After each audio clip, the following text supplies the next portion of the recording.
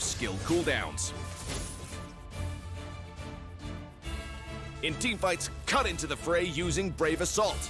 Then cast Piercing Strike for the enhanced basic attack and the combo points. Follow up with Energy Eruption for both damage and cooldown reduction. Lastly, finish off enemies with Appraiser's Wrath.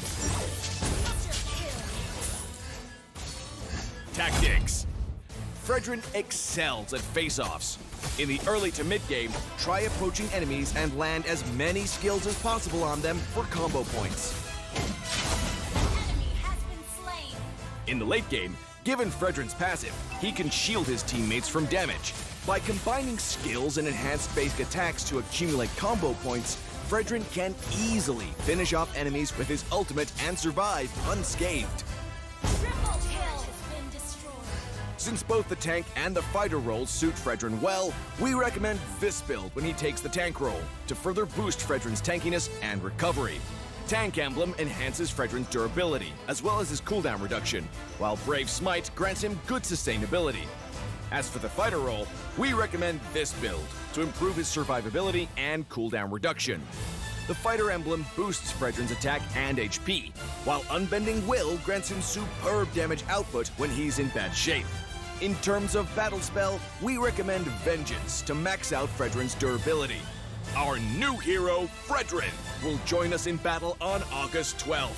Don't miss out on a 30% discount in the first week of his arrival. Also, make sure you grab his skin at 51 diamonds in the first 2 weeks. Hope you all love this new hero as much as we do. And until next time, we'll be seeing you in the Land of Dawn. Rogue Appraiser Frederick, coming August 12th.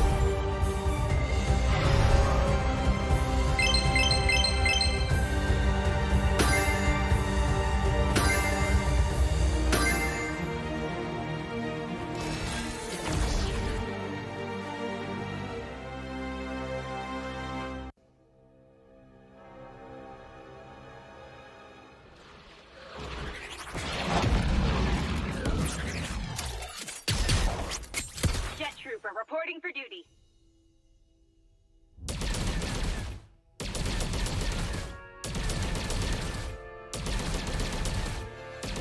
Orders received. Prepare to be faced with.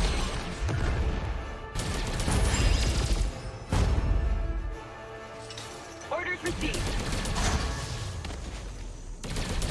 Time for a high-caliber shot. I've spotted the fugitive.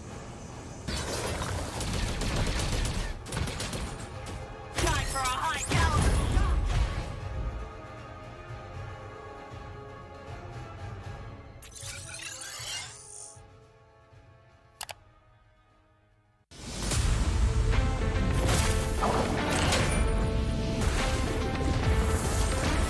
There is no more Monkey King. No good deeds go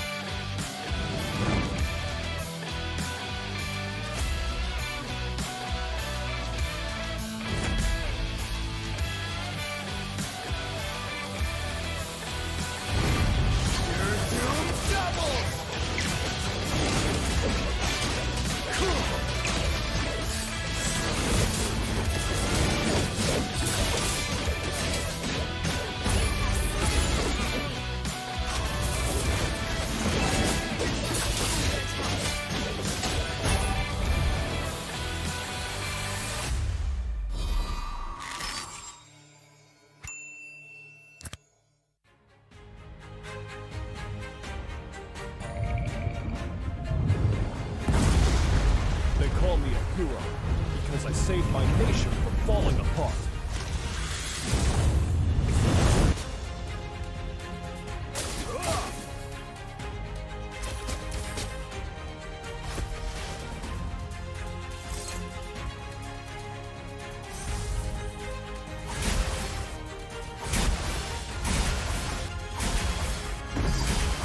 Stay loyal. Stay humble.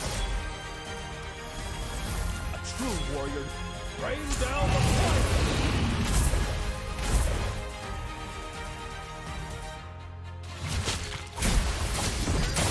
Rain down the fire!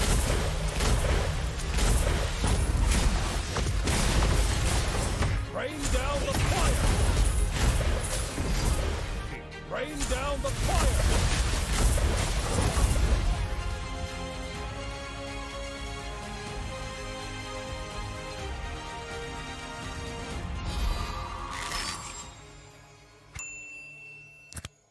Hyperblend? What on earth is Hyperblend? Thrilling as Brawl. Strategic as Magic Chess. Unbridled like Overdrive. And versatile like Creation Camp. Hyperblend, another great game mode from MLBB. 50% skill, 50% luck, 100% fun. Skills and equipment, unlimited strategies. Heroes, skills, combinations are up to you to decide.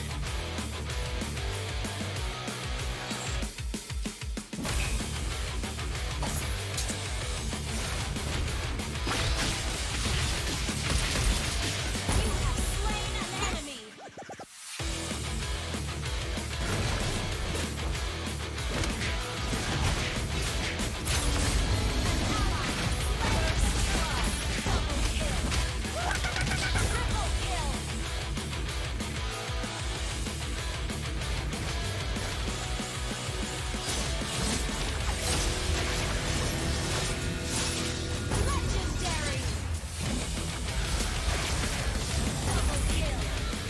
Triple kill.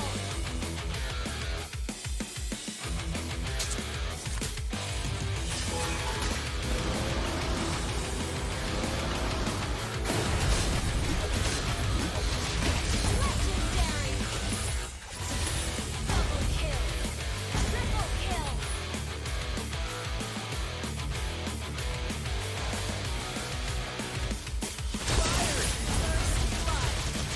Triple kill. Double kill. Triple kill. Create unique and strong heroes with a variety of fun and powerful skill sets. Awesome is the new mode, Hyperblend.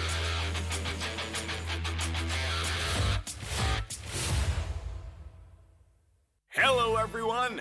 Welcome to the latest episode of Hero Spotlight, featuring Frederick, the Rogue Appraiser. Frederick is a tanky fighter who not only possesses a lethal skill set, but also the ability to offset the damage he takes. Now, let's take a closer look. Hero skills. First skill, Piercing Strike. Frederick thrusts his sword in the target direction, dealing damage to enemies hit and enhancing his next basic attack. Hitting enemy heroes with Piercing Strike grants Frederick combo points. Second skill, Brave Assault. Frederick dashes in the target direction, inflicting damage and a slow on enemies on contact, and enhancing his next basic attack. Hitting enemy heroes with Brave Assault also grants Frederick combo points. Third skill, Energy Eruption. After a short delay, Frederick deals damage to nearby enemies and immobilizes them. Hitting enemy heroes reduces the cooldown of the first and second skills. It costs combo points to cast this skill. Ultimate Appraiser's Wrath. Frederick slams his sword in the target direction, dealing damage to enemies in a cone and extra damage to enemies in the center. This skill costs 3 combo points. Passive Crystalline Armor. Frederick can deal damage to negate the damage he has taken recently. Pro tips. Piercing Strike has a long but narrow attack range, Carefully position yourself to damage enemy heroes while clearing minion waves so that you can get combo points. Remember not to waste the enhanced basic attack. Brave Assault has a short cooldown. After approaching the enemy, follow up with the enhanced basic attack to immobilize them. Note that the whole combo grants you combo points. Energy Eruption offers great crowd control while posing a threat to enemies in a large area. Not to mention, it only costs 1 combo point. Make sure you hit enemy heroes to reduce the cooldown of Fredrin's other skills. Though Appraiser's Wrath has a long cast animation, it comes with outstanding damage and attack range. Couple it with Energy Eruption or Flicker to ensure hit. The more HP stored in Fredrin's crystalline armor, the more durable he becomes. Combo tips. In the laning phase, approach the enemy with Brave Assault. Follow up with the enhanced basic attack to inflict control, then cast Piercing Strike for damage. Lastly, use Energy Eruption to reduce skill cooldowns. In teamfights, cut into the fray using Brave Assault. Then cast Piercing Strike for the enhanced basic attack and the combo points. Follow up with Energy Eruption for both damage and cooldown reduction. Lastly, finish off enemies with Appraiser's Wrath. Tactics.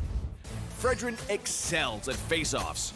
In the early to mid-game, try approaching enemies and land as many skills as possible on them for combo points. Enemy has been slain. In the late game, given Fredrin's passive, he can shield his teammates from damage. By combining skills and enhanced basic attacks to accumulate combo points, Fredrin can easily finish off enemies with his ultimate and survive unscathed. Triple kill has been destroyed. Since both the tank and the fighter roles suit Fredrin well, we recommend this build when he takes the tank role to further boost Fredrin's tankiness and recovery. Tank Emblem enhances Fredrin's durability, as well as his cooldown reduction, while Brave Smite grants him good sustainability. As for the fighter role, we recommend this build to improve his survivability and cooldown reduction. The fighter emblem boosts Fredrin's attack and HP, while Unbending Will grants him superb damage output when he's in bad shape. In terms of battle spell, we recommend Vengeance to max out Fredrin's durability. Our new hero, Fredrin, will join us in battle on August 12th. Don't miss out on a 30% discount in the first week of his arrival. Also, make sure you grab his skin at 51 diamonds in the first 2 weeks. Hope you all love this new hero as much as we do. And until next time, we'll be seeing you in the Land of Dawn. Rogue Appraiser Fredrin, coming August 12th.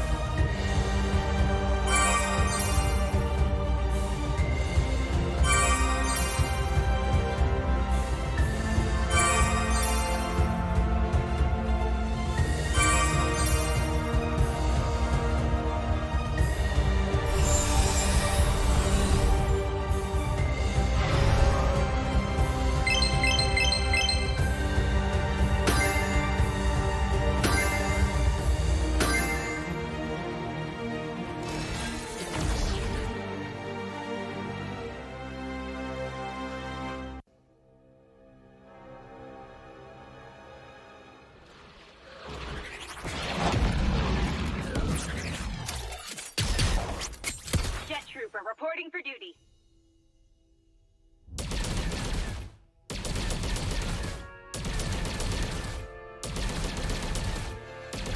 Orders received.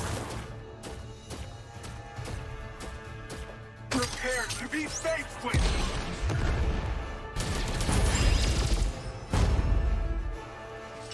Orders received. Time for a high caliber shot.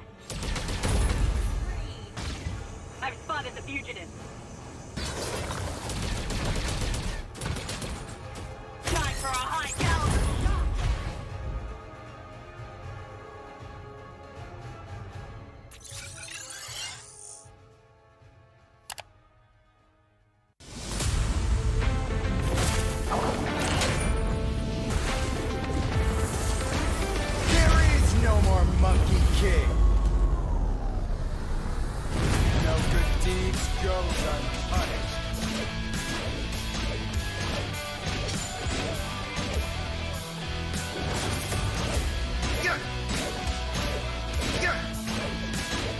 Cool.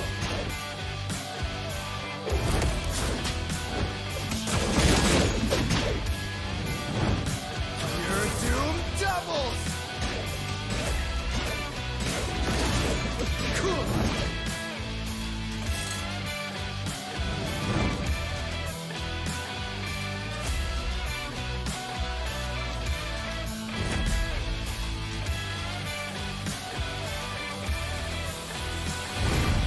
Your doom doubles. Cool.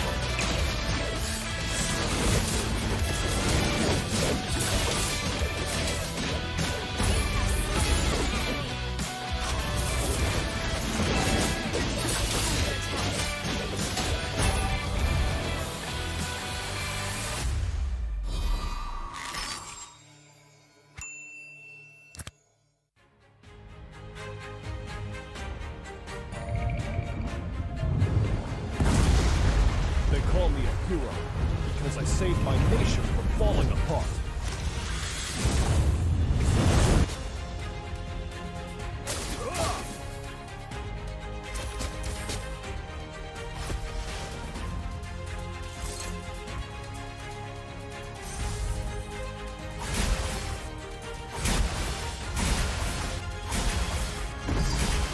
Stay loyal. Stay humble. A true warrior. Rain down the fire!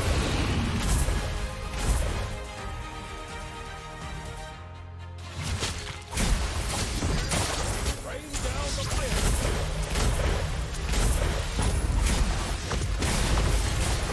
Rain down the fire!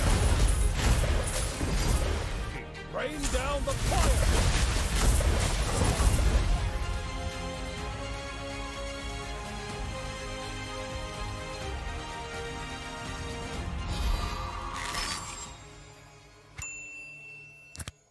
Hyperblend? What on earth is Hyperblend? Thrilling as Brawl. Strategic as Magic Chess. Unbridled like Overdrive. And versatile like Creation Camp. Hyperblend, another great game mode from MLBB. 50% skill, 50% luck, 100% fun. Skills and equipment, unlimited strategies. Heroes, skills, combinations are up to you to decide.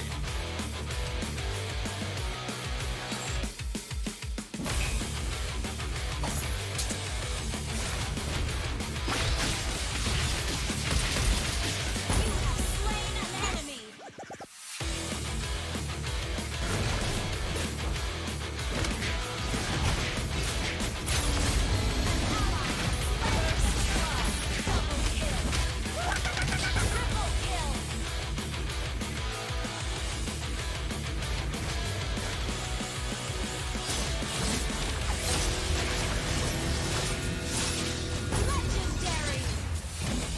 Double kill.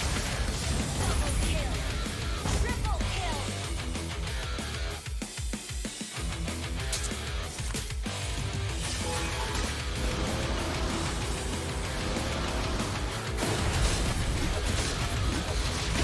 Legendary. Double kill. Triple kill.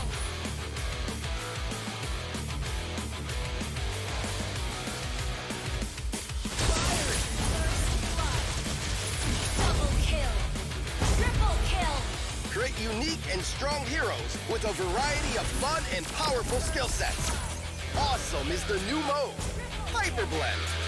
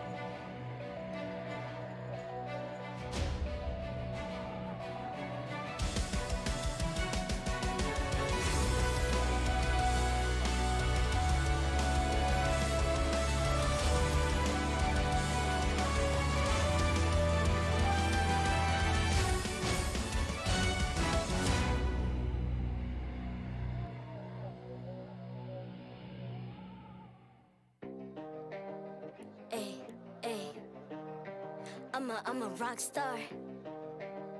Yeah, Rockstar? Ay, ay, ay. I'm a rock star, baby, I'm a rock star. I'm a rock star, I'm a rock star. I'm a rock star, panggil aku rock star. Ini kejohanan kita semua orang rock star. Kita rockstar, kita buat saja gaya kita. Makin panas apinya sudah membara. Macam mana pun kau menempuh segala. Demi negara kau buat semua bangga. Step into my world, you know I'm always in my zone. You know I got my team, no I'm never alone. Bring out my best, buat yang terbaik. Jadi juara perlahan kita Get on my way, naik. aku nak push, naik-naik jadi lebih bagus. Jadi hero, ku ada skill. Berapa banyak musuh aku dah kill. Ramai cuba mencapai, cause they envy me. Tiap game aku pasti jadi MVP. Easy. I'm a rockstar, baby, I'm a rockstar. I'm a rockstar, I'm a rockstar. I'm a rockstar, panggil aku rockstar. Ini kejohanan kita semua orang rockstar. I'm a rock star, baby, I'm a rock star. I'm a rock star, I'm a rock star. I'm a rock star, panggil aku rock star. Ini kejohanan kita semua orang rock star. Tengok nanti siapa yang juara. Ni peluang kita bawa pulang piala. This is my game, this is my time. Menang semua, everything will be mine. Kalau jatuh kau pasti kembali. Bangun balik ku tegak berdiri. Kuatkanlah tenaga, ganjaran diperoleh. Ni kejohanan kita, Malaysia memang boleh. Rise up to the top, kita buat bersama. Semangat kita kuat di bawah satu bendera. Ay, I'ma go hard for the win. win. On the battlefield till the end. I'm trying to beat the greatest anyone has ever seen. Stand by, I'm coming in for I'm the a win. rockstar. I'm a rock star, baby, I'm a rock star. I'm a rock star, I'm a rock star.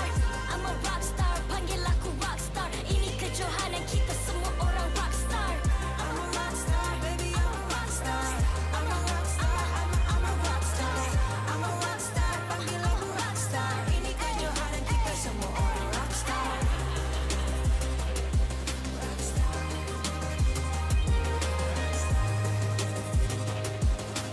Ini kejohanan kita semua orang rockstar. I'm a rockstar, baby, I'm a rockstar. I'm a rockstar, I'm a rockstar. I'm a rockstar, panggil aku rockstar. Ini kejohanan kita semua orang rockstar.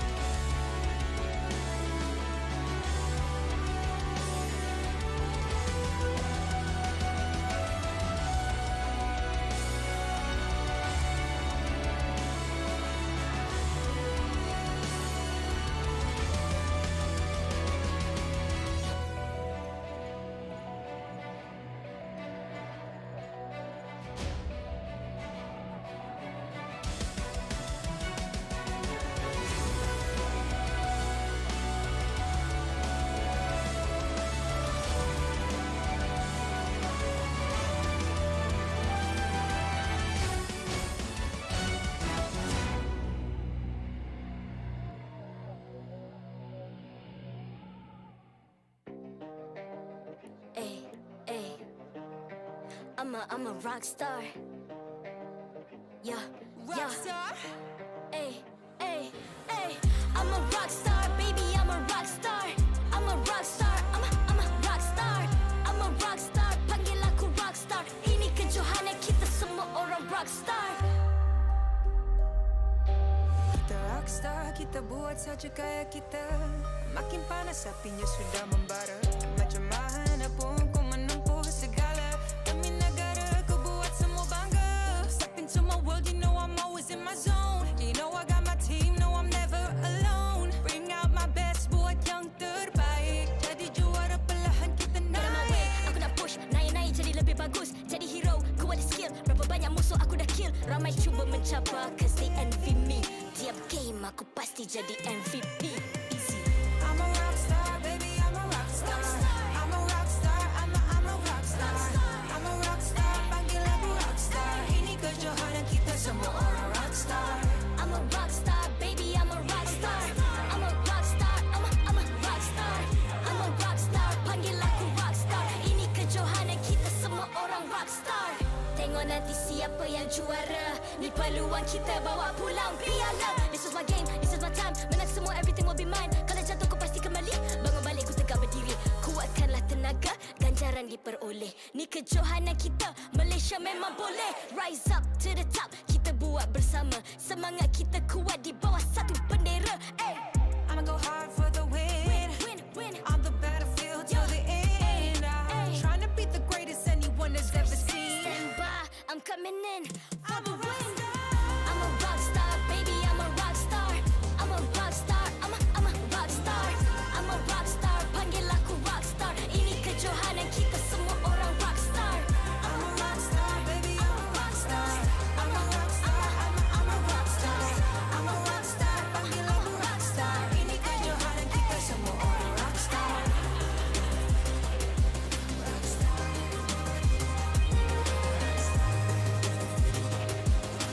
Ini kejohanan kita semua orang rock star.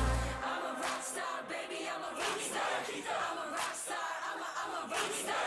I'm a rock star, panggil aku rock star. Ini kejohanan kita semua orang rock star.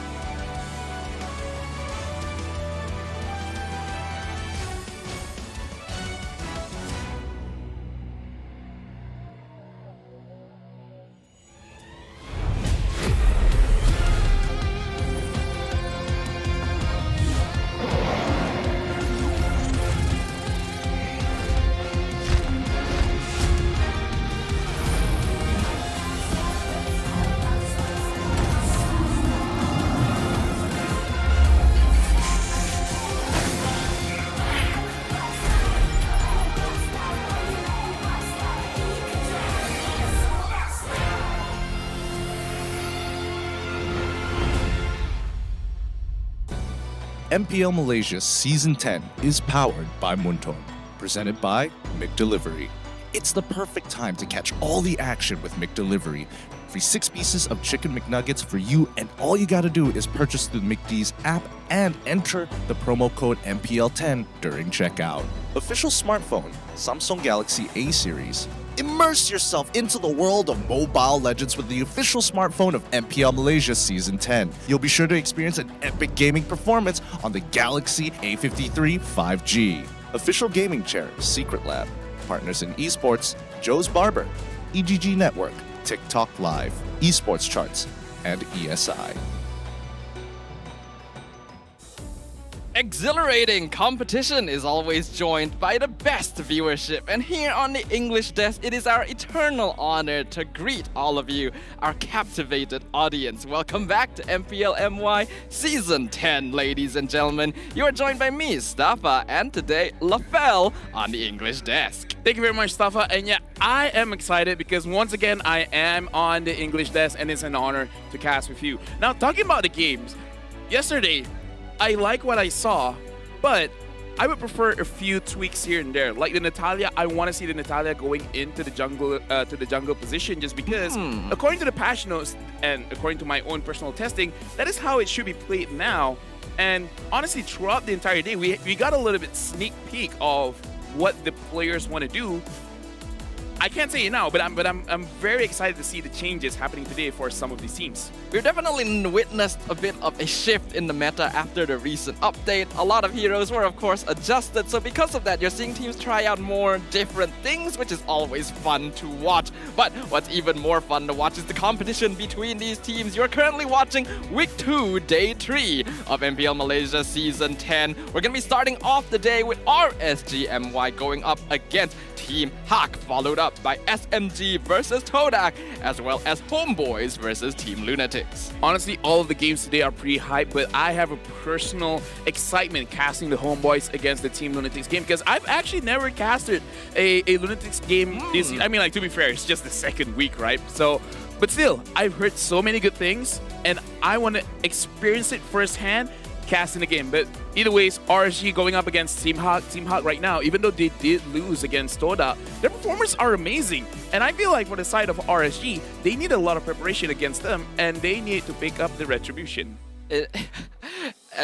You really did bring that up again, but it is nice to see that team taking it in stride a little bit. They did put up a pretty funny TikTok the other day. Oh, but yeah. Of course, before we move on into the games, we have to remind you guys once again, it's a new day, which means new share milestones. You guys can see up on screen, we have 4 tiers, 500 shares, 800 shares, 1,000 shares, and 1,200 shares. You guys, you've been consistently hitting that top share milestone, and we are very proud. So make us proud once again by clicking on that share button. I've actually heard, right? I've been told that tier S share milestone, the redemption code, apparently can give you skins. Oh yeah, no, it does give you guys skins. But again, for every share milestone that we hit, I'll give you guys a little bit of love. But right now, we gotta look at the players. The players are here. And again, for the side of Team Hak, honestly, they've been looking so strong. And I have to attribute it to their fans, right? Because it really does matter. Because some people are like, oh, does it really matter that people cheer you on? Well, Mobile Legends is a mental game. So if you're in a good mental state, you will rarely do mistakes. So I don't know. I kind of feel like Team Hak this season is a different beast. Part of it is just because of the support from the fans.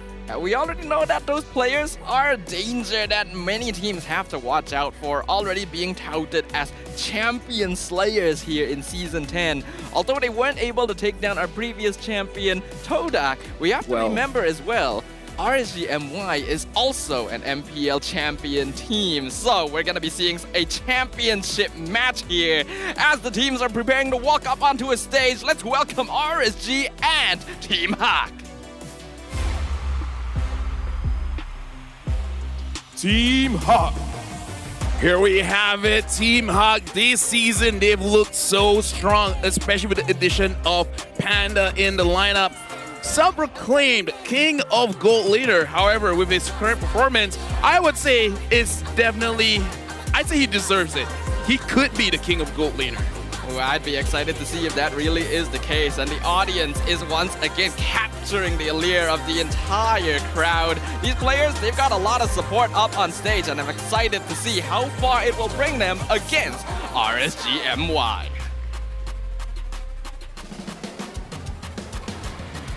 RSGMY!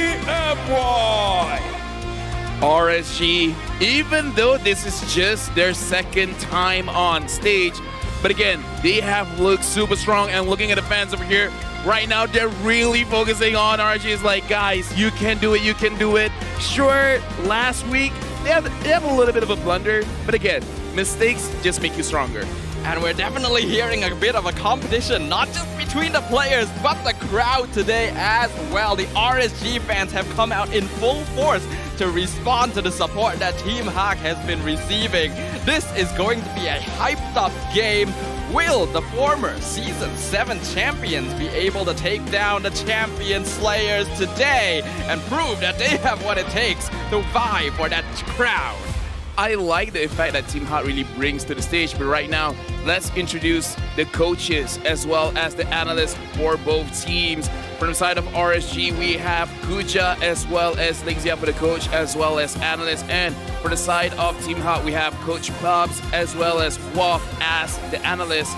And what I was saying is that I like this Avengers style that's coming in from the side of Team Hot, where I'm just gonna quote in Civil War, you know, Vision said, oh, because Avengers exist, then we see all the other villains exist. So I feel like because they're cheering on Team Hot, that all of the other teams like RSG, like TODAK, they're like, you know what?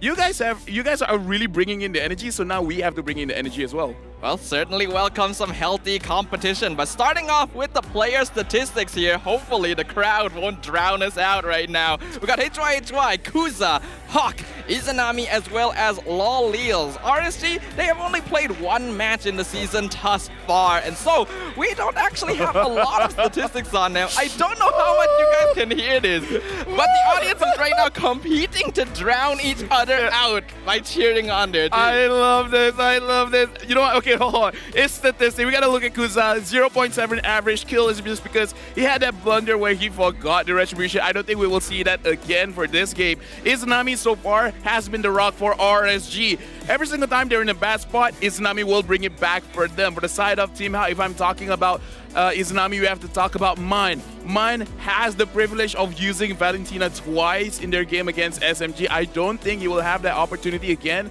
but he used the opportunity well. Look at that average assist, 10.1, and average kill participation, 76.5. Mine is really showing up for this season. In addition to that, Min also has a 76% kill participation. That's a very nice average damage taken as well. The Twins so far, their 5G connection still proving to be a force to be reckoned with on the land of Dawn. But Lola, Gary, and Panda have all truly been stepping up to the plate. There is a reason why Team Hawk is touted as champion slayers and perhaps one of the strongest teams of the season. Yeah, right now we gotta look at the keys to victory. Discipline in team fight, shut down the enemy's mid laner, and hold the lead. I feel like of all of these keys to victory, shutting down the enemy's mid laner is probably the highlight that we really have to see, because again, Izanami is probably the backbone of RSG. If he is in a good position for him to dish out the damage, they can get a disciplined team fight and they can hold the lead. We can say roughly the same thing for the side of Team Hawk. The only advantage that they have is the fact that Min and Man, they're kind of making 5G look bad because their connection is way beyond that. And I feel like if we're looking at the keys to victory, Team Hot, they already have an unfair advantage going into this game. Yeah, the Min-Man combo is really terrifying here, and it does kind of bring you back to the old days of RSG MY, where beforehand they were also known for having that strong mid lane combo with Izanami and Zakus.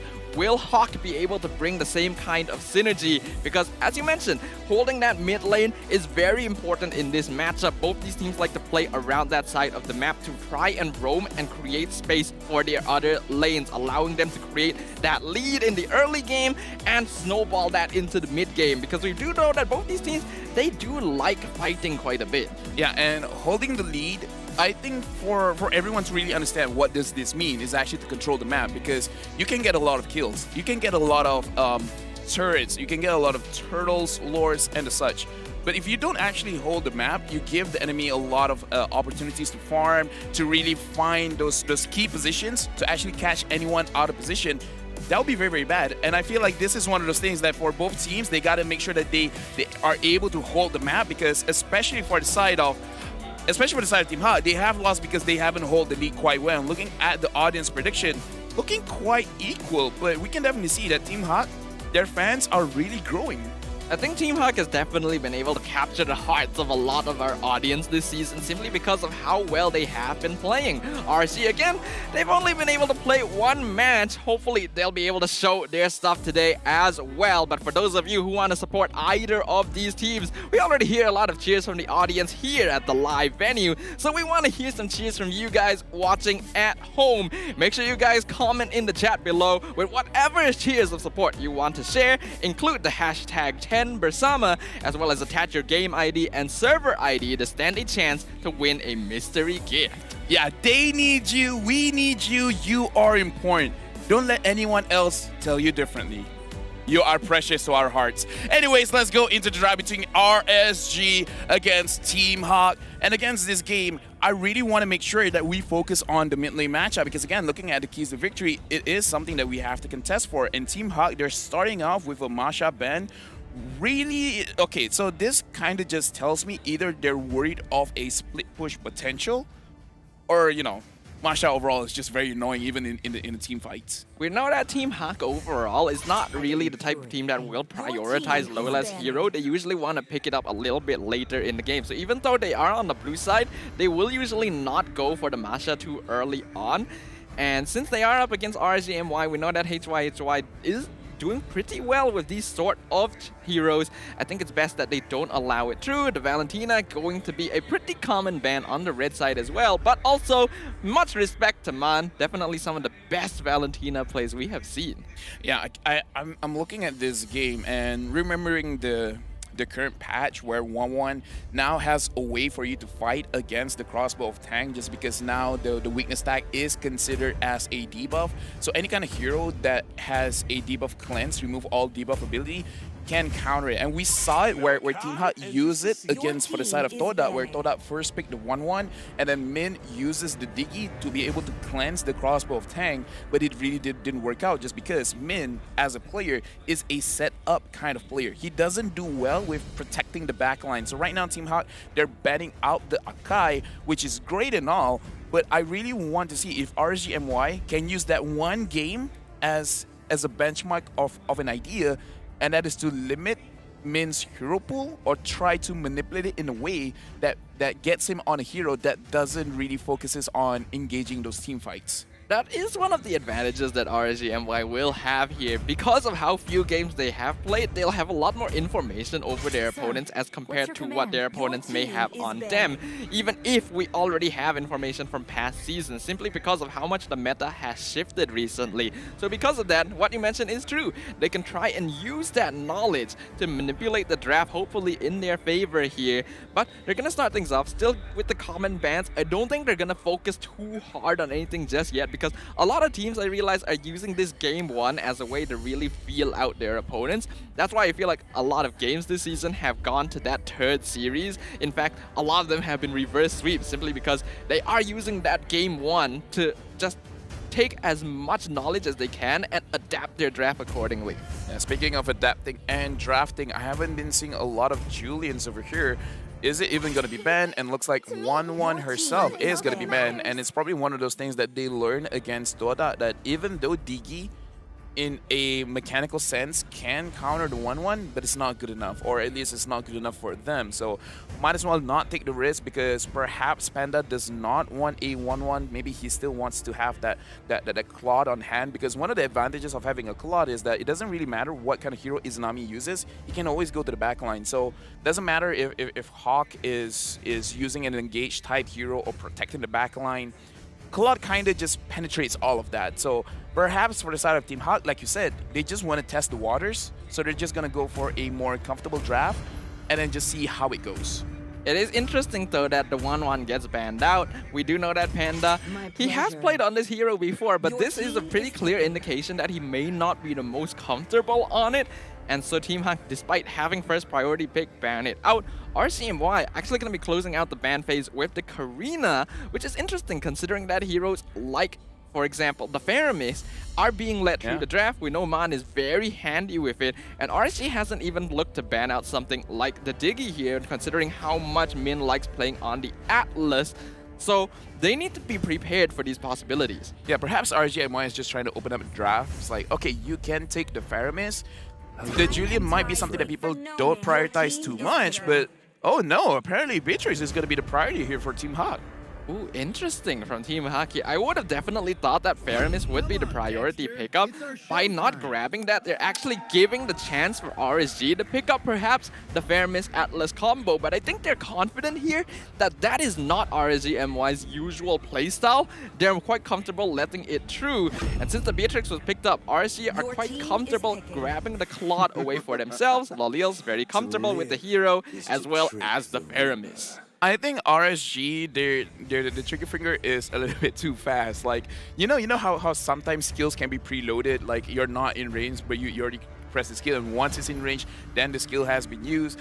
We talked about how for the side of Team Hawk, perhaps with the bans that they had, they wanted the Claude for themselves. Panda just wanting the Claude just because it is a good hero going up against RSG's style of play where he can focus onto Izanami.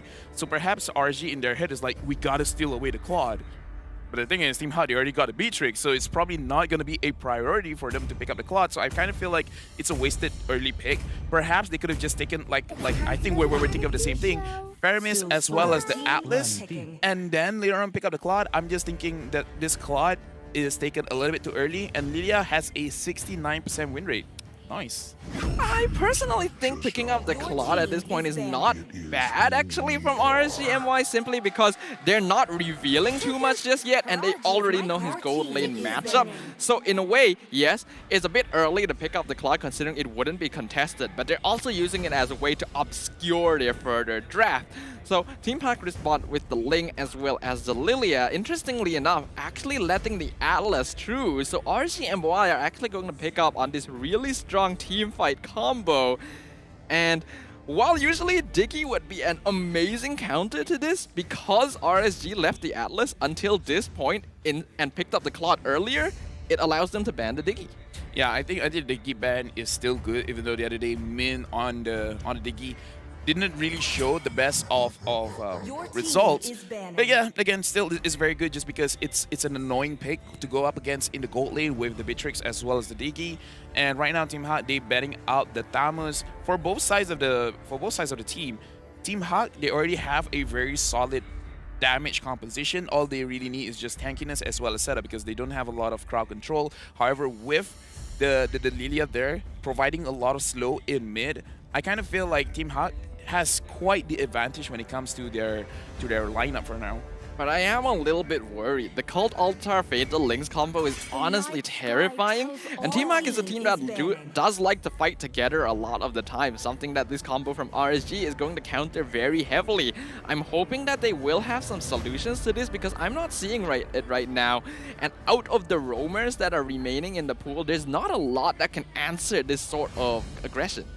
I'm looking in terms of roamers for Min specifically. I'm looking for something like a Franco or a Ruby to kind of like neutralize any kind of engagements coming in from the team. Like basically, I'm looking for a roamer that can stall it out a little bit, wait for the altar to finish, wait for the Atlas to make a mistake, and then go in. Because looking at the composition from the side of RSG, they're kind of like, we're going to use all of our skills and then hopefully we get a kill. Because the same as Claude, he's going to go in with his Blazing Duet. If he gets a kill, great. But if he doesn't, then he just has to kite.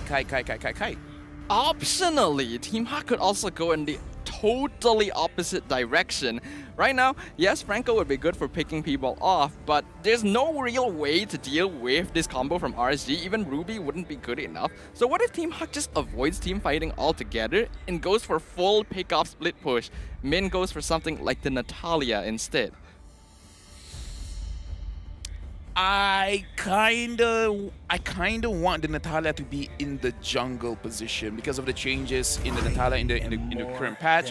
Julian has finally been picked up. I think this is going to be a jungle Julian.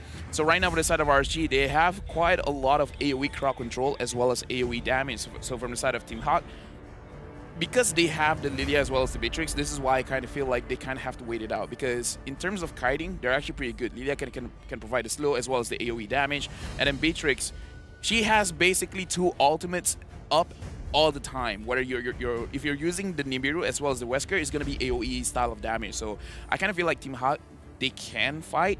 But again, it's the setup as well as how do you want to counter engage. Because looking at the draft right now, RSG is looking pretty strong, but knowing Team Hawk, even if they do want to play a split kind of composition, I don't know. I'm just unsure of their split pushing capabilities. And it does look like they feel the same way here. They're gonna be completing their draft with a Hilda and a Phoveus. And while these are pretty strong picks, I agree. I don't know if it's going to be enough here because RCMY just has basically one of the best team fighting compositions I have seen at MPL.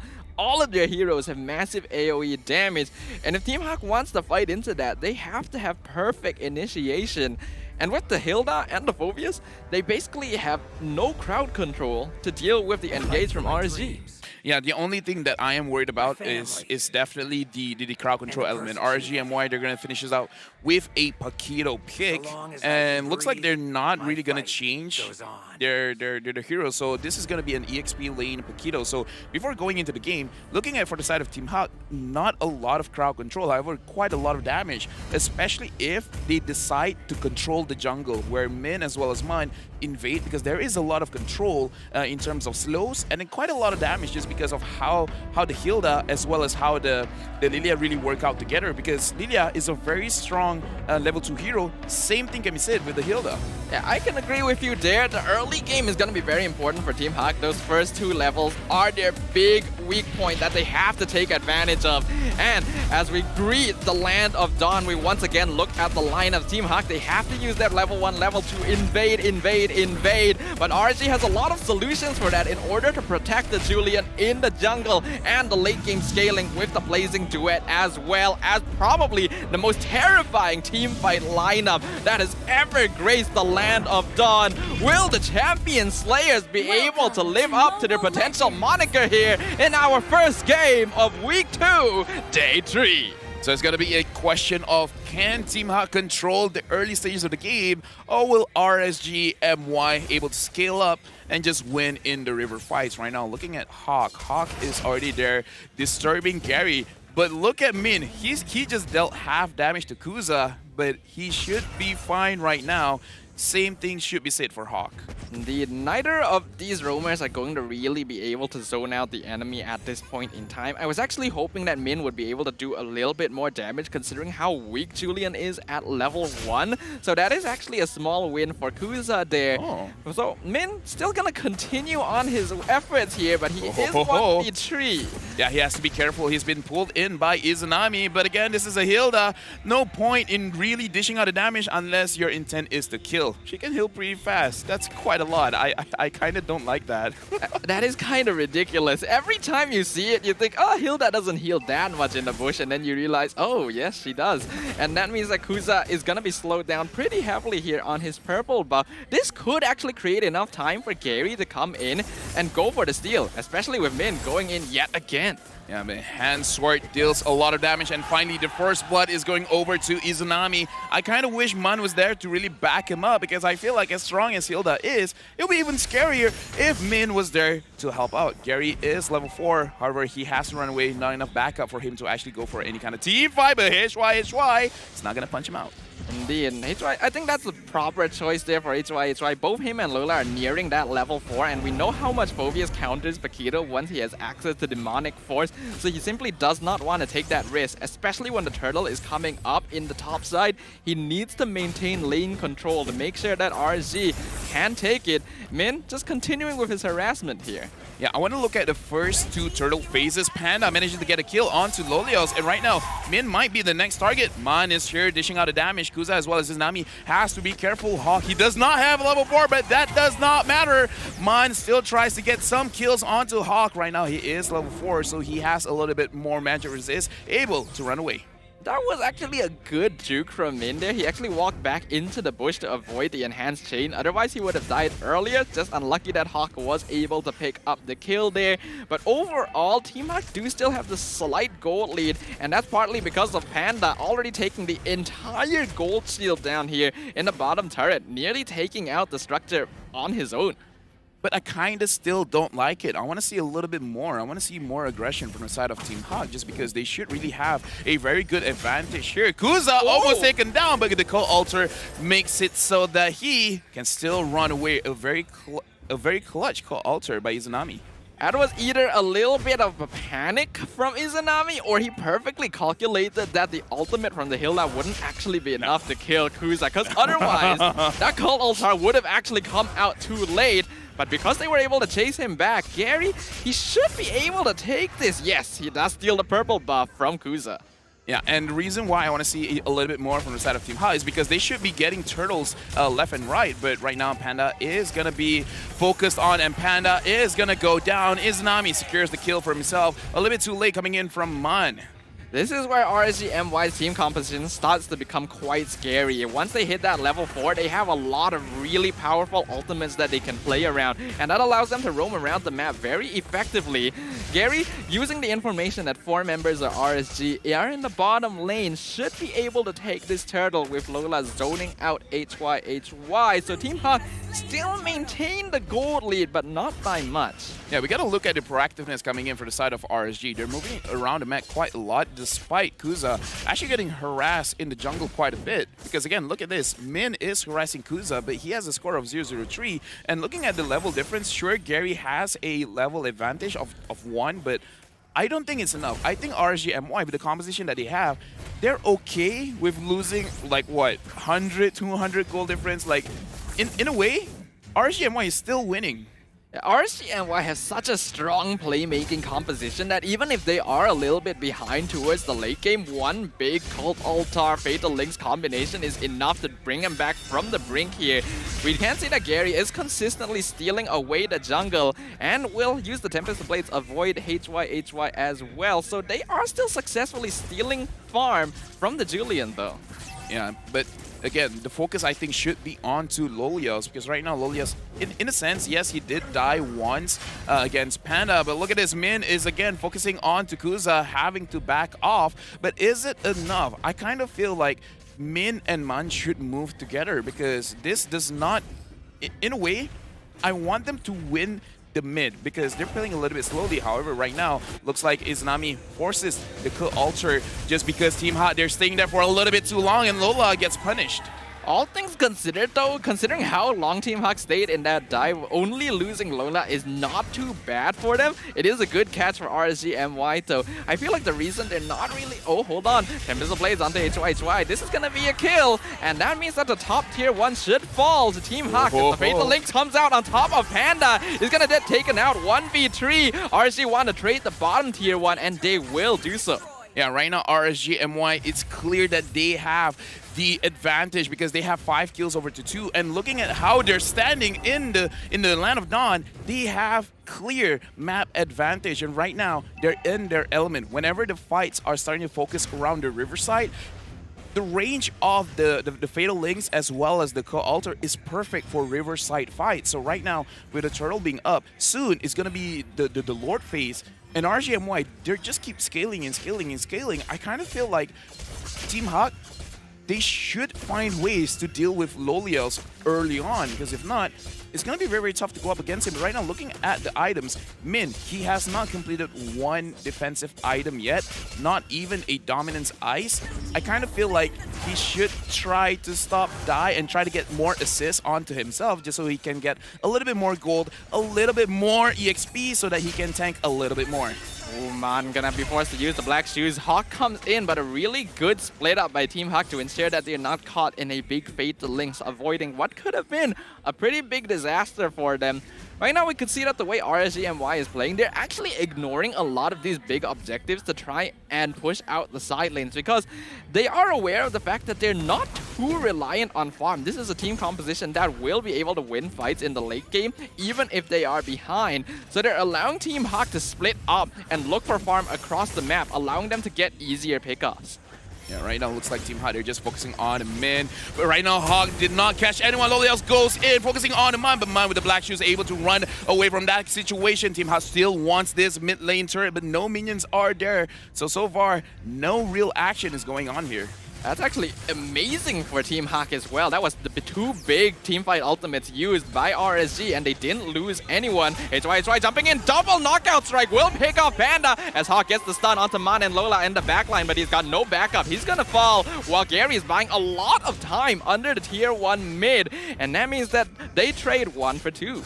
Yeah, despite the situation, both gold laners were able to be taken off the map. And this kind of shows Team Hawk, even though, like, we talked about this during the drop. Ooh. What they have to do is they have to bait out these big spells, these big skills. And Gary, he has to be careful because traditionally, the Paquito is a counter for... Okay, hold on, Gary manages to survive. It's a counter for Ling, but right now, HY, is there any way where you can go? And Flicker has been used. I think that's pretty worth. Forcing HY to use his flicker there is going to make sure that he doesn't have access to that in the next fight. And with the Lord coming up in a few seconds, that could be quite valuable for them. But right now, we have reached the stage in the game where it's very dangerous for Team Hawk to go for any of these big objectives, because if they group up too much, a single combo from RSGMY will dismantle their entire lineup. Yeah, right now, Gary is looking for, you know, as you pointed out during the draft, he's looking for these side pushes. I'm not so sure whether he is trying to make sure that RSGMY, they don't stick together. They have to focus on clearing those side minions, or he's just really trying to get as much farm as he can. It's probably a mixture of the two. Right now, the Lord has spawned, and for the side of RSGMY, they have to make sure that they actually catch people with the Fatal Links, because Hawk, so far, he has missed, like, what, 2 crucial Fatal Links? Right now, what would be ideal for RSGMY is if they're able to pick off a single member of Team Hawk. I don't think it really matters who they catch, with maybe the exception of Min. Other than that, anyone they catch out here would guarantee that they can secure the Lord for themselves. But Gary, he's 1v2 right now. He's actually, wow, he's just flexing on them there. Going to be able to distract both HY and Kuza. That was very risky, because we have to remember that Ling has been nerfed recently in terms of HP, so you can't tank that much. But so far, it's looking very good. And Hawk probably tries to find absolutely anyone, but Man's probably not a good target just because he still has his black shoes. One advantage that Team Hawk does have is that they're very aware of how an Atlas is going to play, simply because of how much Min likes playing the hero. So they know exactly how far they need to position to avoid being caught out by the perfect match. And they know, like, the habits of a player that's looking for that big fatal link. So as long as they don't drop their guard and keep perfect vigil over their positioning, it's actually going to be quite difficult for Hawk to catch them out.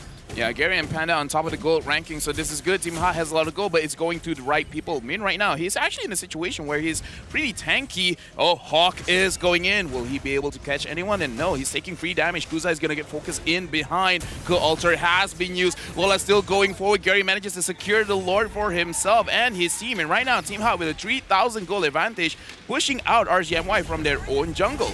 That was textbook perfect by Team Hawk, using Lola to distract the backline alongside Min, and then allowing Panda and Gary to focus on the Lord itself. They don't want to take fights at all. Min gonna get caught out by the Fatal Links here into the full team of Team Hawk. He's not gonna survive that, but I don't think they mind too much. Yeah, and looking at the items, Min actually only has the Athena shield, so it's kind Min is the one that dealt the most damage throughout this game. It's not Man, it's not Gary, it's not even Panda. You know what? Min, it's kind of showing off. He's kind of flexing right now. I want to see how much of that is on Kuza specifically. But the Lord now going to be pushing up the top tier 2, already taken down. We can see Gary split pushing the bottom side as well. Man pushing RSG back to try and take this tower, as Lolios defends mid quite effectively. They won't be able to take any inhibitors there, so a good defense from RSG, but that gold lead is definitely slipping into dangerous territory. Lolios goes in with the blazing duet, focusing on Gary. Gary HP is so low, he has to run away. He manages to actually get away from that situation, and even though quite a lot of damage that was being brought up by Lolios, I do want to question, just because looking at the items just now, Min only had a Athena shield. He doesn't complete any other items yet. Probably is going for a Dominance Eyes after this, but even with just one magic resist item completed, he was able to actually sustain quite long going up against the entire force of RSGMY. So I'm just worried that RSG, in terms of damage, maybe not there yet. Like, do they need one more item before they can really commit to a full-blown team fight right now? Min slightly caught out, but as I said, this Hilda is looking super tanky. I do agree with you there. RGMY, unfortunately, because of their devotion into this big team fight combination, the heroes will do a little bit less consistent DPS compared to Team Hack until Lodios is actually able to complete his build. And because of that, Team Hack needs to make use of this window right now, because if they allow the Claw to scale up, it becomes a lot more difficult for them. We can see from the Lord push advantage, 20,000 tower damage with the first Lord of the game is not bad at all, but I think they were hoping to be able to get a little more. Yeah, and I feel like this game, if Team Hawk wins, is just because their clear understanding of the draft for both teams, for their own draft as well as RSG's draft, because we saw how Hawk is actually having quite a difficult time to really impact the game in terms of catching people out with his Fatal Links. Looking at the itemization right now, Min already completed his Blade Armor, so he can sustain quite enough damage going up against Lolios. And looking at the Julian, focusing full magic damage build, but having that Feather of Heaven is more of a sustained kind of build. And I'm not sure whether that's enough, because look at Gary. Gary can 1v2. What is going on? Gary, you just got nerfed, but a double kill secured by Gary. Now I know for sure RSG does not have enough damage. That is the ultimate flex by That's Gary a play right of the there. day. We have been seeing some insane mechanics from this guy on the Ling, but that is just the cherry on top. This is a hero that needs to be respected. This is basically a Gary signature now. When you have a Ling, solo 1v2, a Paquito, and a Julian, two heroes that should be able to easily 1v1 him, that is not a good look for RSGMY. Well, ladies and gentlemen, looks like the nerve onto Julian kind of hurts a bit because the damage was not enough. But to be fair, you actually have to hit the skills, because right now we're going to look into an instant replay and look at how much damage was actually being given onto Gary. Gary actually dodges a lot of it. And look at the crowd. The crowd is loving it. That was a beautiful double kill. That is a true 1v2, no cap. Just give them all to me. I can secure those kills. That was impressive. That belongs in a TikTok compilation right there. Oh, trust me, it probably will. It probably will. Absolutely. That is a part of what you want to show people when you're saying, I'd like to join your team. This is what I could do. But now the Luminous Lord pushing up top lane. Top inhibitor gonna fall instantly. Mid inhibitor taking a lot of damage from Gary as well. RSG still have the combo, but they can't find an opening to engage on. Even though Team Hawk are all together, they know that they are 10,000 gold behind Team Hawk, and this is just looking to be a death sentence for RSG. 10,000 gold lead. This is one of those games where I kind of want to pause just because I want to point out the position, but look at Panda. Panda has been caught out, and they're focusing it all. Lola is in the middle of the team fight. Killing spree is on to Izanami. Mine. He goes back in, focusing on trying to get any kind of kill, any kind of assist, and Lola, he's just jumping here and there, here and there. He's sustaining for quite a long time, but for the side of RSGMY, they're able to kite it out, and HY manages to get Mud sleeping, and now he's focusing on the Lola. Is this going to be a comeback victory for RSGMY? Right now, they managed to get the kills. Right now, they're managing to actually control the map again. That was a mistake from Team Hawk. I think there was a little bit of miscommunication there. You could tell from their positioning, Man wanted to bait the Fatal Links. He wanted to force Hawk to use it on him because he has the black shoes, but Panda was too close.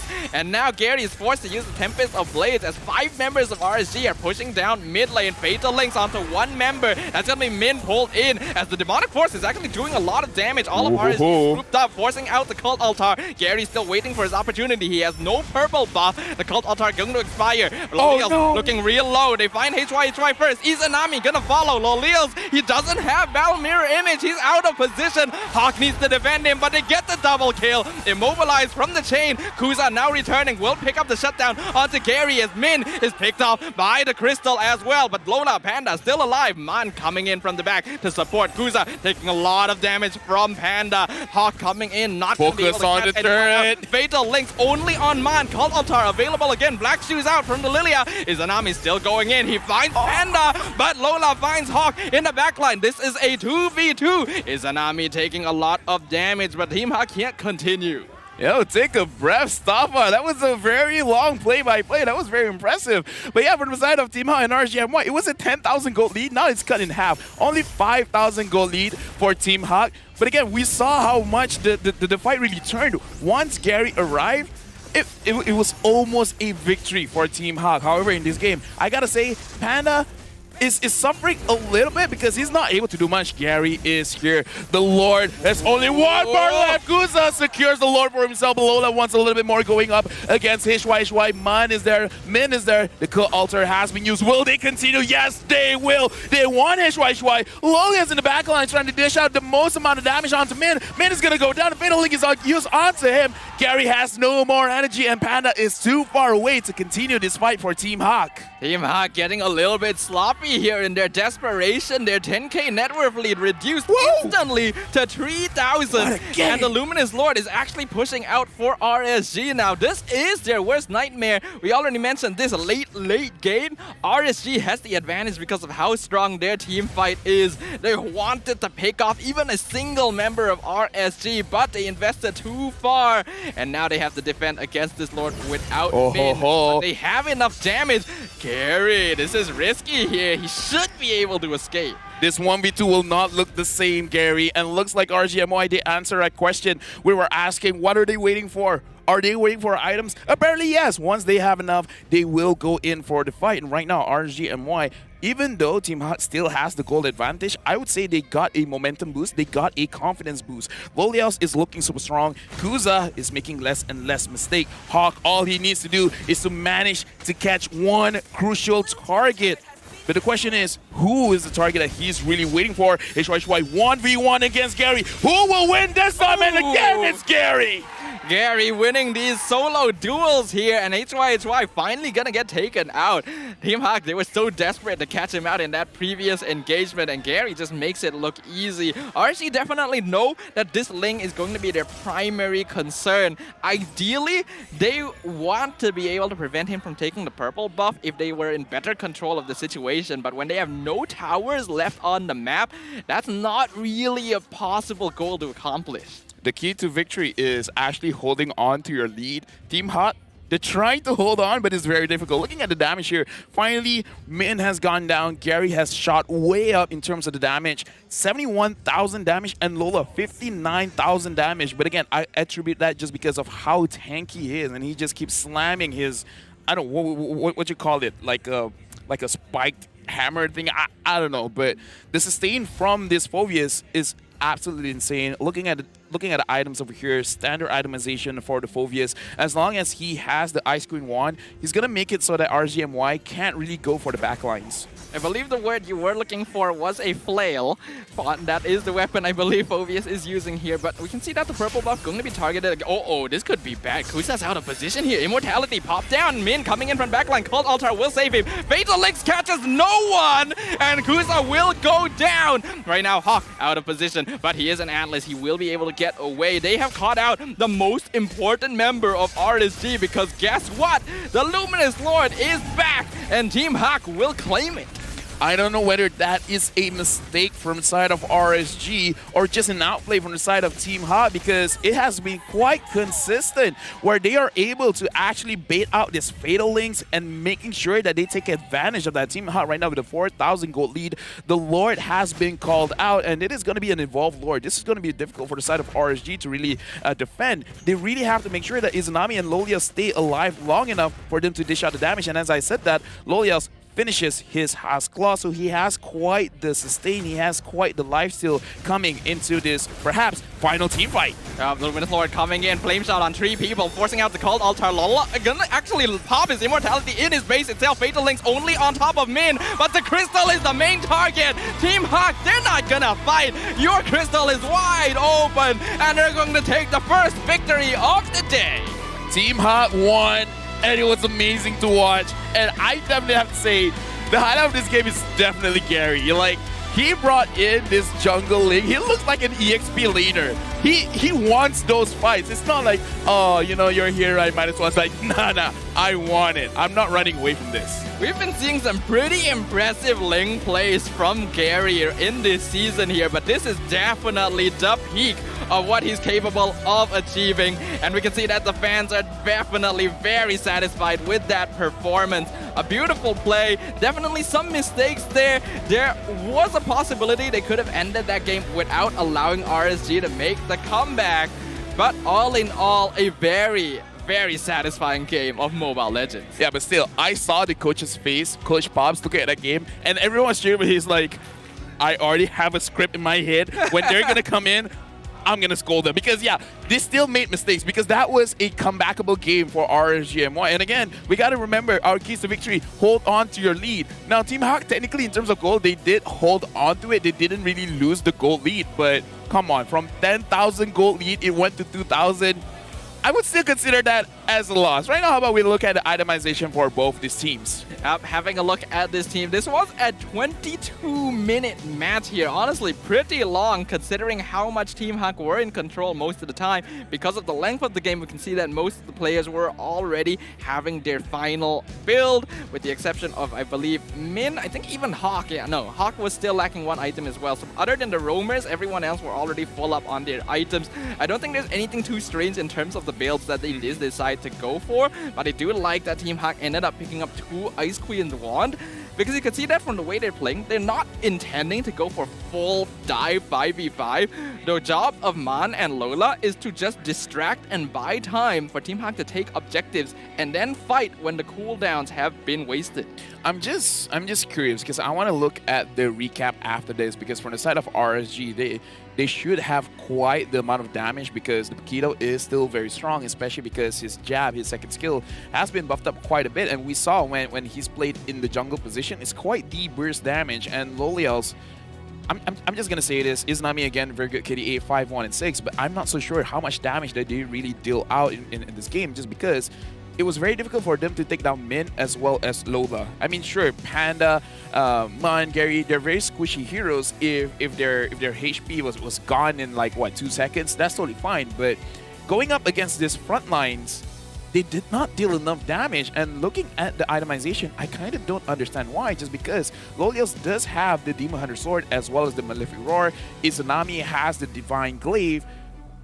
I kind of want to say perhaps it's just Julian not being able to deal that much damage. But right now, let's look at the MVP of the game. Brought to us by Met Delivery, presented by Met Delivery, and it's Gary. I mean, like, who else could it be? 75% kill participation and 3,401 damage per minute, 932 gold per minute. Well, there's no doubt in anyone's mind that Gary is going to be the MVP of this game. He was split pushing the entire game. He was getting farm. He was scaling up at speeds unparalleled. And he was able to take beautiful 1v1s, 1v2s against RSGMY, having a kill participation of 75% while maintaining an over 900 GPM is not easy to do. But Gary has consistently been hitting these marks.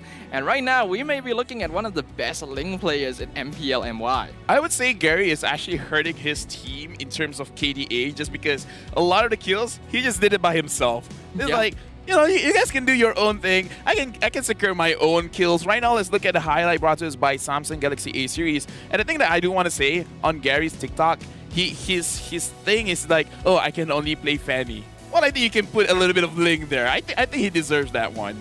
Yeah, absolutely. But we can see in these highlights here that RSGMY were doing a pretty good job in the early game. They were ignoring objectives because they knew they had a lot of catch with their team fight potential and just focused on ganking Team Hawk. But once Gary started getting a little bit of scaling, and you could see that Min was doing a very good job as well. It's quite interesting to see, but Team Hawk actually didn't put a lot of focus onto Panda's lane at all. The Beatrix was getting consistently caught out, but because they had the Ling, because they knew that Man and Lola were still dishing out a lot of damage by themselves, they actually didn't panic. They still managed to maintain their lead. And Gary, of course, this is going down as quite a legendary play. Yeah, a very legendary play. However, for the side of RSG and Team Hawk, again, this is game number 1, and I think this is the entire story of Season 10. Game number 1 is cool and all, but game number 2 is where it really starts. And what I want to see is an eye for opportunity for both sides of the team, because there are times where I feel like some of the things were a little bit wasted. Like for the side of Team Hawk, I kind of feel like they could have pushed the early game a little bit more. And for the side of RSG, the opposite, I feel like they could have done a little bit more in the later stages of the game, especially around these neutral objectives.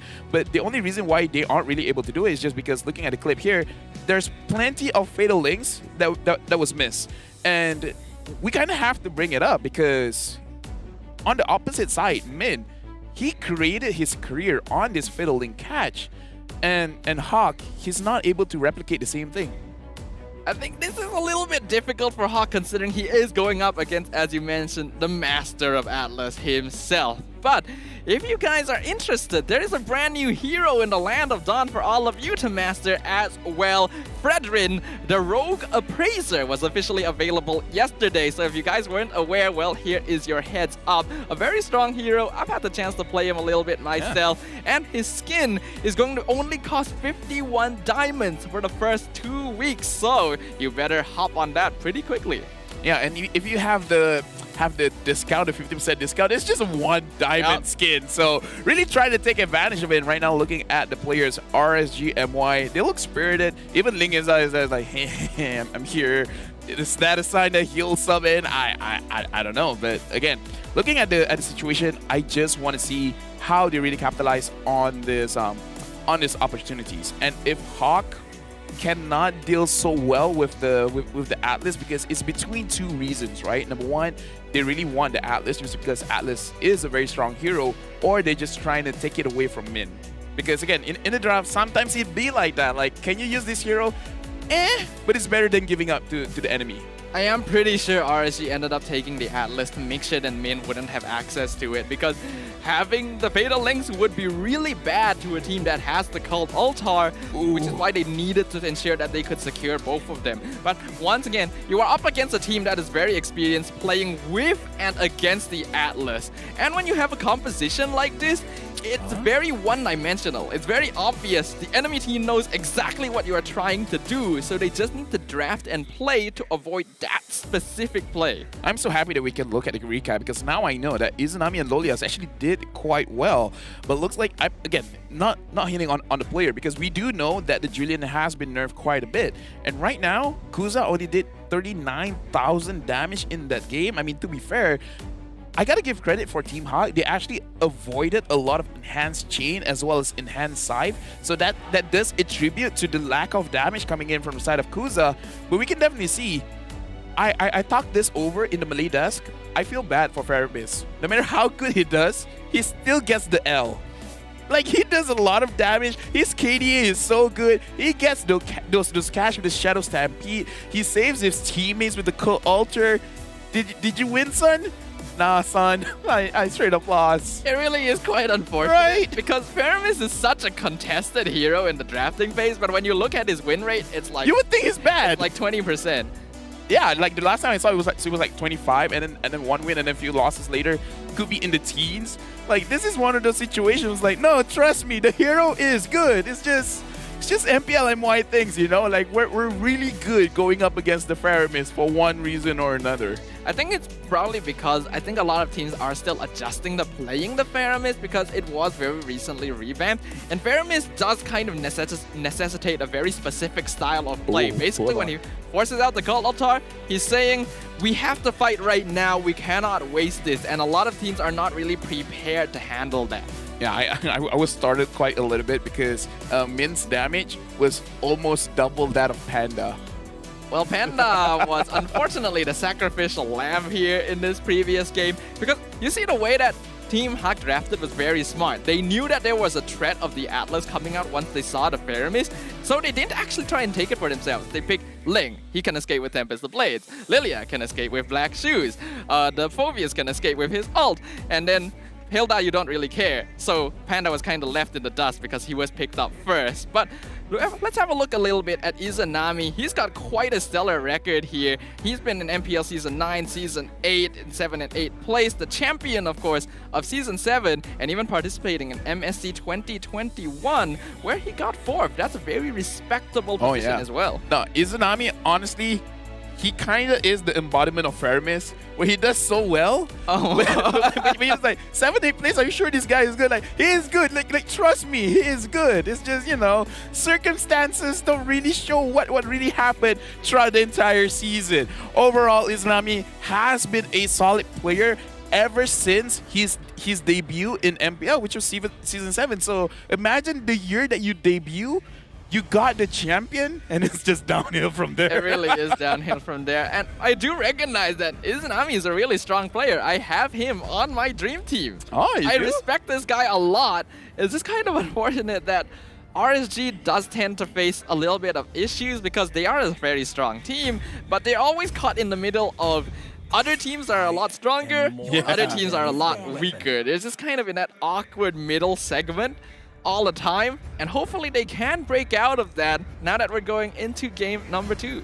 Yeah, again, like, even though I don't have him on my dream team, but I always remember like he makes those crazy plays. Like, if I'm not mistaken, even during I think it was like week 6 or week 7 of the previous season where his team legit almost lost. He was using a Kagura. Not only did he manage to get like 3 kills, he stole the Lord away, and just because of that one play, I mean, to be fair, the entire game he did a lot of plays, but that one play really turned things around. So right now with the side of RSG, Faramis, I would say, is a playmaking hero, but they really gotta make sure that Izanami does well, and I feel like this is probably one of the most difficult things for the side of RSG, their management as well as the coaches, who can catch up with Izanami. Before this, it was Zakus, but then we can see that Zakus started to go down a little bit, and now they're trying to sub in Hawk. But right now, it looks like Hawk, even though I think the animal itself is pretty fast, it's not fast enough to really catch up with Izanami's speed. I think, unfortunately, as much as it may be counterintuitive, it might be better to just let Izanami play his own game. It might be better to give him a mage that can really carry, dish out the damage, and not rely too heavily on supporting the rest of his team, because when Izanami has that lead, when he has his items, he can, as we mentioned, make miracles happen. But of course, ideally, you don't want to do that. You want to be having a cohesive lineup. So hopefully RSG can find that glue that allows them to stick themselves together a little bit more effectively. I almost want to see him play the Lunox again. Yes, me too. Yeah, like his Lunox game, especially during MSC when they got the 4th place. That was crazy when Zakus was using the Cho. But right now, looking back into the draft, I do agree. Whatever mid laner they set up for him, they need to make sure that they can carry. But right now, we got to talk about the opposite mid laner, Mun, with the average KD of 6.1 and 3,220 average damage per minute. Mun, I think you can agree with this. It's so crazy because we know them personally, and they're such nice people, very humble, very down to earth. But whenever they're in the game, they're so different. So whenever you see them, people are like, they're just okay. They're just okay. But then when you see them in game, they're scary. They're relentless. I mentioned this before in previous casts, but seeing Min and Man grow alongside the MPL has been astounding, all the way from Season 7, I believe, when they were part of Reborn eSports. The difference between then and now is basically worlds apart. The and glow I up. love to see that sort of development from these players here.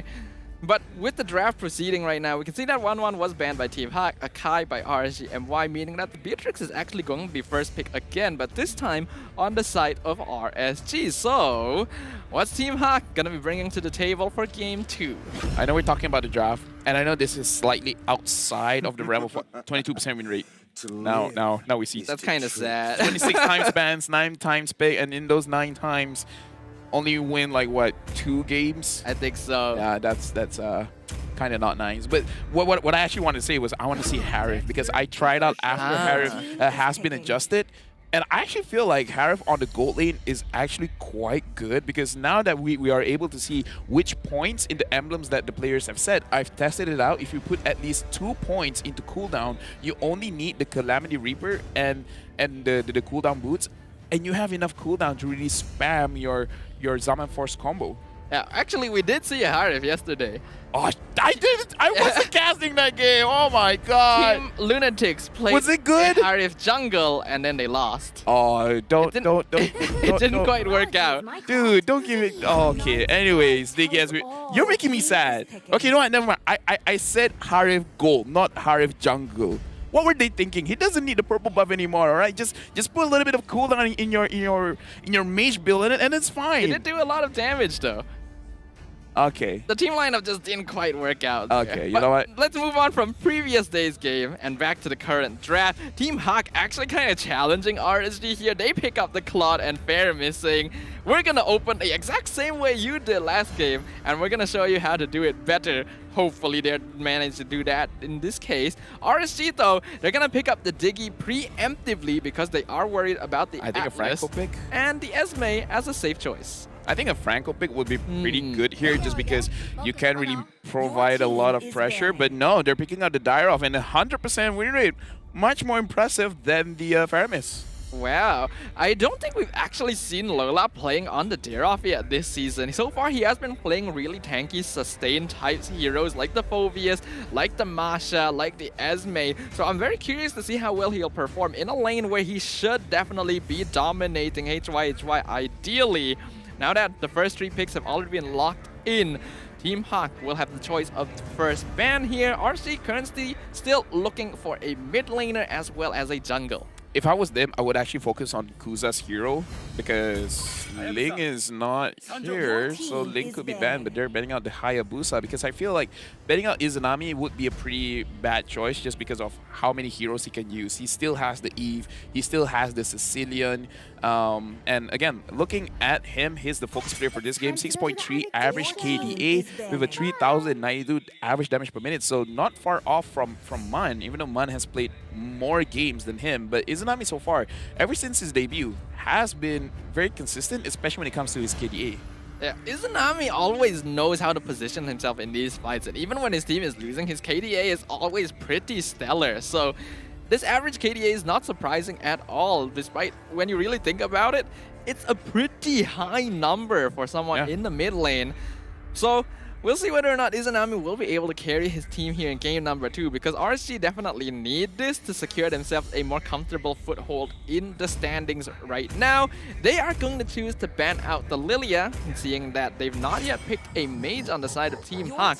So they are anticipating that this is going to be a Faramis roam, actually.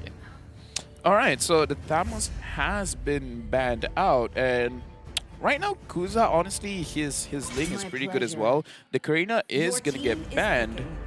Wow. I'm just surprised. This is very interesting. Cool, but surprised.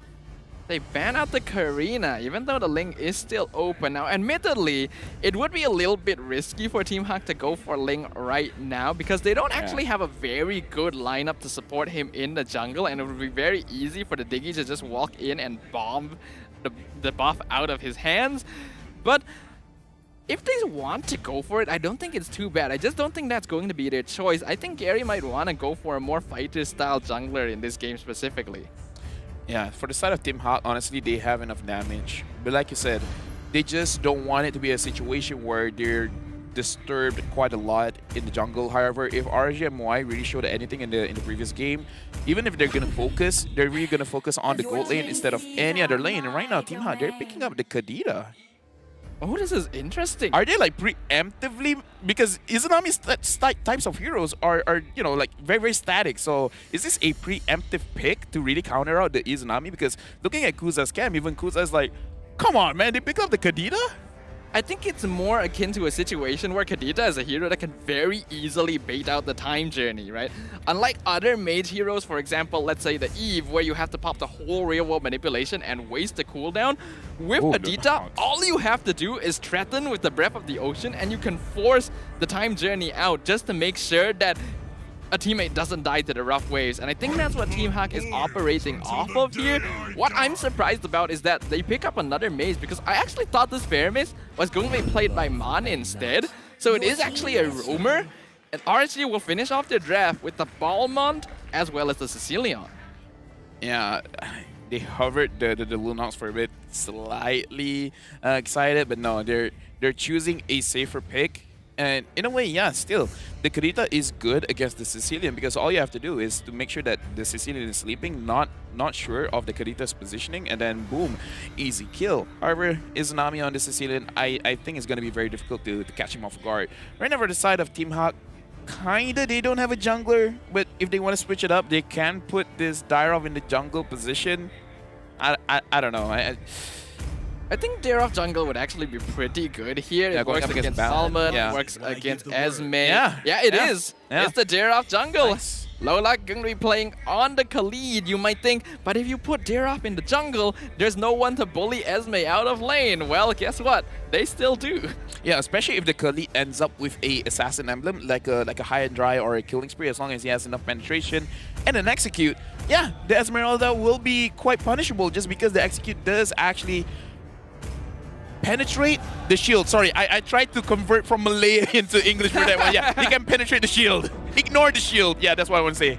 But we can hear the cheers and chants once again from the audience. Always great to have this kind of atmosphere at the live venue. You can imagine it really will invigorate these teams. And they definitely need all the support they can get right now once we prepare to enter the land of Dawn. Looking at the lineups once again, RGMY actually have a really strong early game composition to set up for late game scaling on the Sicilian and the Beatrix. But Team Hawk has a much stronger early to mid power spike, as most of their team is going to be focused on dishing out damage and surviving it all with the Cult Altar. Will RG be able to stop this aggression, or will Team Hawk be able to slay our former champions?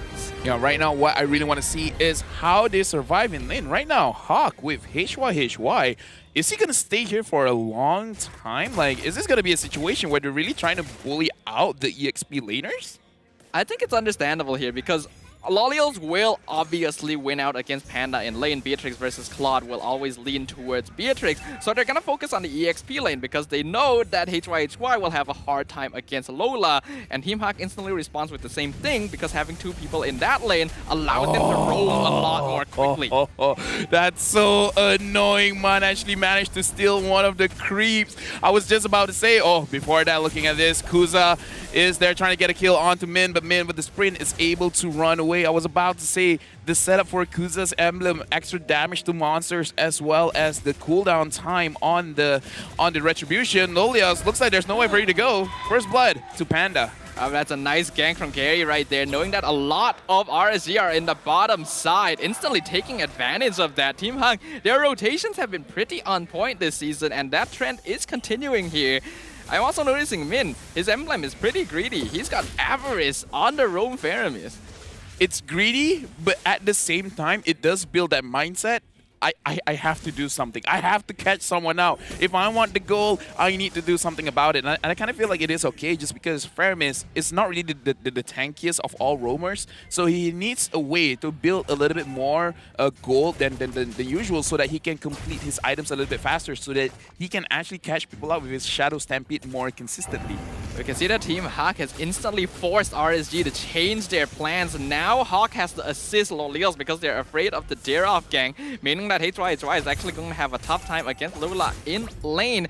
And that means that they can allow Gary to play around the bottom side. But Panda, though, taking a lot of abuse up here. Kuza coming in. This is probably a dead Claude. Yeah, no way he's getting out of that. Yeah, that was a little bit too easy for Kuza. But right now, Team Hawk, they managed to get the turtle for themselves. Is it important? Maybe not, just because the way RSGMY is playing, it looks like they're really focusing on the lane. Because look at the Dire-Off. He's inside RSGMY's jungle.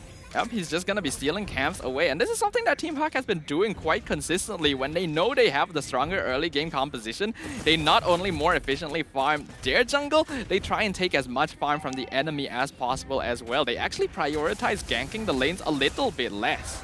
Yeah, in this kind of game, I guess it doesn't hurt that much for Kuza just because as a Bellman, you're not really buff dependent. You know, you want gold, you want experience, that's great, but if you don't get it, it's not the end of the world because the key for them to win is mostly Kuza as well as Izanami, and as I said that Izanami got caught out by Mun. It's going to be hard for Sicilian to get away from a Kadita after all, especially if Min is there to make... that would have been so cool! That's actually a nice combo. That would have been so cool! Oh my goodness. But good reaction timing from Kuza to be able to dash out of that situation. I don't think he would have died, but he did deny a very cool play from Team Hawk, and sometimes psychological damage does matter. No, like sure, he probably would have survived, but we would have wanted to see that because then we can hype up Min and Mun even more. Like psychological damage. Psychological damage, and right now Kuza is taking literal damage from Gary. Same thing for Izanami, trying to run away. He manages. I mean, why did he go back in? Why? For Gary, we hyped you up. Why'd you go back in? That was just a bad choice. He underestimated the distance. Why'd you go back in? Unfortunately walked right into shotgun radius though. So Team Hawk are making some mistakes themselves. I guess he wanted to set up for Min as he comes in with the Cult Altar. Instantly popped though by Lolios, meaning that they can't actually continue this push. So they'll settle for gold shielding. I'm sorry for asking the obvious questions, but like, why'd you go back in? Like, seeing like half HP and everything, and then they're like, I cannot play this. Famous last words. I cannot play this. I don't even know which player you're referring to specifically. Oh no, because, for both teams. Yeah, a lot just happened Yeah. there. I can understand Man maybe. You sometimes do underestimate the shotgun damage, and he thought he had enough iframes. That was good timing from Lolios, but Izanami had no excuse. He definitely knew that he could die to Gary. He just got greedy. Famous last words, man. I cannot play this. Man right now from behind. Lolios and Hot, nowhere to go. Petrify has been used, and right now Panda going in, trying to deal all the damage onto Lolios. He has to use his flicker, trying to run away, but right now Team Hot, this is a very free turret for them. Lola all alone. He tries to go back in, and Izanami manages to get a kill. Tries to go back in. That's a bit of a mistake again by Lola there. I'm not sure if he still had his quicksand guard. I assume he did, and he thought he'd be able to jump behind them and heal up with that second skill instead of running away with his ultimate. But underestimating the lethal counter again. These teams are playing a little bit sloppy here. I just want someone to clip this and just let the title be I cannot play this, and then just show all of the failed outplays. But either way, right now for the side of Team Hot, we do have to acknowledge 1,000 gold lead for them is looking very nice. It's looking very spicy, and they have to be careful just because Man on this Kadita. Look at the positioning of him. He's actually holding on to this crucial bushes, the ones that a lot of these squishy carries will eventually move towards. Izanami so far, he's been on an island by himself. The rest of its team isn't helping out that much, and we can definitely see Team Hawk taking advantage of that. And you can see that they're distracting RSG and Y right now with Lola in the top lane and moving over to the mid side, and that means that Panda gets a free tower down bottom. However, RSG are actually able to trade a tier 1 up top as well, so there's not going to be a big gold gap there, although Gary stealing the orange buff away again will contribute a bit to that. Yeah, looking at the damage, Gary is definitely dealing so much damage. 15,000 damage in this game so far. Lolios is not far from him. And like now, Min and Man engaged. A very free kill onto Lolios. What was that? That was so fast. And Gary wants a little bit more. Looking at Izanami. HP is so low. Panda goes in. He still has to call Alter. He can survive for a very long time. Hawk and Izanami is basically almost dead. And looks like Team Hawk manages to get this mid lane turret with an aggressive play.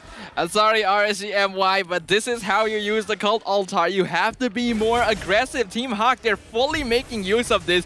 Full diving the mid tower, getting 2 free kills.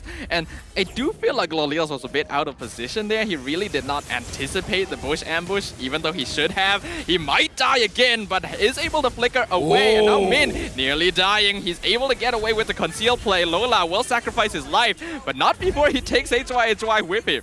Yeah, RNGMY. That fight just now was kind of also a little bit sloppy. Two members were basically jumbled together, making it easy for Lola to jump back in. It was a good thing he didn't secure more kills than he was supposed to. If that was a fighter emblem Khalid, he probably would have gotten enough spell vamp to survive that. But either ways, right now, RGMY, they're 4,000 gold behind. It's still okay. If only we know how much stack does Izanami have, because right now they're really looking at Izanami as well as Lolios to dish out the damage. Consequently, their KD is the same, 1, 2, and 1. Well, when you consider that Izanami is actually a level behind the rumor Faramis on Team Hawk, you can tell that he's not having a very good time. Not to mention Lola in the EXP lane matching Kuza in EXP2. Team Hawk continuing to apply the pressure because why not? Yeah, why not? And Izanami has been caught in match. A very, very nice catch from Min, but they're not done yet. RGMY, are they capitalizing on his mistake? Min pulls Kuza back in, but not enough for Kuza to secure a kill. And right now, Panda is all alone. He goes back. Kuza is still there. Kuza is taking quite a lot of damage. They have to go away. Lolias, do you want to really fight this out? HY with the Esmeralda, it's not that tanky going up against Team Hawk. That was a little bit too aggressive by Gary there, and really good timing from Lolios. The Cult Altar did actually save the Dirop, but he timed his Renner shot perfectly for when he would respawn after the Cult Altar, and that allowed him to pick up the kill. But if we're looking at the items right now, Team Hawk are obviously in a comfortable position. Panda already having Demon Hunter Sword and Golden Staff. We actually have Malefic Roar on both Gary and Lola as well, so that's a lot of damage. RGMY has to be careful though. This is very surprising. HY is so low down in gold, way lower than I thought. He has the Enchanted Talisman, but he has not completed his Oracle just yet. On the other side, Lola has 2 damage items. He had the Blade of Heptases as well as the Malefic Roar. I did not know HY was that down in gold. No wonder he wasn't that tanky to go up against the backline from Team Hawk. Because Hawk had to go and support Loliels instead, they couldn't support HY, and that means the Esmeralda just has a much rougher time. But we're actually seeing Izanami is scaling up pretty well. 2 shots from the bad impact was enough to bring Man down to this level of HP, so Team Hawk does actually have to be careful here. Well, RG, if they really want a reverse sweep, did he just... No, I thought Loliel secured the orange buff, but no, it still went over to Kuza. I feel like at this point in the game, it's better to just give it to the Loliels, the man on this Beatrix. But either way, RGMY, it's not entirely impossible. They just have to bait out Min and Man's engage. However, we gotta say, Min and Man, their engage has been pretty clean. Man consistently with the Breath of the Ocean, managing to get the correct target. I mean, it's one thing to get a target, but getting the correct target. First he got Loliels, and then he got Izanami. If this keeps up, it's gonna be an annoying game for the damage dealers of RGMY. You have to know that Min and Man have some of the most consistent trigger fingers I have seen here, but they're engaging. Min going in, Cold Altar pop down to counter the lethal counter itself. Lola out of position here, so they're gonna be stuck under the tower, but the Lord already takes it out. Lola will lose his life, but they trade the inhibitor for it. I don't think that's too bad. Gary just comfortably tanking HY is like, you can hit me all you want. I'm going to take your inhibitor and I'm just going to walk away. Yeah, that's kind of what feels bad when you're there, but that's literally nothing that you can do. A level 11 Esmeralda going up against a level 14 Dyrov, where Dyrov already has a natural advantage against you. Kind of surprised Gary did not just take it, especially after the Ling game. I was kind of like, I could probably take this 1v1. Man could be in danger here. The Retri on top of him already, slowing him down. But a nice placed Breath of the Ocean, forcing Kuza to walk around, means that he will actually be escaping. But he will be losing all of his cooldowns for a little while. I need a t-shirt for Min and Man, man. Like, these guys have been something else here in the MPL. I kind of want to see them go to M4, honestly, to face up against all the other international threats out there. But right now, looking at the Lord Push advantage, 26,000 tower damage is pretty impressive. Right now, for the side of RSGMY, just because they do have the Sicilian, this is one of those games where I will not call them out just yet, because they have a lot of opportunities. As long as Team Hawk makes one mistake, then they can capitalize on it. But Min, so far in this game, has not died. He's the roamer, and he's the only person in his team that has not died just yet.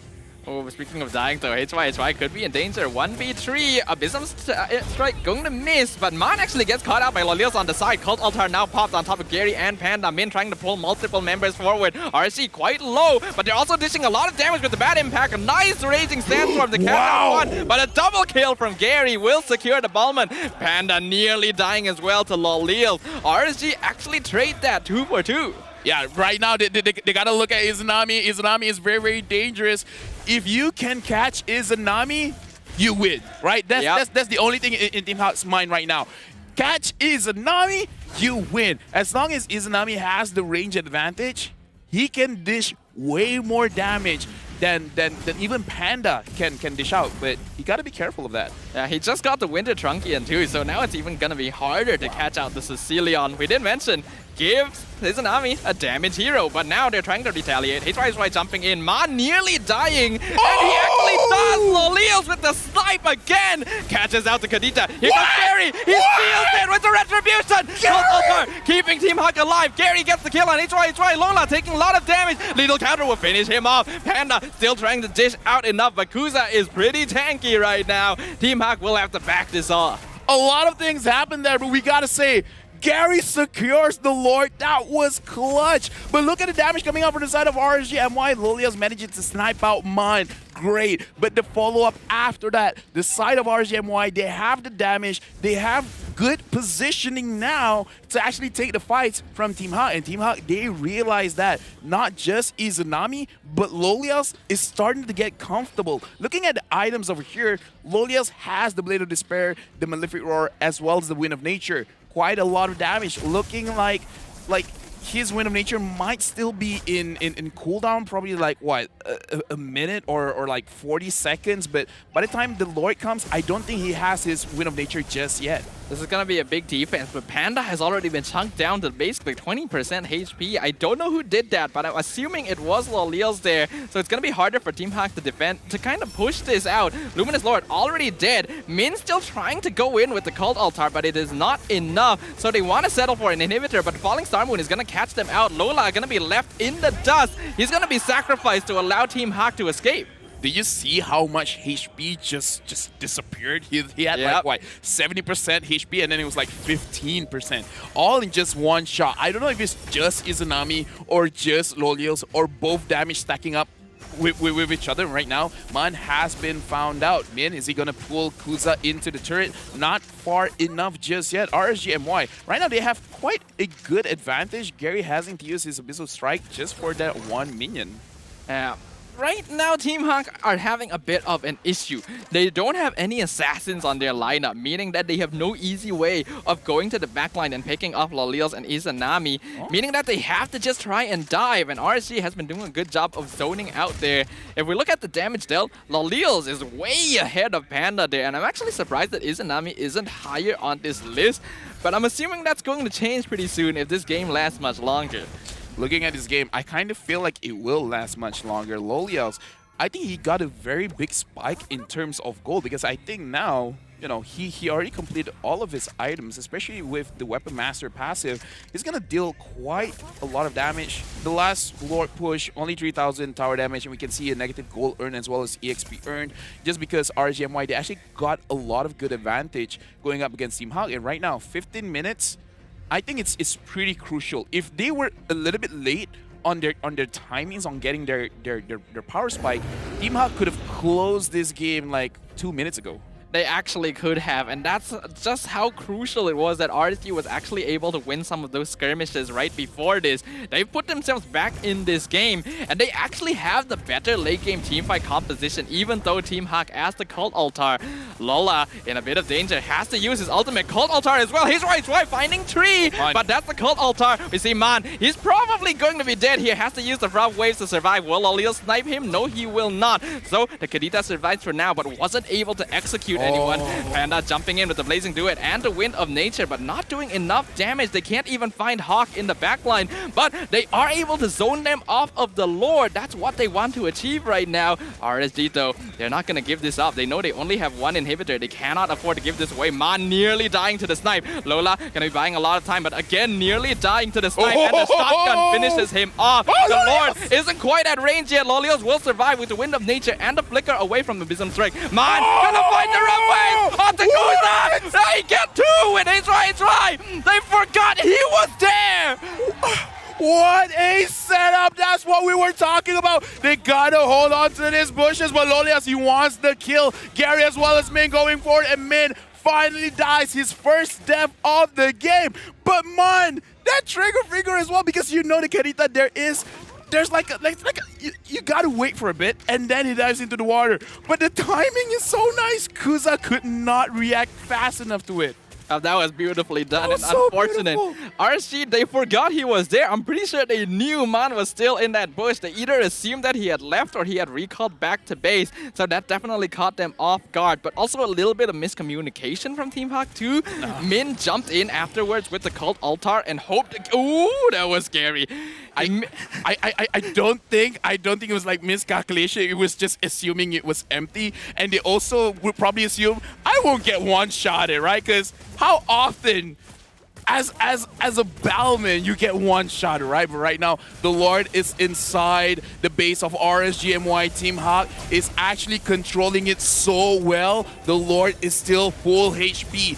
Lola is focusing to the front. They're engaging. Team Hawk is going full force, trying to deal as much damage as they can. Kuza has been brought down. He's right in the back line, trying to slow it down a little bit. But Team Hawk, they're going to close it out. Team Hawk with a clean 2-0. A 2-0 victory. It feels like it's been a while since we've gotten a clean 2-0 sweep here, but Team Hawk will be able to secure victory against RSGMY. It was hard fought though. Respect to these former champions, but today it is Team Hawk that comes out on top.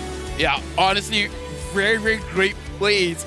And this is a situation where we got quite a lot of great moments for both teams in this entire series. But there, I still remember, man, Mon just waiting in the bush. Kuza goes in. Like, he has the retribution. He needs to stay alive. It just did not happen. RSGMY, second game on the stage. And unfortunately, both games are lost. That's just unfortunate for them, but Team Hawk really showing themselves here in Season 10. This is a team to fear, this is a team to respect, and the fan presence really does prove that. Look at them riling their fans up right now. This is honestly a really memorable moment here in Season 10. It's very rare we get to see this kind of fan support in the regular season, so let's see what the host will be able to dig up for us today. Pada hari semalam mereka tertewas 2-1, tapi hari ini mereka menunjukkan taring sebenarnya. Team Hawk berjaya untuk menang bersih 2-0. Saya Syamilo dan kita akan interview pemain Team Hawk di mana Panda, awak boleh ambil mic ni, kemudian dekatkan sikit dengan mulut sebab takut kita tak dengar suara. Right. Kita akan tanyakan terlebih dahulu di mana apakah perasaan awak sendiri dan juga adakah ini result yang pasukan Team Hawk expectkan? Perasaan saya gembira sebab dapat menang dengan juara season 7 kan. Wow, okey. Jadi kemenangan 2-0 ni adakah yang telah pun di-expectkan ataupun telah pun dipredikkan oleh pasukan Team Hawk ataupun boleh kata menang 2-1? Memang tak expect lah sebab Kiranya memang Team Hawk yakin 2-0 lah. Right. Kita nak tanya dulu kenapa Team Hawk ni kuat sangat. So rutin harian Team Hawk untuk training macam mana? Macam mana training 8 jam ke 24 jam ke macam mana? rutin training macam tim lain lah, sama je. Start pukul 2 sampai pukul 10. Right. Okay, kita nampak macam mana Team Hawk sangat berusaha lah, right? Okay, jadi pesanan terakhir untuk peminat-peminat yang datang, peminat pasukan RSG, pasukan Team Hawk dan juga penyokong-penyokong yang berada di rumah. Terima kasih kepada penyokong-penyokong Team Hawk. Itu je. Alright, terima kasih Panda kerana sudi untuk interview. Jadi itulah dia kata-kata daripada pemain pasukan Hawk yang bermain di bahagian gold lane. Jadi kita akan pass kepada mic check untuk lihat apa yang dibincangkan, apa yang mereka sembang dalam permainan. Aku tepi, go. Natin! Kelas kill! Mana ada pergi mana? Boleh lihat. Aku boleh lihat. Nice! Boleh je. Nice! Dah bajil. Kaku. Nice! Kelas dia! Nice! Nice! Kelas, Tahu. Ya keluar. NJ, satu. Let's go! Panik ke? Go. Satu bang. Nice. Dua. Okey dah. Hyper. Oh, pada. Respect dia masih silan Ingat, respect dia meh. Silan sakit ke tu? Wave dia tak. Boleh.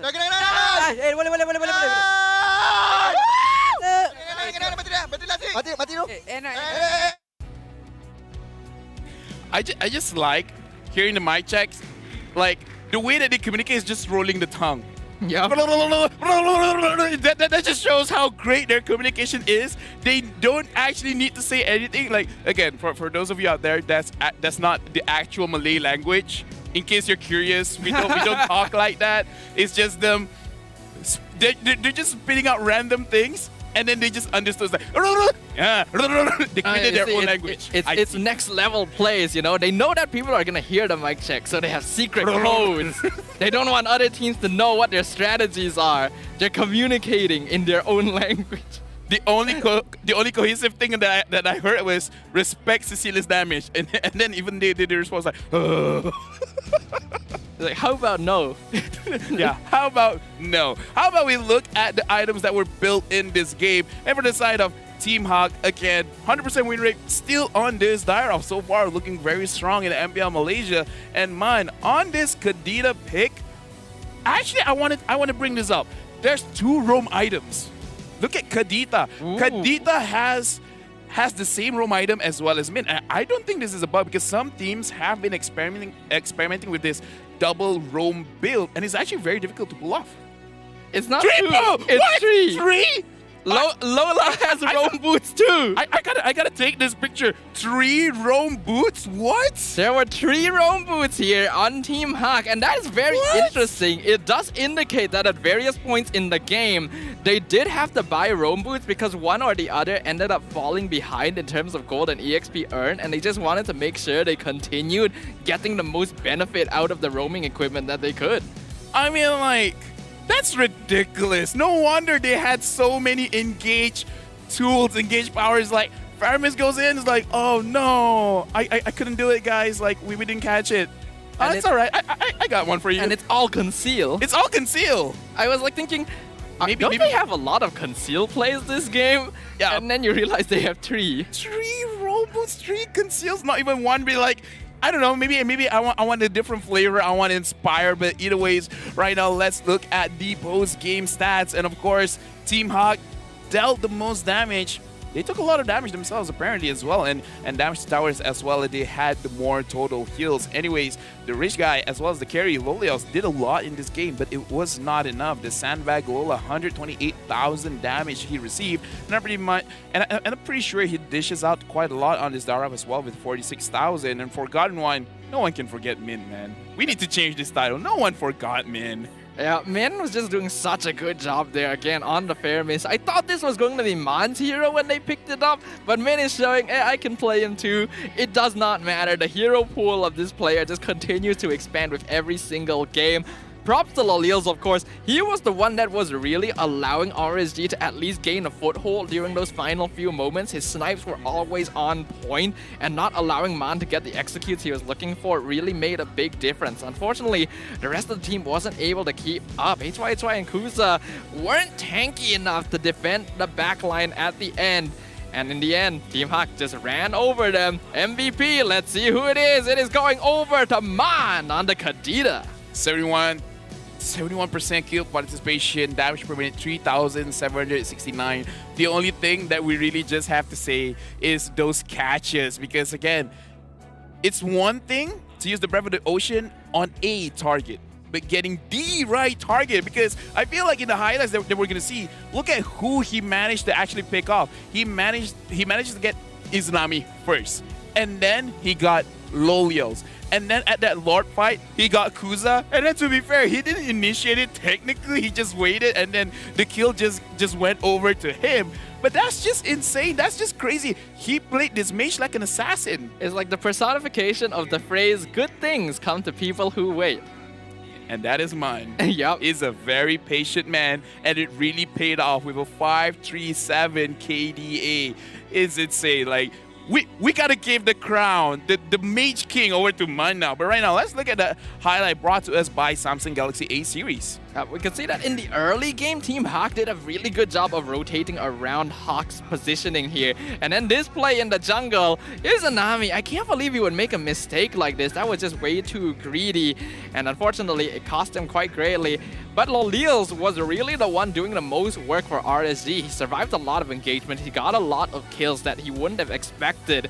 It's just that Team Hawk were doing a really good job of engaging on them. As you mentioned, finding the right targets in these team fights and using the Cult Altar to initiate these sort of hyper-aggressive plays. We really need to get a timer of how many conceals were used by Team Hawk in this game, because even if it looks like, oh, it's probably a wasted conceals, like, nah fam, they got a lot of that in the tank. And Team Hawk in this game so far has been very, very impressive. Again, looking at all the Kadita plays, looking at all the Faramis plays. Honestly, in this game, you could make an argument that a lot of players from the side of Team Hawk, they could have gotten the MVP, but every single time there's a play that's been done is definitely by Min and Mine. This mid duo is proving to be quite dangerous here in the MPL, because few teams have fought against them, and few teams have the privilege to say, they're not all that, you know? In terms of roamer mid combinations, Min and Man is easily the best in the league right now. But speaking of the league, after that handy 2-0 victory, Team Hawk are gonna shoot way above Team SMG with 9 aggregate points. They become the leader of Group A, pushing Team SMG down to second place. The only way that SMG can catch up is if they get a 2-0 themselves, which they're going up against TODAK. I don't know how easy that will be, but speaking of which, TODAK as well has not lost so far in their group, which this group does look scary because a lot of champions are in this group.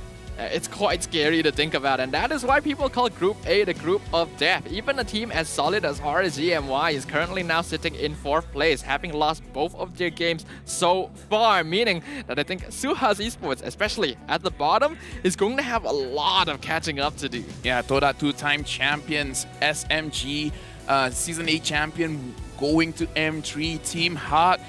They were so close when they were in the orange lineup, and they have MSC experience. Group A, this is spicy. Group A is super spicy. But either ways, looking at the game just now, thinking back about our key to victories, actually quite a few were achieved by Team Hawk. Yeah, I do agree with you there. If we look at their keys to victory at the bottom of the screen right now, we mentioned that there needs to be really disciplined team fights. And while at first it does look like Team Hawk's team fights are very messy, there is a sense of discipline to them. Min and Man especially, I think, have some of the best trigger fingers in the entire league. They know exactly when to use those big ultimates and are not easily baited into wasting their cooldowns. I think the first game really showed us that they are very disciplined in team fight because, again, the team fights that they took were not easy because they were going up against a composition that specializes in team fights. Like, honestly, RG should win like 80% of team fights, and yet we saw how Team Hawk really bait out all of those crucial skills, and there's like, you guys got nothing? Too bad. Gary goes in, Gary dashes all around the map, securing kills for himself, whether with the team or all by himself. And then we gotta look at shutting down the enemy's mid laner. We saw Izanami, we thought in the second game he could carry the game, but he did not deal that much damage in comparison to Lolios or anyone else in the game. And holding the lead, I mean, looking at the goal difference, 4,933, 4,247, that's pretty consistent. It really is quite consistent, and you can see that even when they have big leads and they sometimes throw it away, they never allow the enemy to truly get that foothold back into the game. That is the strength of Team Hawk here. And I want to highlight a little bit on the shutdown the enemy's mid laner. We see that Izanami only died 1 time in game number 1, but 4 times in game number 2. So you can see that the difference in prioritization from Team Hawk was there. In game 1, he was playing the Faramis, more of a support, a little harder to catch, but they also know they don't actually have to catch him. They just have to play around the Cult Altar cooldown. In comparison to when he's a Sicilian, Man's all like, I'm gonna keep catching the Cecilia. I mean, he had 3 conceals to use. Yep. So it's kind of one of those situations where like, you didn't get it first time. It's all right. We got 2 more tries in the bag. And although it kind of does look like he doesn't need all 3 tries. And I feel like that is the most dangerous thing. And that is why during the draft, I set it up where I think that this Kadita is a preemptive pick, knowing what kind of heroes this Izanami like to use. Because rarely do we see Izanami using a mid laner that has a lot of mobility. He really likes the Eves, he really likes the Sicilians. The only hero that has a lot of movement to its kit is Kagura. So they were kind of betting on him not using Kagura, or they're trying to force him to use the Kagura. Yeah, and in addition to that, Kadita has a very easy built-in escape mechanic too. So they know if they get hit with the big team fight combination, Man can escape. But for those of you who participated earlier in our They Need You, the winners are now appearing at the bottom of your screen. Thank you very much everyone here for participating, for commenting, for showing your support to the teams. All of you will be receiving some special gifts. Yeah, I like that Team Hawk. They're kind of like a football-centric kind of team. And looking at the comments over here, it really is focusing on that united we stand, divided we fall. And it is just week number 2. But even the fans are saying, let them know Team Hawk is going over to M4. The support for Team Hawk is crazy. And I love it because technically, this is a new team. Yep. The players have been in the league for quite some time, but the organization itself is new here in the MPL. And they're actually gaining fans very, very fast, and I love to see it. I'm actually just so impressed at how many fans the newer teams in the MPL have been gaining. Team Hawk, Team LUNATIX definitely have some of the louder crowds here at the live venue. So, MPL veterans, you guys need to step your game up, you know? You need that fan buff. yeah, here's the thing. My personal theory is that their fans have gotten to the age where they want to watch at home, but you guys gotta come here. I almost slurred my words, but either way, MPL is making it more and more difficult. Try to guess who this is. This is the clues. The hobby is this person is a big fan of anime. Ooh. Feature heroes Valentina Lunang Salina, a mid laner. Birthplace Queen Elizabeth Hospital in Kota Kinabalu. Yes, So he's because we can guess a player from their birth hospital. I didn't know who it is. I mean, I think we can guess from the featured heroes as well. And big respect, big fan of anime. I can definitely vibe with that. But this image that they have chosen, I do like that the production team, they're starting This is to... anime. They are picking more and more difficult pictures because if you didn't tell me this was a person, it just looks like foliage. It does. And I'm calling it, I think it's Izanami. So let's reveal, let's see who this is. And it is indeed Izanami. You look at that. He looks so good without blurred out. That's pretty photogenic right there. That's a good photo. You can imagine that Izanami would probably be pretty good at taking these sort of photos as well. It does look pretty anime. You gotta admit. Yeah, it looks so good. Like, he needs more girlfriends. Fans, not okay, fans. He already has a girlfriend. Anyways, redeem your code at m.mobilelegends.com/code exchange. Whew. The girlfriend will be not happy with me. Yep, definitely not, but the girlfriends will probably be. Either way, before we move on and take a break, let us tell you what is going to be happening after the break. We've got 2 more series today, and the next one is promising to be a very exciting match, a rematch of our Season 8 Grand Finals, SMG versus TODAK. And both these teams are M4 worthy. TODAK never missing international stage. And SMG, honestly, with their lineup is super scary. But the thing that I do want to see is how they communicate with each other, because again, language barrier, it is a thing. People don't talk about it enough, but again, it is a thing. For the side of SMG as well as TODAK, the draft as well. TODAK has been winning games, but I would say TODAK has been winning games with a very big handicap, because sometimes the draft that they pick out is not really the best. It does feel like TODAK's draft is a little bit weirder this season, and their draft has always been weird. Yeah, it's a TODAK. But it's a functional weird.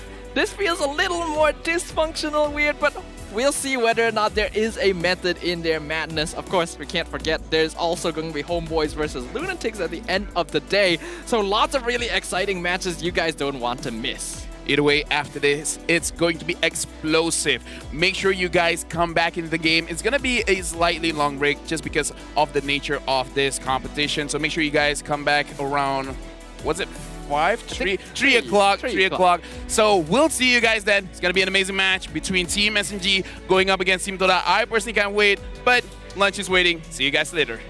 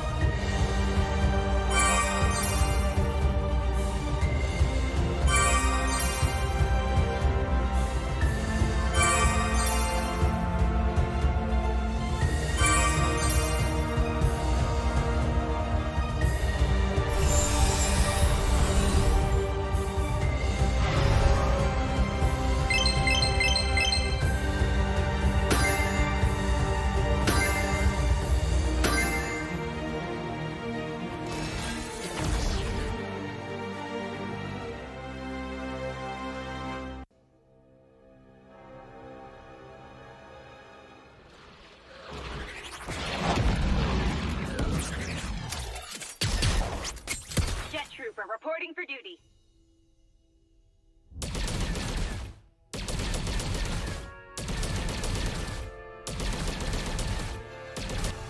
received. Prepare to be fate switched.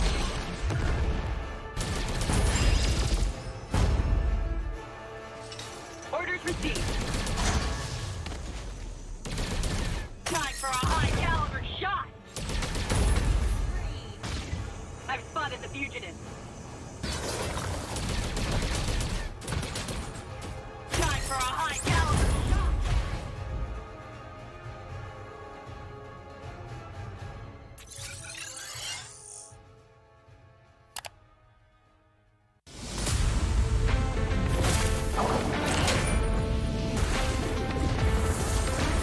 There is no more Monkey King. No good deeds goes unpunished.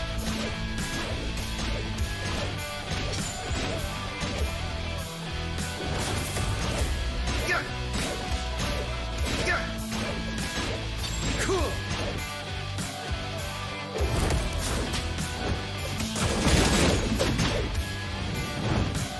Your doom doubles.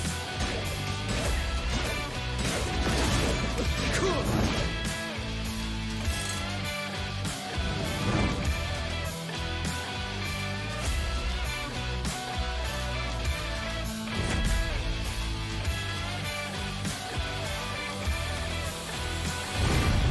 Your doom doubles.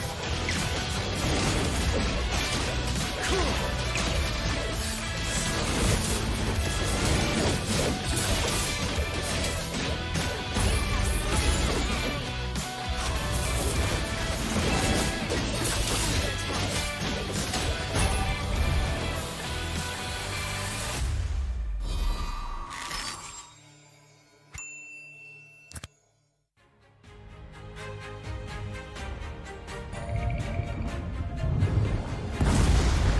They call me a hero because I saved my nation from falling apart.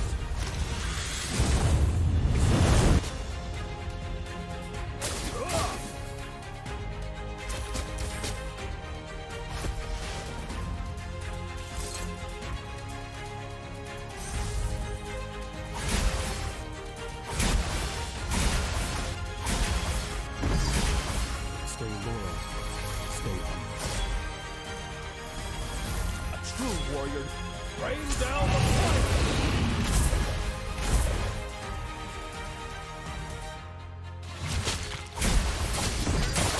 Rain down the fire!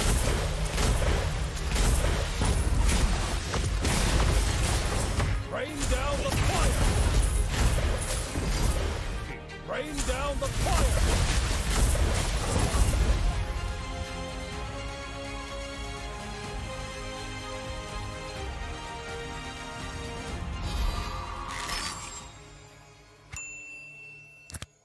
Hyperblend? What on earth is Hyperblend?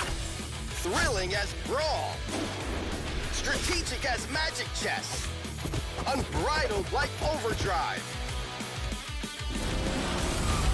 And versatile like Creation Camp. Hyperblend, another great game mode from MLBB. 50% skill, 50% luck, 100% fun. Skills and equipment, unlimited strategies. Heroes, skills, combinations are up to you to decide.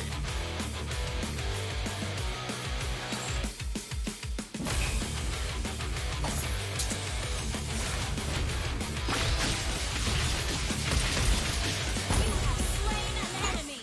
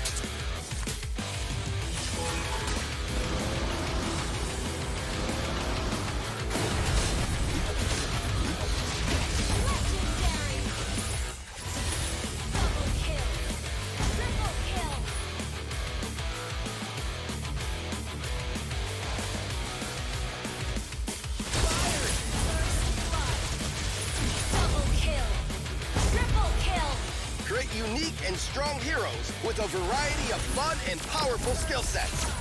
Awesome is the new mode, Hyperblend.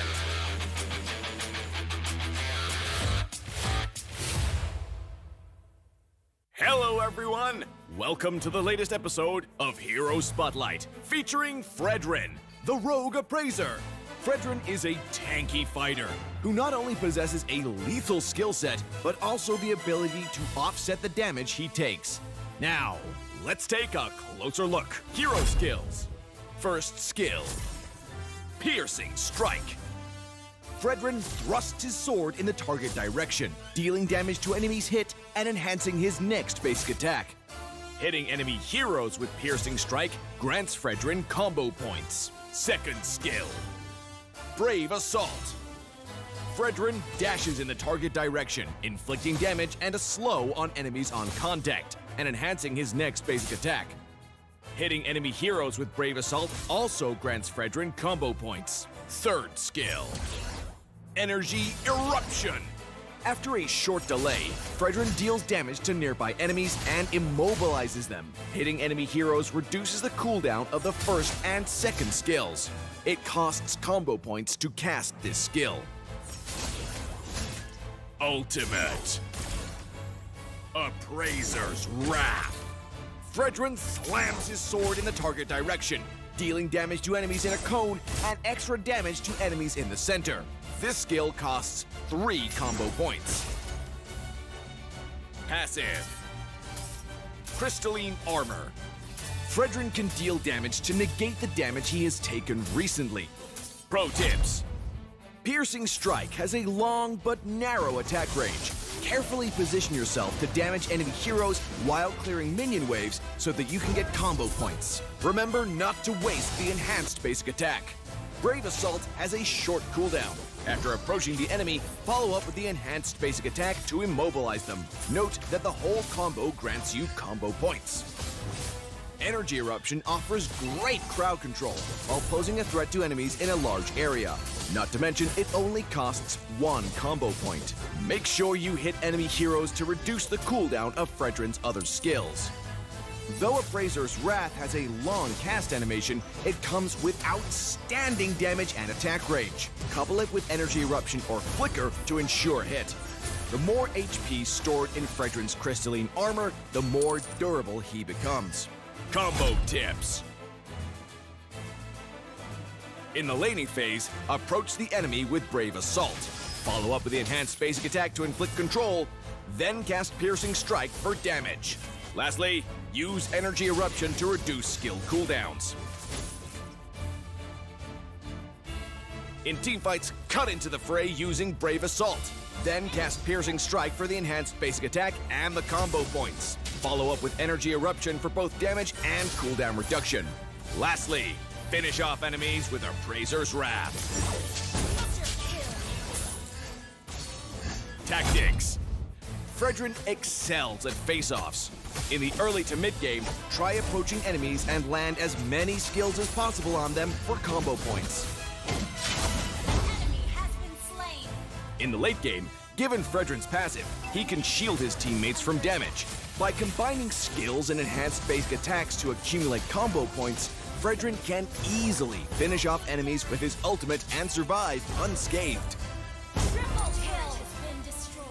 Since both the tank and the fighter roles suit Frederick well, we recommend this build when he takes the tank role to further boost Frederick's tankiness and recovery.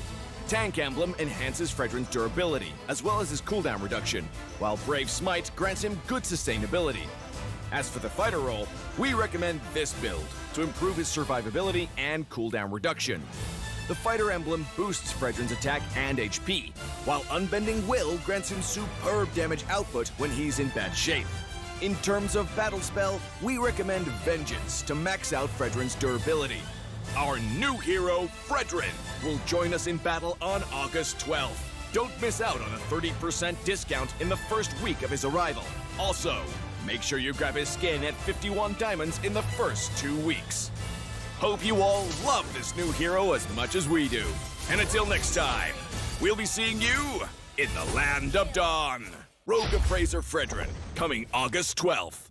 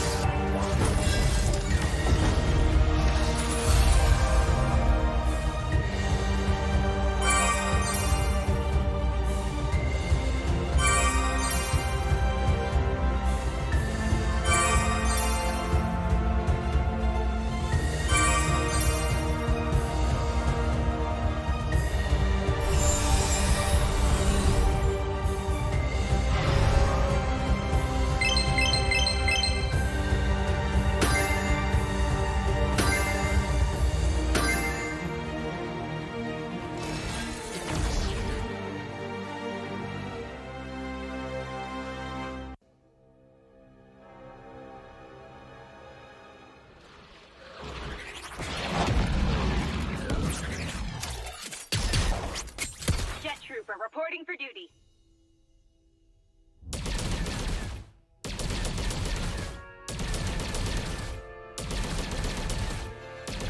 Orders received. Prepare to be faced with.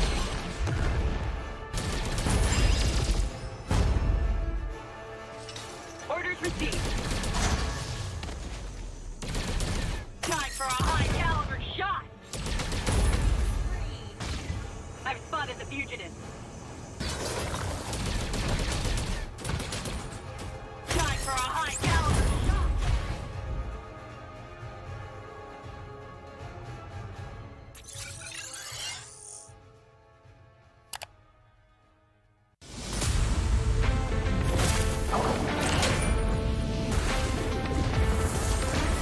There is no more Monkey King. No good deeds goes unpunished.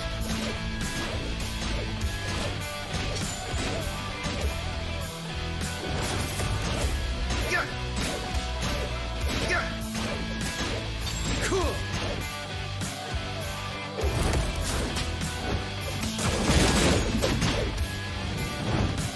Your doom doubles. Cool.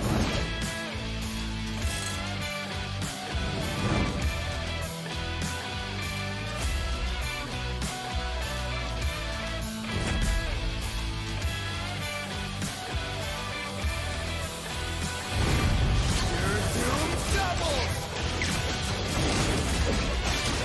Cool.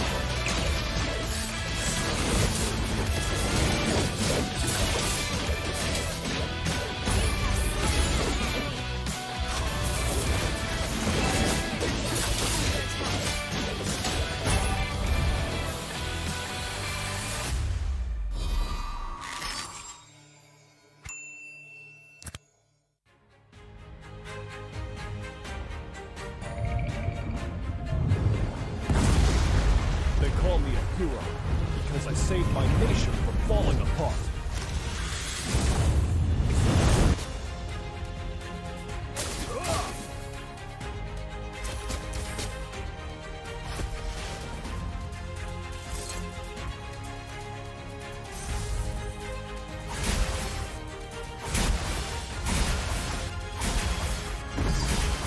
Stay loyal. Stay humble. A true warrior. Rain down the fire.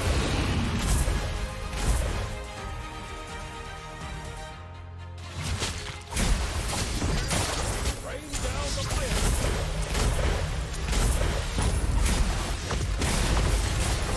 Rain down the fire.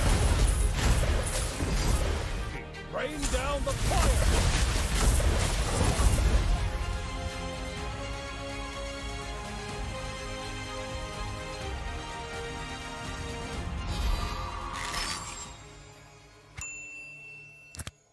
Hyperblend? What on earth is Hyperblend? Thrilling as Brawl. Strategic as Magic Chess. Unbridled like Overdrive.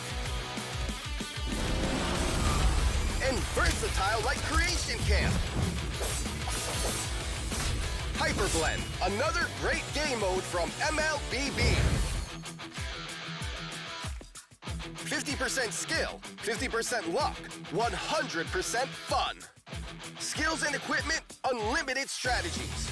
Heroes, skills, combinations are up to you to decide.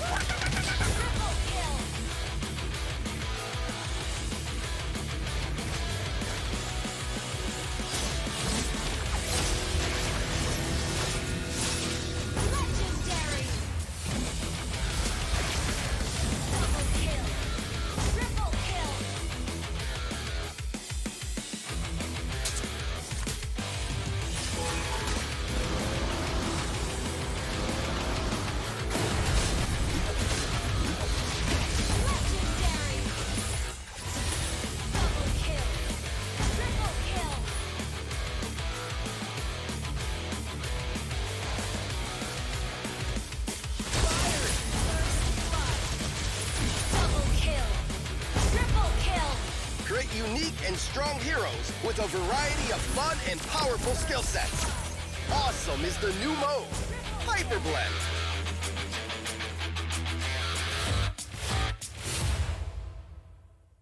Hello, everyone! Welcome to the latest episode of Hero Spotlight, featuring Frederick, the Rogue Appraiser. Frederick is a tanky fighter who not only possesses a lethal skill set, but also the ability to offset the damage he takes.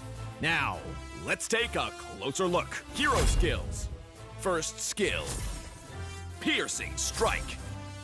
Frederick thrusts his sword in the target direction, dealing damage to enemies hit and enhancing his next basic attack.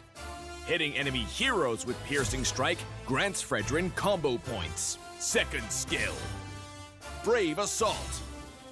Frederick dashes in the target direction, inflicting damage and a slow on enemies on contact, and enhancing his next basic attack. Hitting enemy heroes with Brave Assault also grants Frederick combo points. Third skill, Energy Eruption.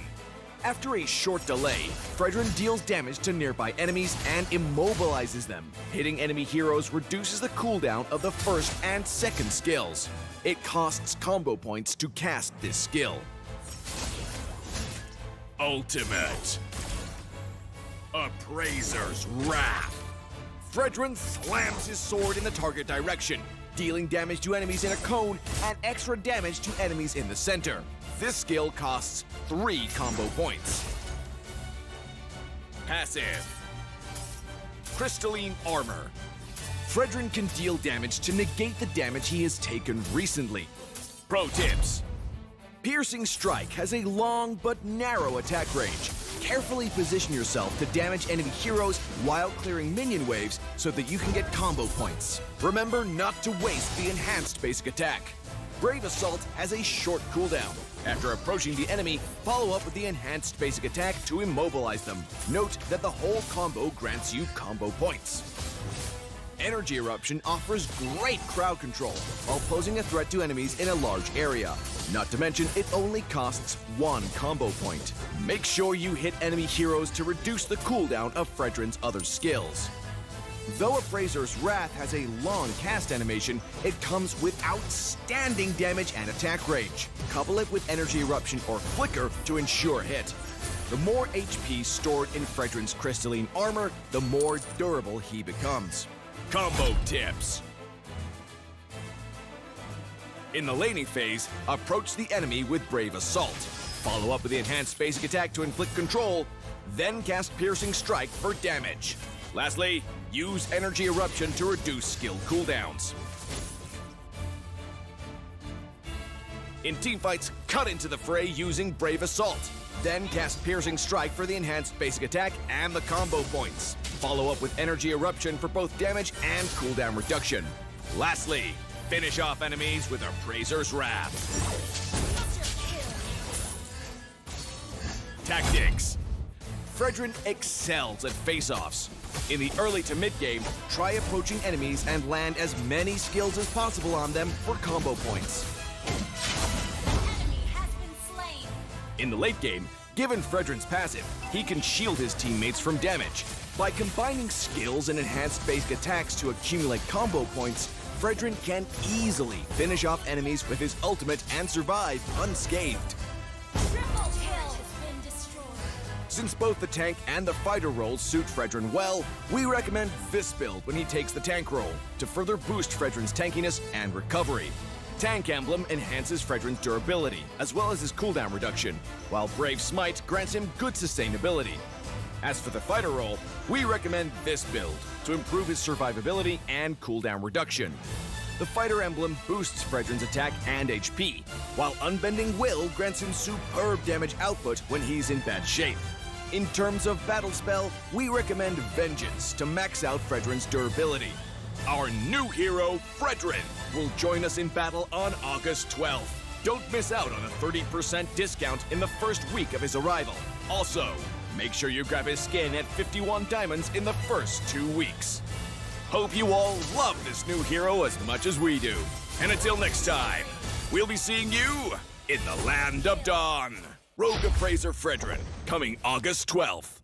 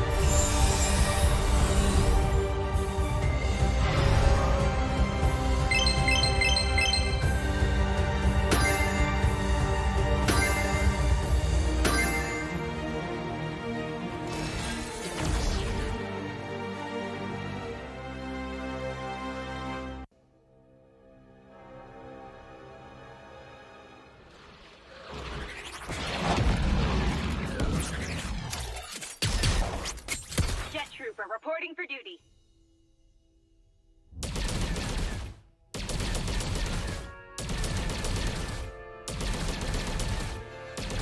Orders received.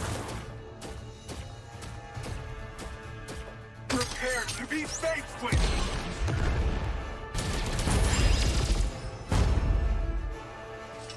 Orders received. Time for a high-caliber shot. I've spotted the fugitive. Time for a high-caliber shot.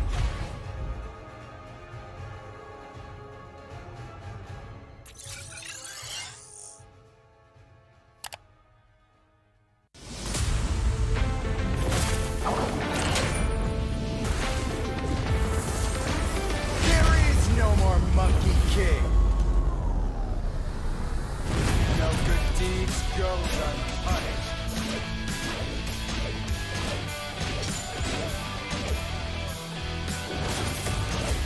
Yeah. Yeah. Cool.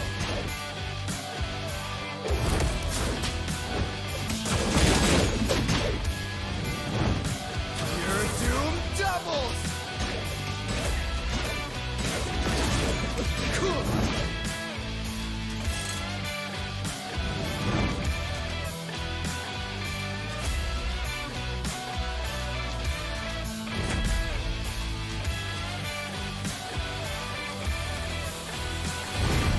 Your doom doubles. Cool.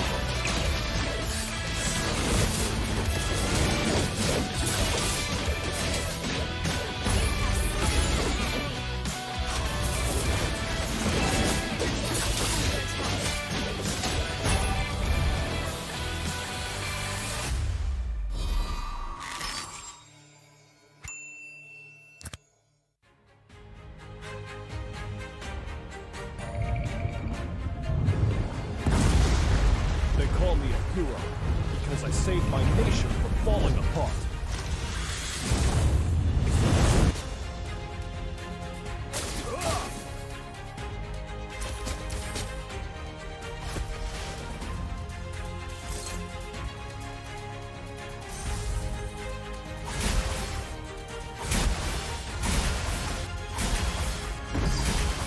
Stay loyal.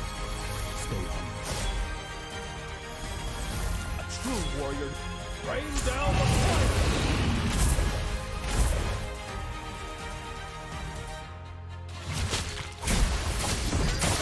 Rain down the fire!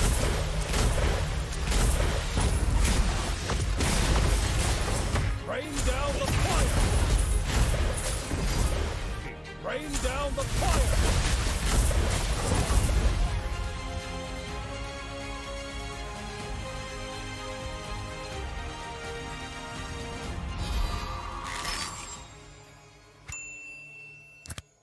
Hyperblend?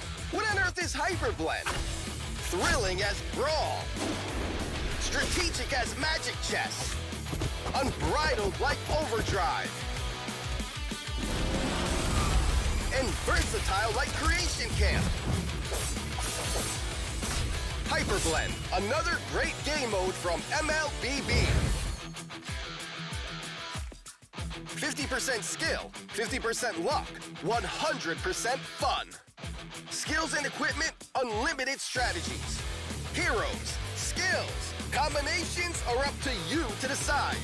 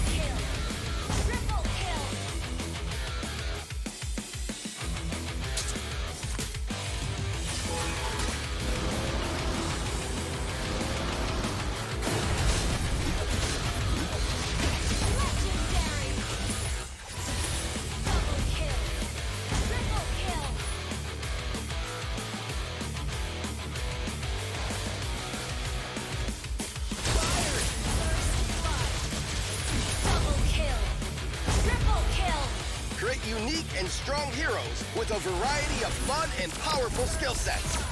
Awesome is the new mode, Hyperblend.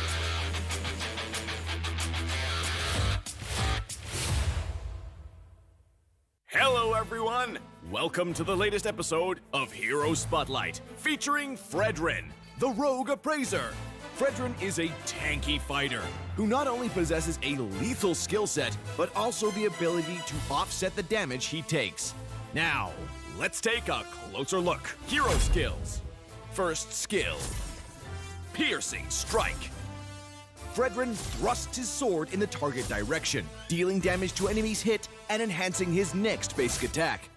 Hitting enemy heroes with Piercing Strike grants Frederick combo points. Second skill, Brave Assault.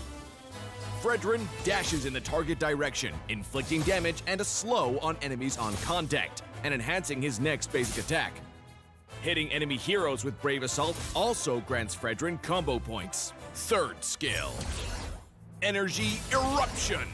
After a short delay, Frederick deals damage to nearby enemies and immobilizes them. Hitting enemy heroes reduces the cooldown of the first and second skills. It costs combo points to cast this skill. Ultimate, Appraiser's Wrath. Frederick slams his sword in the target direction, dealing damage to enemies in a cone and extra damage to enemies in the center. This skill costs 3 combo points. Passive, Crystalline Armor. Frederick can deal damage to negate the damage he has taken recently. Pro tips. Piercing Strike has a long but narrow attack range. Carefully position yourself to damage enemy heroes while clearing minion waves so that you can get combo points. Remember not to waste the enhanced basic attack. Brave Assault has a short cooldown. After approaching the enemy, follow up with the enhanced basic attack to immobilize them. Note that the whole combo grants you combo points. Energy Eruption offers great crowd control while posing a threat to enemies in a large area. Not to mention, it only costs 1 combo point. Make sure you hit enemy heroes to reduce the cooldown of Frederick's other skills. Though Appraiser's Wrath has a long cast animation, it comes with outstanding damage and attack range. Couple it with Energy Eruption or Flicker to ensure hit. The more HP stored in Frederick's crystalline armor, the more durable he becomes. Combo tips. In the laning phase, approach the enemy with Brave Assault. Follow up with the enhanced basic attack to inflict control, then cast Piercing Strike for damage. Lastly, use Energy Eruption to reduce skill cooldowns. In teamfights, cut into the fray using Brave Assault. Then cast Piercing Strike for the enhanced basic attack and the combo points. Follow up with Energy Eruption for both damage and cooldown reduction. Lastly, finish off enemies with Appraiser's Wrath. Tactics. Frederick excels at face-offs. In the early to mid-game, try approaching enemies and land as many skills as possible on them for combo points. Enemy has been slain. In the late game, given Frederick's passive, he can shield his teammates from damage. By combining skills and enhanced basic attacks to accumulate combo points, Frederick can easily finish off enemies with his ultimate and survive unscathed. Triple kill has been destroyed. Since both the tank and the fighter roles suit Frederick well, we recommend this build when he takes the tank role to further boost Frederick's tankiness and recovery. Tank Emblem enhances Frederick's durability, as well as his cooldown reduction, while Brave Smite grants him good sustainability. As for the fighter role, we recommend this build to improve his survivability and cooldown reduction. The fighter emblem boosts Frederick's attack and HP, while Unbending Will grants him superb damage output when he's in bad shape. In terms of battle spell, we recommend Vengeance to max out Frederick's durability. Our new hero, Frederick, will join us in battle on August 12th. Don't miss out on a 30% discount in the first week of his arrival. Also, make sure you grab his skin at 51 diamonds in the first 2 weeks. Hope you all love this new hero as much as we do. And until next time, we'll be seeing you in the Land of Dawn. Rogue Appraiser Frederick, coming August 12th.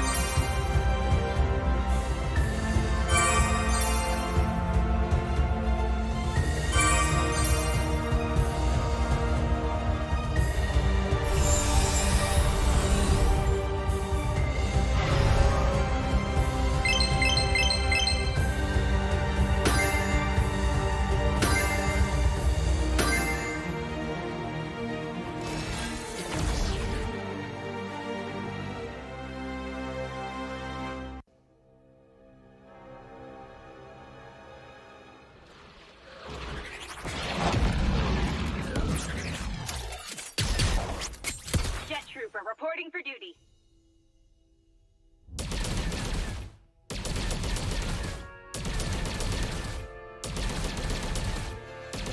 Orders received. Prepare to be faced with.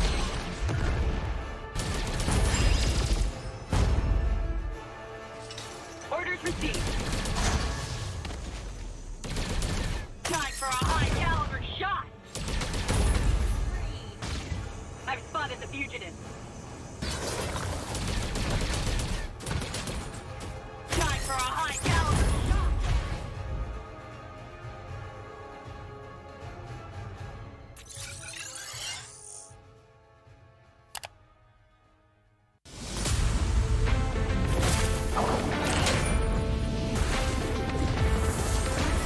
There is no more Monkey King.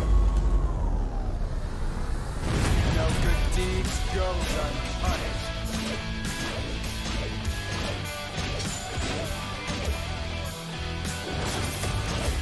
Yeah. Yeah. Cool.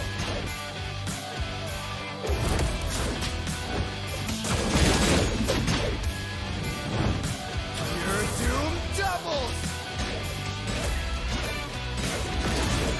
Cool.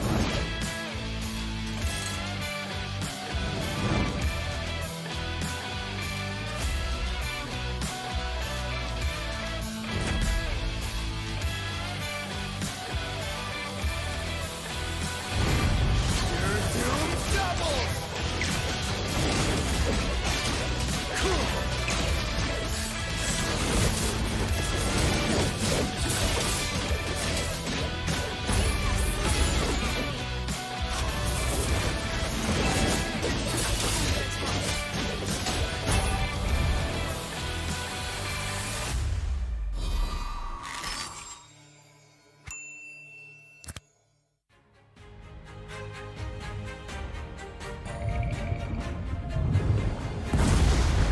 They call me a hero because I saved my nation from falling apart.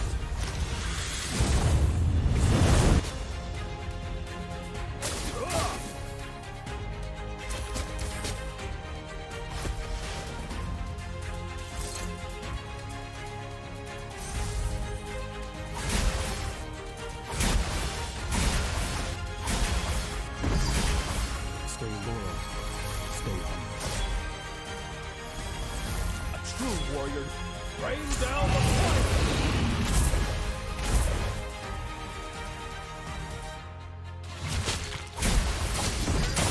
Rain down the fire!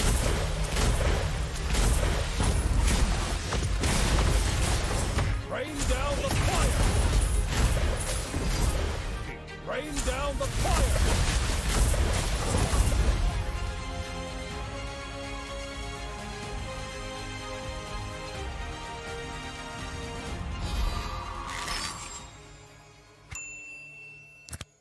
Hyperblend? What on earth is Hyperblend? Thrilling as Brawl. Strategic as Magic Chess. Unbridled like Overdrive. And versatile like Creation Camp. Hyperblend, another great game mode from MLBB. 50% skill, 50% luck, 100% fun. Skills and equipment, unlimited strategies. Heroes, skills, combinations are up to you to decide.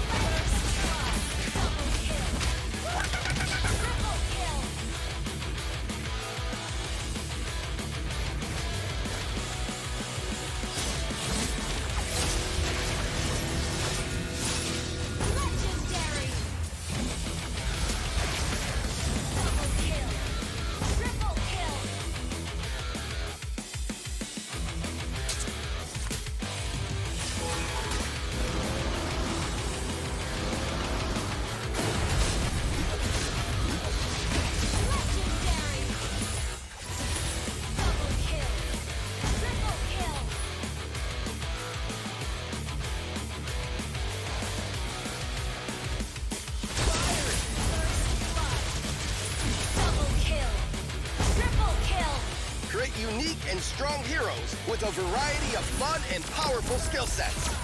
Awesome is the new mode, Hyperblend.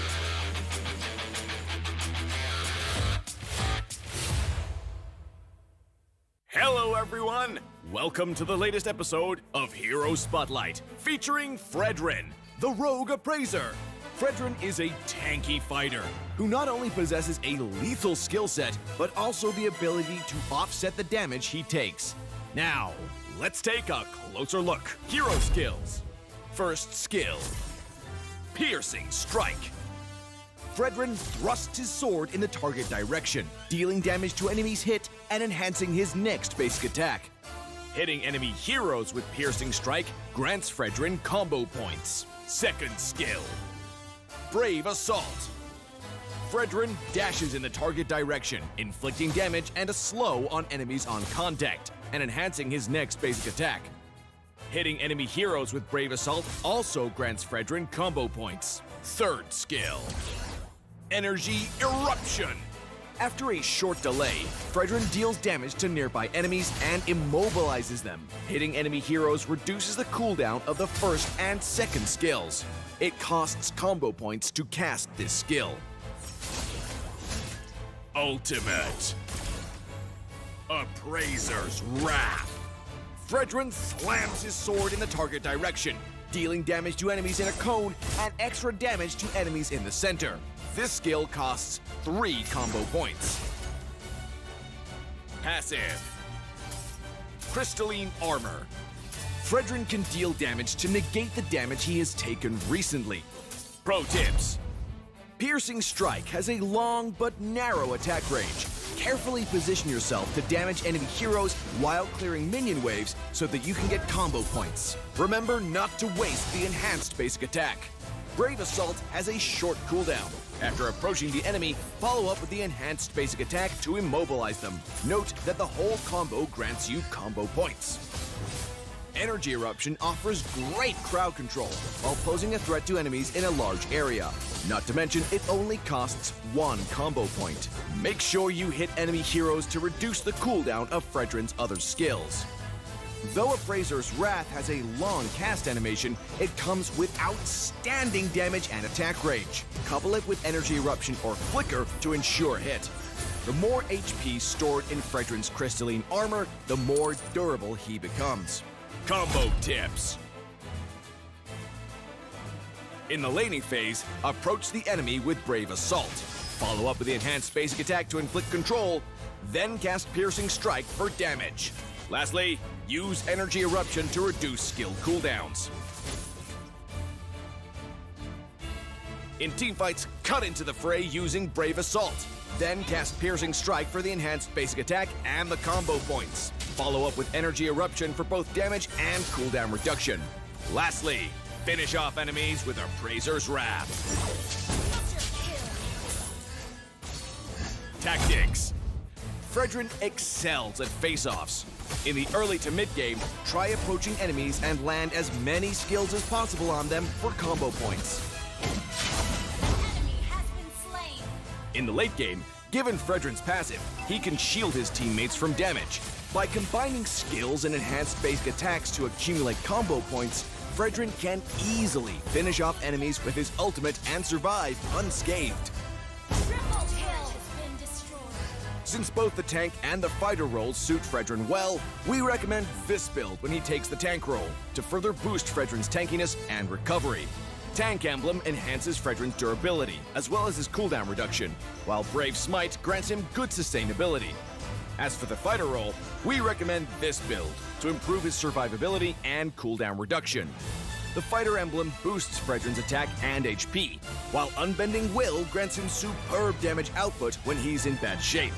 In terms of battle spell, we recommend Vengeance to max out Frederick's durability. Our new hero, Frederick, will join us in battle on August 12th. Don't miss out on a 30% discount in the first week of his arrival. Also, make sure you grab his skin at 51 diamonds in the first 2 weeks.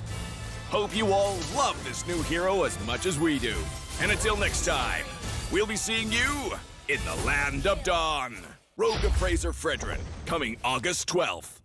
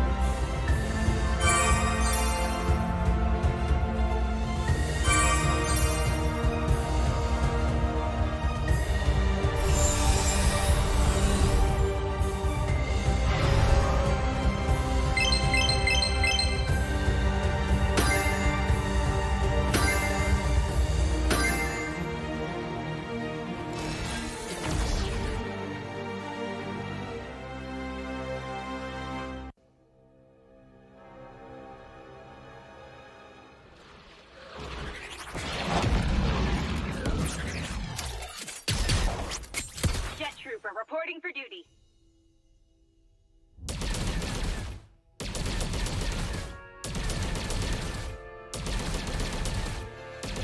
Orders received. Prepare to be faced with.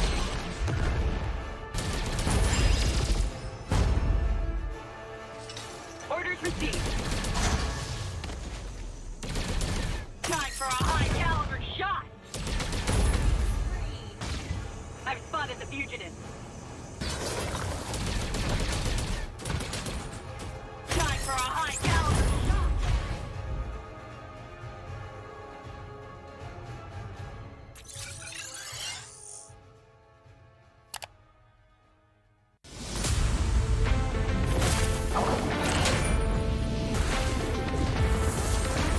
There is no more Monkey King. No good deeds goes unpunished.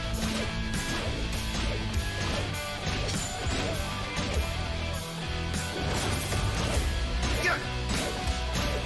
Yeah. Cool.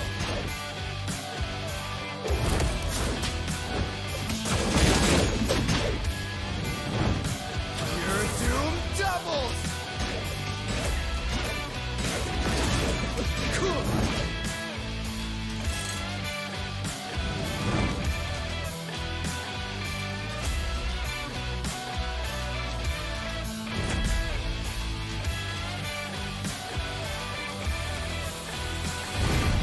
Your doom doubles. Cool.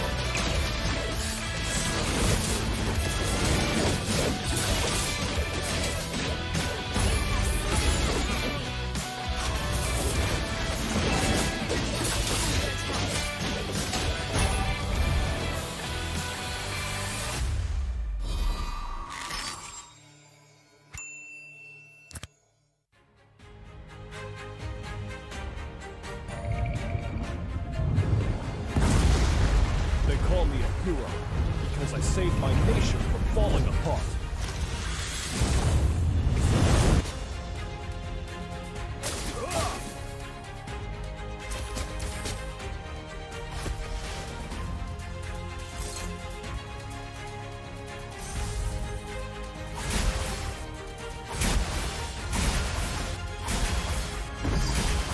Stay loyal.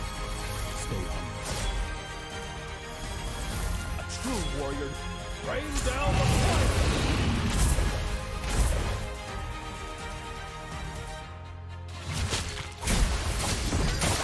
Rain down the fire!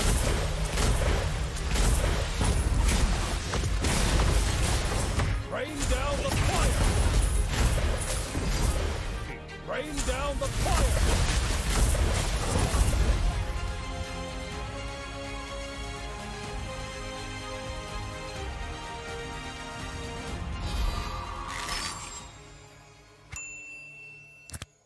Hyperblend? What on earth is Hyperblend? Thrilling as Brawl. Strategic as Magic Chess. Unbridled like Overdrive. And versatile like Creation Camp. Hyperblend, another great game mode from MLBB. 50% skill, 50% luck, 100% fun. Skills and equipment, unlimited strategies. Heroes, skills, combinations are up to you to decide.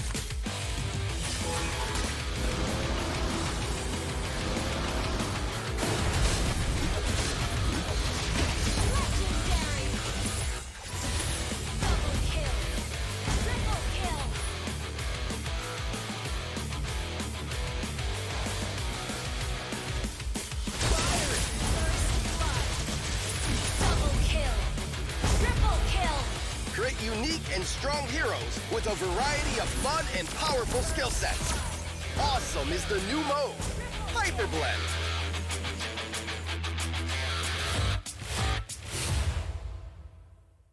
Hello, everyone! Welcome to the latest episode of Hero Spotlight, featuring Frederick, the Rogue Appraiser. Frederick is a tanky fighter who not only possesses a lethal skill set, but also the ability to offset the damage he takes. Now, let's take a closer look. Hero skills. First skill, Piercing Strike. Frederick thrusts his sword in the target direction, dealing damage to enemies hit and enhancing his next basic attack. Hitting enemy heroes with Piercing Strike grants Frederick combo points. Second skill, Brave Assault. Frederick dashes in the target direction, inflicting damage and a slow on enemies on contact, and enhancing his next basic attack. Hitting enemy heroes with Brave Assault also grants Frederick combo points. Third skill, Energy Eruption. After a short delay, Frederick deals damage to nearby enemies and immobilizes them. Hitting enemy heroes reduces the cooldown of the first and second skills. It costs combo points to cast this skill. Ultimate, Appraiser's Wrath. Frederick slams his sword in the target direction, dealing damage to enemies in a cone and extra damage to enemies in the center. This skill costs 3 combo points. Passive, Crystalline Armor. Frederick can deal damage to negate the damage he has taken recently. Pro tips. Piercing Strike has a long but narrow attack range. Carefully position yourself to damage enemy heroes while clearing minion waves so that you can get combo points. Remember not to waste the enhanced basic attack. Brave Assault has a short cooldown.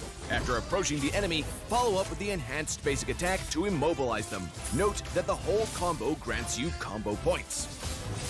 Energy Eruption offers great crowd control while posing a threat to enemies in a large area. Not to mention, it only costs 1 combo point. Make sure you hit enemy heroes to reduce the cooldown of Frederick's other skills. Though Appraiser's Wrath has a long cast animation, it comes with outstanding damage and attack range. Couple it with Energy Eruption or Flicker to ensure hit. The more HP stored in Frederick's crystalline armor, the more durable he becomes. Combo tips. In the laning phase, approach the enemy with Brave Assault. Follow up with the enhanced basic attack to inflict control, then cast Piercing Strike for damage. Lastly, use Energy Eruption to reduce skill cooldowns. In teamfights, cut into the fray using Brave Assault. Then cast Piercing Strike for the enhanced basic attack and the combo points. Follow up with Energy Eruption for both damage and cooldown reduction. Lastly, finish off enemies with Appraiser's Wrath. Tactics. Frederick excels at face-offs. In the early to mid-game, try approaching enemies and land as many skills as possible on them for combo points. Enemy has been slain. In the late game, given Frederick's passive, he can shield his teammates from damage. By combining skills and enhanced basic attacks to accumulate combo points, Frederick can easily finish off enemies with his ultimate and survive unscathed. Triple kill has been destroyed. Since both the tank and the fighter roles suit Frederick well, we recommend this build when he takes the tank role to further boost Frederick's tankiness and recovery. Tank Emblem enhances Frederick's durability, as well as his cooldown reduction, while Brave Smite grants him good sustainability. As for the fighter role, we recommend this build to improve his survivability and cooldown reduction.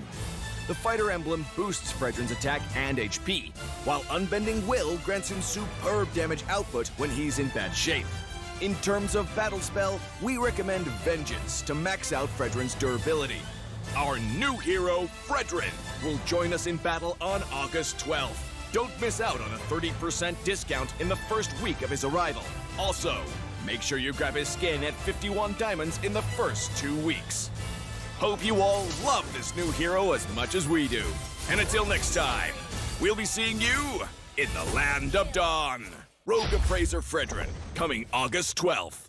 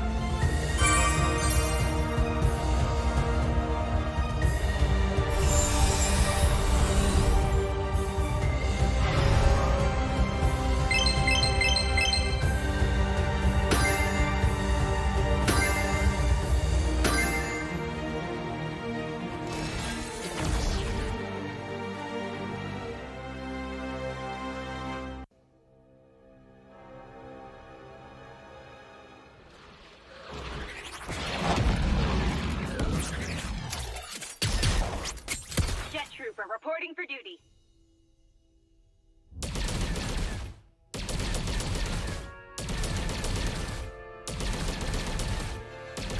Orders received. Prepare to be faced with.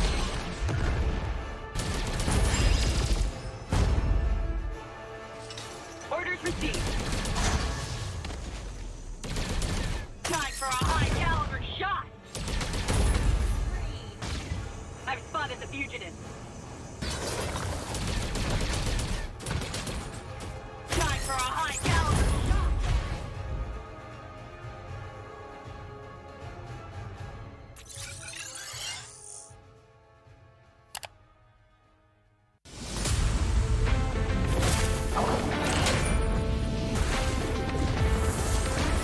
There is no more Monkey King.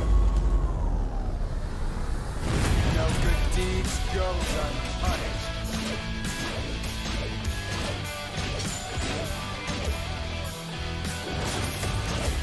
Yeah. Yeah. Cool.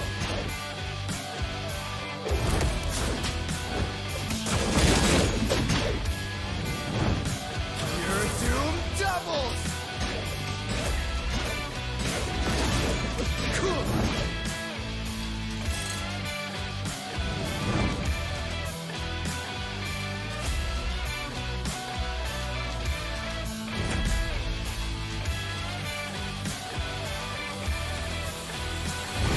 Your doom doubles. Cool.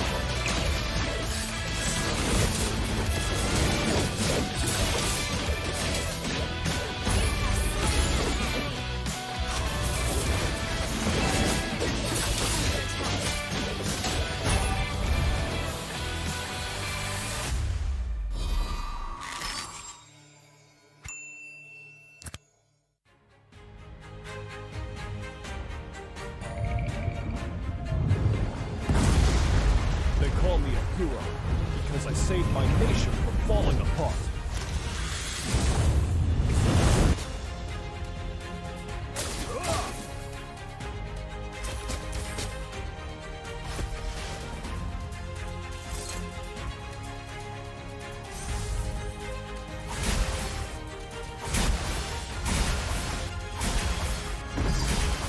Stay loyal. Stay humble. A true warrior. Rain down the fire.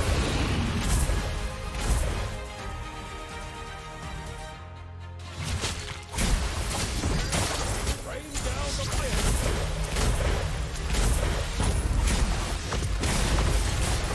Rain down the fire. Rain down the fire.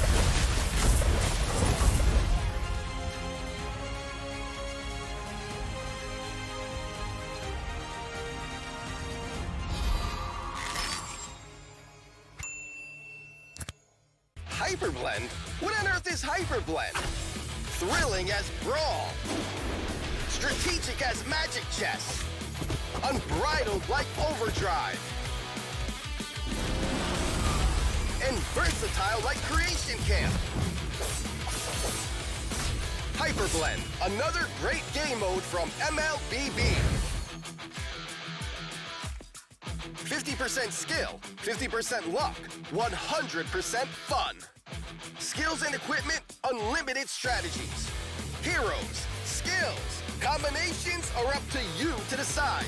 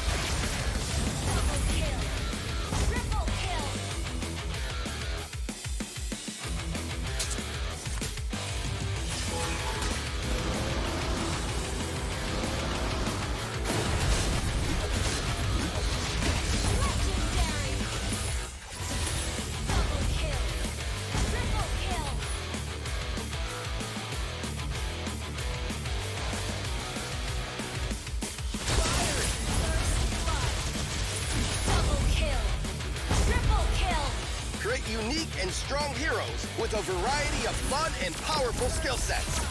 Awesome is the new mode, Hyperblend.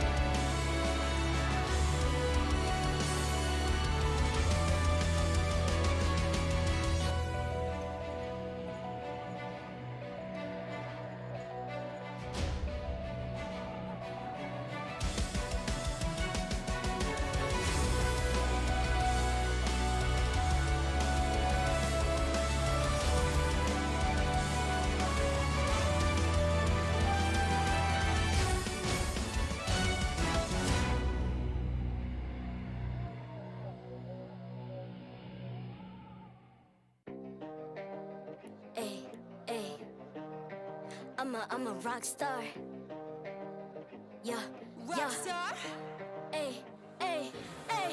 I'm a rock star, baby. I'm a rock star. I'm a rock star. I'm a rock star. I'm a rock star. Panggil aku rock star. Ini kejohanan kita semua orang rock star. Kita rockstar, kita buat saja gaya kita. Makin panas apinya sudah membara. Macam mana pun kau menempuh segala. Demi negara kau buat semua bangga. Step into my world, you know I'm always in my zone. You know I got my team, no I'm never alone. Bring out my best, buat yang terbaik. Jadi juara perlahan kita Get on my way, naik. aku nak push. Naik-naik jadi lebih bagus. Jadi hero, ku ada skill. Berapa banyak musuh aku dah kill. Ramai cuba mencapai, cause they envy me. Tiap game aku pasti jadi MVP. Easy. I'm a rockstar, baby, I'm a rockstar. I'm a rockstar, I'm a rockstar. I'm a rockstar, panggil aku rockstar. Ini kejohanan kita semua orang rockstar. I'm a rockstar, baby, I'm a rockstar. I'm a rockstar, I'm a rockstar. I'm a rockstar, panggil aku rockstar. Ini kejohanan kita semua orang rockstar. Tengok nanti siapa yang juara. Ni peluang kita bawa pulang piala. This is my game, this is my time. Menang semua, everything will be mine. Kalau jatuh kau pasti kembali.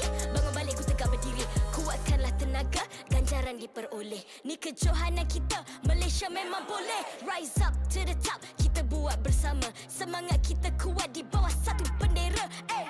I'ma go hard for the win. Win. On the battlefield till the end. I'm trying to beat the greatest anyone has ever seen. Stand by, I'm coming in for I'm the a win. rockstar. I'm a rock star, baby, I'm a rock star. I'm a rock star, I'm a rock star. I'm a rock star, panggil aku rock star. Ini kejohanan kita semua orang rock star. I'm a rockstar, baby, I'm a rockstar. I'm a rockstar, I'm a rockstar. I'm a rockstar, panggil aku rockstar. Ini kejohanan kita semua orang rockstar. Rockstar.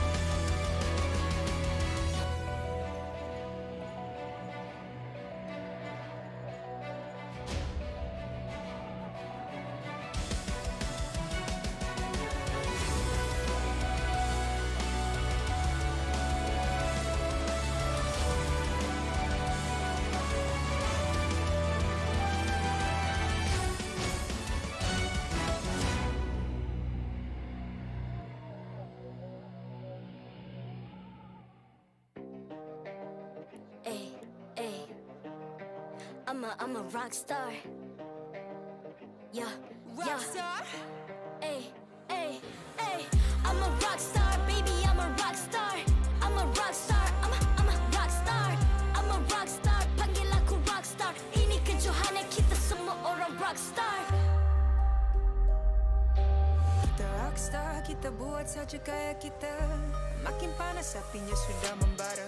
Macam mana pun kau menempuh segala. Demi negara kau buat semua bangga.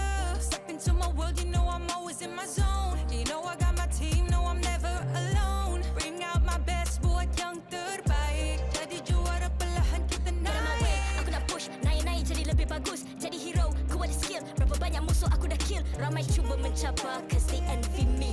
Tiap game aku pasti jadi MVP. Easy. I'm a rockstar, baby, I'm a rockstar. I'm a rockstar, I'm a rockstar.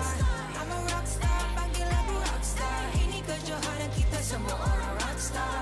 I'm a rockstar, baby, I'm a rockstar. I'm a rockstar, I'm a rockstar. I'm a rockstar, panggil aku rockstar. Ini kejohanan kita semua orang rockstar. Tengok nanti siapa yang juara. Ni peluang kita bawa pulang piala. This is my game, this is my time. Menang semua, everything will be mine. Kalau jatuh kau pasti kembali. Bangun balik ku tegak berdiri. Kuatkanlah tenaga, ganjaran diperoleh. Ni kejohanan kita, Malaysia memang boleh. Rise up to the top, kita buat bersama. Semangat kita kuat di bawah satu bendera. Ay. I'ma go hard for the win. Win. On the battlefield till the end. I'm trying to beat the greatest anyone has ever seen. Stand by, I'm coming in for I'm the a win. rockstar. I'm a rock star, baby, I'm a rock star. I'm a rock star, I'm a rock star. I'm a rock star, panggil aku rock star. Ini kejohanan kita semua orang rock star. I'm a rockstar, baby, I'm a rockstar. I'm a rockstar, I'm a rockstar. I'm a rockstar, panggil aku rockstar. Ini kejohanan kita semua orang rockstar.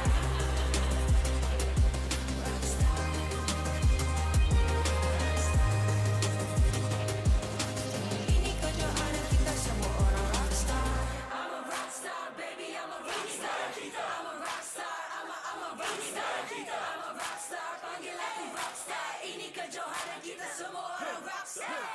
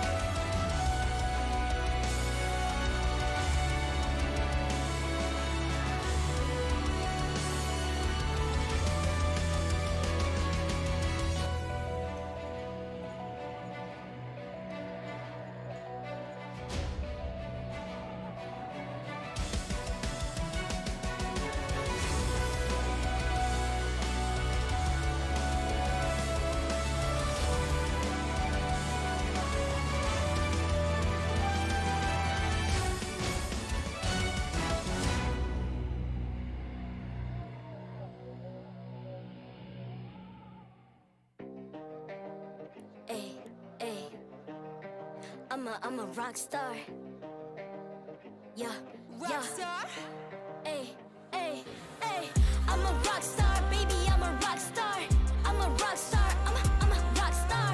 I'm a rock star, panggil aku rock star. Ini kejohanan kita semua orang rock star. Kita rockstar, kita buat saja gaya kita. Makin panas apinya sudah membara.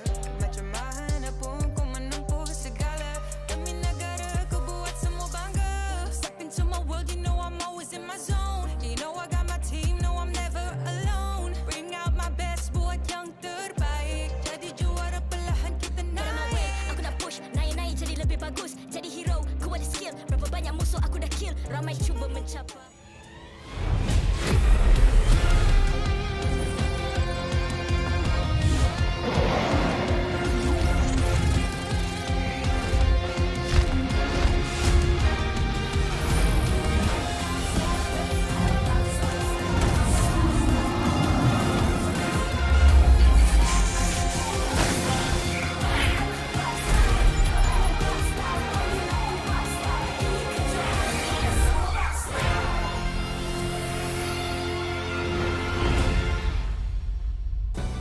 MPL Malaysia Season 10 is powered by Munton, presented by McDelivery.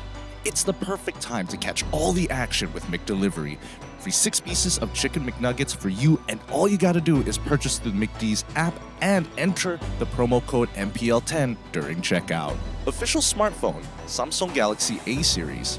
Immerse yourself into the world of Mobile Legends with the official smartphone of MPL Malaysia Season 10. You'll be sure to experience an epic gaming performance on the Galaxy A53 5G. Official gaming chair, Secret Lab.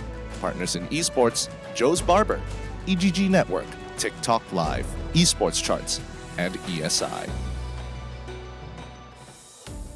They say history repeats itself, and as if ordained by fate, we are bound to witness once again the clash of champions in our second series of the day, TODAK versus SMG. Welcome back to the English cast of MPLMY Season 10 with me, Staffa, as well as Lafel on the desk for your viewing pleasure. Thank you very much, Staffa, and I am so hyped for this game because we have so many powerhouses in terms of names. We got Sasa, we got Smooth, we got Formis, we got Chico, we got Move, we got all of them in this one match where, again, this is basically a rematch of a Grand Finals, and I can't wait to see it. Yep, the Season 8 Grand Finals, in fact, where Team SMG sent TODAK home unceremoniously in a 4-0 clean sweep. They've certainly encountered each other plenty of times since, with TODAK claiming the Season 9 championship seat.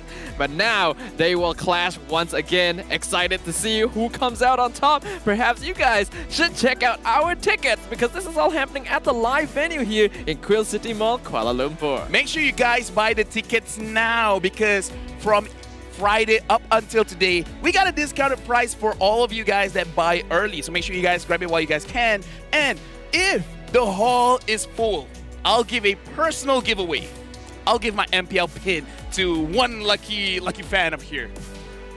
I wonder if we don't have a lot of this. We don't have a lot of this, but I really want to make sure that this hall is filled to the brim, because these players, they deserve it. They deserve all the love and support that you guys give to them. So please buy the tickets. But speaking of the players, let's look at the players where they have arrived on the venue itself, and look at them. They're fully prepared. But again, we got to talk about Humes not being in the TODAK lineup because he's not feeling well. So all the prayers to Humes. Hopefully he gets better.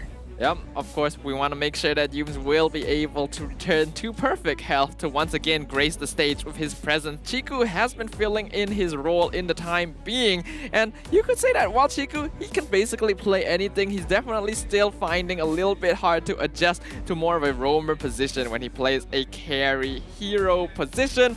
As for Team SMG though, they're certainly at the top of their game. We did just witness them take a 2-0 clean sweep against Suhas eSports yesterday. So they're going to be looking to grow their point lead in the standings even further. If SMG wins this one with 2-0, it's going to be a big statement. Same thing can be said about TODAK. But with that being said, let's grace the stage with the appearance of our players. So without further ado, let's introduce the both of them. TODAK! Starting things off, we have the fan favorites, TODAK, walking up on stage. As we've highlighted, Humes is still unable to play and therefore is going to be replaced by Chiku today. But that doesn't mean that they won't be able to hold their own. TODAK, again, one of the fan favorites every single time, making sure that they go to the international stage. Right now, if they want to go there, they got to perform very well on the MPL Malaysia stage, and going up against SMG is going to be quite the hurdle.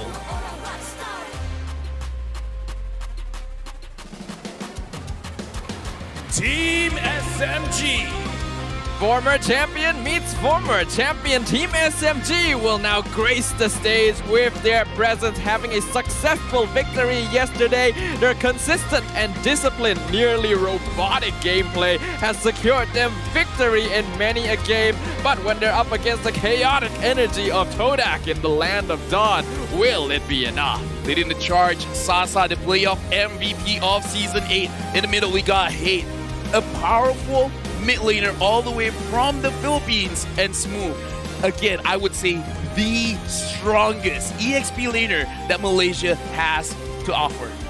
We're seeing the fist bumps from both teams. There is going to be a lot of respect, a lot of acknowledgement between these players up on stage right now because they are fully aware of what the other side is capable of. And I could say the same for all of us watching as well. But of course, we can't forget a very important part of both these teams' rosters, the coaches. Yes, let's introduce the coach from SMG. We got Coach James as well as analyst Lung. And for the side of TODAK, Ajim, the coach.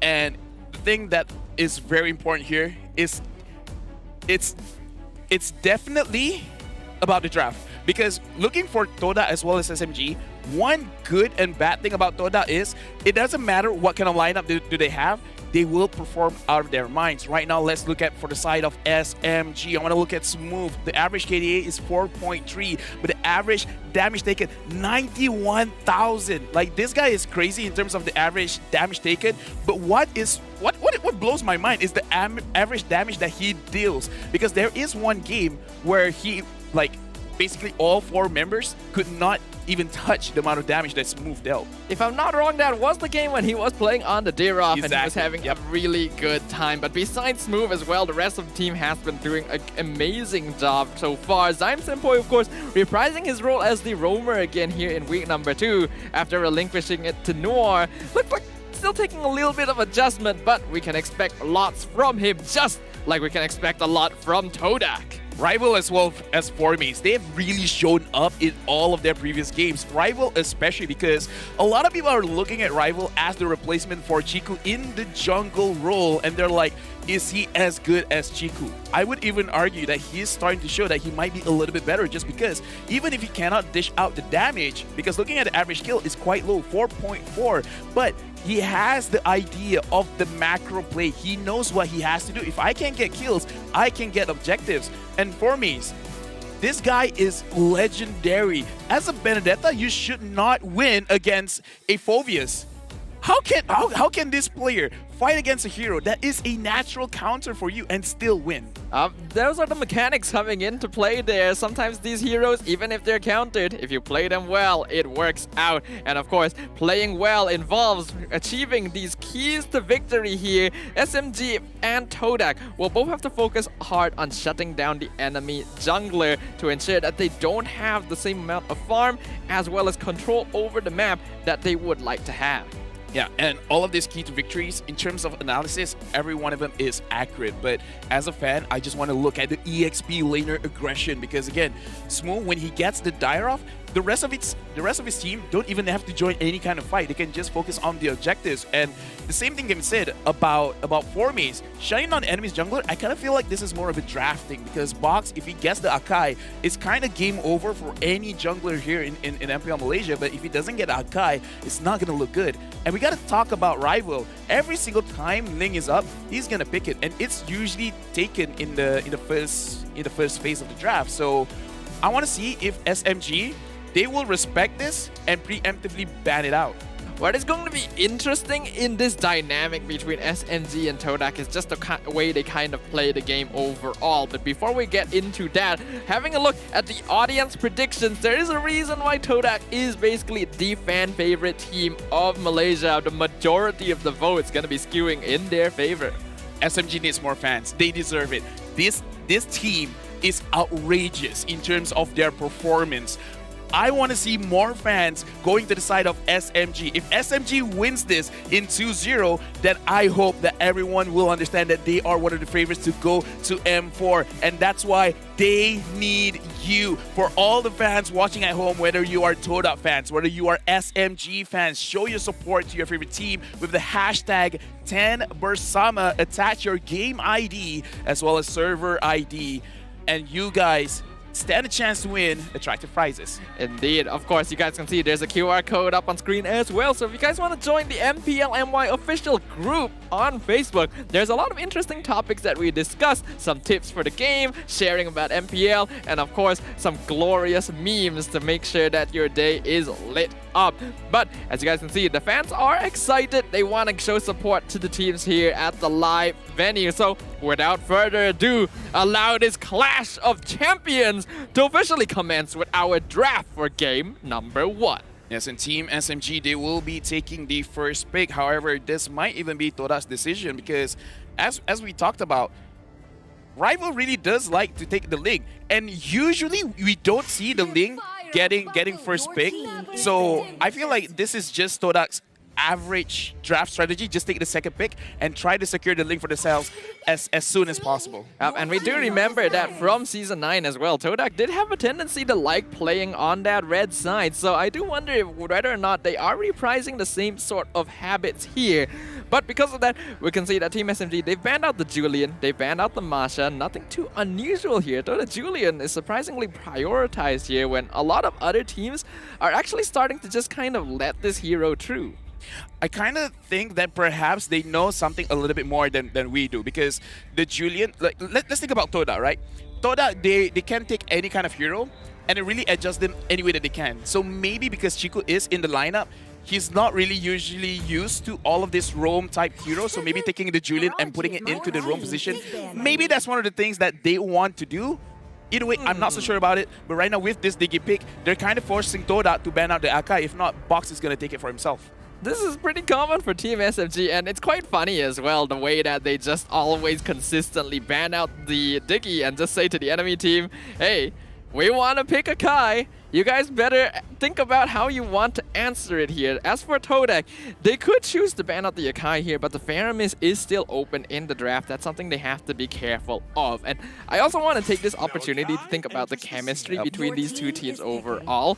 Team SMG is a very sort of disciplined team, very by the book. They will try to get an advantage. If they don't have an advantage, they will wait until they find the perfect opportunity before making any sort of moves. And we know TODAK, they are the kings of comeback. They like to fight, but if they're not looking too hot, they still do have ways of returning into the game.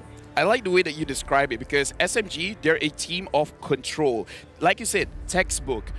Every single job of every single lane is basically to control every single thing. So Hate in the mid lane, your job is to make sure that the EXP as well as the gold lane gets ahead. Your job as a jungler is to make sure you secure your own jungle, the enemy's jungle, as well as all the neutral objectives. But if we compare it to TODAK, TODAK is chaos. Yep. They have order in their madness, but still, in essence, their identity as a team, even when they go up against international teams out there, even all of the other casters are like, yo, TODAK is so chaotic. Even when things make sense, it still doesn't make sense at the same time. You get what I'm trying to say? Yep. It's called TODAK Langar for a reason, and that's why we do love watching them, no matter how confusing their drafts can be sometimes.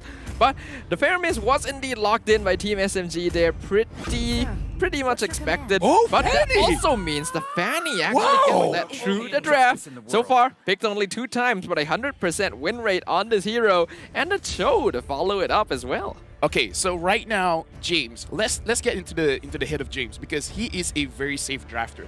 He will draft on what makes sense. Right now, what makes sense to go up against this Fanny? I'm looking at the Kufra, I'm looking at the Franco, but what is Zyme Senpai's basically favorite hero? He's been performing very well in the previous season. I'm not so sure about this season, but his Franco was crazy. It's insane. And the Kufra, I would say, is hit or miss. Once you manage to get your combos down, it's gonna look amazing. But if the Fanny manages to avoid everything, it's gonna look very, very hard, you know? Yeah, besides that, Ruby as well is also not a bad choice for Zyme Senpai. Good counter to the Cho, good counter to the Fanny, and something that Zyme Senpai likes playing. Looks like that is going to be the choice right here. Ruby, so far 67% win rate. Not too bad, all things considered. And the Beatrix will be in the hands of Sasa once again. So like you mentioned, this is pretty responsive from Team SMG. They will pick the heroes that are necessary and try not to reveal too much of their hand to the opponent.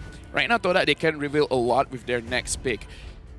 I'm looking at the gold lane because Momo is very good on the Brody, and Brody is essentially a very safe marksman to use, just because his ult tracks everyone no matter how far they go. So in this kind of chaotic kind of mess of a team fight that could happen, taking the Brody might be good, but if he wants to be more aggressive, he could opt for something like a Clint, but it looks like the Esmeralda is going to get picked up, and this is a very good pick just because they can ban out the Dyrov immediately after. Yep, pretty good timing for TODAK to pick up on the Esmeralda, and I do think that they can leave Momo's pickup to a little bit later simply because no marksmen other than 1-1 have been banned out so far, so I don't think Momo will have a difficult choice to make when the time comes. Thereof, obviously going to be the ban out from TODAK. As for Team SMG, they now have to worry about Momo or Moon's hero, and we're definitely seeing more people these days lean towards banning out mages, but looks like Claude is going to be the choice from SMG. Them banning out the Claw does show that they perhaps want a artillery type style of play from the Beatrix, and perhaps okay, because most probably this Faramis is gonna go to the mid, right? Kate is most probably gonna use this hero. Yeah. He used it before, it looks pretty good, and we are assuming that this Ruby is going to the roam position. So all that's left for Team SMG is the jungler as well as the EXP. Dyrov has been banned. I kind of want this hero to be banned, not because it's a good hero to ban, just because I don't want to see this matchup over and over again, which is the Uranus. And okay, looks like Boxia is gonna be banned, so they're focusing on Box's hero pool. Okay, they're actually forcing Box into more of an assassin playstyle here. They're saying, we're not going to give you the safe junglers. And I think this is quite safe as well. It's a very good idea because they know how terrifying Box can be on the Boxia. He will keep invading the enemy jungle and stealing buffs away. And when you have a hero like the Fanny, you cannot give that sort of privilege over to your opponent. So I like TODAK's bans overall. As for SMG, are they still worried about the marksman? As you highlighted earlier, the Brody is still a danger. But is it worth going for another marksman pick? Do they want to ban a mage at this point when not a lot has been removed? Looks like they are still actually going to ban Eve. I think it's an overall good ban just because Moon hasn't shown a lot of heroes for this season. So forcing him on a pick that is less comfortable might be pretty good because other than the Eve, he's used the Xavier, and the Xavier also did not really show good results. Overall, I would say one of the safer picks would be a Kagura, but perhaps maybe they could wait it out for just a little bit because the thing about Moon is, actually not about Moon, it's about TODAK. TODAK, their duo mid is almost the exact opposite of Min and Man, where they always move together, and for the side of TODAK, they always move away from each other, right? They're trying to expand their reach so everyone handles one specific zone of area. Taking the Sicilian, I think, is good just because you can secure your late game, number one. Number two, he can pseudo take care of himself as long as he has his ult, as long as he has his sprint. He should be able to take care of himself, even if Chiku is not there to mitigate some of the damage.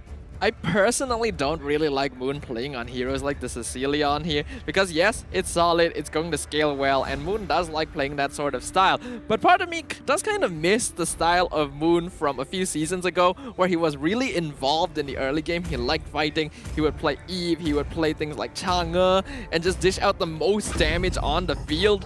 I kind of wish we get to see that a little bit more these days, but this is TODAK style now. They want to play for that late game. Team SMG lock in the Tammuz as well as the Pakido in the jungle. You want to know what is the big difference? The previous Moon and the current Moon. Previously, he had E1.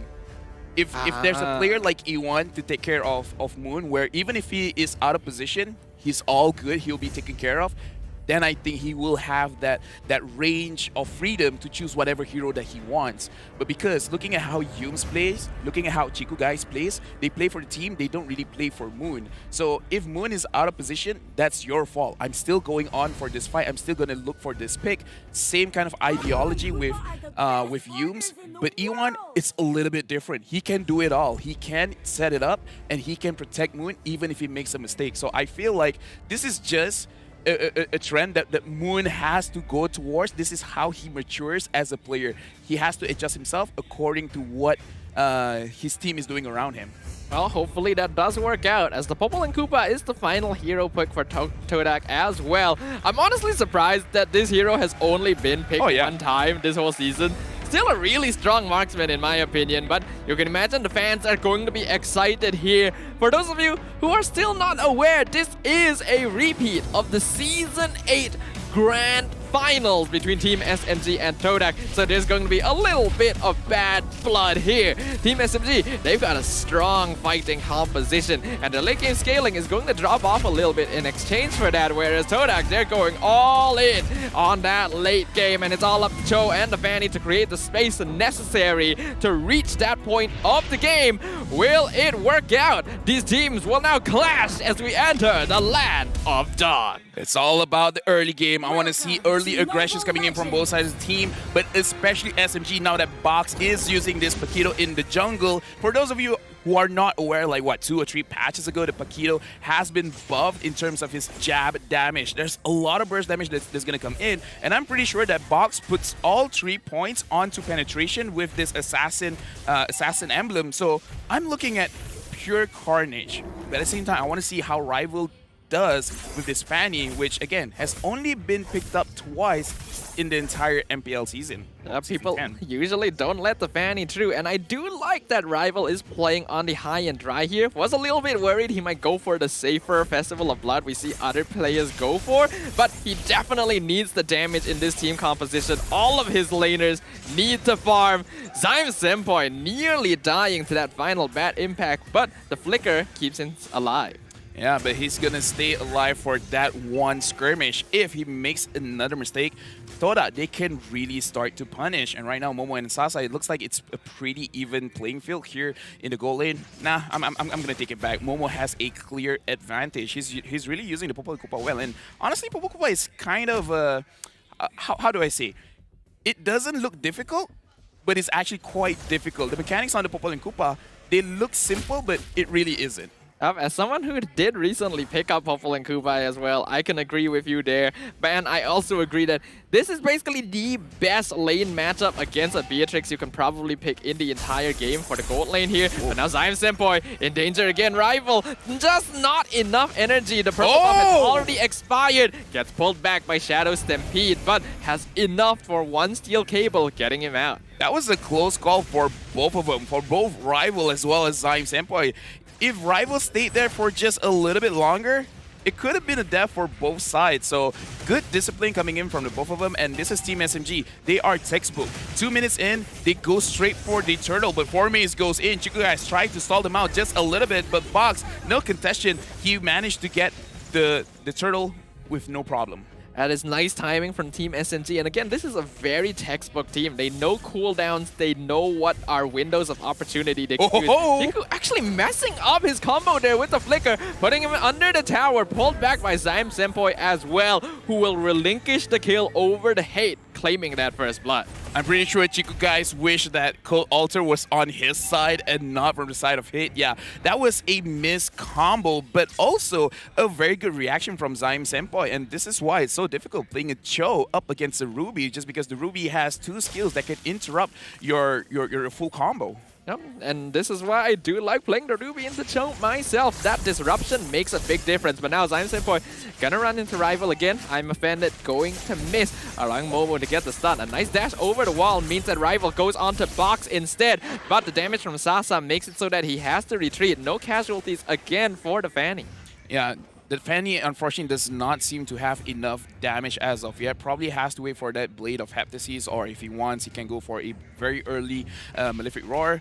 Sasa is getting focused on to Chico guys. Right now, I feel like their only target is to get as much gold as they can from this from the shield, and looks like they managed to get all of it. A very good play, but Sasa and Box try to fight back. Chico guys taking quite a lot of damage, but he managed to run away.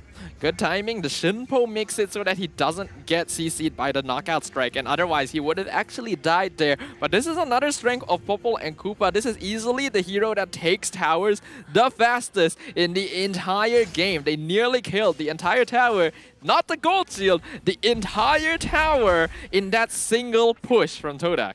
Yeah, and Momo having this Weapon Master on this Popol Kupa, any kind of items he builds, the damage number is going to be way more than what you would originally expect. Turtle has spawned, and Team SMG, looking at the position that they have right now, 4 of the members are actually well positioned to secure this for themselves. Yeah, Smooth on top of it alongside Box. It's already down to half HP. Rival nowhere nearby. Looks like they're just going to give this away since Rival already used his Retribution earlier, probably to secure a jungle camp. Meaning that Team SMG will keep their net worth lead for now. Top lane being threatened, but because Sasa is being pushed so far back by Momo, Rival can't even make an attempt onto the Beatrix. It's not a good laning phase for Sasa, but it's completely fine as long as the rest of his team is doing well. He has not died yet, so that's still good. Rival, that was a mistake. Smooth managed to take him down. Right now, he's focusing on the Formis, and this is why I say Smooth is one of the best EXP laners here in Malaysia. That was just a mistake by Rival there. You don't do that kind of damage to someone that already has popped the battle spell, the Vengeance. I'm pretty sure Rival ended up killing himself there because under ordinary circumstances, a Tamus would not be able to kill a Fanny. But now Chiku in danger. The double knockout strike into the cult altar. But the bad impact makes it so they can't go further. Yeah, but either way, Chiku so far, he is... I would say his career for this season as a roamer hasn't been good just because people roughly know how aggressive he is, so he usually gets punished. Zyme Senpai pop up the conceal, but noticed by Momo, no trade is going to be done. We have to note, however, that even though the entire top tower was taken by Momo, full gold shield and all, Team SMG actually still has the gold lead, so I'm wondering where that difference is mainly. We see Rival finally has the Blade of Heptases. Oh my goodness! The shotgun to the face. Yep. As my mom told me, if you get shotgun to the face, you will die. Yep, that's usually the case. Yeah, my mom did not lie to me. I appreciate that very much, mother. Right now, Formis is going to get targeted by 2 members of Team SMG. He tries to run away. He already popped his sprint. Smooth is there. Chiku, guys, unfortunately, still a botch combo, so they won't be able to get a kill. Box is still there, trying to dish out damage to Chiku. So far, Chiku just making sure that his friend stays alive. They're going for Smooth. Smooth is so low. Box comes to fight back, and Box kills... Box steals a kill! This is kind of frustrating here. TODAK are making some really rookie mistakes you wouldn't expect from a team of this kind of experience. Chiku obviously not very comfortable in the roam position. That is the second Way of the Dragon he has muddled up there. Otherwise, that should have been an easy kill onto Smooth, and that's just going to allow Team SMG to balloon even further in the net worth lead. Yeah, I apologize for that very bad play-by-play, but the thing is, I was expecting when Chiku goes in, someone else follows him up, but come on, like this is one of my worries, that they might have some miscommunications here when one person is going forward and the rest are retreating. They need to make sure that they are in the same page. Well, hopefully they're able to find that same page pretty soon. Right now, Team SMG in a very comfortable spot. Chiku forced the flicker to get away. That's a very important initiation tool for a Cho. Meaning that Chiku not going to be able to make a good catch on his own for the next 2 minutes or so. Yeah, and Rival not doing so well, 0-2 and 0. It's going to be hard for him to really give an impact in this game. The best thing that he can do is to focus on to Sasa, but if Hate is there, if Zyme Senpai is there, I find it very difficult for him to burst out Sasa super fast, because the moment you see the Fanny, you just pop the Cut Altar, and if Rival preemptively does damage, Chiku, guys, taking a lot of that, by the way. Sasa tries to snipe him out. Rival is here, and unfortunately Momo has to use his flicker. Hate wanting to go in, but he has to be careful. Moon is there. Moon is still looking strong. Rival goes in, he manages to get Hate, and Rival goes away. Formis is focusing on to Zyme Senpai. Zyme Senpai misses his ult, getting pushed back by Box. It's unfortunate, but that does happen sometimes. I think that's a good disengage, though. They end up only losing Hate there, and now you actually do have to kind of respect Rival's damage. He has the Blade of the Heptases, so he's going to be doing a lot of DPS. Overall, though, Team SMG, we're still making... Oh, hold on. They're actually going on to Moon now. Will he be able to escape? He sidesteps pretty well, but the Cult Altar will secure the kill. This is what I said before we go into the game. For the side of TODAK, how they really control the map is every single player has their own zone that they have to control. So we will see a lot of times where some of the members of TODAK, they'll be alone, out of position. Even if they're in a safe spot, just the fact that they are alone, the turret, the tower can only focus on one person at a time. So if 3 people goes in, even if you trade 1 for 1, I would say trading 1-for-1 for a Sicilian is pretty good. Yeah, absolutely. As long as they can delay Moon scaling for as long as possible, Team SMG will be in a pretty good spot. On top of that, Zainsenboy actually going to miss that hook there, so Chiku does just narrowly escape. That could have been quite dangerous considering the shotgun Beatrix right behind him.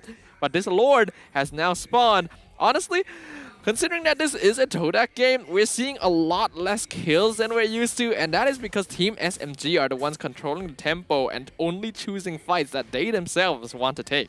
Personally, I casted the TODAK going up against Team Hot game, so even if we go like 20 minutes, I would say TODAK still has a chance of winning. They just have this crazy combat potential right now. Smooth is gonna go in, and he's gonna get kicked out. Is that the real choice they want to do? Rival secures the kill. Hate popped his altar. They're gonna focus on 2 4 mains. Look at the amount of damage that he took. It looked like he had 0 shield in that fight. Yep, the Esmeralda is a tanky hero, but not when face-to-face with Wesker. They do trade 1-for-1 there, and I don't think it's too bad, EXP for EXP, but now Chiku in a lot of danger. He's to safety, and Sasa is taken out! Killing spree going over the rivals. Zainsenboy picked up as well. They lose Chiku, but they get 2 more from SMG. Look at that bait! TODAK just fished the kill! Chiku guys just like, yeah, I'm out of position. I'm out of position. What are you going to do about it? And Rival just goes in. Looking at the items over here, Rival already has the Blade of Heptases as well as Malefic Roar. So yeah, he will deal quite significant amount of damage. And in terms of Team SMG, the only one with armor is just Smooth. Yeah. Oh, and Ruby as well. Yeah, it did take a while for Rival to hit this, but this is now his power spike. He is the one in control of the map. Team SMG needs to be prepared for this burst damage from the Fanny. They have the time to cult altar perfectly. Lord going to be started on. It's quite low on HP. The box on top of it. The pull onto Chiku will disable him as the cult altar comes out. They're gonna 50-50 this Lord. Don't know who he's going to, but it is Box who secures it. Zainsenboy gets taken out. Mega kill going over the Rival. They pick up Chiku, but they also lose Box in exchange. Yeah, but Box managed to secure the Lord for Team SMG, so that is still quite clutch right now for the side of TODAK as well as SMG. Even though we saw a pretty crazy team fight, I would still say it is Team SMG's game. They're in full control. They only have to make sure that Rival is taken care of. And unfortunately, because they couldn't do that, Sasa was focused down, Hate was focused down. And right now, Rival, as well as 4Bs, they're just focusing on the Lord. And it looks like this Lord is not going to do anything for Team SMG.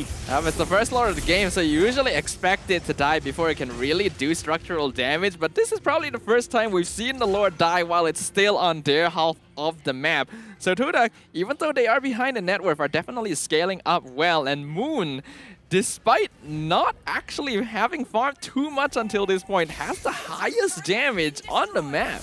You gotta respect the poke damage because he wants that stack, and if he wants to make it matter, he might as well just dish it to the heroes, right? He might as well dish it to Hate, Zainsenboy, Sasa. I mean, like, if you're trying to tank, then might as well. And Moon's damage is just gonna scale up more and more after this. Chiku guys found Hate. Is he gonna do anything about it? And look at the damage coming in from Sasa. Chiku guys unfortunately cannot go away. Boss is gonna focus onto 4Maze. 4Maze tries to run, but he can't really do anything. Smooth finds Momo tries to run away, and Smooth is still chasing after, and there's nowhere that Moon can go. And TODAK made a big mistake, and Team SMG capitalized on it. Yeah, I already saw that combo. The Zainsenboy and Sasa waiting in the box is actually chasing this. He's going for it. Rival gonna get shut down. No energy to escape. That's gonna be 4 kills going over the Team SMG. An excellent ambush into a series of dives. The jab, man, the jab. And again, we saw no energy. What can you really do? You can just...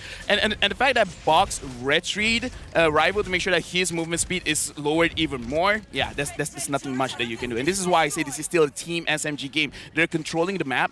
And Team TODAK, let's face it, they do have this positional mistake where they put themselves in trouble. Chiku guys goes in, and then everyone else tries to help. And look at the AI winning prediction brought to us by McDelivery, 67% for Team SMG.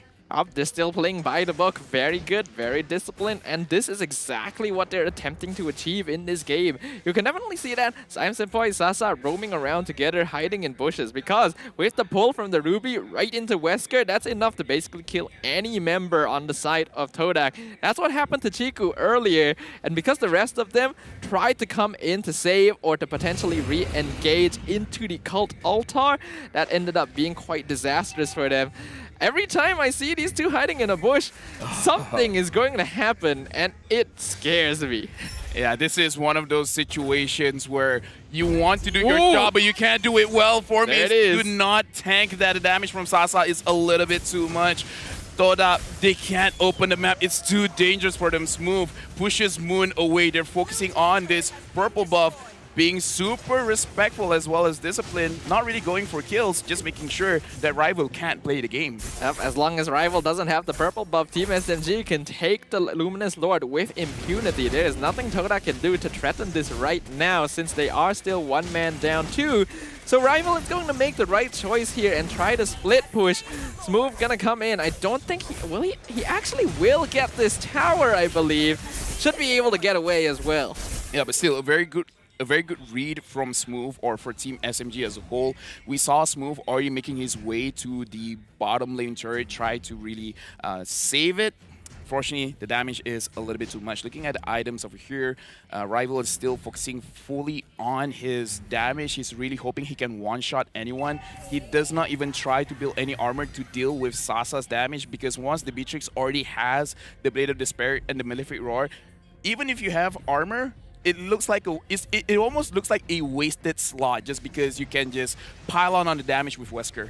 Yeah, it doesn't really matter too much, so I understand what they are trying to go for here. But if we look at the items, despite TODAK being 6k gold behind, they are actually farming quite well. Moon especially is actually quite even with people like Sasa on the side of SMG, so he will be doing a lot of damage. But the same can be said for this Lord right now, pushing in already half the health of the mid inhibitor, falling in favor of SMG. Rival, he's doing the same thing he was doing on the Ling previously too.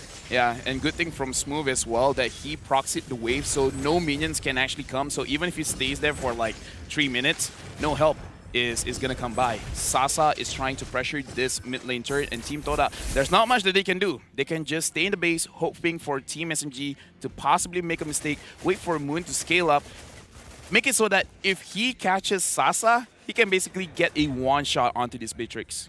This is an ideal state for Team SMG right now. They are in full control over the game, and this is when they will be strongest here in the late game, when they have the lead.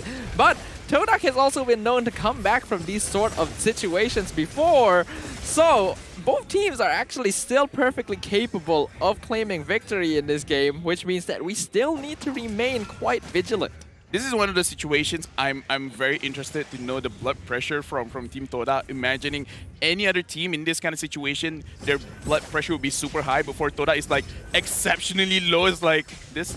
We even do this in Scrim, guys. Like, this is a little bit too normal for us. This is just another regular work day for the players under the TODAK banner here. You can see they're even pushing out to try and make aggressive plays despite their position. So they don't mind at all. Senpoi, he doesn't know how close he was to catching out Moon right there. If he did that, that would have been bad. But he does get it. Flicker forward into the hook. Chiku will bite the bullet. A really good sacrificial play. Look at but Box! it might not be enough, because Box finds Moon in the back line. Rival not doing enough damage at all, but Formaze actually picks off Sasa by himself. Box finds the triple kill onto Momo, and now they're all piling onto Formaze. Maniac going over the Paquito on Team SMG. How many Maniacs have we seen here in MPL Season 10? This is absolutely crazy. And again, TODAK, it did not look like they were from behind. They actually took that fight, trying to do something.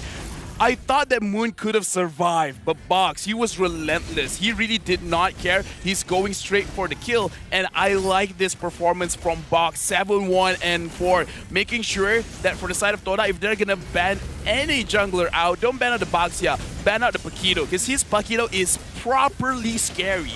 Indeed, Box is actually very comfortable on these types of heroes himself. After all, he did have his roots as an assassin player, so this is a pretty good mid-ground comparing his tank junglers as well.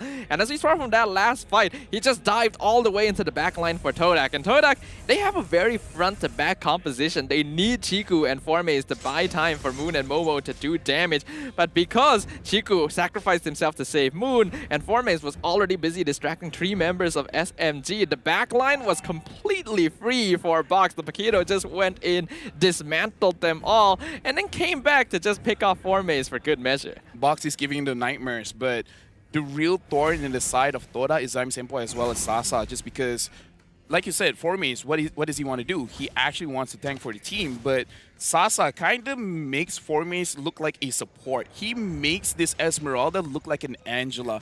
Not much damage can be taken here, and Team SMG just got a free inhibitor turret here in mid, and looks like they're going to continue with the pressure. They want to see if they can get bot inhibitor as well. Koopa will tank a few shots from Sasa, but it's not going to be enough as now Smooth is just zoning them out. Zyme Senpai nearly dying, staying under the tower a bit too long, but he is fine. Rival still cutting off the wave, but there's still one more coming for SMG, so TODAK needs to defend that as well as top lane. Zyme Senpai actually jumping in with the Cult Altar. He gets a nice hook, but not enough follow-up from Team SMG, and they do have to back this off. Not able to find the correct angle. They need to respond to Rival. This is usually how Toda wins their games. They get the desperation from the enemy team, and we saw the desperation coming in from Zyme Senpai going in, trying to engage, but Toda with a very good disengage as well. They're reading SMG because, again, SMG, they're very textbook, but the thing about books is that you can read them. And as of right now, it looks like Toda is not illiterate. They know what they're being shown here, and Team SMG, they can't be too comfortable because, again, this is a situation that even Toda is comfortable with, but I'm not comfortable with Moon's position. Moon, back up a little bit. That's a little bit too far. Moon is going to get caught off by Smooth, but he manages to run away. Smooth is going to get targeted. He has his immortality, and they're trying to pop it right now. It has been popped. Zyme Senpai goes to the front. Cult Altar has been used, focusing on to Chiku. His own immortality has been used. Formaze has to run away. Right now, the Cult Altar has been expired. Formaze goes back in. He tries to tank damage, half HP gone, and Team Toda, they played that well. That's actually a beneficial trade for TODAK. They trade the immortality on Chiku in exchange for Cult Altar and the immortality and Vengeance on Smooth. That is pretty worth. That allows them to push up the top lane tower. They're gonna take that. The Lord is coming up in 5 seconds, and TODAK are the ones in control of the river side.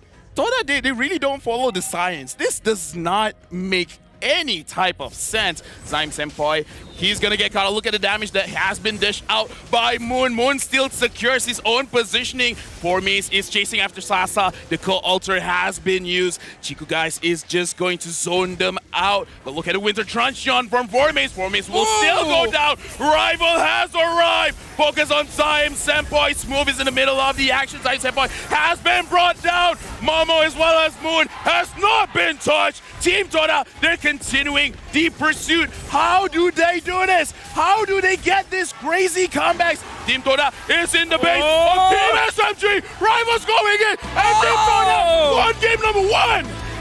The King of Comebacks moniker is not just for show, ladies and gentlemen. We call them the fan favorites, and they have rewarded us time and time again. How quickly the tables turn. GG, well played. This is a Toda special. This is a Malaysian special. This destroys people's confidence. Imagine having that big of lead. Imagine having that kind of control in the game, and then ending up losing it. And the thing is, it's just like, what, 1-2 plays, and then that's it, checkmate. Unfortunately, that is TODAK's style right there. And if we look at this draft, I think this is exactly how they were planning for this to go, right? They have much better late game scaling as compared to Team SMG. So they wanted to try and use Rival to get an early game advantage. When that didn't work, they knew, okay, we just have to bunker down, wait until Moon scales up, wait until Momo scales up. They won't compete to us because all they have for the late game is Sasa. And once you saw that last fight, Formaze, he had a vendetta. He was walking in, like, you shotgunned me in the face a few too many times. I'm just gonna walk up to you now. You can't do anything to me. And like I said, SMG, textbook. Formies read what Sasa was gonna do. And that's why the biggest difference was that Formies actually had a Winter Truncheon. He sold his Winter Truncheon, but the thing is, he went in front. He knows when Sasa is gonna pop his basic attack as well as his ults. Like, Winter. And then all the damage is mitigated because he's in iframe. You can't touch him when he's in Winter state. And then that's it. The majority of the damage coming in from Sasa is gone, and then that's the time where, for the side of TODAK, they could just walk in and dish out the damage. And even though Momo did not have a kill in this game, I would not be surprised if the damage that he dealt was crazy. Yeah, Popol and Koopa dishes out a lot of DPS from the backline. But yeah, the Winter Truncheon play from the Esmeralda really made a big difference there. Because Formies bought so much time, all of SMG's damage was thrown onto him. Let's see who the MVP is going to be for this game, and it is none other than Rival, once again doing God's work for TODAK, keeping them in the game by constantly split pushing that bottom lane.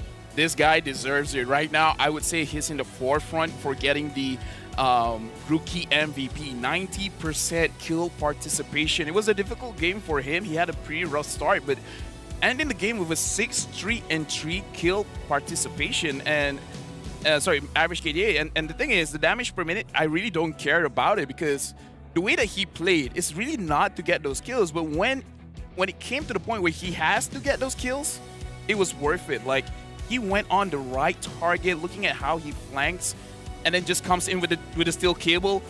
That's beautiful, man. Yep, and he still went full damage too, despite not having a good start. That's greedy, but much respect to him. Looking at these highlights here, we already knew that in the initial stages of the game, Team SMG were in complete control. Once they hit that level 4, once they're in that mid-game state, they are really, really strong. There's not a lot that TODAK can do to them because they just have more built-in damage with less items. And that's why they were able to get so many pickoffs, get so many kills. TODAK, they got a few in return, but SMG had firm control over most of the map for the first 15 minutes.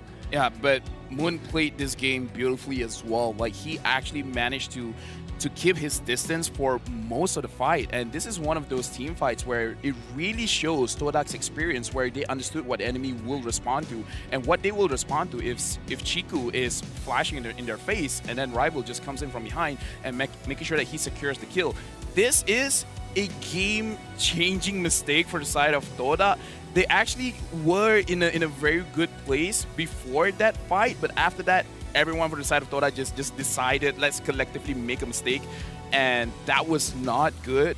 But the reason why Rival is the MVP is just because this is a game where they should have lost. The moment he noticed that I'm not going to do anything in this team fight, he's looking for the push.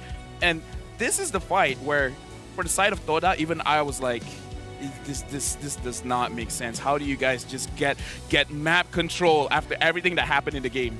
Team SMG unfortunately kind of tunnel vision there. They threw all of their damage onto Formies and allowed the rest of the TODAK to just dish out the DPS they needed.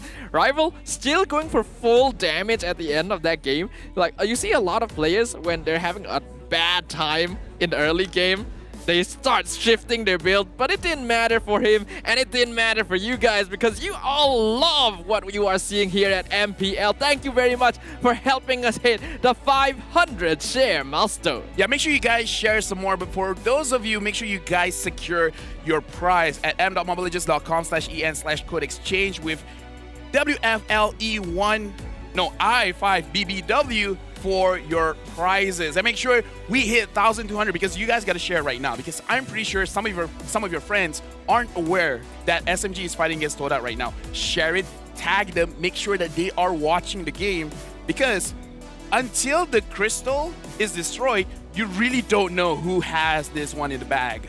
Yeah, this is truly a match for the ages. However, we do have to highlight, I feel like one of the biggest weaknesses of Team SMG is that, yes, they have really good by-the-book, textbook, perfect discipline, gameplay, but if there is a team that is able to disrupt that flow, disrupt their momentum and control over the map, they fumble, they lose control, and because of how safe they play and how much they need to know, like, we can win this fight before they start fighting, it allows a more aggressive team like TODAK to just dive in and take control of the situation. I would say it's a different of comfort, right? Because by the book, but the thing is, I talked with the players of TODAK, and if you open their wallets, they all have a library card.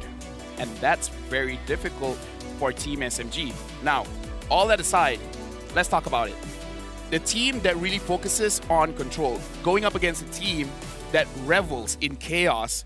And we look at how, for the side of TODAK, they keep forcing this chaotic nature onto their opponents, right? And their opponents have no choice but to follow suit. And look at, for the side of TODAK, Moon did 99,000 damage. Wow. I thought Momo was gonna do a lot. 27,000 is still respectable, but 99,000 from Moon, that's crazy. And a lot of that was before he even hit like his third item. Yeah, he was like doing like 45,000 damage ish at the start of the game. Like, I don't know, after the first two turtles. I did mention that I preferred Moon playing on more aggressive mage mid laners, the Eve, the Chang'e, stuff that we saw in previous seasons, and he just straight up says, I'm gonna prove to you that Cecilion can be an aggressive mid laner. Here's the proof right here, nearly 100,000 damage in that game alone, just eclipsing every single other player in the game. Literally no one even comes close to Moon. That's just incredible. I want to see more of this because Moon has been crowned the king of mages here in Malaysia, but let's face it, a lot of mid laners are really threatening his throne, and if he does not at least do this much, then it's going to be very difficult for him to really stand out as a mid laner, especially now, Rival coming in, even though Moon eclipses him in terms of damage, but the amount of control that Rival gave into this game is something spectacular. It absolutely is, but I do think that a lot of props have to be given to Rival as well. Again, he is using that split push. He's using the mobility of his hero to make sure that his team survives in the game, because they know if you let TODAK get to the late game, if you allow Moon to scale, you allow Momo to scale, things will change. The paradigm will shift. And the fact that he's willing to do that, and because he went full damage, he actually was still contributing in that final fight. Usually you expect, oh, Fanny's gonna fall off, become pretty useless at that stage of the game. Because he had all damage items, he was still as effective as any other DPS. I feel like we should give a moniker to Rival, but what kind of moniker? Because he's almost like the magician. Like, I'm in the team fight, and now I'm not. Now I am at your turret, now I'm not. Like, he's executing this split push strategy is so good, and I feel like this should put a target on his back when it comes to the bans, because he can do the same thing with the Ling, he can do the same thing with a Fanny he just shown. I kind of feel like he might be able to do the same thing with a Hayabusa. It's just that all these heroes should now be a higher priority when you're facing up against TODAK, and we just hit 500. Now we just hit 800 Wow. shares. Do not stop. The game is about to start. Share some more. Make sure everyone watches this game, because again, you will not believe who wins this one. That is impressive, honestly. That's easily the fastest shift between tiers I have seen so far in Season 10. And we can tell that you guys are loving this. The fans here at the live venue are loving this as well. I think all of us are going to be excited to find out how this ends. Very nice. Yeah. We're going, yeah. I just have no words, you know? Yeah. I'm a little bit caught for words myself. So let's just let the game speak for itself. We're entering the draft for game number 2. I'm just gonna translate for all the international viewers. Basically what the TODAK fans were saying, like, TODAK is always in our heart, and I know why. Wow. Every time I watch a TODAK game, I feel like I'm about to have a heart attack, right? So every single time we watch the TODAK game, we'll all be holding onto our hearts like, What was that game? TODAK is always What was in your that game? heart, but your heart will always be in your stomach. Well, the thing about guys is we love our stomachs. So Yep. that's why TODAK is such a Malaysian team, you know? Yeah, they know how to appeal to the senses. They know how to fill our bellies full of satisfaction from watching an MLBB game. They know how to appeal to our Langa instincts. And you just enjoy watching them, but the same can be said for SMG. Sometimes you just have a little bit of appreciation for a team that can pull off such clean mobile legends. And we'll find out whether or not they can deal with the chaos that is TODAK here in game number 2. I hope I don't jinx it, but I want SMG to win. I don't want this series to end. Like, That's quite a thing to say.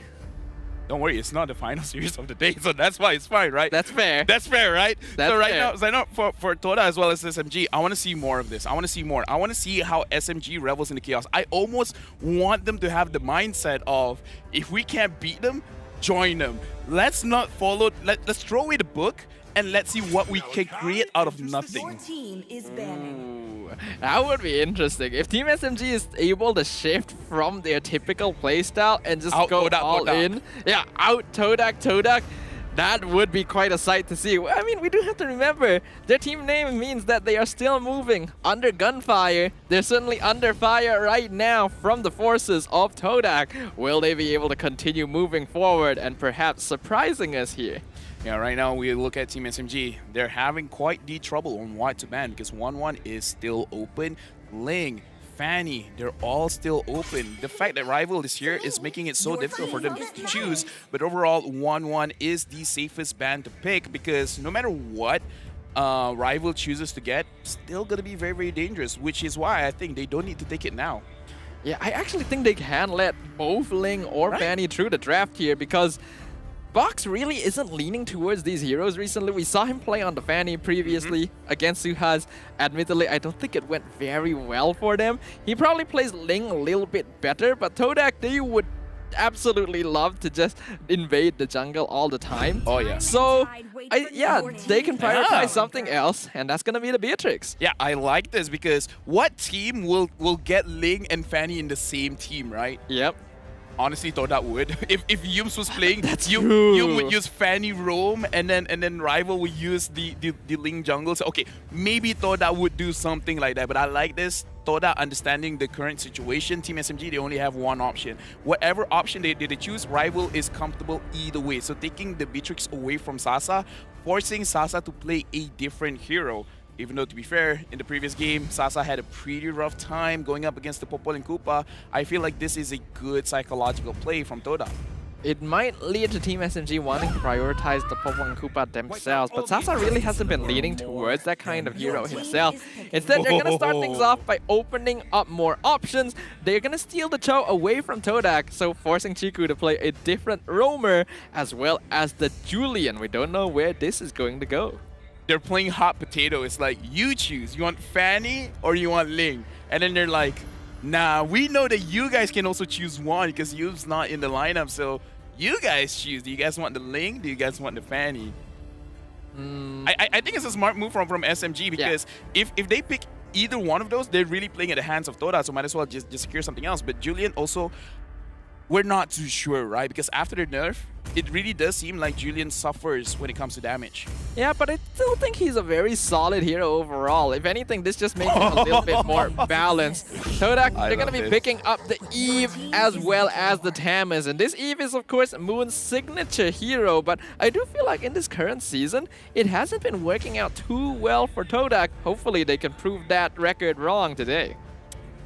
Trigger finger, we talked about that quite a few times. Right now, they're both of these teams, they're really trying out each other's patience. So since now that Claude has been picked up, I'm guessing both of those assassins will be banned out. I'm talking about the Ling, I'm talking about the Fanny, but that kind of works in TODAK's favor as well because they're forcing bans onto Team SMG and they probably expect this. So Rival has a lot of time on his hands to really figure out what is the third option. Either way, this is uncharacteristic. TODAK doing very good in the pick and bans.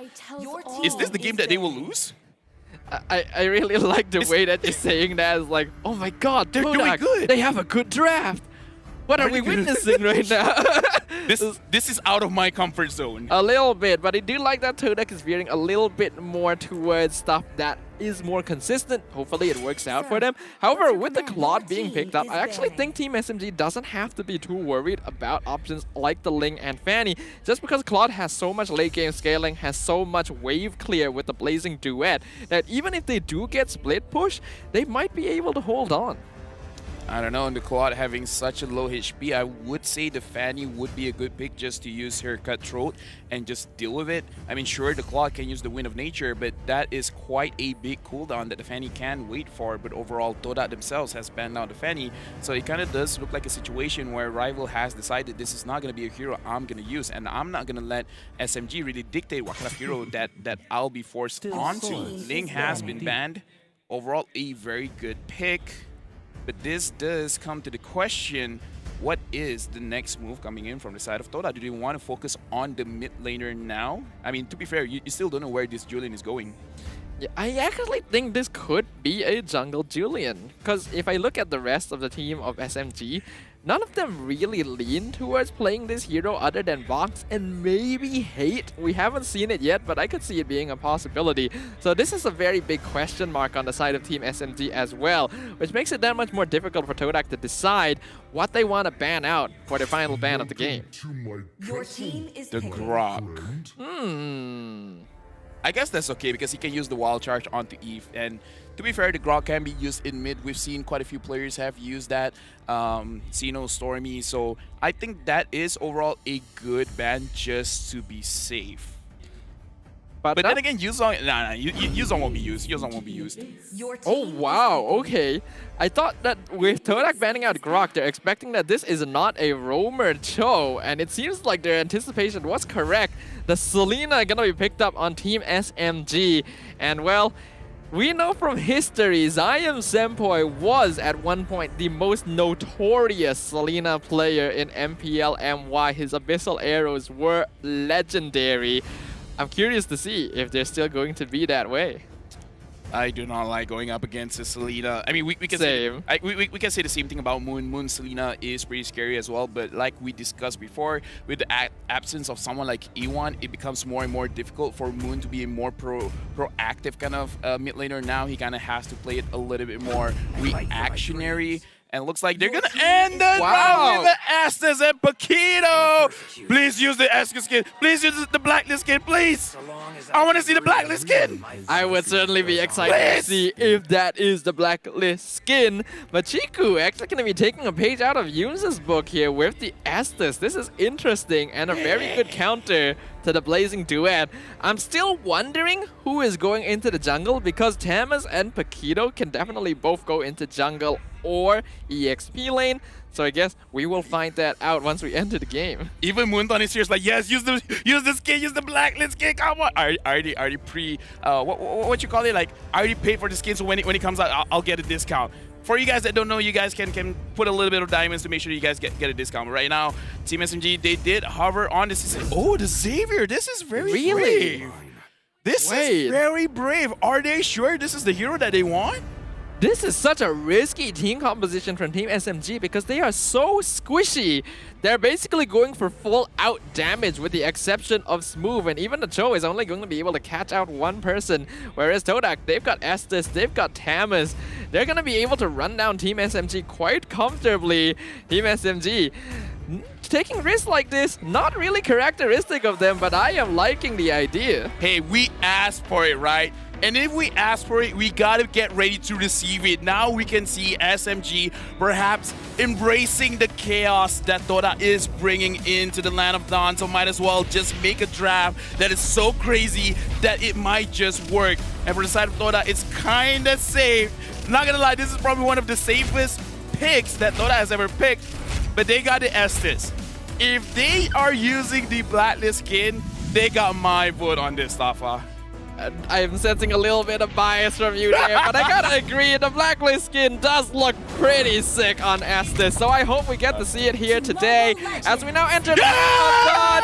Yes, it is! is, and you can hear the crowd go wild. Also, LaFell returned to his primal instincts, but I can't blame him. This is probably one of the nicest skins that has come out recently. I should have given a warning for everyone wearing your headset, your headphones. I am so sorry, but again, you guys can't blame me. Rival is going to use the Thamus in the jungle, and yeah, so far looks like I was looking for if he was going to use the Veteran Hunter, but nah, he's still focusing on the main objectives, which is the Turtle Lord as well as the turrets.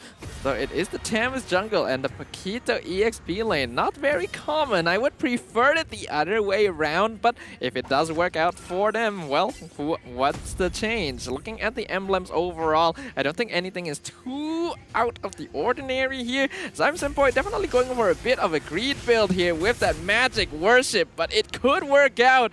Moon nearly dying from the burn, has to use the regeneration just to keep himself alive. All right, look at that. Rival is getting chain CC'd and looks like he will. Yep, he still dies. First blood goes over to Sasa's move. Doesn't want it to end. He's focusing on to Chiku, guys. He's going to get focused down, and looks like another kill is going over to Team SMG and is going over to Senpoi.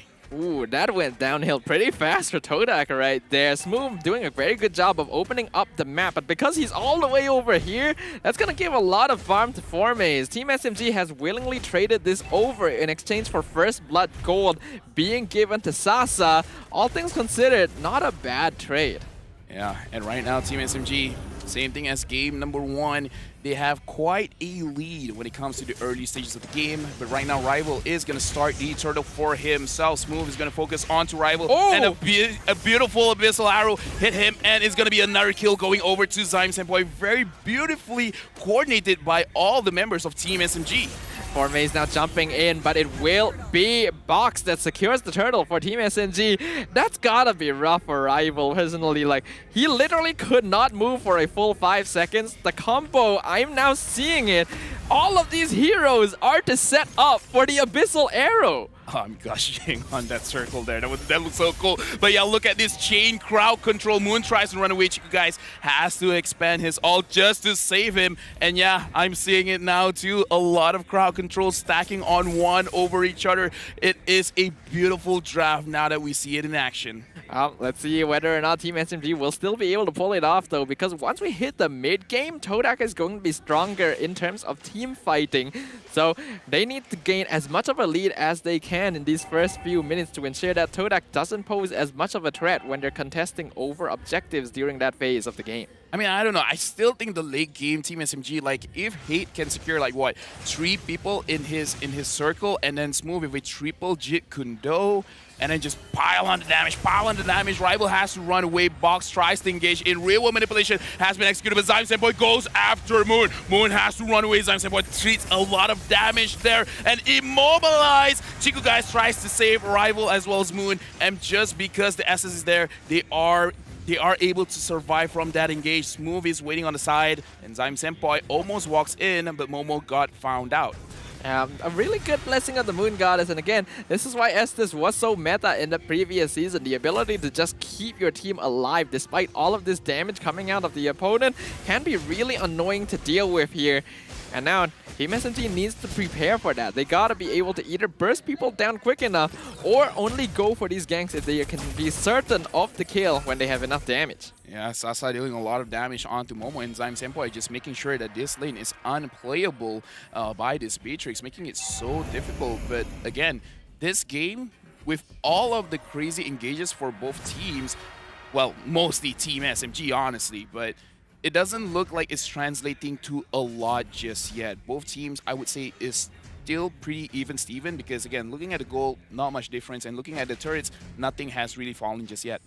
TODAK will be very comfortable playing a bit passive for these next couple of minutes until they start hitting their first and second items. Then they will be strong enough to take the fight to Team SMG. At that point, the land will kind of shift a little bit, and Team SMG are the ones that will need to play defensively. You can see TODAK willingly giving the turtle away because they know they just gotta wait for a while before they start fighting.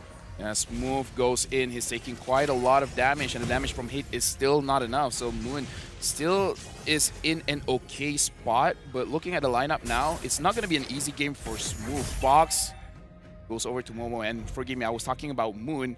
Because look at all this crowd control. They can aim Moon. It's going to be very difficult for him to really focus on his real-world manipulation.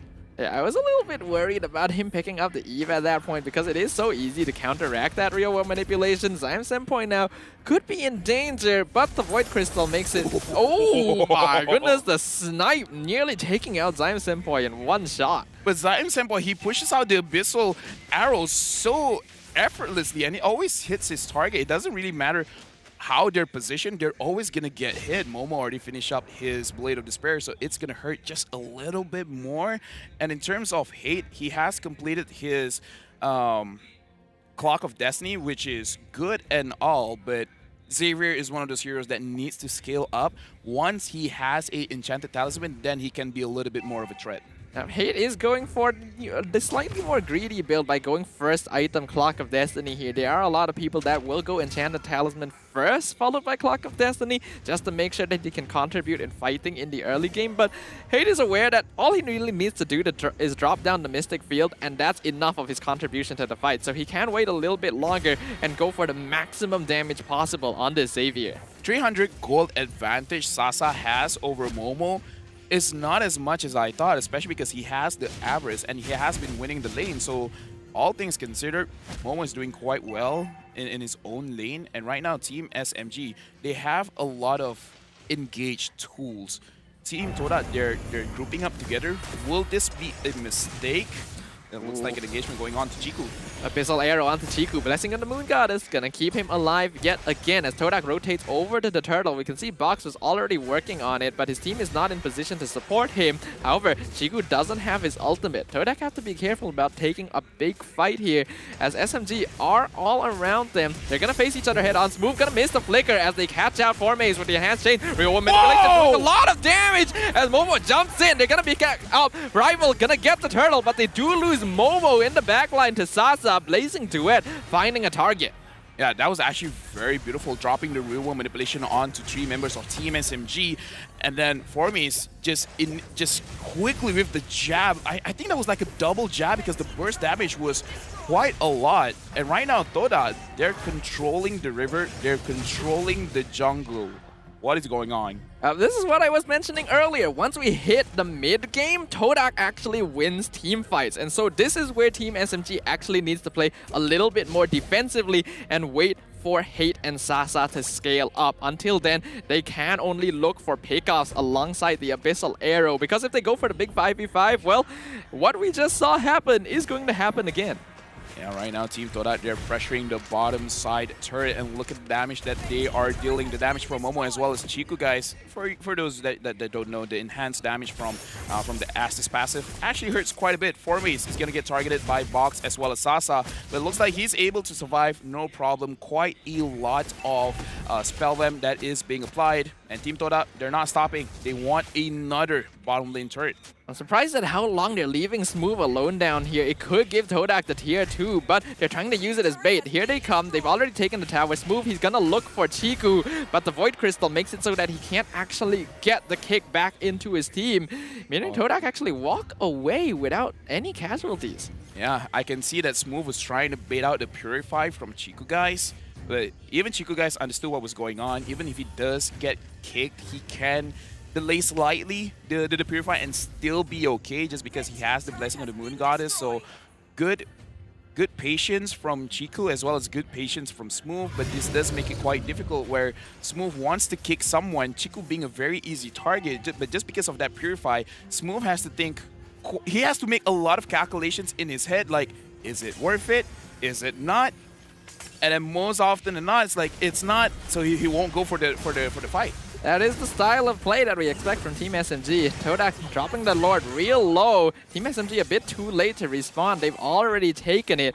We can see Formaze as well actually waiting in the back. TODAK want to collapse on this.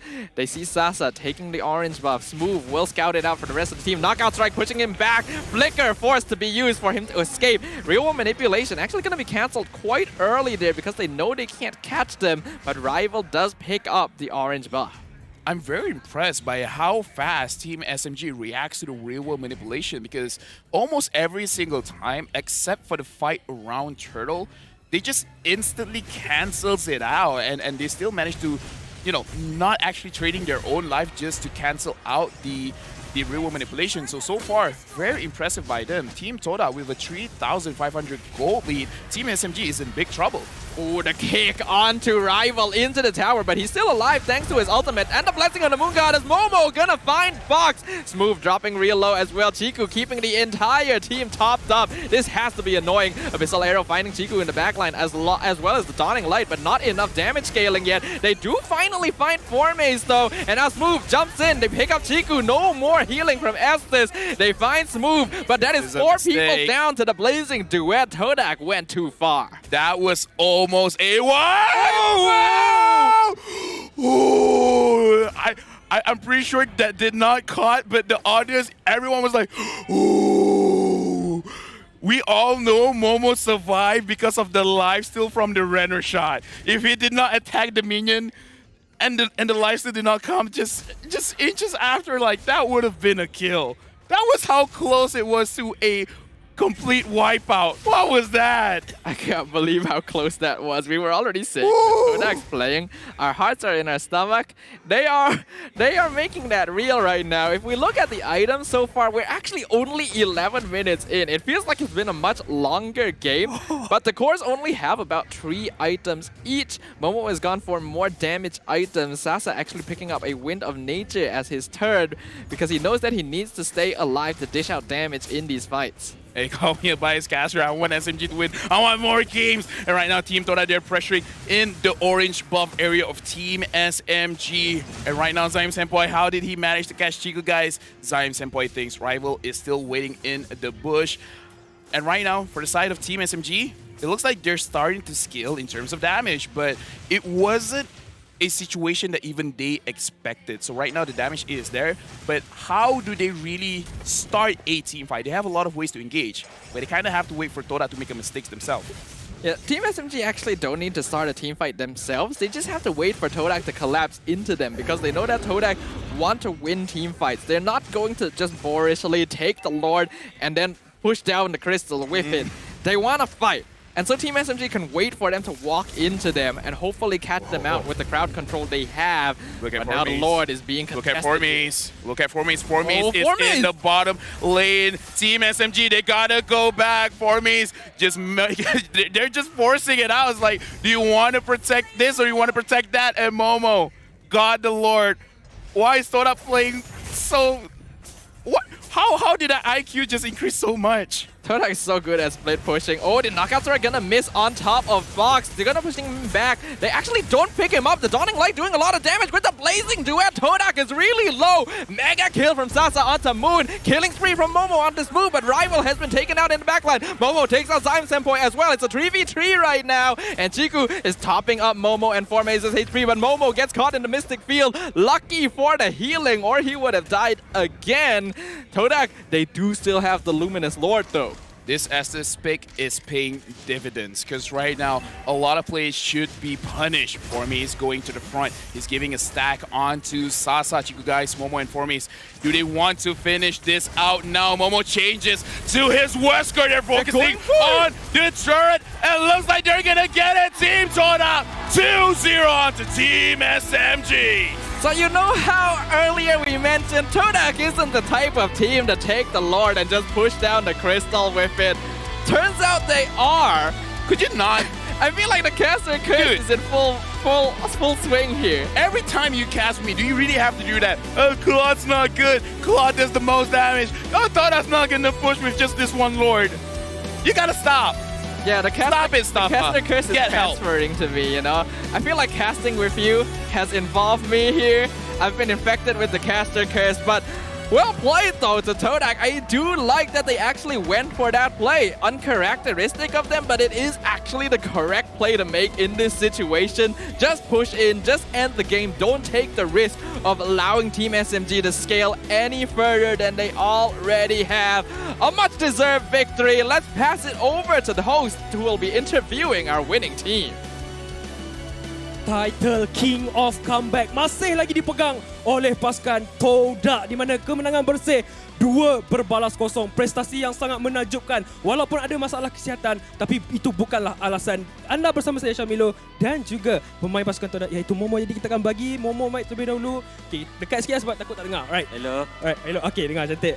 So, apa perasaan Momo terlebih dahulu? Adakah ini keputusan yang telah pun di-expectkan oleh pasukan TODAK? Kita orang tak expect menang 2-0, tapi alhamdulillah kemenangan berpihak kepada kita orang lah. Right. Itulah jawapan yang baik. Jadi kita akan tanya terlebih dahulu untuk pasukan TODAK. Kita nampak tadi yang macam mana rival dilakukan split pushing. Adakah itu keputusan daripada dia sendiri ataupun daripada satu pasukan? Rival split push tu keputusan daripada Ciku sebab dia suruh rival split, so kita orang ikut command tu. Right, itu boleh katakan satu keputusan yang baik dan itu menjadi satu kunci kemenangan kepada pasukan TODAK. Jadi satu lagi soalan di mana kita tahu ada masalah kesihatan. Jadi macam mana waktu training pasukan TODAK? Di mana adakah you bermain kat sini ataupun semuanya dimainkan oleh Ciku? Sebenarnya you last minute sakit sebab influenza. So sehari sebelum game kita orang tukar dan training lah dengan Ciku. Okay, faham. Alright. Jadi adakah apa-apa kata-kata kepada peminat yang datang, peminat pasukan TODAK, itu pasukan SMG dan juga peminat yang menyokong di rumah? Pada semua fans yang datang pada hari ini, terima kasih banyak sebab selalu sokong kita orang walaupun kita orang kalah ke menang. InsyaAllah kita akan buat yang terbaik lah. Right, berikan tepukan kepada Momo dan juga pasukan TODAK. Begitu juga dengan peminat pasukan SMG. Terima kasih sebab datang. Jadi itulah dia. Terima kasih Momo sudi bersama dengan saya. Jadi kita lepas ini kita akan tengok mic check terlebih dahulu di mana kita akan saksikan apa yang dibualkan oleh pemain-pemain pasukan TODAK ketika mereka menangkan game tadi. Dah stun. Dia dah tarik. Pergi Lek. Mati udah satu ni. Macam tu Lek. Macam tu Lek. Kau bagi damage je. Tak ada apa. Dah retreat. Boleh terus. Lo. Okey. Sampai out play tu. Dekat Samir. Nice. Akan dia mortal. Go. Ni aku start. Aku start. Time. Nice. Boleh. ESP dilawan deh. Boleh. Boleh Boleh ke? Boleh dong. Tolong. Aku kena hero. Kena hero lagi pakai. Aku ada heal lagi. Santai. Lari sini. Jangan lari situ. Nanti kantoi. Liwah santai. Tak rugi satu lot dapat tahu bawah masuk dalam. Kalau kita dapat masuk dalam boleh kan? Serius. Sekejap lagi 6 Boleh masuk Amo. Boleh. Oh tak boleh bodoh. Tahu. Like if you guys don't know, the crowd is laughing because in terms of how they communicate in game, even the last one is like, are we winning? Are we hitting the turret? But looking at the interview, apparently rival, he's just taking commands from the team. He's taking commands from Formace. He's taking commands from Chiku, and Chiku is playing like 16D chess. Like he's playing all types of dimensions in his head because looking at how they're playing the game, he deserves to use the Estes blacklist skin because he was controlling his entire team. That is actually beautiful from Chiku. That's the experience from some of these players here. Chiku, Formace, Moon, they've been around for a very long time. They know how to manipulate the game in their favor. So sometimes, maybe when Chiku isn't doing too well mechanically, it's because he's too busy trying to figure out how his teammates should play and giving them the correct directions to do so as well. Either way, this was a very quick victory for TODAK, 14 minutes in, and they only have half the kills of SMG. Yeah, SMG has 12 kills. Sasa did not die, Hit did not die. This, again, like I said, TODAK is now playing a different level of Mobile Legends, and this just comes to the question, what is their ceiling? It's so weird when we talk about TODAK because sometimes when they're at their lowest, they're really low, but when they're at the highest, it looks like they're untouchable. This was a very impressive performance here, and I do like that they just went and said like, we're gonna do what we gotta do for that victory. Nothing is too dirty, no tactic is too out of bounds. If we want to push in with this Lord and end the game, we're going to do so. If we're gonna spend 5 minutes split pushing one side of the map to keep ourselves in the game, we're going to do that too. SMG, unfortunately, their textbook gameplay did not include this in any of its chapters. 14-minute match. Right now, let's look at the damage that comes out from both these teams. And SMG, because they have more kills, they dish out a lot of damage. 18,000 compared to 11,000. So from the side of TODAK, they really did not focus too much on hitting anyone from the side of SMG. But look at the damage that they took. Look at the damage they did to the turrets. SMG, only 2,000 damage. Only 2,000 damage, and TODAK 30,000. That's impressive. Well, SMG doing that little damage to the towers is part and parcel because of their lineup as well, though. They really don't have any heroes that are good at hitting towers, and they were betting all of it on reaching that late game when Hate and Sasa really scale up and can take control of the fight just from damage alone. And they did do a lot of damage. Hate and Sasa basically did the damage of 2 TODAK players combined each. That is ridiculous. And TODAK, they just took it and were like, we're gonna end the game. Sure, you can do more damage, but that doesn't matter in the grand scheme of things. Either way, right now, we gotta look at the MVP of this game. And the MVP is going over to Momo. We will 100% kill participation for 2 and 2 game KDA. 2,616 damage per minute. It is a very low kill score for the side of TODAK. But again, having this Beatrix makes it so that you don't have to take any fights. You just gotta push the enemy away and put all of your gunfire, put all of your damage onto the towers. I specifically want to know the statistic for how much tower damage Momo did this game. I kind of wish we could see that, but 100% kill participation as well. I don't think I've ever seen that number before, not the least on a marksman. Momo definitely doing a very good job there, but this was a team effort from TODAK. They made sure to stall the game, they made sure to take control, and when they found the opportunity, they snapped up on it, as we can see here in these highlights. Yeah, a lot of engagements coming in for the side of Team SMG. We definitely saw what this draft is capable of, and it is a very high mechanical skilled draft, but I think this is what really changed the game when there was a fight here and the real manipulation actually started things off good for the side of TODAK, and then they just slowly and slowly grabbed every tower there is on the map and really making sure that they have full control of the situation. Even though SMG caught them off guard, getting a lot of kills for themselves, but this Estes pick is really something else, making sure that everyone stays alive, making sure that they can outlast Team SMG, and then just focus on what really matters. This Estes is a big game changer.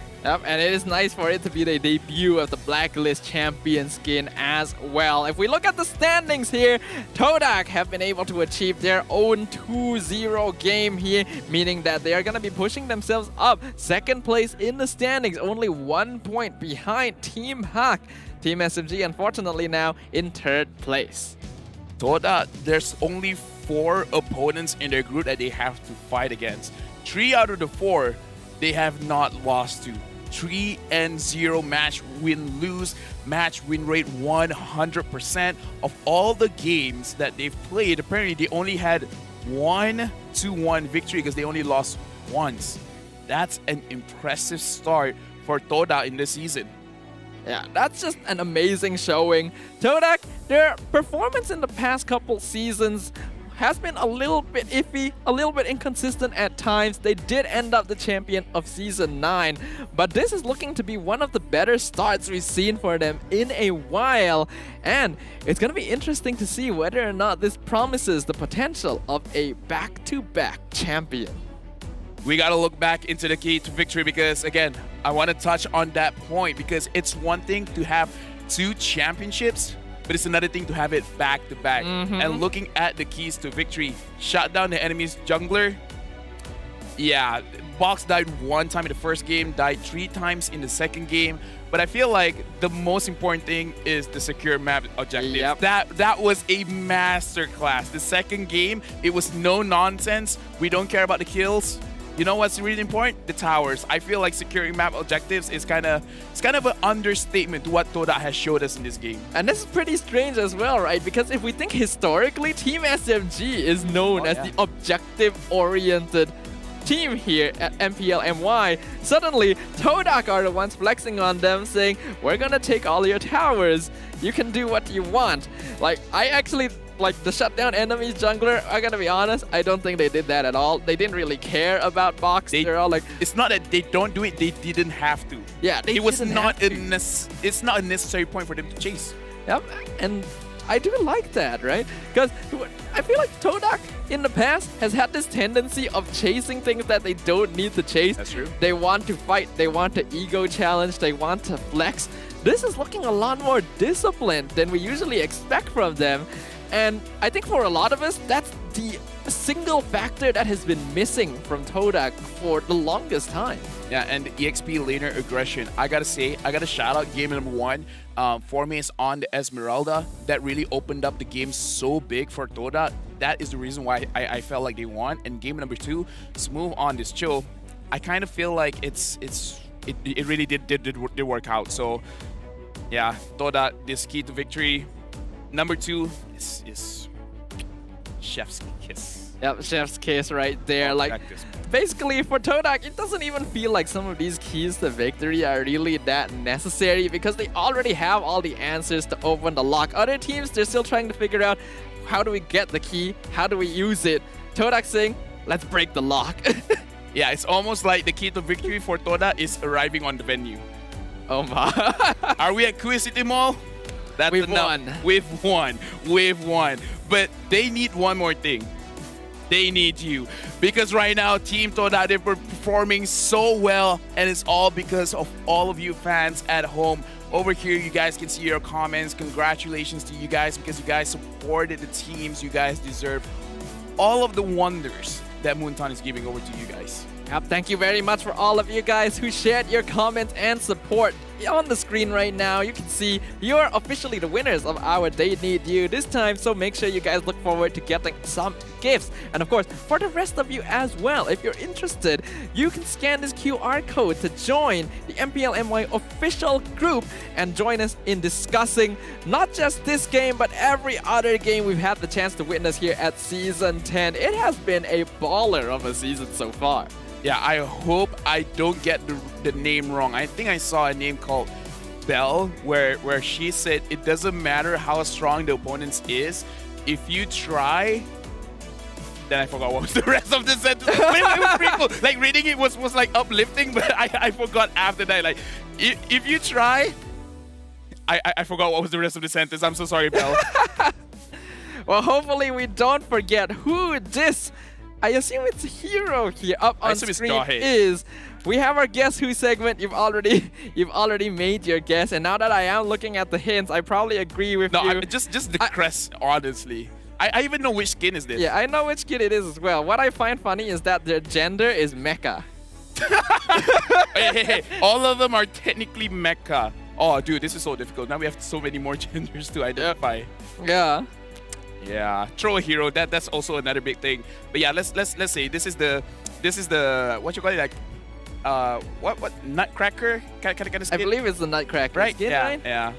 It's Jawhead. So it is probably Jawhead. You guys go ahead to plug that in because we are revealing the answer right now. And yep, it is none other than Jawhead. I hope that is the nutcracker skin. Yes. No, it is. It is. Okay, I'm not very familiar with skins. That might. Oh, you guys can get this skin in the code, by the way. You guys redeem at m.mobilelegends.com/en/code exchange AFYO0SRBBZ.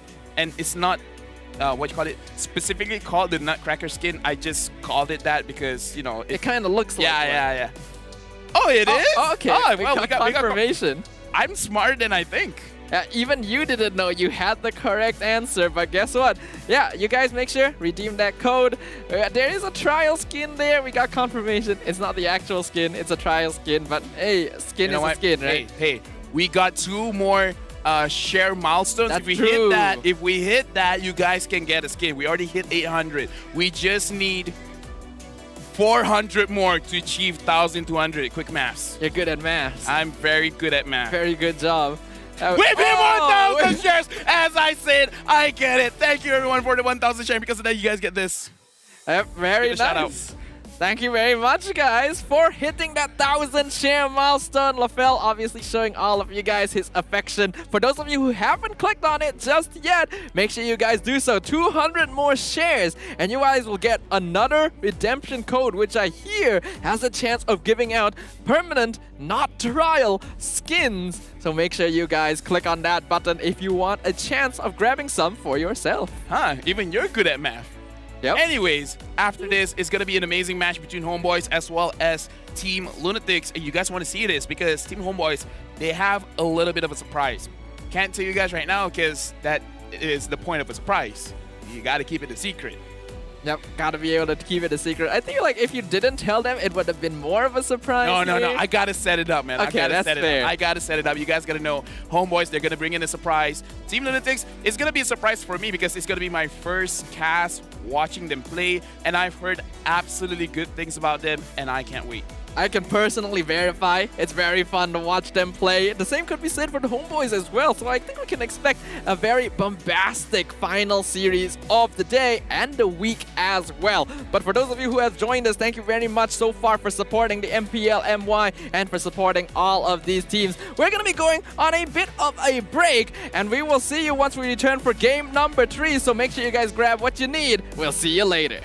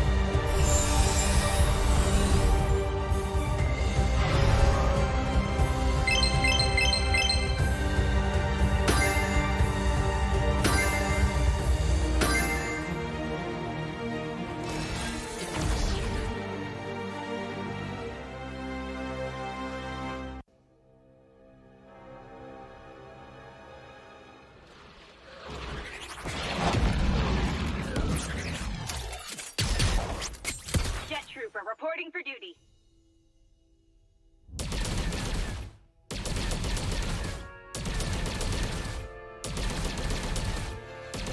Orders received. Prepare to be faced with.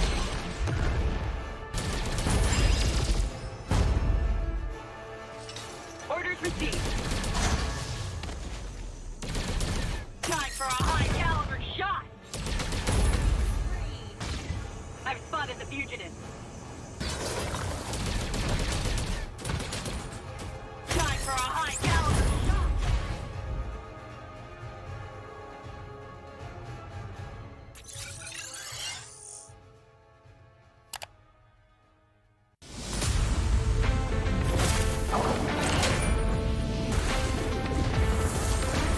There is no more Monkey King. No good deeds goes unpunished.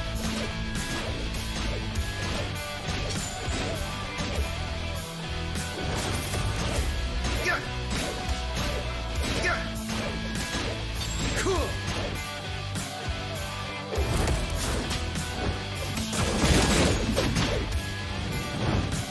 Your doom doubles.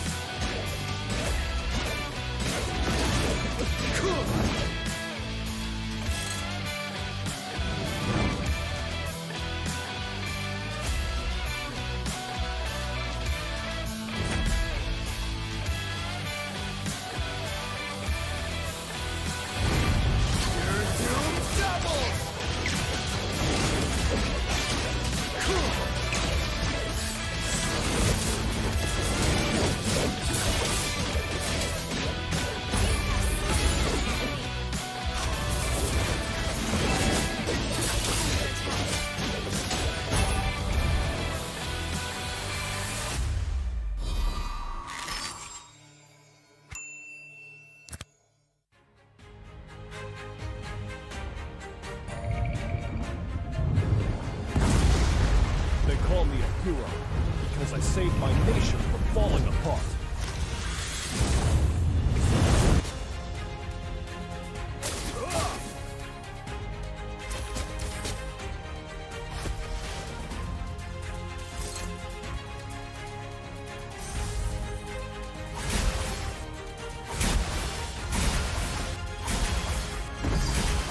Stay loyal. Stay humble. A true warrior. Rain down the fire!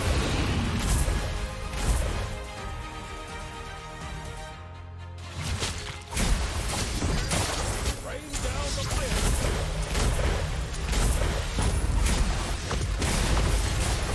Rain down the fire!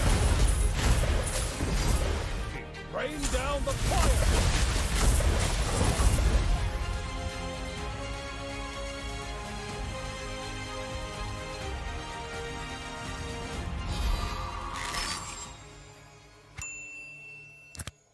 Hyperblend? What on earth is Hyperblend? Thrilling as Brawl. Strategic as Magic Chess. Unbridled like Overdrive. And versatile like Creation Camp. Hyperblend, another great game mode from MLBB. 50% skill, 50% luck, 100% fun. Skills and equipment, unlimited strategies. Heroes, skills, combinations are up to you to decide.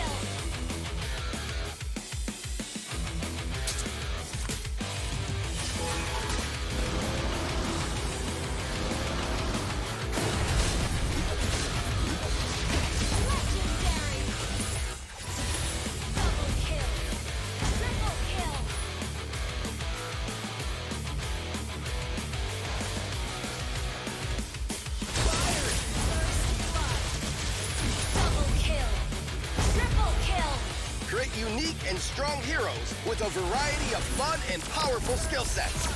Awesome is the new mode, Hyperblend.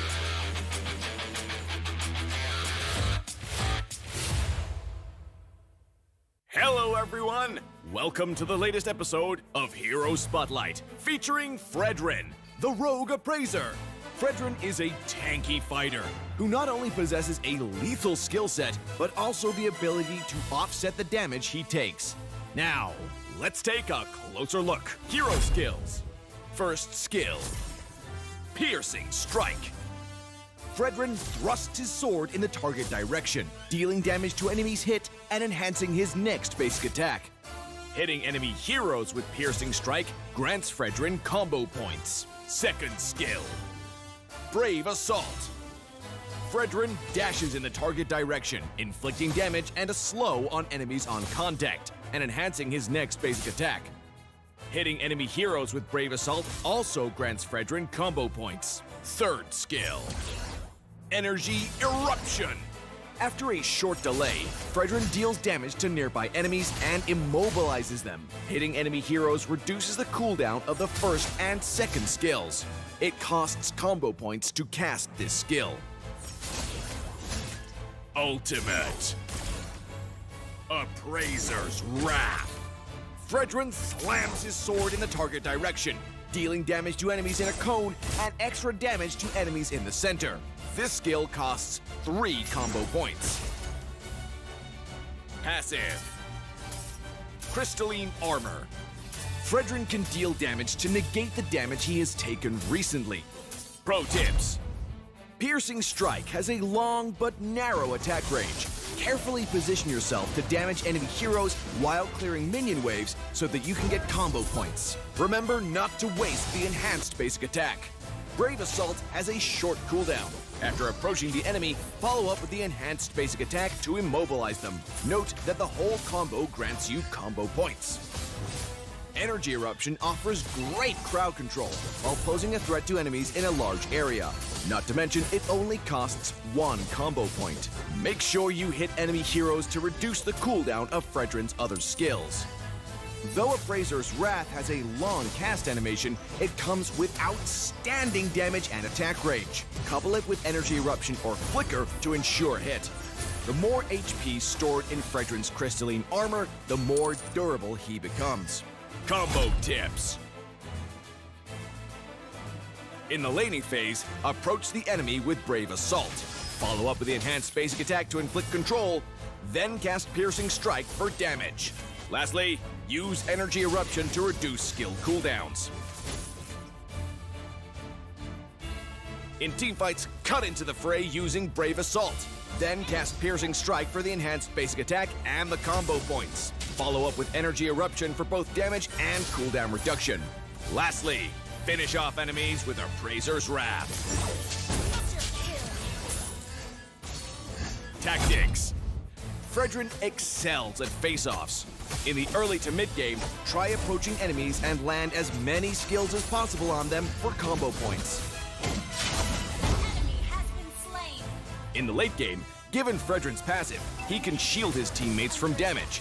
By combining skills and enhanced basic attacks to accumulate combo points, Fredrin can easily finish off enemies with his ultimate and survive unscathed. Since both the tank and the fighter roles suit Fredrin well, we recommend this build when he takes the tank role to further boost Fredrin's tankiness and recovery. Tank Emblem enhances Fredrin's durability, as well as his cooldown reduction, while Brave Smite grants him good sustainability. As for the fighter role, we recommend this build to improve his survivability and cooldown reduction. The fighter emblem boosts Fredrin's attack and HP, while Unbending Will grants him superb damage output when he's in bad shape. In terms of battle spell, we recommend Vengeance to max out Fredrin's durability. Our new hero, Fredrin, will join us in battle on August 12th. Don't miss out on a 30% discount in the first week of his arrival. Also, make sure you grab his skin at 51 diamonds in the first 2 weeks. Hope you all love this new hero as much as we do. And until next time, we'll be seeing you in the Land of Dawn. Rogue Appraiser Fredrin, coming August 12th.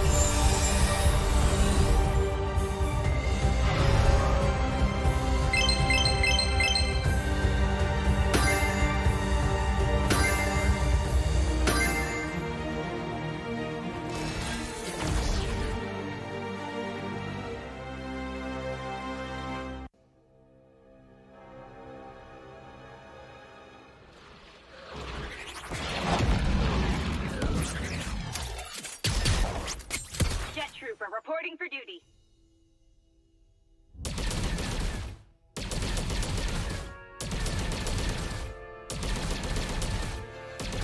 Orders received. Prepare to be faced with.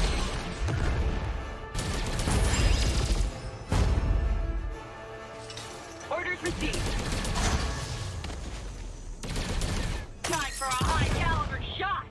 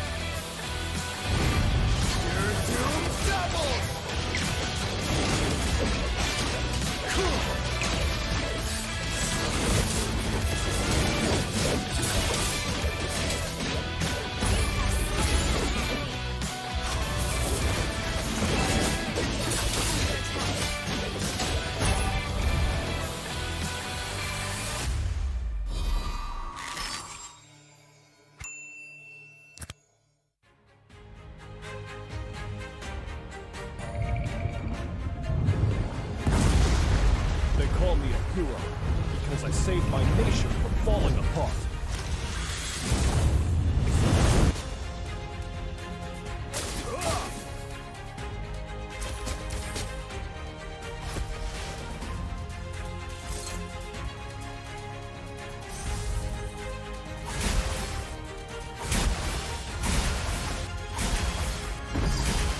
Stay loyal. Stay humble. A true warrior. Rain down the fire!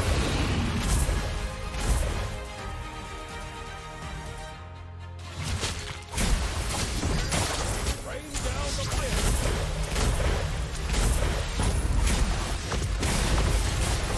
Rain down the fire! Rain down the fire!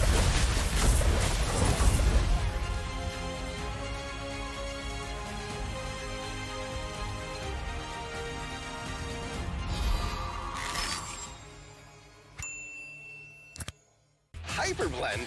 What on earth is Hyperblend? Thrilling as Brawl. Strategic as Magic Chess. Unbridled like Overdrive. And versatile like Creation Camp. Hyperblend, another great game mode from MLBB. 50% skill, 50% luck, 100% fun. Skills and equipment, unlimited strategies. Heroes, skills, combinations are up to you to decide.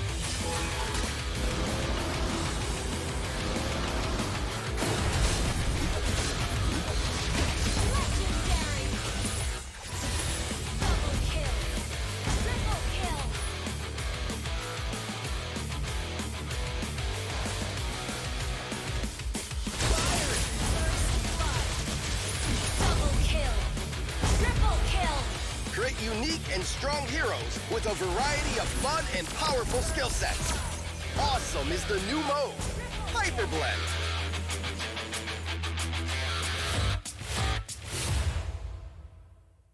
Hello, everyone! Welcome to the latest episode of Hero Spotlight, featuring Frederick, the Rogue Appraiser. Frederick is a tanky fighter who not only possesses a lethal skill set, but also the ability to offset the damage he takes. Now, let's take a closer look. Hero skills. First skill, Piercing Strike. Frederick thrusts his sword in the target direction, dealing damage to enemies hit and enhancing his next basic attack. Hitting enemy heroes with Piercing Strike grants Frederick combo points. Second skill, Brave Assault. Frederick dashes in the target direction, inflicting damage and a slow on enemies on contact, and enhancing his next basic attack. Hitting enemy heroes with Brave Assault also grants Frederick combo points. Third skill, Energy Eruption. After a short delay, Frederick deals damage to nearby enemies and immobilizes them. Hitting enemy heroes reduces the cooldown of the first and second skills. It costs combo points to cast this skill. Ultimate, Appraiser's Wrath. Frederick slams his sword in the target direction, dealing damage to enemies in a cone and extra damage to enemies in the center. This skill costs 3 combo points. Passive, Crystalline Armor. Frederick can deal damage to negate the damage he has taken recently. Pro tips. Piercing Strike has a long but narrow attack range, carefully position yourself to damage enemy heroes while clearing minion waves so that you can get combo points. Remember not to waste the enhanced basic attack. Brave Assault has a short cooldown. After approaching the enemy, follow up with the enhanced basic attack to immobilize them. Note that the whole combo grants you combo points. Energy Eruption offers great crowd control while posing a threat to enemies in a large area. Not to mention, it only costs 1 combo point. Make sure you hit enemy heroes to reduce the cooldown of Fredrin's other skills.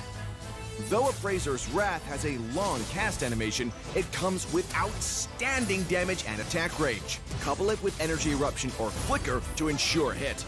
The more HP stored in Fredrin's crystalline armor, the more durable he becomes. Combo tips.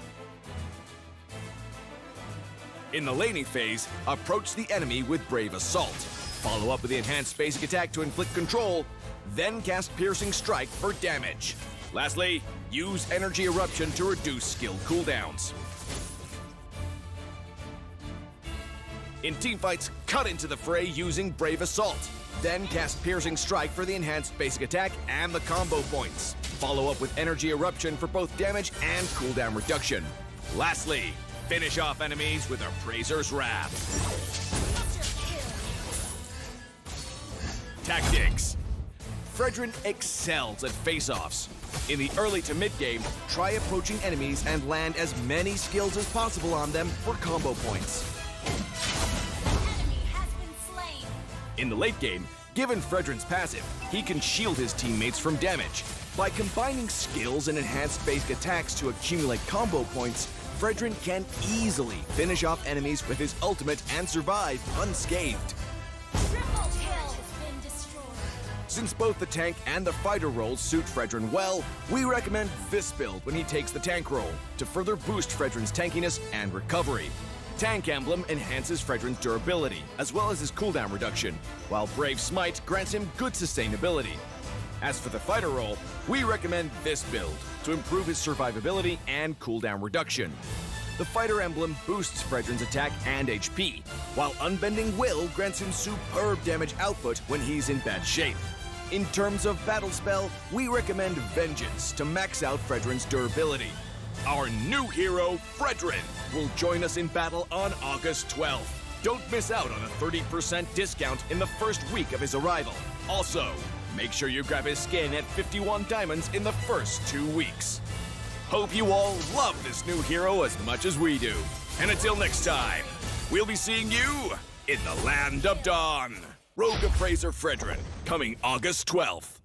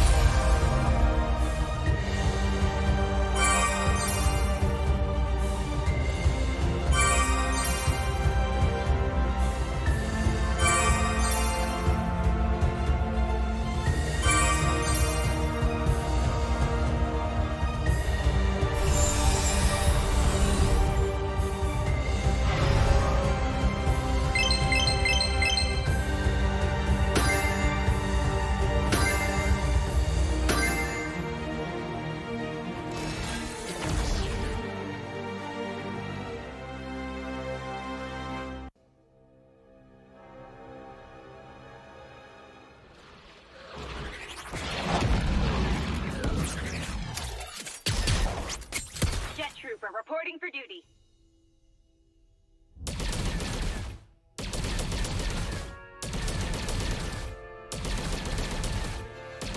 Orders received. Prepare to be faced with.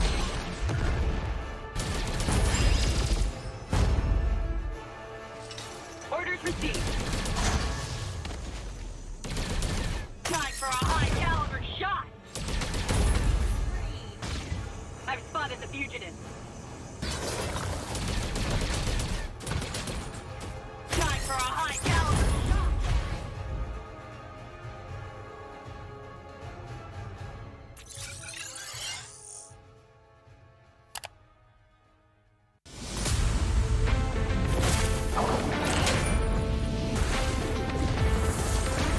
There is no more Monkey King. No good deeds goes unpunished.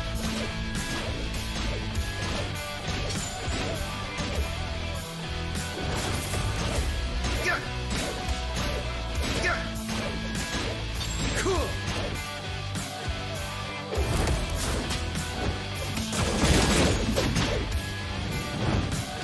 Your doom doubles. Cool.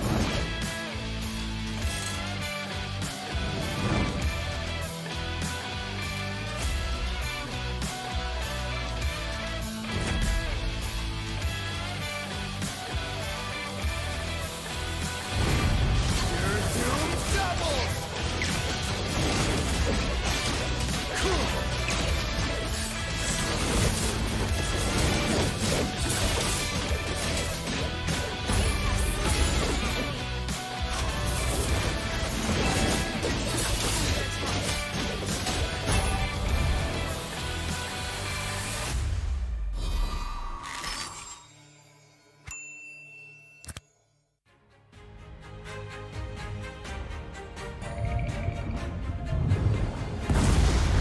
They call me a hero because I saved my nation from falling apart.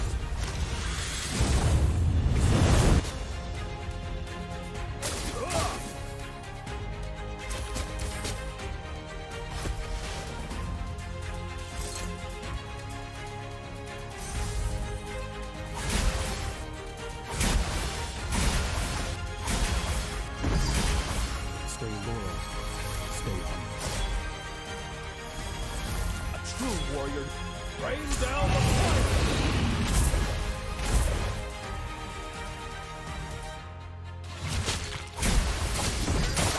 Rain down the fire!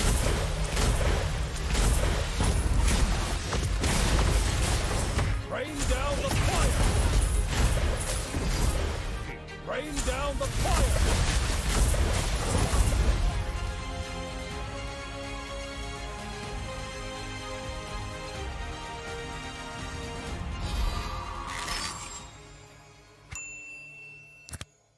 Hyperblend? What on earth is Hyperblend? Thrilling as Brawl. Strategic as Magic Chess. Unbridled like Overdrive. And versatile like Creation Camp. Hyperblend, another great game mode from MLBB. 50% skill, 50% luck, 100% fun. Skills and equipment, unlimited strategies. Heroes, skills, combinations are up to you to decide.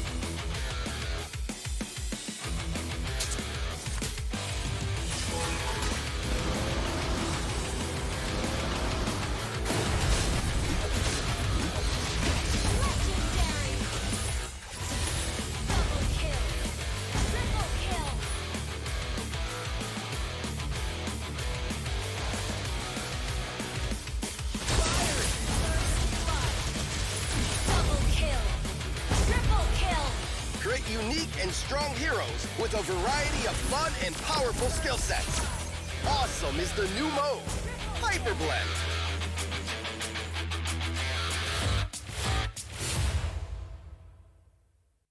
everyone! Welcome to the latest episode of Hero Spotlight, featuring Frederick, the Rogue Appraiser. Frederick is a tanky fighter who not only possesses a lethal skill set, but also the ability to offset the damage he takes. Now, let's take a closer look. Hero skills.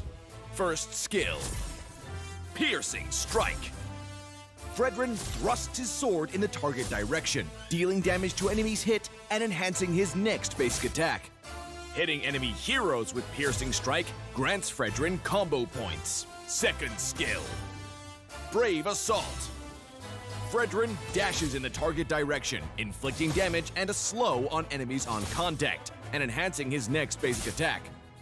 Hitting enemy heroes with Brave Assault also grants Frederick combo points. Third skill, Energy Eruption. After a short delay, Frederick deals damage to nearby enemies and immobilizes them. Hitting enemy heroes reduces the cooldown of the first and second skills. It costs combo points to cast this skill. Ultimate, Appraiser's Wrath. Frederick slams his sword in the target direction, dealing damage to enemies in a cone and extra damage to enemies in the center. This skill costs 3 combo points.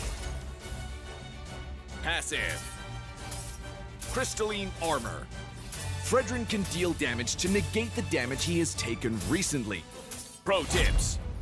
Piercing Strike has a long but narrow attack range. Carefully position yourself to damage enemy heroes while clearing minion waves so that you can get combo points. Remember not to waste the enhanced basic attack. Brave Assault has a short cooldown. After approaching the enemy, follow up with the enhanced basic attack to immobilize them. Note that the whole combo grants you combo points. Energy Eruption offers great crowd control while posing a threat to enemies in a large area. Not to mention, it only costs 1 combo point. Make sure you hit enemy heroes to reduce the cooldown of Frederick's other skills. Though Appraiser's Wrath has a long cast animation, it comes with outstanding damage and attack range. Couple it with Energy Eruption or Flicker to ensure hit. The more HP stored in Frederick's crystalline armor, the more durable he becomes. Combo tips. In the laning phase, approach the enemy with Brave Assault. Follow up with the enhanced basic attack to inflict control, then cast Piercing Strike for damage. Lastly, use Energy Eruption to reduce skill cooldowns. In teamfights, cut into the fray using Brave Assault. Then cast Piercing Strike for the enhanced basic attack and the combo points. Follow up with Energy Eruption for both damage and cooldown reduction. Lastly, finish off enemies with Appraiser's Wrath. Tactics. Frederick excels at face-offs. In the early to mid-game, try approaching enemies and land as many skills as possible on them for combo points. In the late game, given Frederick's passive, he can shield his teammates from damage. By combining skills and enhanced basic attacks to accumulate combo points, Frederick can easily finish off enemies with his ultimate and survive unscathed. Since both the tank and the fighter roles suit Frederick well, we recommend this build when he takes the tank role to further boost Frederick's tankiness and recovery. Tank Emblem enhances Frederick's durability, as well as his cooldown reduction, while Brave Smite grants him good sustainability. As for the fighter role, we recommend this build to improve his survivability and cooldown reduction. The Fighter Emblem boosts Frederick's attack and HP, while Unbending Will grants him superb damage output when he's in bad shape. In terms of battle spell, we recommend Vengeance to max out Frederick's durability. Our new hero, Frederick, will join us in battle on August 12th. Don't miss out on a 30% discount in the first week of his arrival. Also, make sure you grab his skin at 51 diamonds in the first 2 weeks. Hope you all love this new hero as much as we do. And until next time, we'll be seeing you in the Land of Dawn. Rogue Appraiser Frederick, coming August 12th.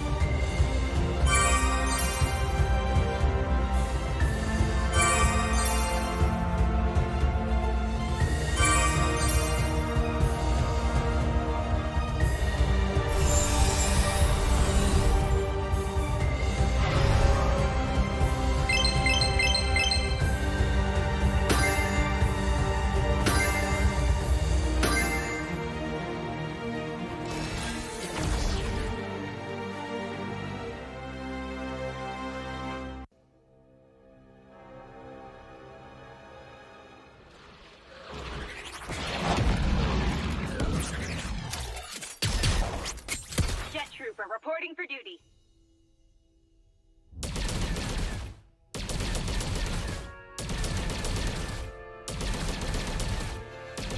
Orders received. Prepare to be faced with.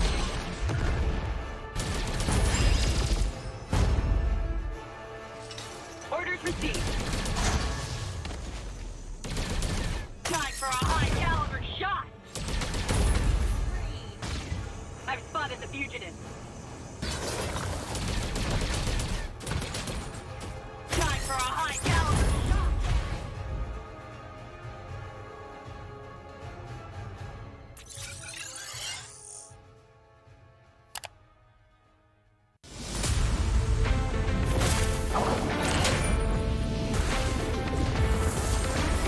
There is no more Monkey King. No good deeds goes unpunished.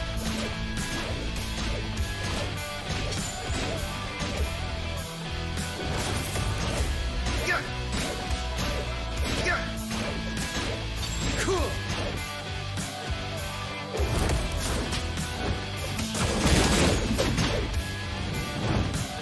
Your doom doubles. Cool.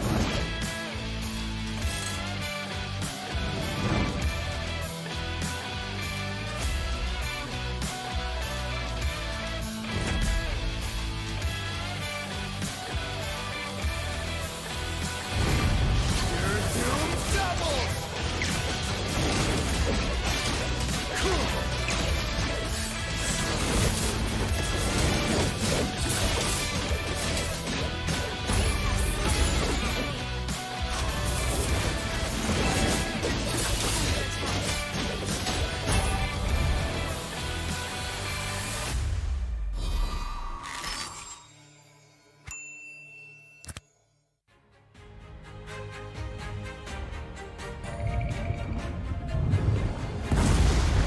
They call me a hero because I saved my nation from falling apart.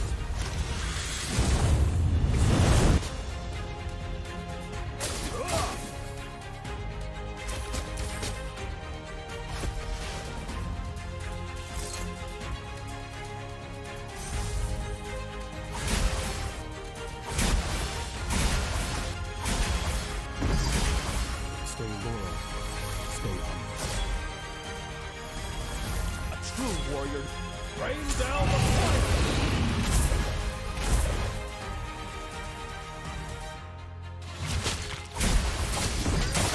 Rain down the fire!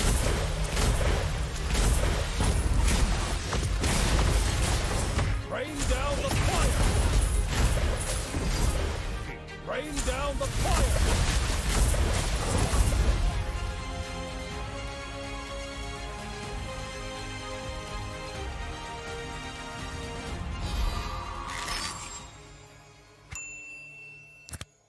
Hyperblend? What on earth is Hyperblend? Thrilling as Brawl. Strategic as Magic Chess. Unbridled like Overdrive. And versatile like Creation Camp. Hyperblend, another great game mode from MLBB.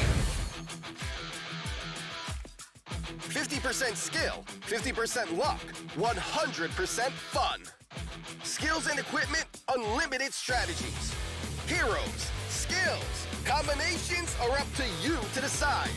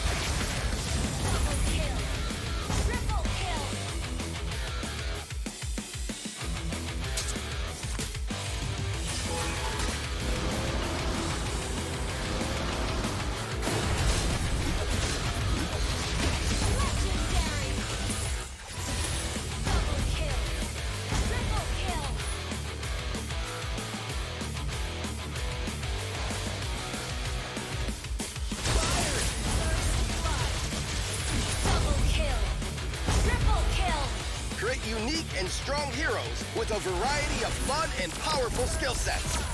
Awesome is the new mode, Hyperblend.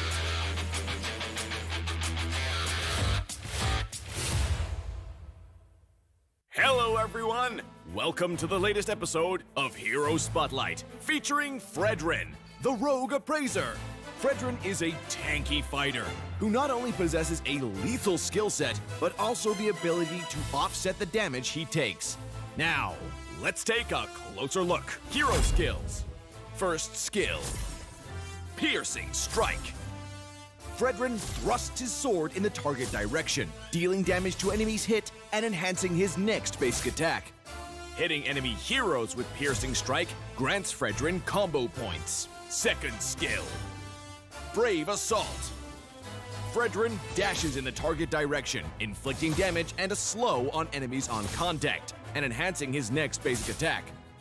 Hitting enemy heroes with Brave Assault also grants Frederick combo points. Third skill, Energy Eruption. After a short delay, Frederick deals damage to nearby enemies and immobilizes them. Hitting enemy heroes reduces the cooldown of the first and second skills. It costs combo points to cast this skill. Ultimate, Appraiser's Wrath. Frederick slams his sword in the target direction, dealing damage to enemies in a cone and extra damage to enemies in the center.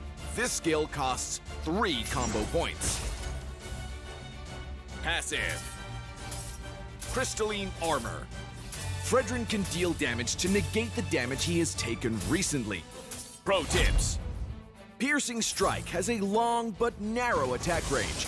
Carefully position yourself to damage enemy heroes while clearing minion waves so that you can get combo points. Remember not to waste the enhanced basic attack. Brave Assault has a short cooldown. After approaching the enemy, follow up with the enhanced basic attack to immobilize them. Note that the whole combo grants you combo points.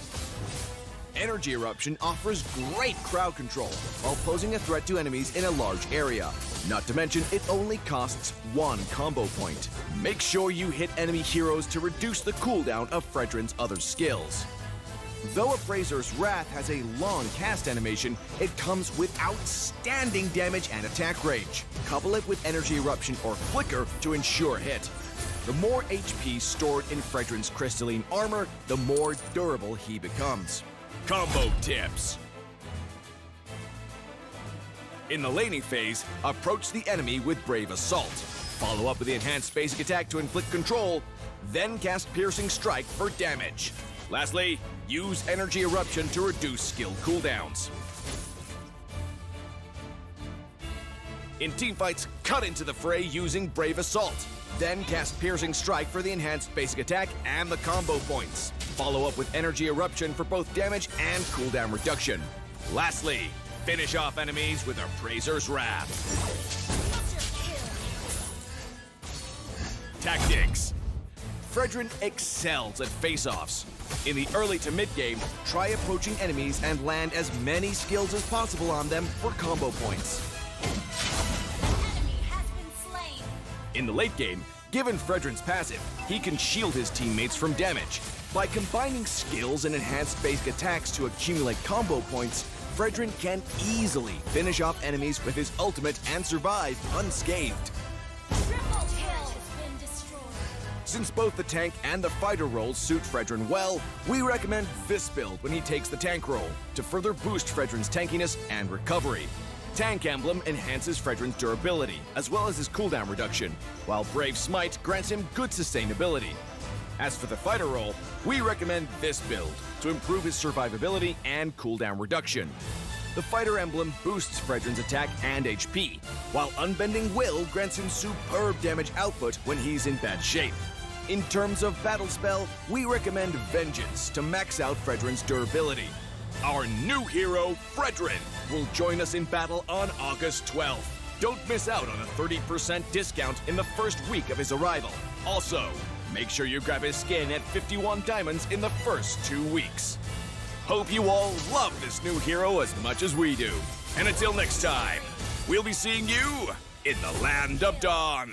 Rogue Appraiser Frederick, coming August 12th.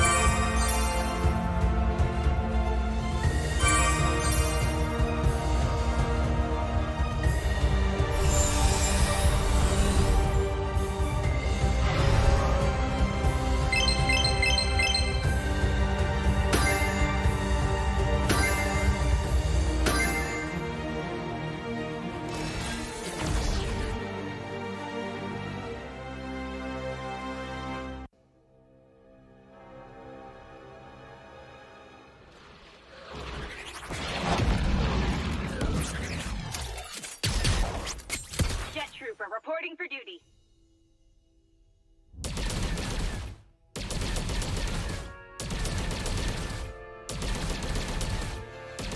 Orders received. Prepare to be faced with.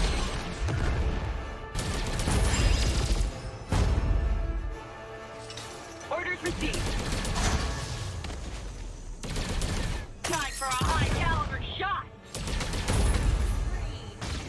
I've spotted the fugitive. Time for a high-caliber shot.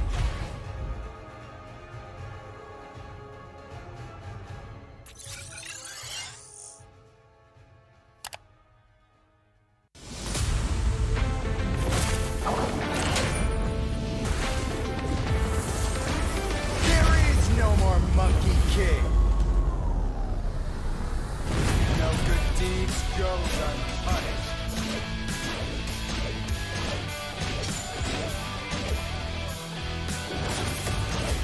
Yeah. Yeah. Cool.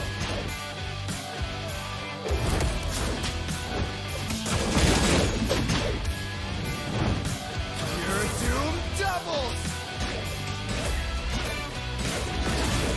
Cool.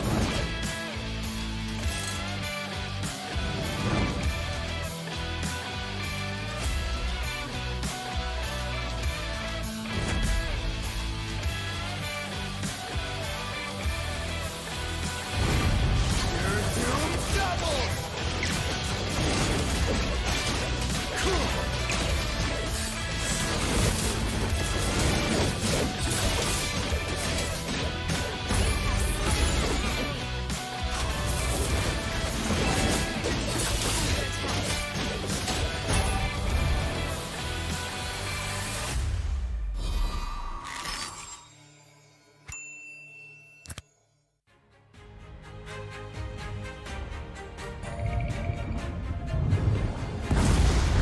They call me a hero because I saved my nation from falling apart.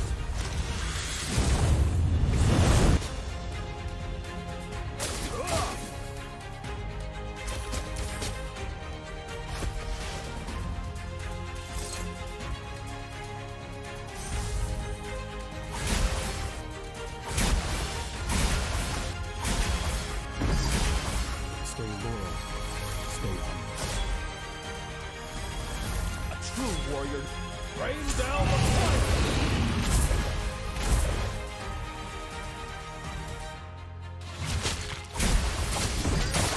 Rain down the fire!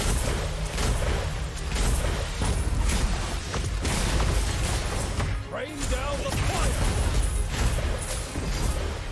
Rain down the fire!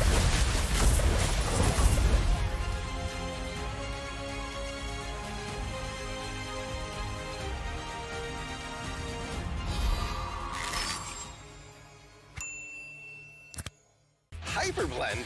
What on earth is Hyperblend? Thrilling as Brawl. Strategic as Magic Chess. Unbridled like Overdrive. And versatile like Creation Camp. Hyperblend, another great game mode from MLBB. 50% skill, 50% luck, 100% fun. Skills and equipment, unlimited strategies. Heroes, skills, combinations are up to you to decide.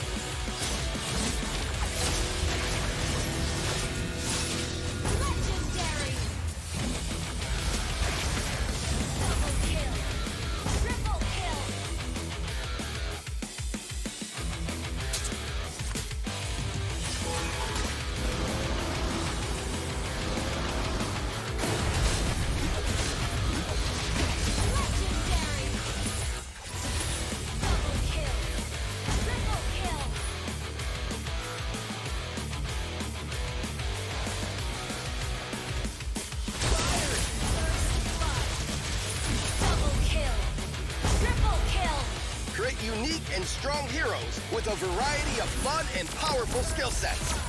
Awesome is the new mode, Hyperblend.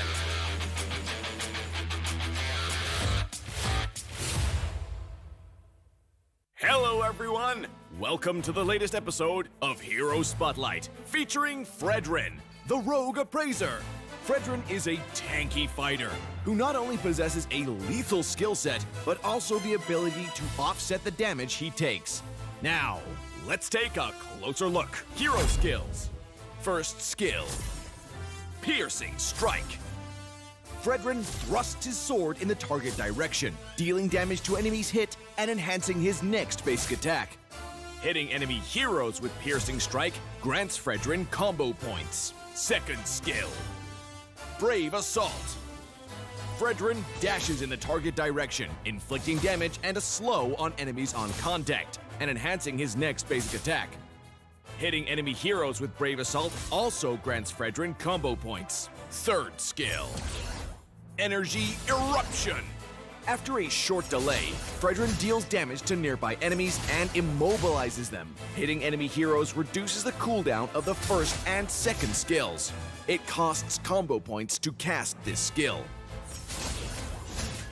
Ultimate, Appraiser's Wrath. Frederick slams his sword in the target direction, dealing damage to enemies in a cone and extra damage to enemies in the center. This skill costs 3 combo points. Passive, Crystalline Armor. Frederick can deal damage to negate the damage he has taken recently. Pro tips. Piercing Strike has a long but narrow attack range. Carefully position yourself to damage enemy heroes while clearing minion waves so that you can get combo points. Remember not to waste the enhanced basic attack. Brave Assault has a short cooldown. After approaching the enemy, follow up with the enhanced basic attack to immobilize them. Note that the whole combo grants you combo points. Energy Eruption offers great crowd control while posing a threat to enemies in a large area. Not to mention, it only costs 1 combo point. Make sure you hit enemy heroes to reduce the cooldown of Frederick's other skills. Though Appraiser's Wrath has a long cast animation, it comes with outstanding damage and attack range. Couple it with Energy Eruption or Flicker to ensure hit. The more HP stored in Frederick's crystalline armor, the more durable he becomes. Combo tips. In the laning phase, approach the enemy with Brave Assault. Follow up with the enhanced basic attack to inflict control, then cast Piercing Strike for damage. Lastly, use Energy Eruption to reduce skill cooldowns. In teamfights, cut into the fray using Brave Assault. Then cast Piercing Strike for the enhanced basic attack and the combo points. Follow up with Energy Eruption for both damage and cooldown reduction.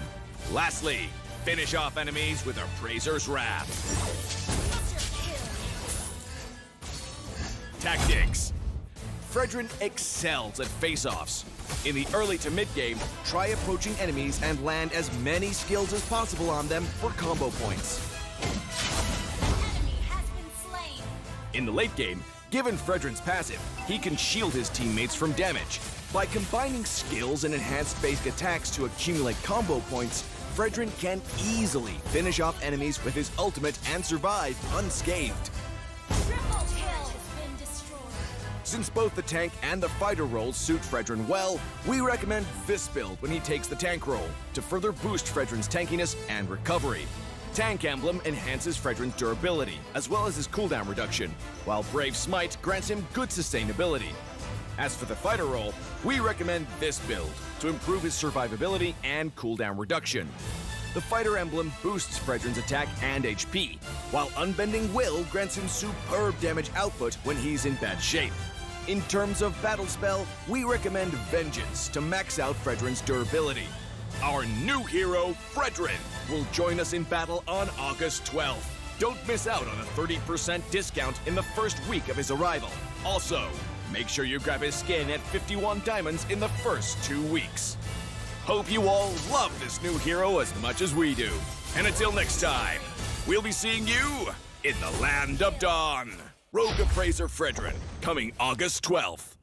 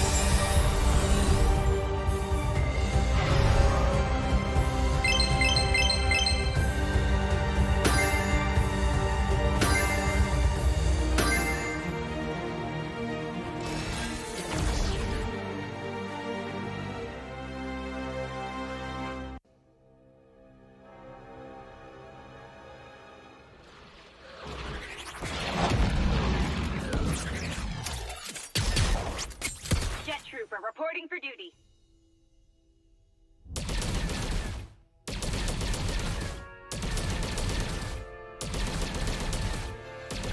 Orders received. Prepare to be faced with.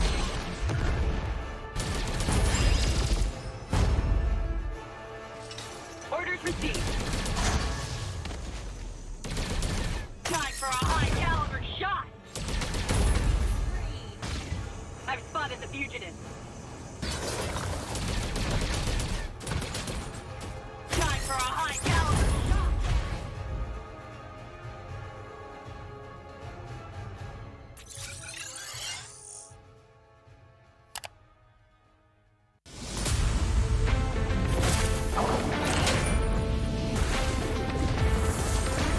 There is no more Monkey King. No good deeds goes unpunished.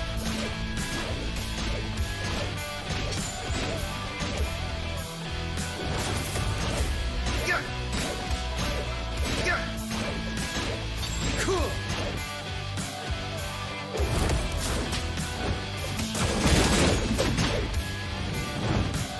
Your doom doubles. Cool.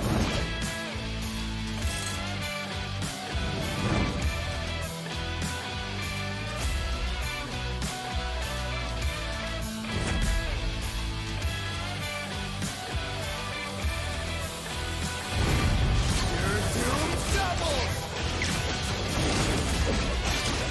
Cool.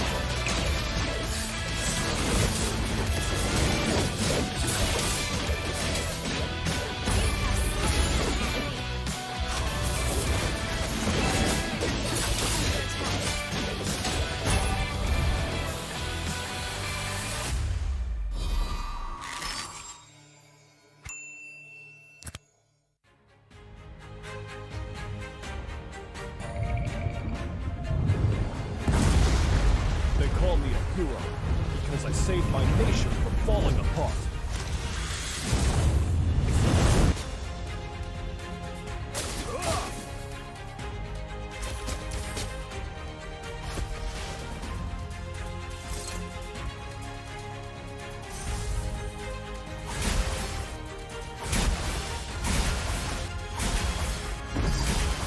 Stay loyal. Stay humble. A true warrior. Rain down the fire!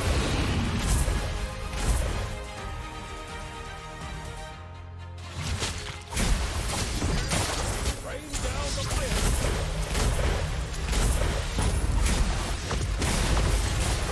Rain down the fire!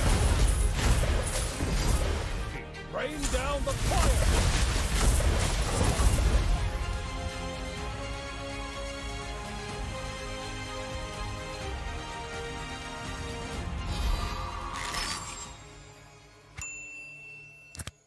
Hyperblend? What on earth is Hyperblend? Thrilling as Brawl. Strategic as Magic Chess. Unbridled like Overdrive.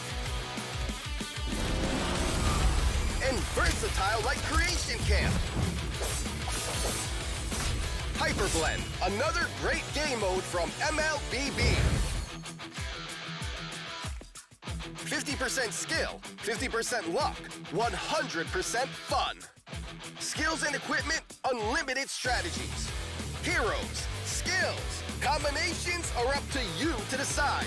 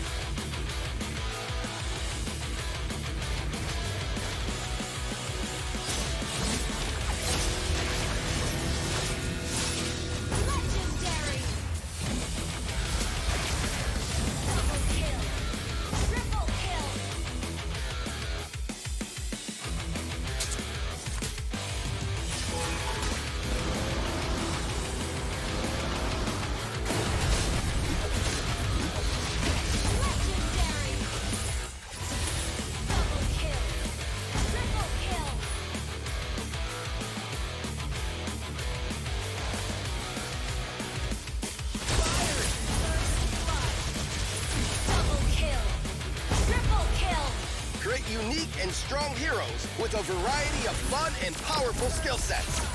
Awesome is the new mode, Hyperblend.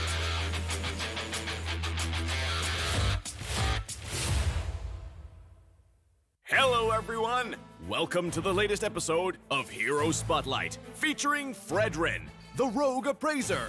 Frederick is a tanky fighter who not only possesses a lethal skill set, but also the ability to offset the damage he takes. Now, let's take a closer look. Hero skills. First skill, Piercing Strike. Frederick thrusts his sword in the target direction, dealing damage to enemies hit and enhancing his next basic attack. Hitting enemy heroes with Piercing Strike grants Frederick combo points. Second skill, Brave Assault. Frederick dashes in the target direction, inflicting damage and a slow on enemies on contact, and enhancing his next basic attack. Hitting enemy heroes with Brave Assault also grants Frederick combo points. Third skill, Energy Eruption. After a short delay, Frederick deals damage to nearby enemies and immobilizes them. Hitting enemy heroes reduces the cooldown of the first and second skills. It costs combo points to cast this skill. Ultimate, Appraiser's Wrath. Frederick slams his sword in the target direction, dealing damage to enemies in a cone and extra damage to enemies in the center. This skill costs 3 combo points. Passive, Crystalline Armor. Frederick can deal damage to negate the damage he has taken recently. Pro tips. Piercing Strike has a long but narrow attack range. Carefully position yourself to damage enemy heroes while clearing minion waves so that you can get combo points. Remember not to waste the enhanced basic attack. Brave Assault has a short cooldown. After approaching the enemy, follow up with the enhanced basic attack to immobilize them. Note that the whole combo grants you combo points. Energy Eruption offers great crowd control while posing a threat to enemies in a large area. Not to mention, it only costs 1 combo point. Make sure you hit enemy heroes to reduce the cooldown of Frederick's other skills. Though Appraiser's Wrath has a long cast animation, it comes with outstanding damage and attack range. Couple it with Energy Eruption or Flicker to ensure hit. The more HP stored in Frederick's crystalline armor, the more durable he becomes. Combo tips. In the laning phase, approach the enemy with Brave Assault. Follow up with the enhanced basic attack to inflict control, then cast Piercing Strike for damage. Lastly, use Energy Eruption to reduce skill cooldowns. In teamfights, cut into the fray using Brave Assault. Then cast Piercing Strike for the enhanced basic attack and the combo points. Follow up with Energy Eruption for both damage and cooldown reduction. Lastly, finish off enemies with Appraiser's Wrath. Tactics. Frederick excels at face-offs. In the early to mid-game, try approaching enemies and land as many skills as possible on them for combo points. In the late game, given Frederick's passive, he can shield his teammates from damage. By combining skills and enhanced basic attacks to accumulate combo points, Frederick can easily finish off enemies with his ultimate and survive unscathed. Since both the tank and the fighter roles suit Frederick well, we recommend this build when he takes the tank role to further boost Frederick's tankiness and recovery. Tank Emblem enhances Frederick's durability, as well as his cooldown reduction, while Brave Smite grants him good sustainability. As for the fighter role, we recommend this build to improve his survivability and cooldown reduction. The Fighter Emblem boosts Frederick's attack and HP, while Unbending Will grants him superb damage output when he's in bad shape. In terms of battle spell, we recommend Vengeance to max out Frederick's durability. Our new hero, Frederick, will join us in battle on August 12th. Don't miss out on a 30% discount in the first week of his arrival. Also, make sure you grab his skin at 51 diamonds in the first 2 weeks. Hope you all love this new hero as much as we do. And until next time, we'll be seeing you in the Land of Dawn. Rogue Appraiser Frederick, coming August 12th.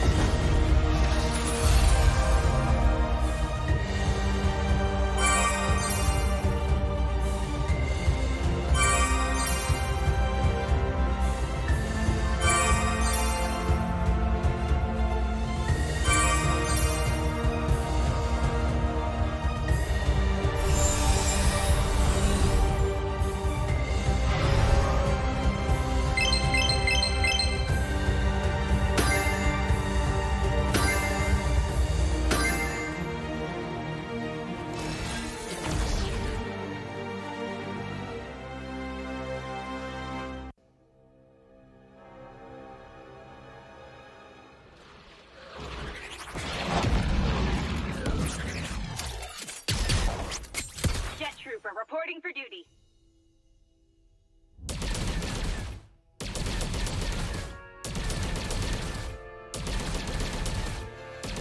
Orders received. Prepare to be safe with.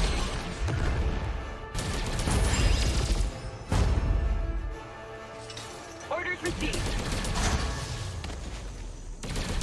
Time for a high-caliber shot. I've spotted the fugitive.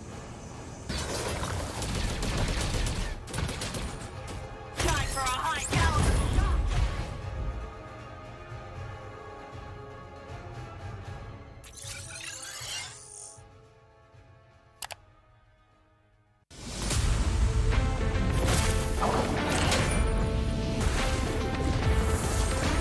There is no more Monkey King. No good deeds goes unpunished.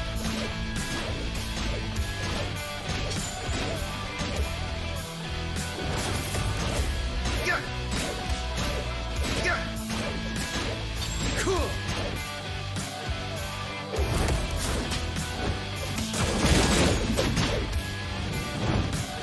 Your doom doubles. Cool.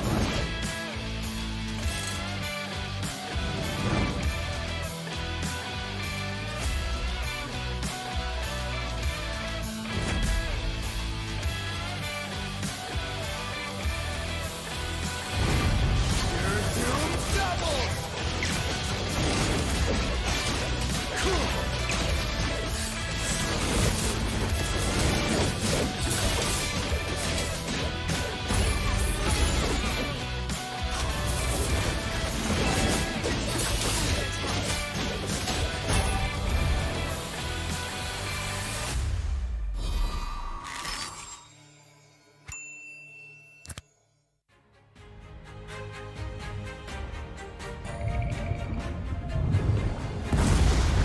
They call me a hero because I saved my nation from falling apart.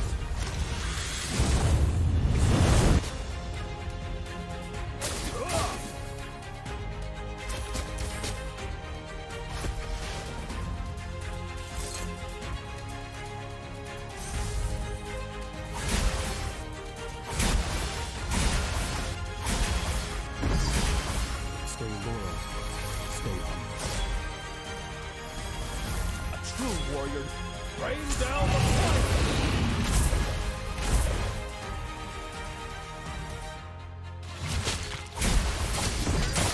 Rain down the fire!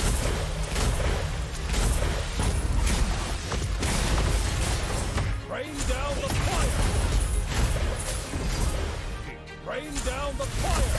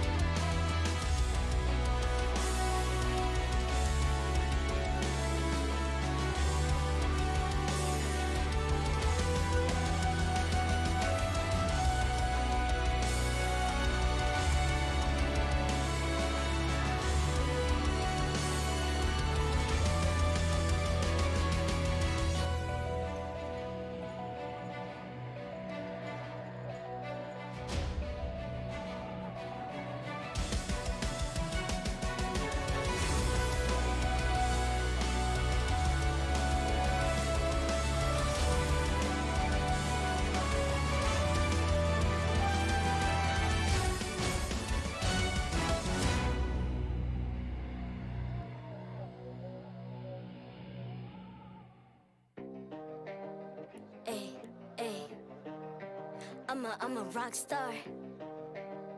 Yeah, Rockstar. Ay, ay, ay. I'm a rock star, baby, I'm a rock star. I'm a rock star, I'm a rock star. I'm a rock star, panggil aku rock star. Ini kejohanan kita semua orang rock star. Kita rockstar, kita buat saja gaya kita. Makin panas apinya sudah membara. Macam mana pun kau menempuh segala.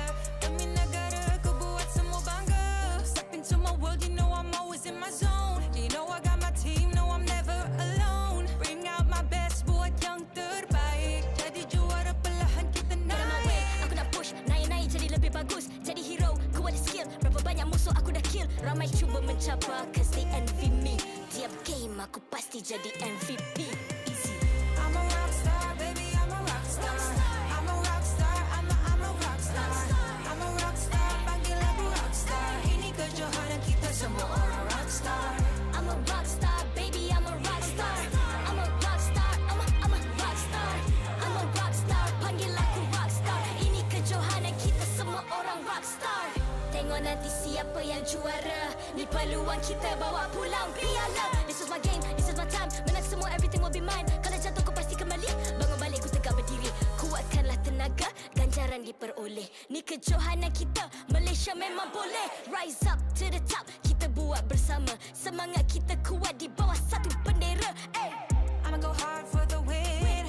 Win. On the battlefield till the end. I'm trying to beat the greatest anyone has ever seen. Stand by, I'm coming in for I'm the a win. rockstar.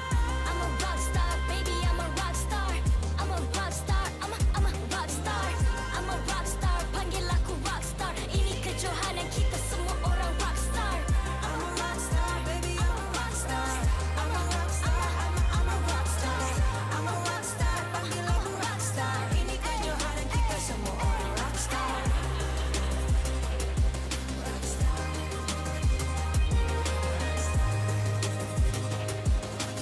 Ini kejohanan kita semua orang rockstar. I'm a rockstar, baby, I'm a rockstar. I'm a rockstar, I'm a rockstar. I'm a rockstar, panggil aku rockstar. Ini kejohanan kita semua orang rockstar.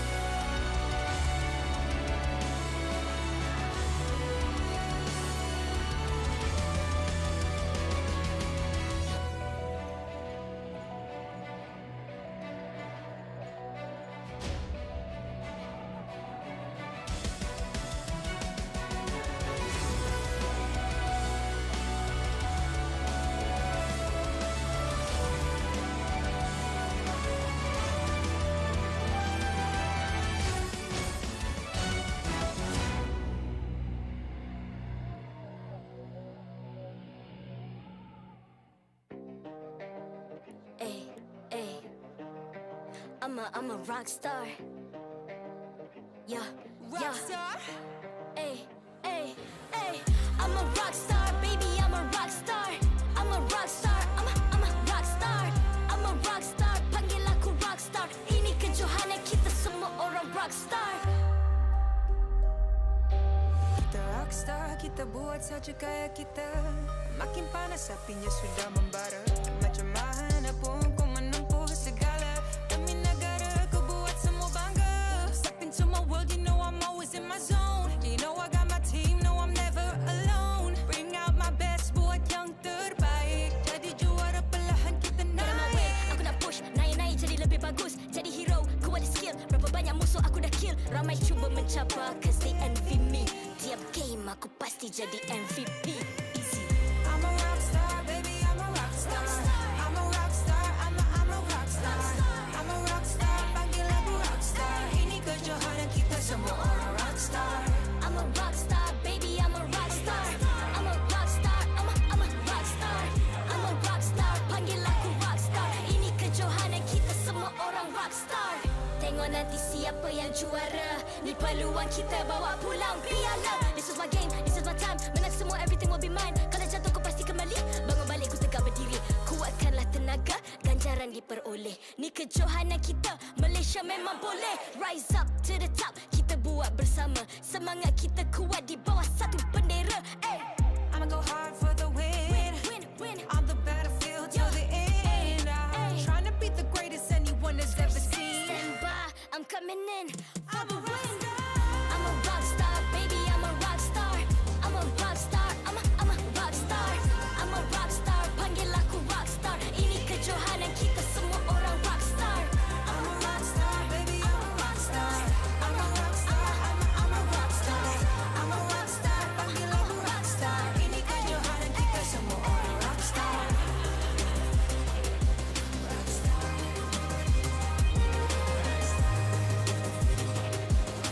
Ini kejohanan kita semua orang rock star.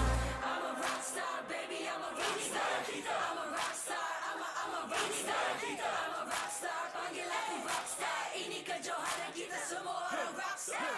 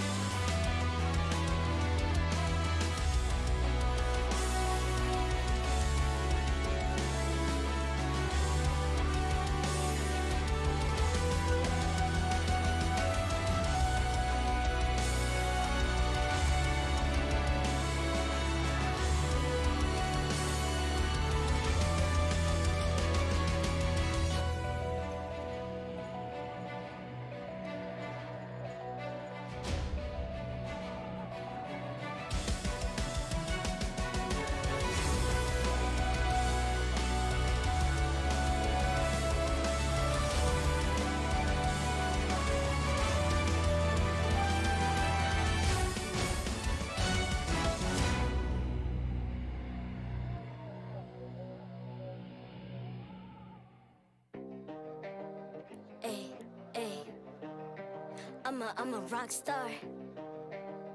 Yeah, Rock star. Ay. I'm a rock star, baby, I'm a rock star. I'm a rock star, I'm a rock star. I'm a rock star, panggil aku rock star. Ini kejohanan kita semua orang rock star.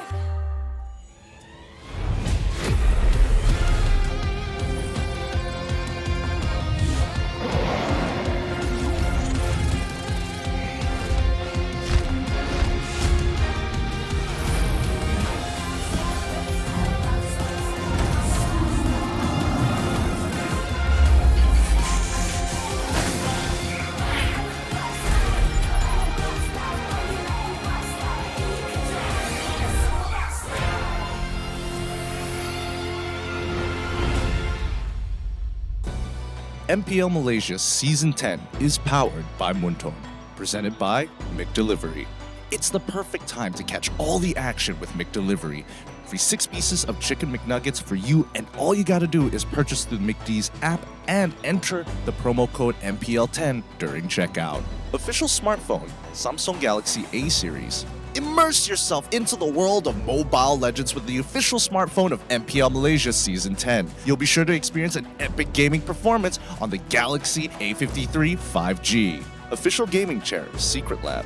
Partners in eSports, Joe's Barber, EGG Network, TikTok Live, eSports Charts, and ESI. A great day of MLBB action deserves a great conclusion, and we will not be disappointing you here, ladies and gentlemen. Welcome back. Thanks for joining us here at MPL MY Season 10, the English Death, which will of course be manned by me, Staffa, alongside LaFell. Yes, this is one of your opportunities. Now the game is about to start, so make sure you guys share. Make sure you guys tag back your friends saying, hey, the match is about to start. And in case you guys forgot, it is between Homeboys going up against Team LUNATIX. And even though I have not casted a LUNATIX game just yet, but I saw some clips from Yamichi using the Kufra. And I miss the days where I can see a Kufra really shine.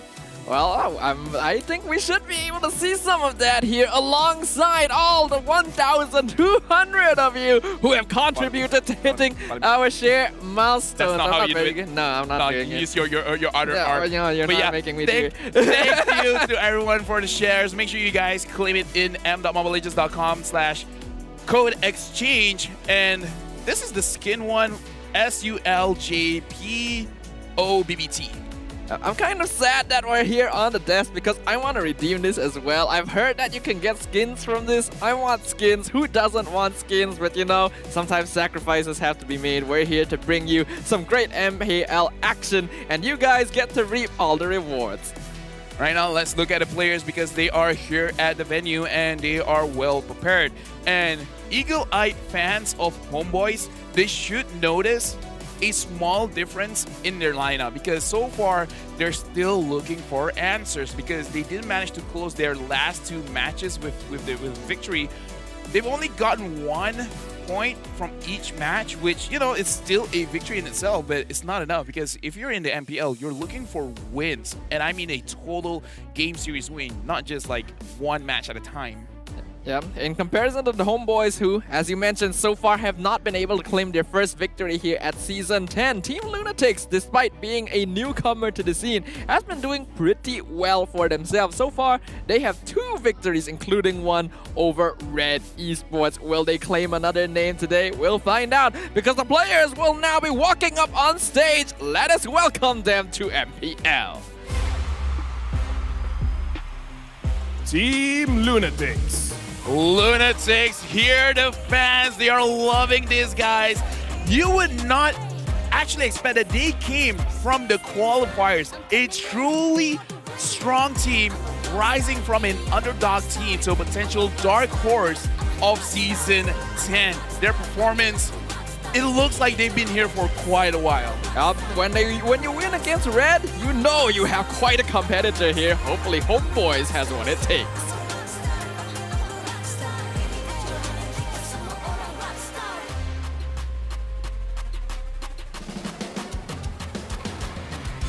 Homeboys! And of course, speaking of the Homeboys, it is their turn to walk up onto the stage. As we mentioned, they're still looking for answers right now, but as you mentioned, LaFell, there are a couple of new but familiar faces going up on stage. Seifel as well as Bang are going to be joining the Homeboys roster today.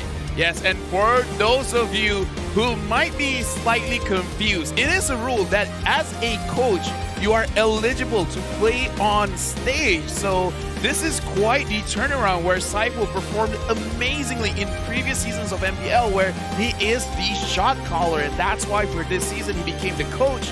But it looks like they need this victory, so they're subbing out Expedia, bringing in Seifel and Bang. As I have heard, in scrims, they've mostly been using him instead of Vince. But right now, let's introduce the coach as well as analysts for both these teams. Yeah, they're going to be walking up on stage right now. The brains and brawn of the operation for the Homeboys. We have Expedia as well as Vince. They're going to be on the coach position today. And on the opposite side for Team LUNATIX, we do have a familiar face. Sunfrost going to be the analyst, providing information alongside Iman to these brand newcomers to the MPL. Well, I appreciate the hustle. You know what, Sunfrost? I appreciate the hustle.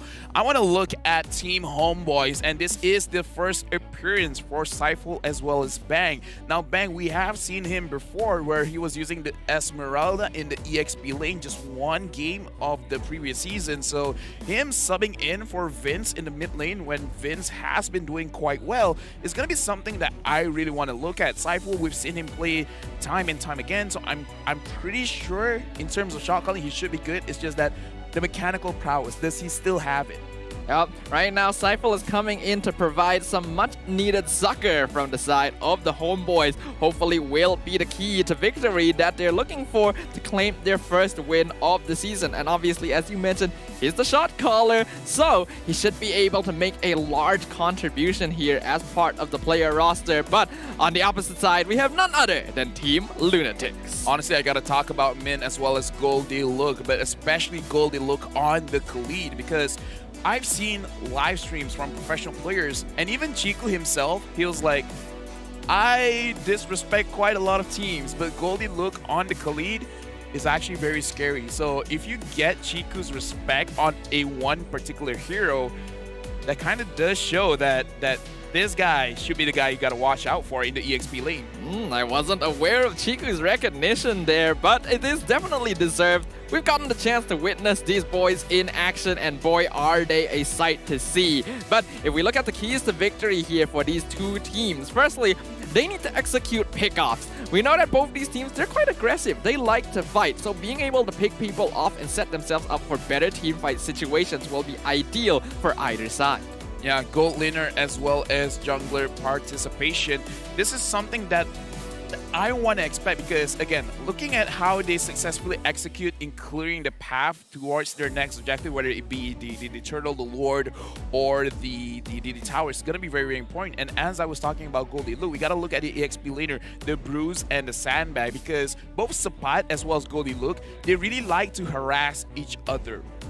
I would say in this particular season, I've not seen too much of a Sapat, so I kind of want to see a little bit more of that because last season it's almost like MVP showings every single game. Yeah. This matchup in the EXP lane is actually one that I'm very curious to watch because while from a distance, it does look like Sapat and Goldie Luck have very similar styles. They like to run into the enemy, provide distraction. Sapat is very clearly a player that wants to see if he can pick up kills for himself. He's aggressive for the purpose of making plays, while Goldie Luck wants people to be distracted by his gameplay. But the fans, they're making their voice heard, and we can see here the audience prediction pretty even on YouTube and Facebook, but a leaning towards LUNATIX on the other platforms. How, like, we talked about this, but it's always crazy when we experience it ourselves. How are the newer teams have more support than like for a team like Homeboys? But either way, right now, the Homeboys, they need you. Show your support towards them with the hashtag 10Bersama and attach your game ID as well as server ID for you guys to have a chance of winning the mystery gift. And this is just a shock to me because Homeboys is one of those teams that has a very large fan base, but Team LUNATIX, they're really proving to everyone, it's like, hey, look at us, like, we will make plays. Up the new peeps joining the squad here. The MPL lineup really have a lot to bring, not just in gameplay, but in terms of support behind them as well, and I love to see it. Of course, those of you who are watching from home, thank you very much for joining us. We hope you enjoy the series that is going to be coming up because with 10 seconds left on the counter, we're going to be entering the draft very, very soon. I'm personally excited to see what kind of lineups we will be witnessing today. So let's just cut to the chase and get drafting. Yes, I already heard a ban. Oh, it's pretty quick ban right now. Team LUNATIX, they've already banned out the Matilda as well as the 1-1. The Matilda, do you think there's any particular reason why they would want to ban that? That is straight up respect ban to Saiful. This is one of his signature heroes from when he was playing as part of the main Homeboys lineup. We do know that he actually likes playing on these enchanter style supports a lot. I love you, Daddy.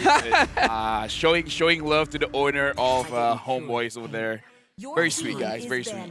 Yeah, but they do ban out the Valentina and the Fanny on the side of the Homeboys. These are pretty common bans on the red side, but even traditionally, Homeboys has never really liked playing against the Fanny, so they always will ban it out.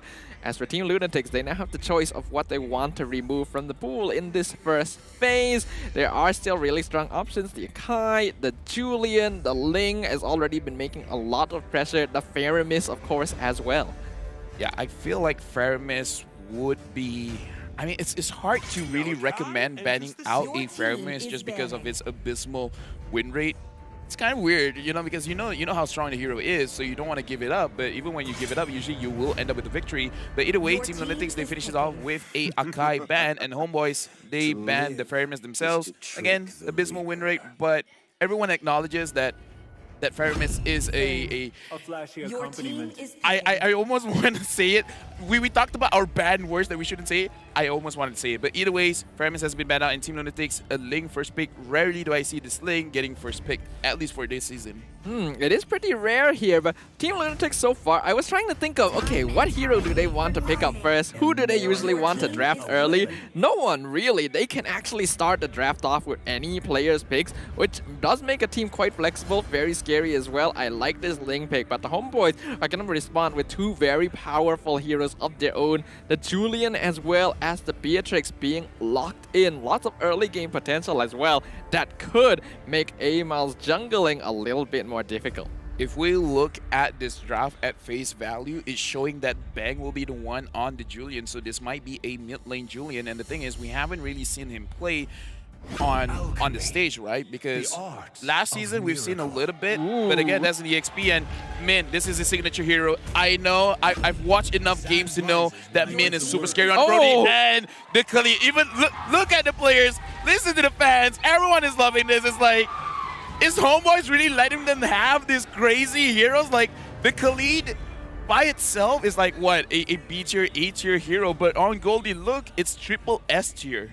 Honestly, I still can't believe how much fan support Team LUNATIX has as well. Just the fact, hey, it's their signature hero. Suddenly, all the cheers erupt. You usually never see this here at MPL. I'm glad for the change, but yeah, signature heroes, LUNATIX looking pretty scary. HOMEBOIS lock in the Paquito. If this does go over the Sapat, this is also his signature, so HOMEBOIS are respecting in kind. The bans coming out very quickly. Yamichi's Kufra being banned out, Seifel being respected again with the Angela ban too. Look at the preparation for both these teams. They just can't wait to actually go inside the game, because they're like, yeah, we roughly know what you guys want, we roughly know what we want, so let's just push everything aside and actually get to the game as quickly as we can. As I say that, now Team LUNATIX is taking the time to actually discuss what will be the final ban that they want to take, and now they're gonna ban out the Benedetta, which is actually quite an interesting ban, in my personal opinion. But just want to take a second over here. Shout outs to Team LUNATIX as well as Team Hug. Their hustle from the semi-professional team. They've gathered their fans, and they're marching into the full professional league of MPL. It's beautiful to watch, really beautiful to watch. They're showing the MPL veterans a thing or two about playing with the crowd right now, and I think the audience is just eating it up. But with the Benedetta band and the Phobius as well, kind of a strange band from the HOMEBOIS, considering Goldie Luck already locked in the Khalid. But they're going to be starting off the second phase with the Cho, and this is also an interesting choice. Right now, HOMEBOIS, it's actually a bit hard to read their lineup. Oh my god! EDIF! That is a Yamichi signature, I have heard. We have not seen it played yet, as you can see, 0 picks, but those bans specifically have been when playing against Team LUNATIX. People are aware of this hero's strength in this player's hands. I love the speed of this pick and ban. Let's keep it up. I hope we don't slow down when we get into the game. And yeah, EDIF is showing appearance. My sister will love this because she is a EDIF one-trick. Yep. Just shout out to Isha, and I think it was her birthday. I kind of forgot to wish her birthday. Pretty sad, bad brother vibes. But either ways, EDIF has received a cooldown buff, so she can initiate a little bit more compared to how she did before. I don't know, like in terms of pickoffs, it kind of looks like Team LUNATIX, they have a slight advantage, and I'm saying that fully understanding that HOMEBOIS have a Cho, which is kind of like the king of pickoffs. Either way, though, just looking at this lineup, this is going to be a messy game. There's going to be fighting galore. As you highlighted, Edith is massive. Lots of early game power spike, lots of pickoff. But the Homeboys are fielding a lineup with 4 fighters. So they're looking to fight themselves as well. I am looking forward to messy tussles and chaotic conflict as these two teams will encounter one another for the first time here in the land of Dawn. I'm just impressed by the size of Edith, and I'm surprised. You can even hear the fans. They're like, no, no. It's like the picks were so fast, and then they're like, yeah, let's go. And then looks like Min probably has a problem with his phone. They're opening, like this is the standard thing that you have to try first. Open, close, open, close. Have you tried turning it off and on again? That's the word I was looking for. Yes. My Malay brain couldn't process it that fast. It's just anytime you have any sort of IT issue, that is going to be the first tip for those of you who are struggling. Try that out as well. But yeah, it always does feel a little bit sad when, you know, you hype up the opening, we're entering the game, we're excited to watch, and then you're hit with the big in a way, it is a blue screen of death. In a way. Yeah. Looking at the issue, it's probably a like he can't hear the game sound or something like that because you know they're opening it and reconnecting the connector of the phone with the headset. So it's probably just an issue with audio. And he is a gold laner, and it's kind of not fun as a gold laner if you don't hear a gang coming. Yeah, you gotta be able to hear. It doesn't matter which lane you play in. Audio in this game is very important feedback. It allows you to tell, as you mentioned, when a gank is coming, if objectives are being taken. But looks like we've been able to resolve that quite quickly. So back in the game we go. Golden look, I think he forgot which lane he was going to because he's going straight into the jungle. It's like, wait, am I in EXP? Oh yeah, sorry, my bad. Let me go back there. Yep, Seifel gonna be forcing Amal to use his retribution to secure the purple buff, but now he might be out of position, forced to use the flicker. Amal chasing him down, Yamichi and Rain coming all the way up. Mint joining them as well. This is going to be first blood to Team LUNATIX. And that was very clutch because Min got a free assist there. So right now, Team LUNATIX, they're already starting off very, very strong, controlling the jungle. Their own jungle, the enemy's jungle, Homeboy's jungle, and now it looks like they're gonna win the lane because looking at the gold lane, it looks like Min is bullying Anip out. And here comes Goldilocks again. You think he's an EXP laner? Nope, he's part-time roamer now. Yamichi and Rain joining him. They don't steal the buff, but they do pick up the toe, and that's a kill going over the Rain, but they trade off Yamichi. Now Goldilocks in danger, 1v3. Homeboy is gonna pick up another to kill, going over the Bang. No wonder they have so many fans. That was insane. That was crazy. Like, the way that they actually chain their CCs, making sure that they get the kills. This is the kind of game that we want to play. Yeah, I mean, sure, don't get me wrong, textbook plays are cool and all, but I just want raw fighting over and over, and now I see why you keep hyping them up. Yeah, you know, we're Mobile Legends players, we want to witness violence. We just want to see people beating the heck out of each other. And right now, we can see even Homeboy is starting to get in a little bit on the actions about providing vision. They want to control this bottom side of the river because the turtle has just come up. Oh, look at that. Yamichi is getting focused on and Bang, making sure that he secures the kill. And right now, Homeboys, they're in prime position to actually get the turtle for themselves. And Amal, even though he still has his retribution, might be a bad call to go for it just because Seifel is there. Managing to catch it up, but no, they're going for Bang. We don't care about a turtle. We're focusing all our efforts on to getting kills. Sapat focusing on to Amal and Chibi. Make sure that he gets the kill. Rain tries to get a return kill, but looks like he's not going anywhere. Golden look manages to get Seifel, and this crazy man on his Khalid is relentless. This is just crazy, but exactly what we were hoping for when we entered this game already, fighting over and over again. I do feel like Team LUNATIX might have bitten off a bit more than they can chew, and Sapat being able to get the kill onto Amal there was really huge in securing the turtle for themselves. As for the emblems, I don't think there's anything too strange. I have something to point out that look at Min as well as Golden look. They're not putting any points on movement speed. Usually we see almost You're right. every professional player, they will put points onto movement speed for them. It's like, no, we want raw damage. And that's probably why they're a little bit more courageous when taking all of these attempts. So I like the way that they're building their emblem. It's not individual kind of thing. It's a team kind of thing. Everyone full on damage. Let's go.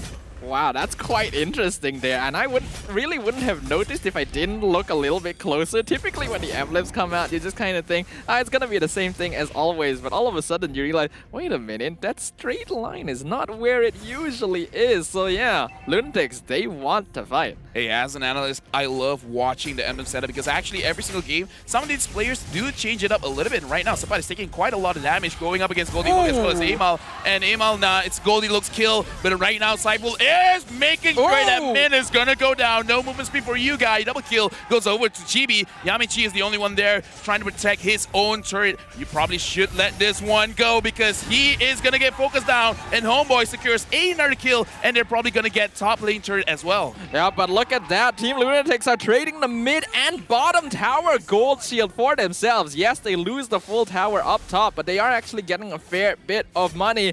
But because of how well the Homeboys have been rotating together so far, they have the gold lead. And GB now has an unstoppable streak. 5 kills, 4.5 minutes into the game. Look at the difference when your shot caller is in the game. It's like, yo, everyone follow Cypher. When Cypher says go, you don't question it. You just go. And right now, look at this. In the purple buff, Cypher is tanking quite a lot. The damage that Yamichi has to absorb is plenty. Whoa. But look at Raid managing to get the return kill. Cypher, there's nowhere for you to go. He tries to run away, but Goldie, look, killing spree. How can this man has 3-1-2 and he still has his execute up?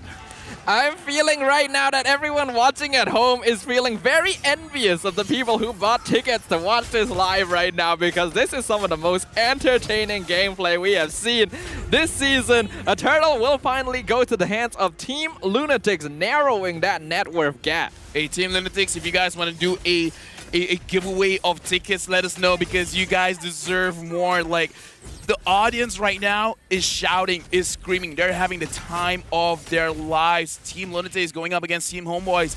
This is a 5-minute game, but look at the amount of kills, and look at this. Everyone is going on to Goldie. Look, the shutdown goes over to Chibi. 6-0 and 4. Chibi is trying to get a revenge match in this game. This is some incredible coordination from the Homeboys that we definitely did not see when Cypher was not part of the team composition. All of a sudden, it's a very different Homeboys than we've been seeing in the first week, and they are just running away with it. But LUNATIX, they're ready to respond. Cypher actually going to miss the hook here, but Yamichi gonna get knocked up right into the godlike fist of GB on the Paquito. But Rain with the 2-man knockup into Rough Wave secures the kill onto Bang. Amal not able to pick off Cypher, but they do find a name. Oh, not a name, my bad. That's gonna be Bang taken out in the middle of the fight, forcing the rest of Homeboys back. How is it possible that they do not put any points onto movement speed, but they are always there for the team fight? Like, every single time I'm like, oh, they're probably far away. Wait, Goldie Look is there?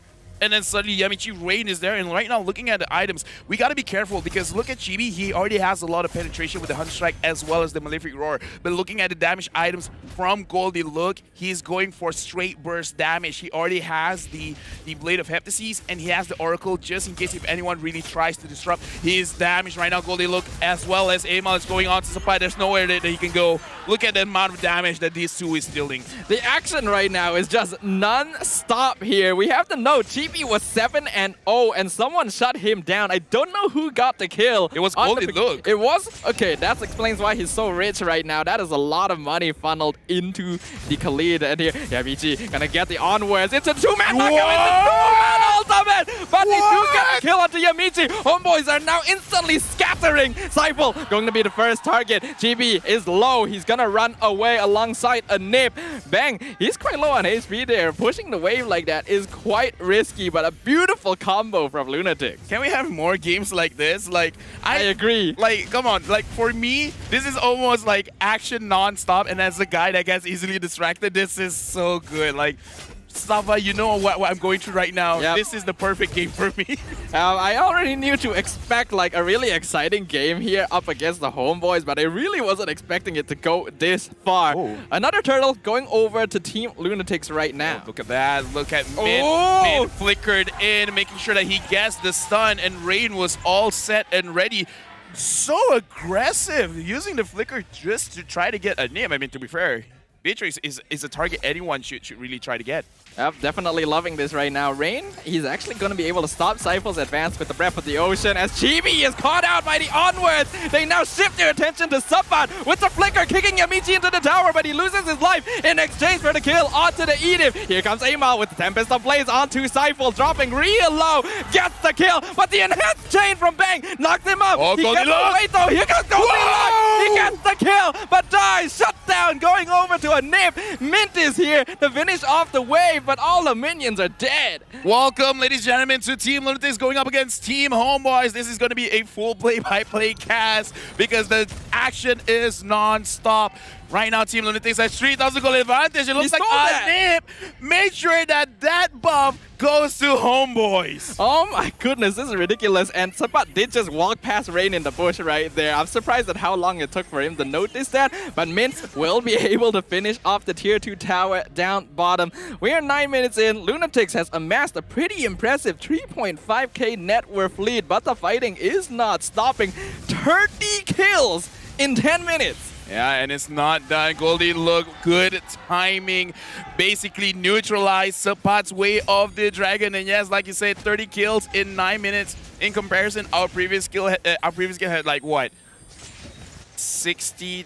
I have no idea. I know, my memory ain't that great. It's like 20-something at most. We're not even gonna bother remembering in a game like this, but Yamichi gets knocked up with the enhanced chain. They're actually not going to engage on this. HOMEBOIS knows they're a little bit behind. Can't be overly aggressive. Sabat looking for the other angle. Goldilocks and Rain in the backline on top of a nip, but he dashes away from the Khalid. Cypher gonna get the stun. Onwards onto two people. Earth Shatter gonna catch out TB. What? Unstoppable to Amal. Goldilocks picks up Sabat as well as Bang. Double kill to the Khalid. Amal, he's gonna get hit by that tower. He survives! He survives! Look at that! Let's go, Amal! Oh my god! 7, 1, and 10. What an escape! Oh my god! In this game, I just want to watch all of the instant replays because that previous team fight, to be honest, HOMEBOIS made a lot of mistakes. But the thing is, everyone's HP was gone, and gone. Like, in a way, it's a long team fight, but at the same time, it was a very short team fight because in this game, HPs are kind of like non-negotiable. You have it, well, you won't have it for long. It's mine now. Bye-bye. Go back to your base. This is just incredible right now. We can see that Chibi was still able to secure his purple buff. Amal not successfully stealing it, but this Ling is currently 7-1 here in this game. Feeling very comfortable. A 7k gold lead now for Team LUNATIX as all 5 members of HOMEBOIS are hoping for an ambush here with the concealed play. Oh, but Goldie, look, he can smell it. He knows what's going on. This is why audio is so important. And right now, Team LUNATIX, again, we got to talk about this a little bit later, but Ling first pick, it looks like he was not punished at all. And right now, Team LUNATIX, they're focusing onto me, but no, Amal is really showing off here. He's like, hey, God. Hey, look at this, Amal, you're playing a little bit too much. They're taunting right now. Team LUNATIX with the concealed plague. They're going in. HOMEBOIS has to make a quick retreat. Yamichi gonna miss the onwards. Enhanced chain knocks him up. Rain coming in from the backline. They get the catch onto Cypher, but Goldilocks is gonna be the first one to fall. Meanwhile, the Lord has been taken out, not doing a lot of damage. Sepat gonna go monster kill, going over to Amal as Yamichi is caught out with the enhanced chain. Once again, a kill going over to the HOMEBOIS. A name not quite able to finish off the Ling either. Amal should have died there. I'm gonna say it straight out. Amal should have died.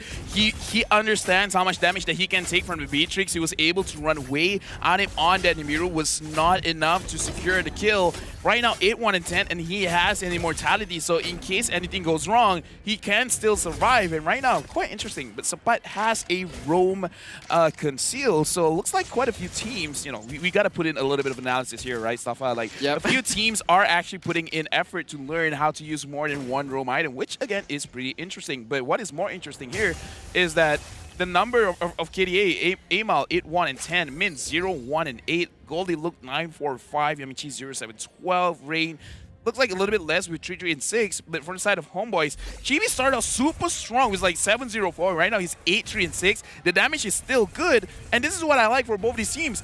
They're really focusing on this burst damage. It's like whoever goes in front will die, and then we'll just wait for a bit and then ask who's next. Goldie look has the damage advantage, 54,000 damage, and Amal is there, and he's going for a fight back. Run away, he's gonna get focused now, but Goldie look enters the fray, goes to Disciple. Chibi tries to get a kill onto Min, but look at a double kill from Amal. The damage is just a little bit too much burst, too much damage per second. This is why I love the game. The damage is insane. I think I'm definitely understanding why Team Lunatics has so many fans. There's just so much personality in the way they are playing this game right now, and they are comfortable on that stage, even though this is their first season here in MPL MY. This Lord should go to them quite easily. Bang and GB already dead, and that's going to be another push that the Homeboys have to prepare to defend. Lunatics is local, man. Like they're just straight up crazy. They deserve this name. Like this name is on purpose. Like the way that they play, it's almost like they don't really care. And right now, Goldie, look, it looks like he didn't really care. He just walked up and he's gonna die. Ooh, the shotgun to the face. That does not feel good. Homeboys do actually manage to pick that up, and a little bit of a spam recall just to give him a taste of their own medicine here. That means that the Khalid is not going to be up for this next Lord push. 6,000 gold difference, but I want to look at a recap and look at the damage coming in from Amal. I know he was lower than Goldie looked just now, 54,000, but they're not gonna wait. This is what I like about Lunatics. They really don't wait. If they see an opportunity, they're just gonna go in.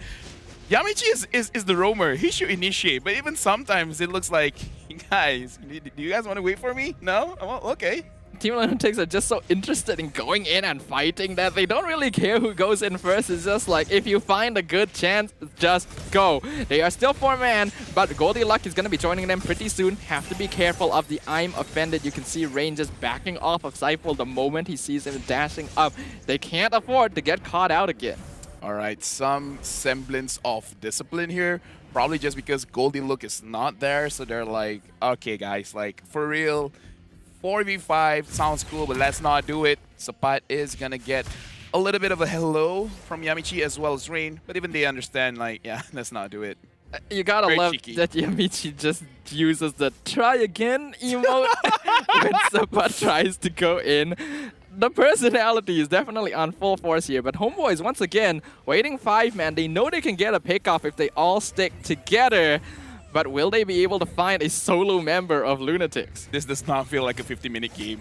It feels way shorter than that. It just feels like non-stop action. But yeah, it's 60 minutes in, 22 kills onto Lunatics and 17 kills onto Homeboys. Homeboys definitely have enough damage. They just need to find a way to stop Amal. They need to find, because right now, looking at Homeboys, do you know what their focus was? They keep on focusing onto mid. Because time and time again, I see Chibi trying to flank and trying to make sure that this Brody does not deal enough damage. But the thing is, Brody does a lot of damage, sure.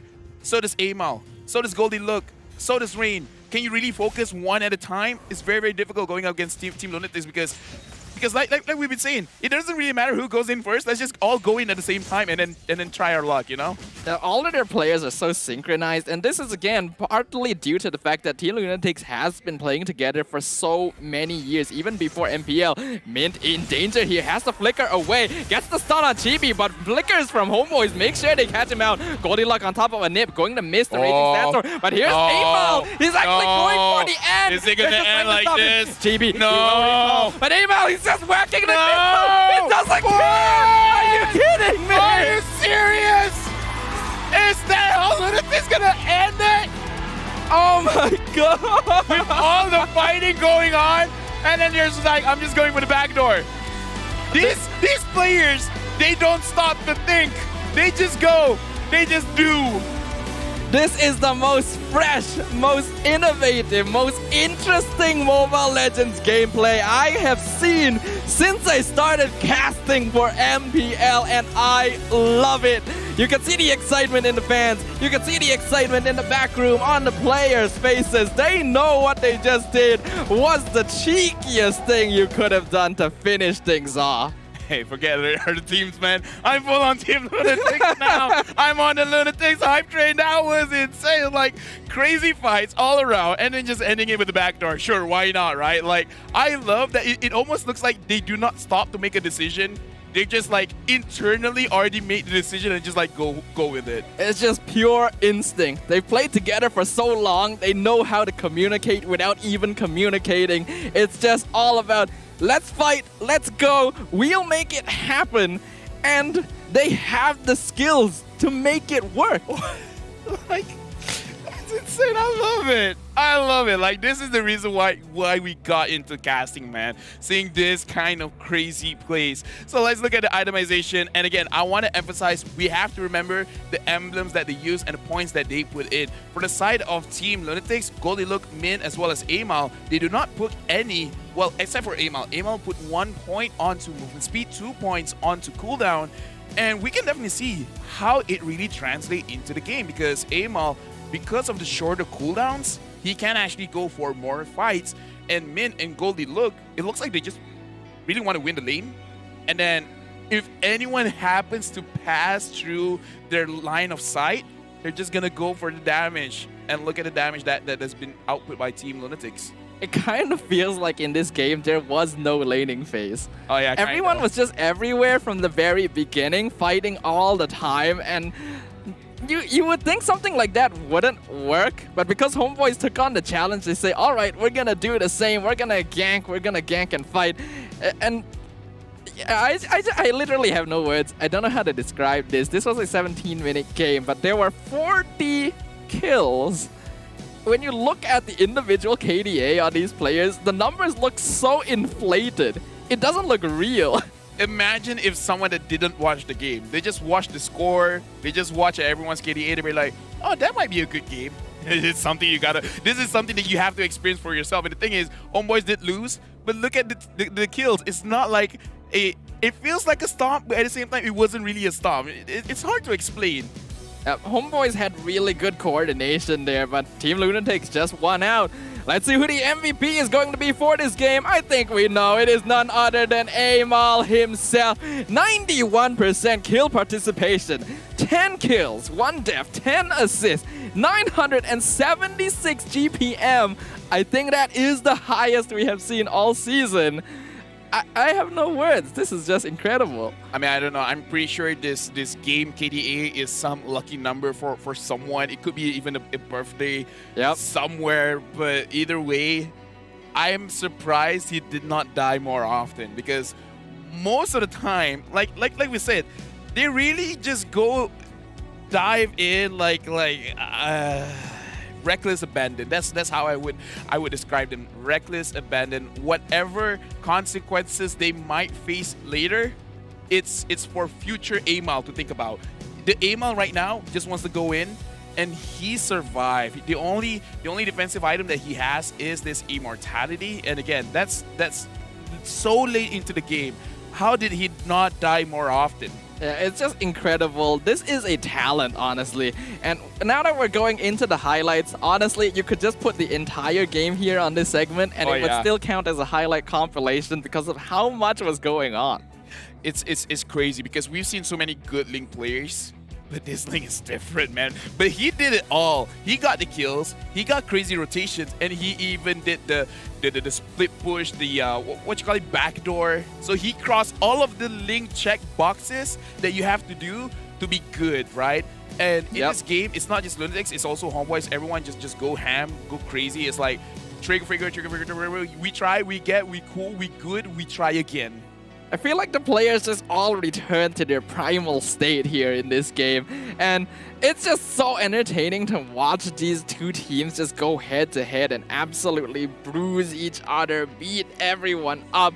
That's the kind of spirit we all started playing ML with. There's a sense of nostalgia. There's this, it gives you these warm feelings inside while also allowing you to truly enjoy what you're witnessing to the fullest. I don't know how many times I've said this season, and it's just week 2, mind you. I don't know how many times this season I've said that no game is going to top that. No game is going to top that. And then just game after game from all of these crazy teams. This is the fight I was talking about. Everyone had HP. and then they're just instantly gone. Like the burst damage from Amal, the burst damage from Goldie Look, the burst damage coming in from mid. You know what? After this game, I'm not gonna prioritize movement speed anymore. You know, if I'm there, I'm there. I just want to make sure that when I am there, I do have damage. And as we saw, they do try to focus on to Min, but Min did not have kills this game. It's all on Amal as well as Goldie Look. I feel like this is the culmination of the idea of they cannot kill me if I kill them first. You don't need movement speed to escape a fight if the fight is finished before you die. So why not, right? But of course, don't try this at home, kids. These are trained professionals. Try it at home. Try it at home. And then let us know. And right now, we do have a new hero. We got to remind you guys it's all about Frederick. Frederick is a tank fighter. The way that he plays is actually quite unique. I have to learn a little bit more because the way that he plays is using his skills and resetting some basic attacks, and make sure you guys get his skin, because as of right now, up until like what, 2 weeks, it's only 51 diamonds. Yep, absolutely. I've been trying out a lot of Frederick myself, trying him in EXP, trying him in Rome, using different emblem sets, different battle spells to see exactly how well he works. And even now, I still can't really get a handle on what is the ideal way to play him. A lot more experimentation is needed, but hopefully some of you guys out there trying him out will be able to tell us exactly how to achieve 100% potential on this brand new hero. Let us know if Frederick needs any kind of movement speed. I mean, like again, Team LUNATIX, it looks like they're putting their priority in the right place. Let's look at the damage. 64,000 damage from Amal, 60,000 from Goldie Look, 28,000 from Raid, 20 from Yamichi. And then looking at from the side of Homeboys, Chibi did quite a lot, 47,000. Anip did fairly well, 42, but it's kind of a difficult game for the Beatrix to really dish out the damage when too many things is going on into the game. Like you have too many targets. I think that's the most difficult thing for Homeboys. There's just too many targets, man. What I'm really wondering is just where all of this damage being done by the Homeboys is going to, right? Because these are not small numbers. How much damage was Goldie Luck and Yamichi tanking for the rest of their team? Those are the stats I want to look at. But in a way, you can also see that this sort of playstyle from Team LUNATIX, this no hesitation, no holds barred, let's just go strategy, works very well against a team comp like the Homeboys, because typically in these sort of situations, teams are going to be very passive. They're going to wait until they find a good opportunity to go in, and because of that, they'll take a lot of poke damage from heroes like the Beatrix, from the Paquito jumping in and out, poking damage out. In this case, Team LUNATIX, they're just like, we're not going to deal with that. We're just going to fight and see who has more damage, who comes out alive. And there's a lot of respect for that kind of style. Staffa, do you want to change your jungler for your dream team? Man, I don't even know what to say. Honestly, I would take any member of this team on my dream team. It's difficult for me to choose just one. I don't know, man. Amal is a different level. I kind of want this guy on my team. Like, looking at that crazy play, I don't know how any other jungler can top that. I say that right now, and then next week we're going to see someone else top that. Yeah, you can have Amal. I'm going to take Goldie Luck myself personally. The way that he plays on that Khalid is really insane. You got an EXP lane bias. You're an EXP Yeah, laner. I definitely got a bit of an EXP lane bias. But you gotta respect that. You gotta love the way that he just goes in. A lot of the time you see EXP laners, they need to have a sense of discipline. They want to specifically go into the backline to distract the enemy backliners as much as possible. Maybe pick up a kill or two. Try not to die. Goldie Luck is just like, I am here, hit me, I can die, but I'm taking you with me. Most of the time he doesn't die. Yeah, he exactly. Someone first, and I'm like, all right, I was supposed to die as well. And yeah, like, all the teams, they've gotten so clever when it comes to the macro play, where they're like, all right, I'm gonna cut lane here, and then once the team fight happens, I'm gonna flank to the back. I will distract this, and this. And yeah, looking at Team LUNATIX, they just threw it out the window. And Yeah, like, but admittedly, we may be talking a little bit too much about LUNATIX here. Let's kind of I'm sorry, okay? This is my first understandable. them. Right? Let's shift the scale a little Sure. bit. What does Homeboys need to do to come out on top in game number 2? Oh no, I feel like they've already done the right thing. Bringing Really? in Typhoon, bringing in Ban, I think it's perfect, all right? Looking at how they play, it's good. The only thing that was difficult for them is, number one, target priority, because as you said, quite a lot of damage coming in for the side of Homebois, right? But because not a lot, well, actually no, there was 18 kills. There were a lot of kills, but meaning to say the damage was scattered. If they can focus one by one, that'd be great. And no lockdown for the Ling. As I was talking about it, is that the Ling is rarely a first pick hero just because you can counter it. And they were thinking of countering it with the Ruby, which again is a very good idea. And as well as they have the Cho. But they quickly saw that was not a good situation. So right now, I want to see a different hero, perhaps a Franco, perhaps a Kufra to go up against this Ling. And LUNATIX, why fix what isn't broken? Ling first pick again. It takes a lot of confidence to be able to do this, and I'm impressed as well because LUNATIX is a new team. Oh wow! Is it gonna be the same draft? Like, are we doing this again? Are we doing this dance again? I do hope we see something a little bit different here. But what I was saying is that it does take a lot of confidence and mental fortitude for a new team to be able to do the kind of things that we've seen Team LUNATIX do. So hopefully Homebois will be able to match up there right now.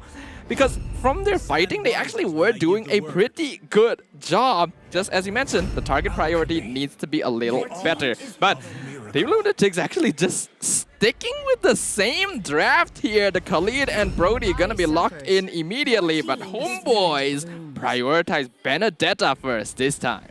Yeah, as we saw from the previous draft, the Benedetta was banned out, and it did look like on the side of Homebois, they were quite unhappy with it, because they banned out the Phoveus earlier on, and that probably kind of shifted or gave a give a signal to LUNATIX to be like, yeah, gave a hint to LUNATIX like, we're gonna use a hero that has a lot of dash, and then LUNATIX is like, Benedetta, and then they banned it out. So it looks like for game number 1, LUNATIX made the right read on what Homebois is trying to do. So right now, Homebois, they prioritized the Benedetta a little bit earlier. Will it be enough to be a change? I kind of feel like it does, just because LUNATIX, they won just because of the chaos of the team fight, right? Everyone was moving everyone around. Benedetta kind of does the same thing. I just don't know, man. I hope Adib gets the proper target, because it's going to be difficult for Beatrix to really do much in this game. I think it is mainly because if Sapat is playing on this Benedetta, he will actually be able to match up in terms of split pushing on a hero with as much mobility as the Ling. So Homebois actually have the option here of avoiding fighting and just pushing out the lanes to make it so that Team LUNATIX has to scatter and not be able to fight together as much. In addition to that, as you mentioned, they like to move around a lot. So if the Benedetta can cut off the fight in half with the Electo final blow, it makes it a lot more difficult for LUNATIX to control the battlefield the way they want to, which would be a pretty good win condition for the Homebois. We talked about how both these teams, they know what they want, they know what they don't want to fight against, and it looks like they just have one plan, and then they're just gonna execute it, because Team LUNATIX almost 100% same bans. The heroes that they used previously, which was Edith as well as the Karita, is not banned out, so they do have the option, but because they're taking their time, they're probably not gonna use the same heroes again. And for the side of Homebois, the only thing that they added is this Benedetta. The Paquito is still there, probably still going over to Chibi.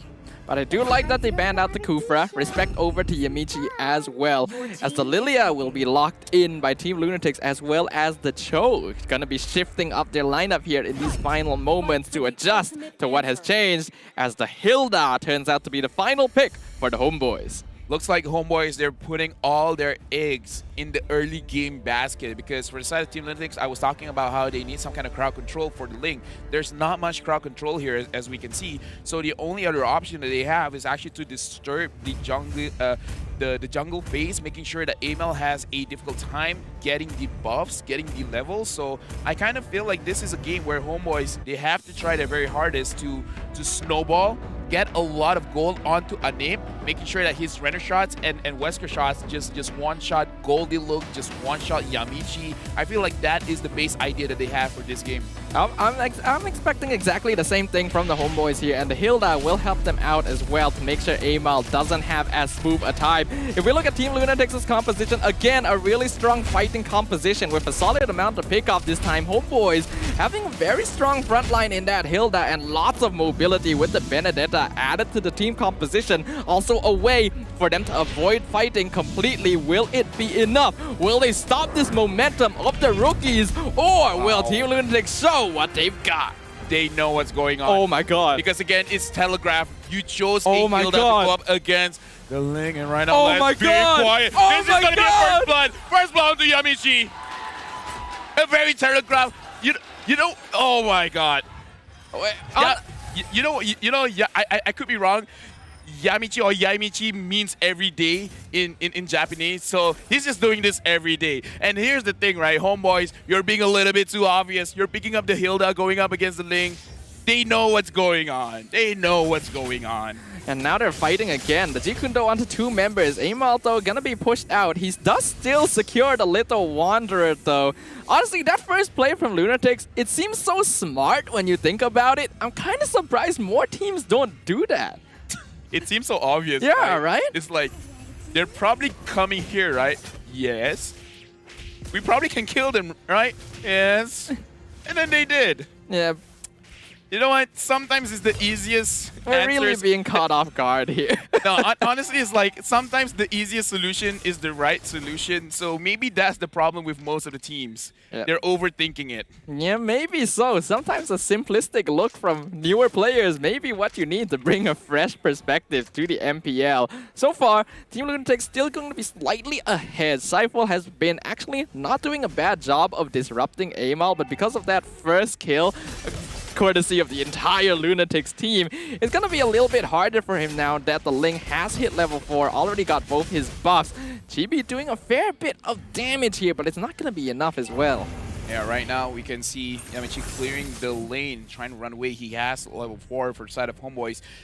They don't have quite enough crowd control to handle a late game Ling, so they do have to pick up the pace, but again, it's going to be a very, very difficult situation. Sopa doing a lot of damage onto Rain, but Rain still has his black shoes. Goldilocks goes in back into the fight, focusing onto GB. Amal is on the turtle. Goldilocks taking quite a lot of damage, but it is okay. The turtle is still going over for Team LUNATIX. Yamichi might sacrifice his own life. Somebody's going to chase after it. The same thing I've said about Cypher. And the kill is going over to Bang. But all of this is actually time wasted. You can see how well Team LUNATIX splits up the fight and uses Goldilocks to just distract people for objectives. If we look at the emblems, once again, full damage coming out of Team LUNATIX. They have 2 killing sprees and a high and dry as well. So they're not caring about defensive options. They don't mind if they die as long as they take someone with them. I don't mean this disrespectfully, but the way that they're playing is like ooga booga, you know? It's like damage, damage, go, go, go. And you know what? I'm changing the way that I play this game. I'm changing. I swear I'm changing. Right now, Yamichi is trying to zone Anip as well as bang out. Chibi is there. Chibi is doing quite a lot of damage. Sapai coming in from behind, focusing on Min. Min is taking quite a lot of damage. The flicker has been used. Yamichi has to retreat as well. Goldilocks, it looks like he was planning to do something, but they're gonna go be a little bit passive for now. That was actually a really good eye for an eye from Sapat. He got a stun on both Rain and Mint at the same time. It's just that Homeboys were too far away to follow up on it. Otherwise, that would have been beautiful for the Homeboys. Just a little bit unlucky there. But right now, Cypher gonna be continuing to disrupt Amal. Not sure if he's gonna be successful though. Here comes Yamichi and Goldilocks.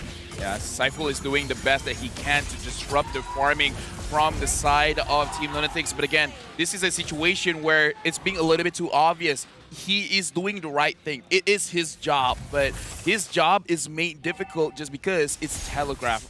Homeboys, they need to put a little bit more pressure on the side lanes to make sure that none of them could roam, or they just got to put a lot more people with the Hilda to actually do something. Chibi taking quite a lot of damage, and he is able to escape. But look at Amal. Amal is thinking about it, but looks like he's not going to go for it. And Yamichi, yeah, the wall. The wall was not kind to you, my good sir. But again, throwing away his life means that Team LUNATIX can take another turtle. Sepa not going to be able to contest. Chibi already chased back. So they are still accruing a slow net worth lead by taking these objectives. If we look at the gold ranking, Mid at the top. Anip actually not too far behind. But other than that, Team LUNATIX are in control. But yeah, looking at this game, looking at all the lanes, I feel like this is the bigger advantage just because LUNATIX is winning the side lanes, making it so that for the side of HOMEBOIS, Anip as well as Supply can't really help out anyone. And they're focusing onto Anip. Anip is taking quite a lot of damage, but it looks like he's still surviving. Chibi managing to get killed. We're on to Rain on the behind, but looks like they're going to delete Amal. Bye-bye. You got to go back into your base. And HOMEBOIS, now they have the kill advantage. Slightly bit too greedy there from Team LUNATIX. They tried to make the play when Amal did not have his purple buff, meaning that it was a lot more difficult for him to actually kill a Nib. And because of how much time it took, HOMEBOIS were able to get a very good trade down there. Yeah, looks like, at least for Goldie Look, he's building a little bit differently because before this, he had the Blade of Heptases, but then he followed up with an Oracle. For this game, probably not. Maybe he's going for a Malefic Roar just to make sure that he does a little bit more damage onto Sapat with this Vendetta. Yeah, I think that's probably the case here from Team LUNATIX. You'd think that in this situation where HOMEBOIS are actually more even than last game, they would want to play a little bit more defensively just to be safe. But no, defensively doesn't seem to be a word in the LUNATIX dictionary.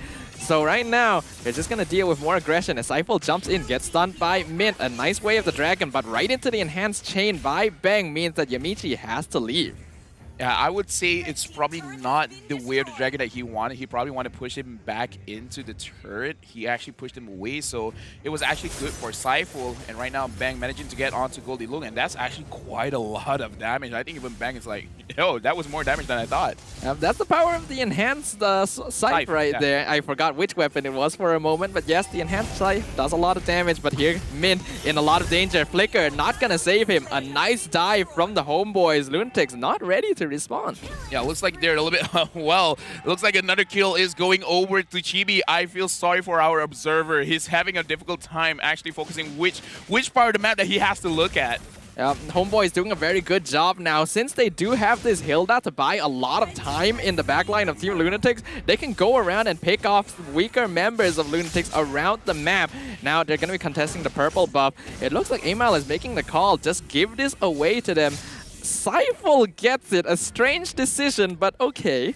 I think it's more of like a panic situation because they did not have true vision on where Amal is, so he could just all of a sudden fly over and use the retribution. So it doesn't matter who took it, just take it. Right now, Amal has Berserker's Fury, so his burst damage is going to be a lot. For the side of HOMEBOIS, they need to start to focus who will be their target. So far, they've been doing quite a good job. And I got to say, Seifel and Bang, they've been working together quite well because every single time Seifel is there, Bang is there to follow up with the enhanced chain.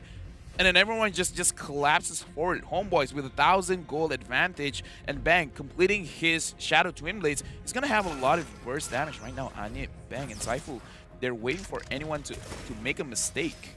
Look at the positioning. They're trying to use a nib as a form of bait here, but Team LUNATIX is not biting onto it, so not gonna be a fight right now. LUNATIX know they are behind, so they're actually playing a little bit safer. Goldilocks gonna be the target. Raging Sandstorm gets the stun onto Chibi, but he's losing a lot of HP. Quicksand gonna keep him alive as Seifel gets the final hit, and they won't actually able to pick off anyone. Mint dying on the other side of the map as well. They'll pick the shutdown off on the Hilda, but the HOMEBOIS are getting a lot of advantage here. Oh yeah, a lot of advantage, but it looks like it's not stopping Ben. Tried to go on to Amal. Yamichi is there, but looks like everyone has different priorities. That was a good kick, but no one's going to follow up. And Bang uses a flicker, trying to get Rain, but he is punished. Sapat tries to run away. Sapat tries to fight back, but look at the damage that he has to Zora. Unfortunately, that was a bad flicker. All it hit no one. That's unfortunate. He would have been able to get the kill onto Amal as well. So Team LUNATIX actually bite back, and that's surprising. It makes the fact that they actually ignored the kick from Yamichi look intentional. They went and cleared up the midway before following up on the kill on the Julian, and it still actually worked out. Yeah, right now, looking at the AI winning position brought to us by McDelivery, it looks like 61% for HOMEBOIS, but I gotta say, that was quite the misplay from HOMEBOIS because Bang used his flicker, Anip used his flicker, but it kind of looked like a situation where if you did not use your flicker, you might have actually hit your skill shots. Yeah, that's a bit unfortunate for the HOMEBOIS here, but they are still in a very comfortable spot. They see Goldilocks is in the top lane. They can contest this Lord. They know Amal doesn't have the purple buff. Yamichi gonna be targeted. Chibi picks up the Lord. They are jumping with the Tempest of Blades, but they're not going to find anyone here. Goldilocks finally joining the party, but it's a bit too late. we gotta look at the difference from game number 1 and game number 2. Sapat on this Benedetta, the KD is only 0-1-1, and I was about to say good things about you, but then Goldilocks deals a lot of damage. I'm just saying, maybe this is the reason why HOMEBOIS is doing so well, because looking at Team LUNATIX, they're moving way slower compared to game number 1. Yeah, the increased mobility and presence on the map from Sapat, as well as Saiful easily opening up the map, is giving HOMEBOIS a lot of tools. The Way of the Dragon onto the Hilda, actually not going to be followed up on. Raging Sandstorm misses a nip with 3 quick shots, going to take out the Khalid. Rain being forced to use the Black Shoes, as Saiful going to get taken out by mid. Mbeng jumping in, GB gets the mega kill onto Rain. Amal going to run away in the opposite direction, leaving 3 members of Team LUNATIX alive as Anib slowly whittles down the mid tier 2. This is the HOMEBOIS we were looking for. In game number 1, we saw glimpses of it, but right now, game number 2, 3,000 gold lead. Anib is having an easier time to actually deal out the damage, either with the Renner or the Wesker, and Chibi. Full respects on this guy, on this Paquito. Last season it was a putt. This season it's going to be Chibi. Yep, they're going to take down all of the external towers at once. And right now, Team LUNATIX not quite able to play the style they are known for because they are so far behind. They will clear up the Lord before it does any major tower damage to the inhibitor.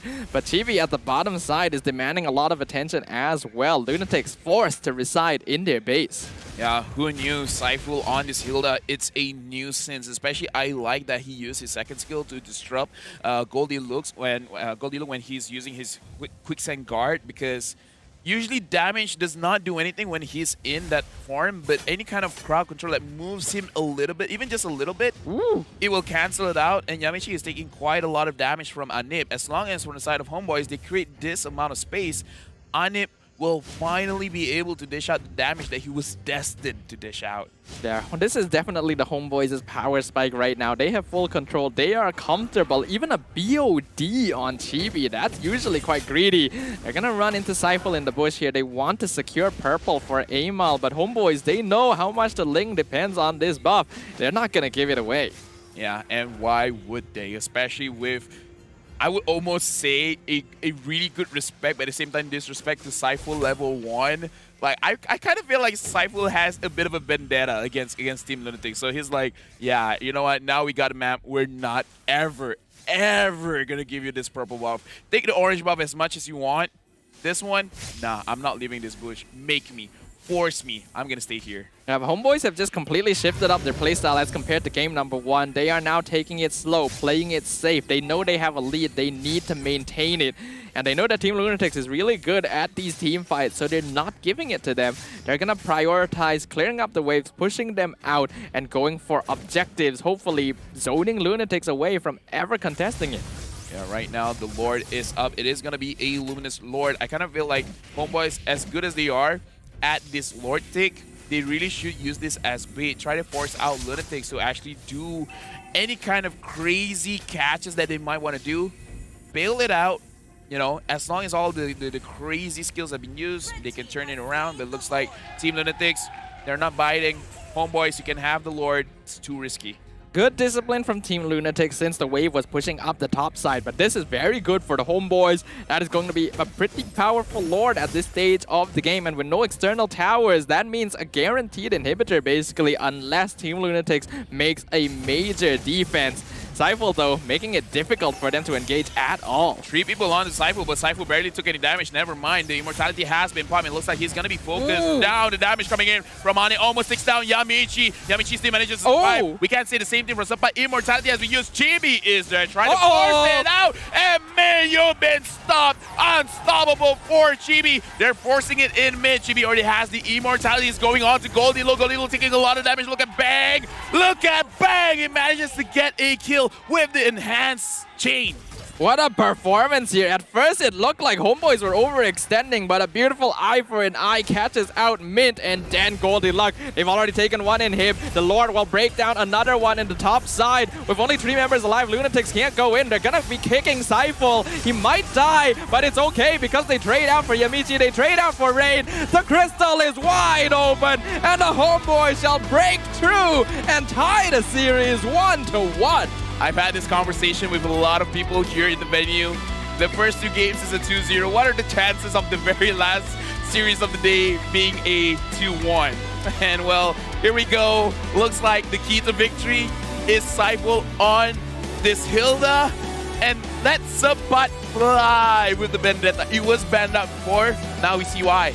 We've got quite the series on our hands here, ladies and gentlemen. The first game looked incredibly one-sided, and we were talking about the adjustments that the Homeboys had to make to come back in game number 2. They made that, and it's kind of surprising. They only had to change 2 heroes in their lineup. Arguably 1 hero, because I kind of feel like the Hilda was the real difference maker there. But either way, we do have to remember, right? Let's talk about a story for Homeboy. So far in this season, they've won 1 match in an entire series. This is their opportunity to finally get a full-on victory. Looks like Team LUNATIX, they're not going to making it easy just because it looks like Team LUNATIX knows what Homeboys is going to do before they do it themselves. Yeah, but going into game number 3, I'm expecting a very different draft now from Team LUNATIX. They went with the same 3 first picks as game 1 because they thought we should be fine, we can handle it. Homeboys adjusted to that, so it shows them instantly, all right, time to change our plans. Excited to see what happens there, but first, having a look at the item builds for that last game. Yeah, look at the differences here as we keep talking about it, and it's Cypher as well as Sapat, even though Cypher 5, 5, and 7, but the real impact is honestly once he completes 2 of his defensive items. Once he has his dominant ice, he can handle Goldie Look, he can handle mid, and when he has the Dino Shield, he can take a lot of damage from Rain as well. And when everyone is piling the damage onto Cypher, it's free range for Chibi, Serpat, Bang, and Anip to really dish out the rest of the damage. I like the combination from Cypher as well as Bang is because what is the Hilda's weakness? It is the cash potential, but you can't say the same thing for the Julian. So I kind of like this level of combination. It's like, I'll be the tank, I'll be the shield, you'll be the sword. Chain, to be exact. But you know, technically, Julian does have an enhanced sword, so yeah. The metaphor still works, the sword and the shield. Yeah, it makes a lot of sense. I think that worked out very well for them because it allowed them to control the map. And this Hilda really was a pick out of left field because you see LUNATIX, they don't have any heroes that can actually deal with this. So looking at the MVP of this game, it is gonna go over the Chibi. Once again, incredible Paquito gameplay. He was actually full build at the end of that game. 76% kill participation, 6, 1, and 7 KDA, and nearly 900 GPM as well on this Paquito pickup. I mean, if the first game Homeboys won, he would have been the MVP for that game as well. His Paquito play is a little bit too much. And why this build is so good is because there's a lot of penetration, but it also has the Bloodless Axe. And the thing with the Bloodless Axe is the more damage you deal, the more spell vamp that you will recover. So having the jab being puffed is really good for Paquito jungle because it really synergizes well when you have a lot of penetration, and of course having this assassin build, you're gonna have a lot of penetration. But looking at the highlights, this was a really smart level 1 play from Team LUNATIX since they know exactly what Cypher is going to do. And then we started seeing some of that signature aggression from Team LUNATIX, but Homeboys were the ones controlling the tempo from the beginning. Yes, they lost Cypher here and there. They lost to a few ganks from Team LUNATIX as well, but you can see the adjustment from them this time. They actually decide not to take fights if they know that Team LUNATIX is going in, and then wait out the cooldowns before they re-engage. It's quite the difference, right? Because Team LUNATIX, we talked about how they would just go in. But in this game, they had a lot of hesitation. And I feel like that is what made Homeboys the superior team in this game, is they create hesitation in the mind and eyes of Team LUNATIX. And the way that they do it, again, is by how Cypher is just being such a nuisance up on front. And if we talked about the level 1 play, I don't think we'll be able to see that ever again, because even though it is a defensive move, I would still consider that as a cheese play. So I will not see that happening ever again, honestly. Yeah, I think so as well, but the way that the game ended, we can see was very handy in the pocket of the Homeboys. Once they got that early lead, once they got some scaling on their heroes, they will have a lot more consistent damage going into the mid-game as compared to Team LUNATIX. And their late game scaling is going to be a lot stronger as well because of that Beatrix. I imagine Aniv's damage numbers are going to be pretty big for this game. Yeah, we are going for a short break, but trust me when I say everyone deserves this break, because for the side of LUNATIX as well as Homeboys, they did a lot in game number 1 and 2. But game number 3, they need to switch it up. So make sure you guys stick around, because we'll be back in a few, and when we come back, we'll see who will win this series.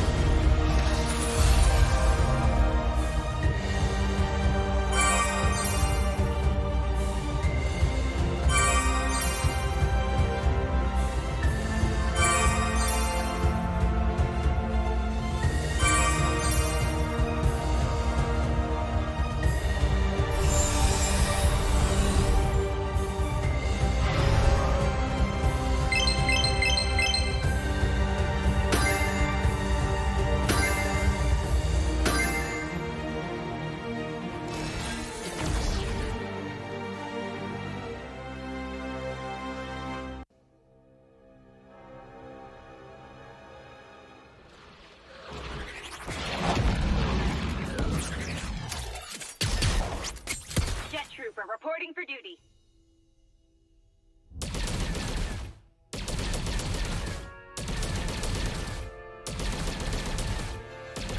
Orders received.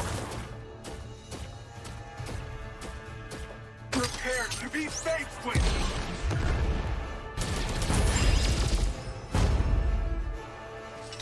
Orders received. Time for a high caliber shot. I've spotted the fugitive. Time for a high caliber shot.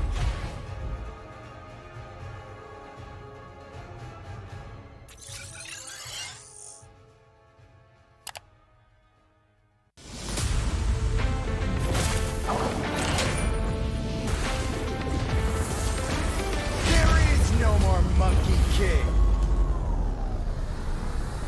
No good deeds goes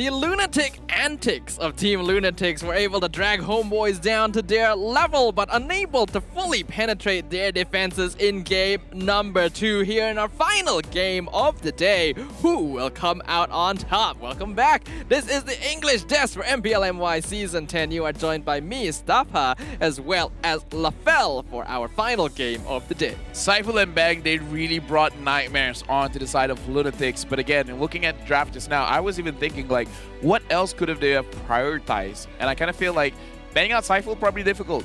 Banning out Bang might be a little bit more easier because the Julian is kind of an easy ban to actually put out. Yeah, the Julian might have to be respected here, but if Lunatics are forced in a situation where they actually have to ban out the hero, then you have to let go of something else. So far, they've been pretty consistent with removing Matilda from Cypher's hero pool, so I guess we'll see. Yeah, and again, looking at damage here, Bang, 32,000, Sapat, 33,000, Chibi, 38,000, Saifu, 36,000. We can definitely see that everyone participated in the fight. It's kind of funny that the marksman on it, 24,000, he did the less amount of damage. He did less than Saifu.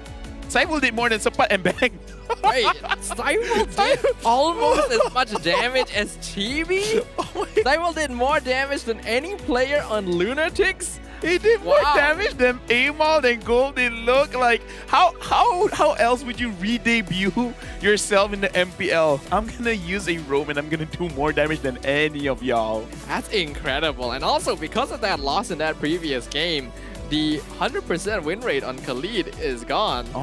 That's been broken. Kinda sad. Hoped it would go on a little bit longer, but competition is fierce here and Saiful is showing that he's not just back for show. This is a flex moment. Hold on. Like if I was watching this stream, this is a screenshotable moment because this is how you re-debut into MPL, right? It's like, oh, I haven't played in quite a while. You know, I've been the coach. This is a situation where it's like, yeah, guys, listen to your coach. He knows what he's talking about. This is the coach flexing. Saiful's basically the avatar right now. When the world needed him most, he reappeared. In this case, he did not vanish. Luckily for the Homeboys, he was the answer they were looking for. But if we look at the results that Yamichi on Team Lunatics has achieved in the past, we can see no MPL here. This is their first season, but they were the champion of the dominated AIG game on the Johor eSports Festival, the Kitamen Arena, and the Mayday Cup. That's quite a lot of titles under their name. Oh yeah, like Yamichi, it really shows. It really shows because how could you get to this level without going through a lot of trials and tribulations? And look at this, 4 tournaments being a champion in all of it. It's just too much, man. It's just too much. Yeah, and we have to note that Team Lunatics has been together for a very long time as well, so I'm pretty sure most of these achievements that Yamichi has are being shared by every other player on their lineup as well. So you can definitely see why this is a group of players to be feared. But we will officially now commence the draft for Game 3, our final series of the day and the final series of Week 2 here at MPL Season 10. Homeboys is going to get the first pick, and again, very quick pick and bans already in the second ban here. Homeboys banning out the Fanny as well as the Akai. Looks like they have an opportunity to actually get the Akai for themselves, but Chibi is probably feeling a little bit too good on the Paquito, so he doesn't want to let go Akai to Amal. I personally do like seeing Chibi on more aggressive junglers as well. Things like the Paquito, the Lancelot, all of these assassins that were once his namesake. I want to see more of that. It looked really good in game number 2. Team Lunatics gonna be following up. They have banned the Valentina, they've banned the Fairmiss. These are pretty normal bans on the red side, but these final bans are going to tell us a lot about what is being led through the draft. The Julian was really dangerous in the hands of Bang. The Benedetta created a lot of space for the Homeboys. As for Lunatics, all of them have been consistently picking up signature picks throughout the series that need to be feared as well. Yeah, I feel like the Khalid getting banned. Wow. I really do feel like this is a very good ban because it almost feels like no matter what Sapat uses, he's going to lose out against this Khalid, and that is a very good respect. And the thing that I was talking about during the game, that Team Lunatics, they won because they can rotate faster because every single one of them wins the lane. So I feel like Homeboys caught on that. It's like, whatever we pick, we need to make sure that we win our lane. We can't let Goldie roam. We can't let Mint roam. So I feel like this is the good choice. And as we said, Julian is quite the reason why they won. So I'm not surprised Julian has the first pick. Yeah, Beng has been pretty terrifying on this hero. I personally kind of hoped we could see more of his hero pool since it's his first debut here at Season 10. You gotta play it safe, man. You want a first win. Yeah, they want to hide as much information as they can. So LUNATIX has to prepare for this again. So far in this series, I'm actually surprised at how quickly these teams have been drafting. A lot of other teams will take their time to get as much thinking and information as possible, but Homeboys and LUNATIX, they're just going snap, snap, we pick, we ban, we ban.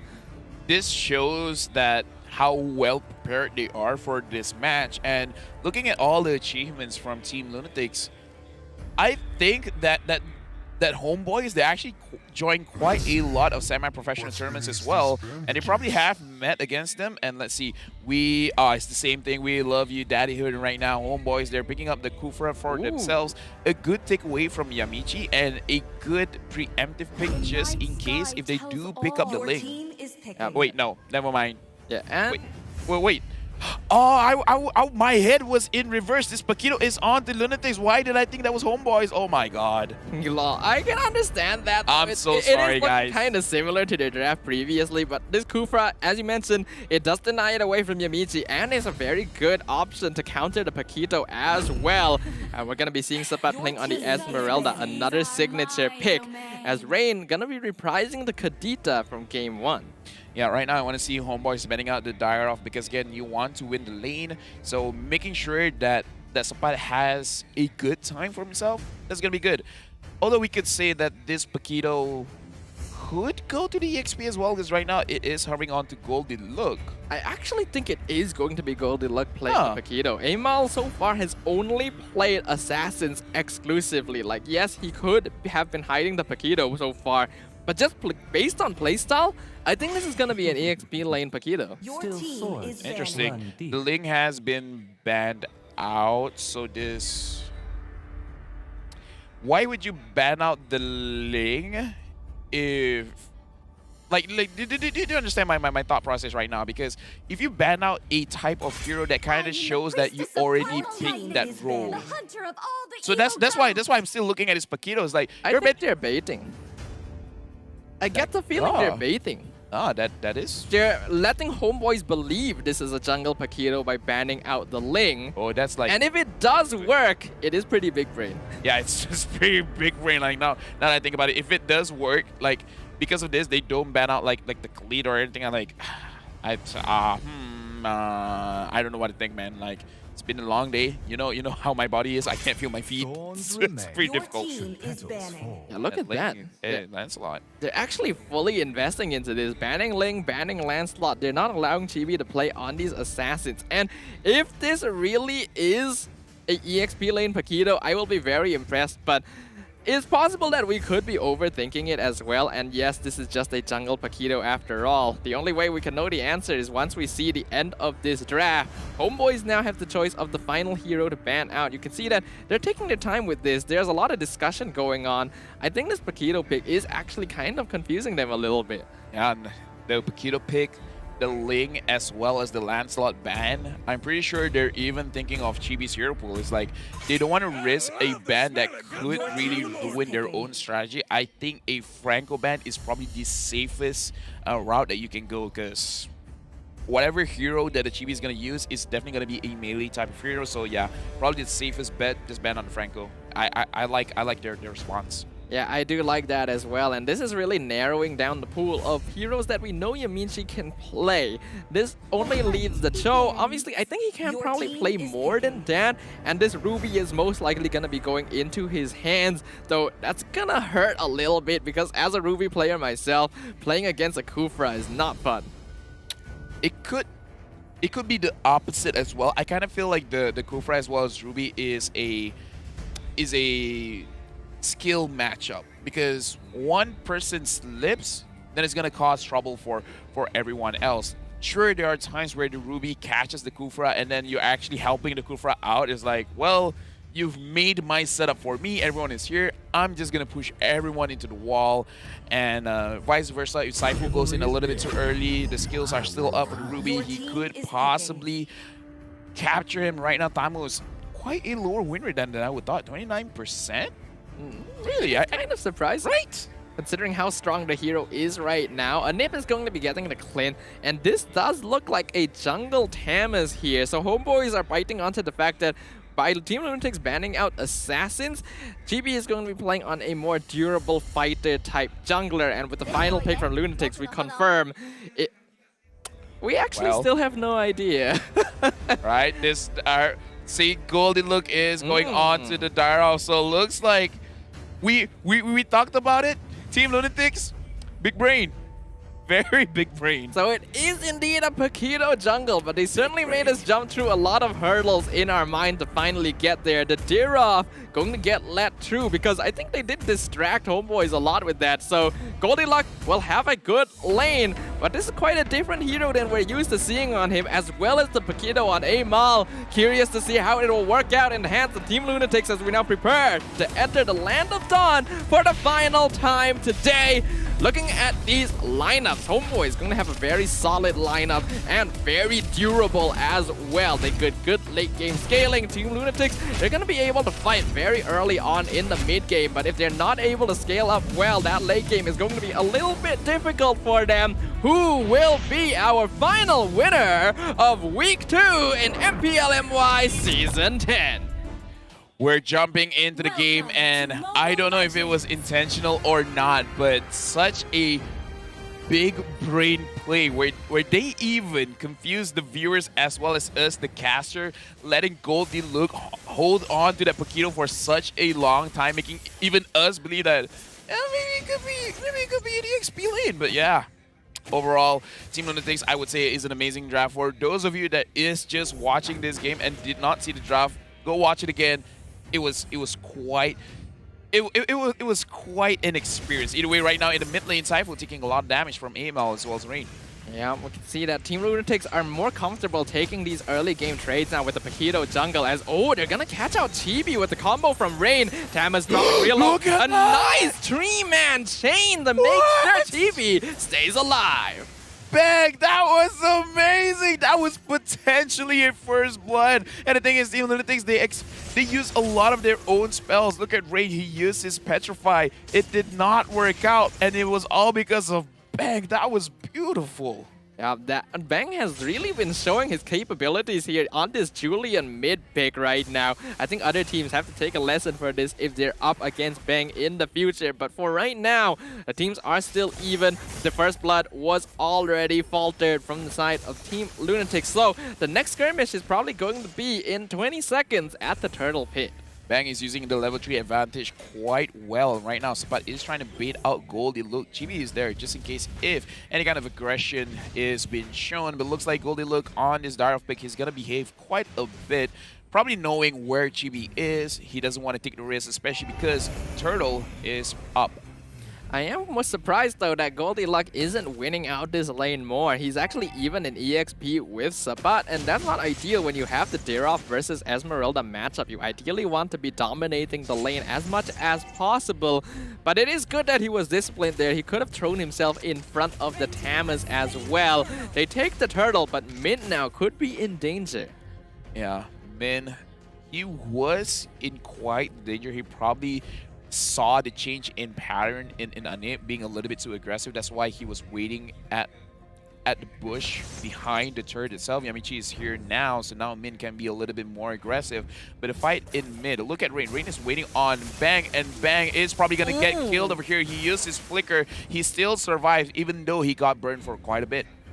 With that gone, it will allow Rain to help out in other lanes, but he's not going to have his full combo, so not a lot of damage coming out of the Kadita for a little while. Saiful going to be pulled back by Yamichi, but not enough damage yet as the Tyrant's Rage sets up for the kill, but Yamichi flickers away. Nibiru's Passion dropping Kufa real low as well. So far, very even trades. Double flicker used by both of the roamers, completely understanding how much damage each marksman can do. So overall, very, very good discipline over there. Right now, Rain is just looking for any opportunities that he can.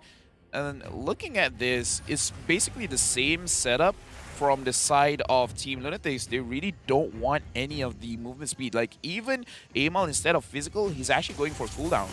Right now, Anip waiting in the bush. He's going to force out the rough wave, so it's not going to go onto the Clint. But Subbat is actually going to be first blood on the bottom lane. Not what we expected. Amal not going to be picked off. GB and Bang coming in. 3-man knockup, but it's not going to be enough. Yamichi falls as well. I love watching all of this multiple crowd control hits, like multiple knockups, multiple stuns, and Goldie Look, as we were talking about, he should be using the hero advantage, and I feel like he's being very cautious. The moment his team tells him is like, no one is there, it's a 1v1, that's where he took the opportunity and actually go for the fight against Subbat.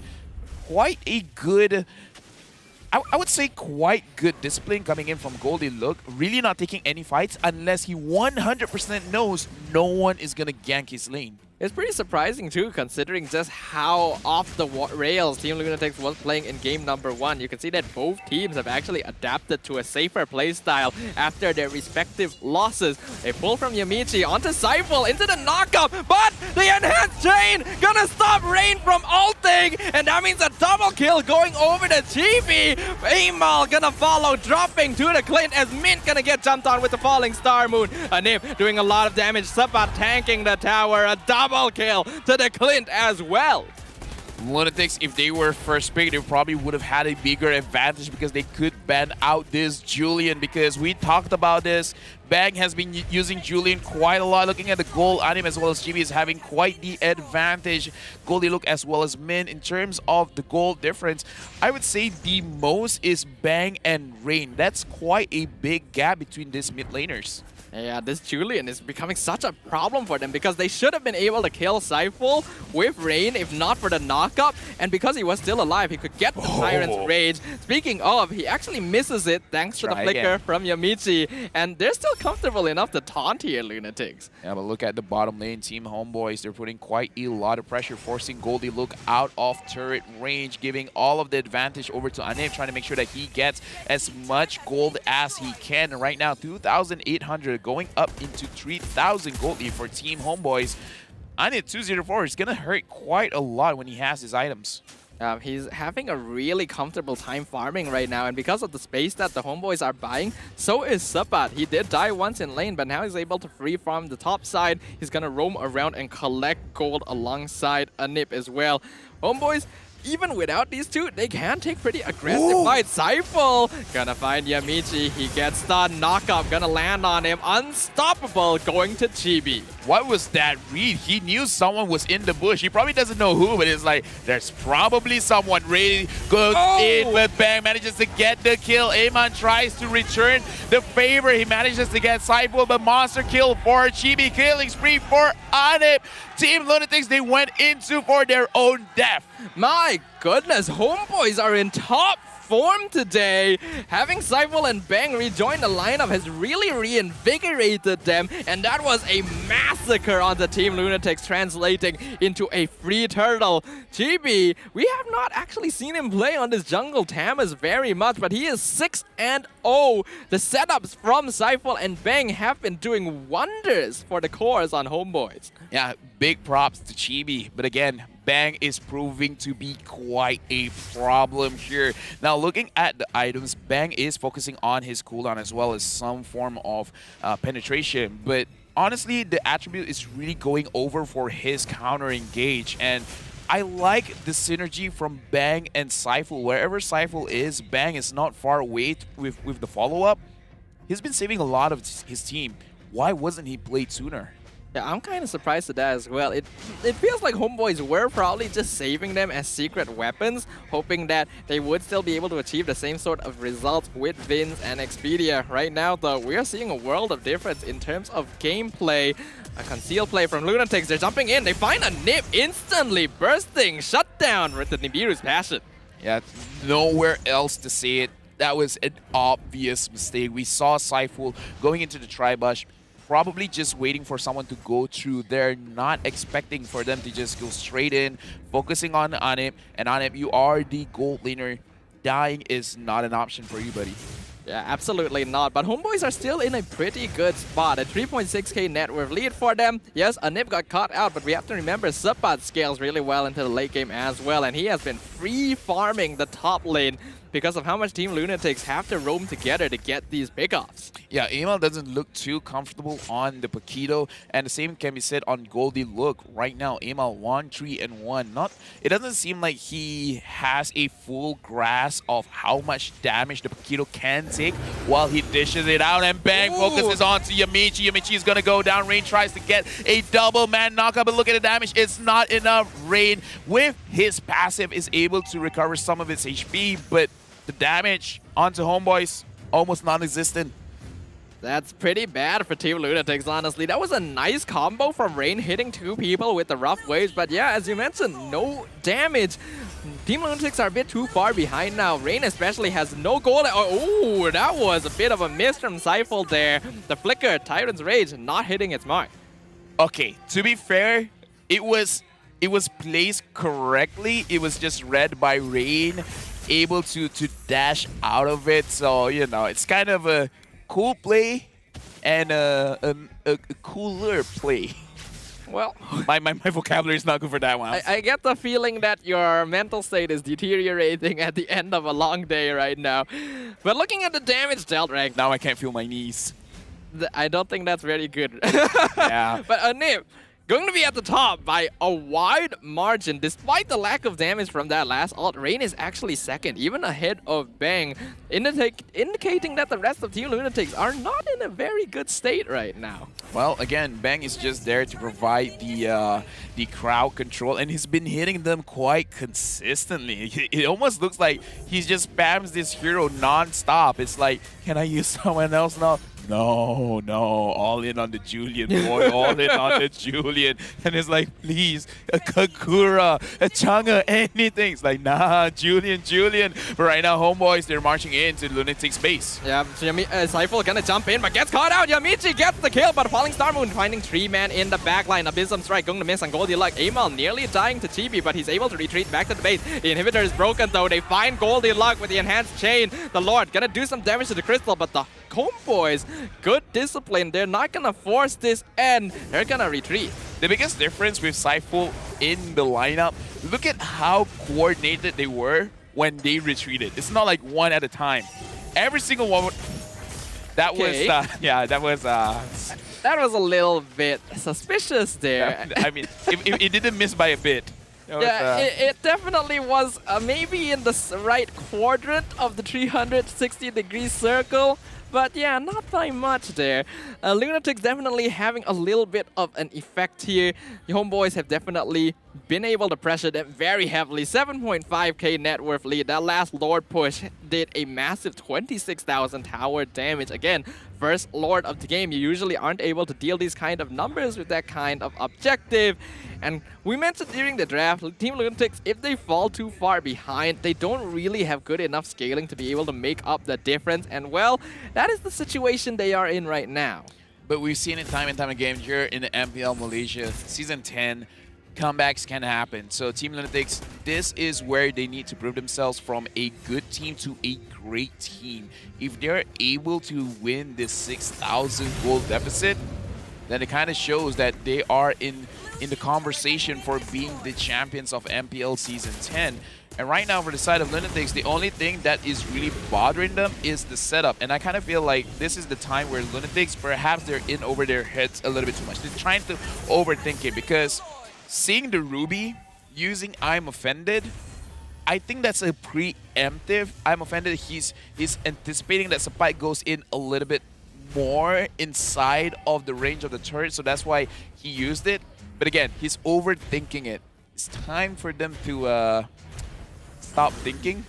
Time for them to stop thinking. I don't know. Return to Monkey. Yes. It's time to go back to their ways in game number 1. Just don't think. Just run in and try to dish out the damage. Unfortunately, I feel like they're a little bit too behind for that to work. I do agree though that's important for them not to think about it too hard. They just have to follow their instincts because it has done well for them before.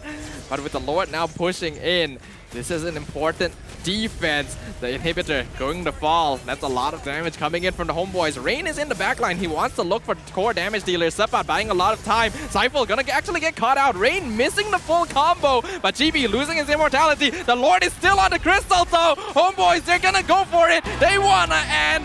They'll get it. The victory gonna be going over to the homeboys here against Team LUNATIX. Seifel and Bang. They are what homeboys needed. When the coach has to come down, he's gonna make it count. They managed to get this victory onto Team LUNATIX, and honestly, it was still a very good showing from Team LUNATIX. That was an amazing series to watch. Yeah, that was really fun, really entertaining. Basically the pinnacle of MLBB entertainment, and the fans are definitely entertained after that one. This does mark the first victory for the homeboys here in Season 10, and also the first loss for Team LUNATIX, definitely narrowing the skill difference here in Group B. Looking at Seifel's smile, it's a mixture of pride as well as relief. And here the crowd, everyone's like, Seifel, Seifel. People love this guy. He makes so much of a difference to the homeboys lineup. You wouldn't think one player was enough, but one player is enough. Let's throw it over to our host. Pasukan Homebois berjaya untuk mendapatkan comeback walaupun tewas di game pertama, tapi 2 game yang terakhir mereka tunjukkan taring sebenar kenapa mereka antara pasukan yang perlu digeruni. Jadi anda bersama saya Syamilo di segmen host, dan kita ada pemain untuk pasukan Homebois, begitu juga dengan coach mereka. Jadi saya akan serahkan mic ini terlebih dahulu. Okey, Saiful, kita akan tanya terlebih dahulu apa perasaan awak ketika berhadapan dengan pasukan LUNATIX dan macam mana awak boleh dapatkan comeback? Perasaan ketika berhadapan dengan pasukan LUNATIX dan menang dengan mereka? Perasaan dia gemuruh juga. Menang tu rasa lega lah. Sebab dekat grup ni saya dengar orang-orang yang diorang ni macam perform kan. So bahaya lah. Yap, tak boleh nafikan yang tim LUNATIX merupakan antara tim yang terkuat dekat grup B juga. Dan apa yang dibincangkan oleh pasukan Homebois ketika kalah di game yang pertama dan game kedua ketiga terus dapatkan kemenangan? Untuk macam tu kita orang bincang just disiplin je. Sebab untuk game first tu bagi saya confident yang game tu kita orang punya, tapi kekurangan disiplin dan terlampau bicarakan benda yang tak penting lah masa ni. So info tak masuk dan saya pesan macam tu je lah dekat backstage. Okey, maknanya disiplin dekat dalam game tu sangat-sangat penting untuk mengakibatkan pasukan Homebois kembali bangkit di game kedua yang game yang ketiga. Jadi soalan yang terakhir, di mana siapakah yang buat keputusan untuk Saiful kembali bermain dan kita nampak macam mana selesanya pasukan Homebois? Untuk keputusan Cibi call saya nangis suruh main. Cibi call nangis sebab tu awak tak pasal main dah nangis kan? Nangis. Okey, itulah dia semangat orang kata kekeluargaan untuk pasukan Homebois. Jadi sedikit kata-kata terakhir untuk penyokong yang datang ke Kuala Timur, memberikan sokongan dan juga penyokong di rumah. Okey, untuk pertama sekali saya nak terima kasih kepada ibu ayah saya yang support saya, isteri saya. Tak lupa juga dengan barisan Homebois iaitu Daddy Hood, Solo, Penjahat semua. Dan last sekali saya nak ucapkan terima kasih kepada fans yang datang beli tiket, support. Okey, terima kasih Saiful. Jadi itulah dia sesi interview kita di mana Saiful kembali beraksi dan mendapatkan kemenangan untuk pasukan Homebois. Jadi kita akan saksikan mic check terlebih dahulu untuk kita dengar apa yang dibualkan oleh mereka. Min, baiklah. Baik, datang. Boleh tu. Datang lagi. Di flick. Makan. Datang sini lah bosku. Kena bami. Dah. Nice. Gas. Bisa lagi ke? Bagi tu aku pergi begitu. Nice. Datang sini itu. Mantap gila. Lu lari lu. Lari. Takut. Ada keduri tak? Keduri bosku. Kali datang bawah. Criminal caw. Karek buff kasih tu. Boleh bla. Nice bang. Ada link pergi lembu. Ni sekarang. Nice. Cedaki. Tak, dia tak boleh sambung. Bawah ada lot lagi. Jaga position boleh kan? Sumpah. Tak ada flicker. Nice. Nice, Dek.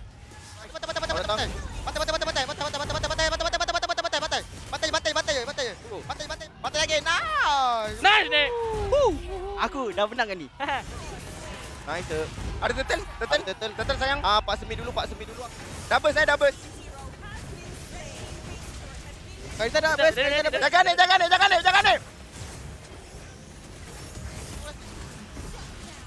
End. It's all about the shot calling. Like we heard the interview, for those of you that didn't understand, basically what Saiful said, especially in game number 1, they definitely could have won. But all of the mistakes is all about the discipline. They all made very, very silly plays, and they prioritized things that should not be prioritized. And apparently the decision for Saiful to play was Chibi calling him, crying and being like, "Oh, dude, please come back." It's like, you know, like it's probably playing it for last. It was like, "Oh, please come back." I mean, like, hey, come on, they won. So Chibi, props to you.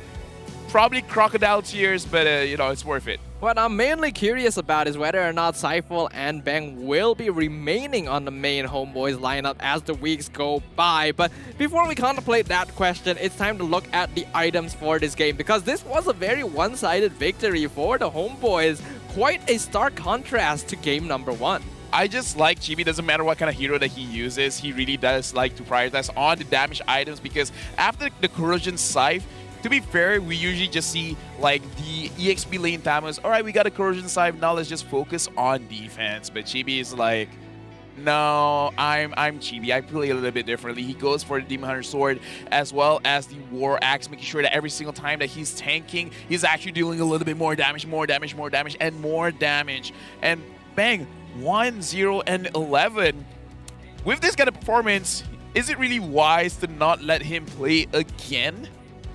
Well, I would definitely say that, yeah, keep these players on the roster, but there is a reason that Saiful went on to become the coach. There's a reasoning behind that, so I kind of wonder whether or not they will 100% remain, but it would really boost up Homeboys' rankings overall in the teams here in Season 10 if they were to stay as the main lineup.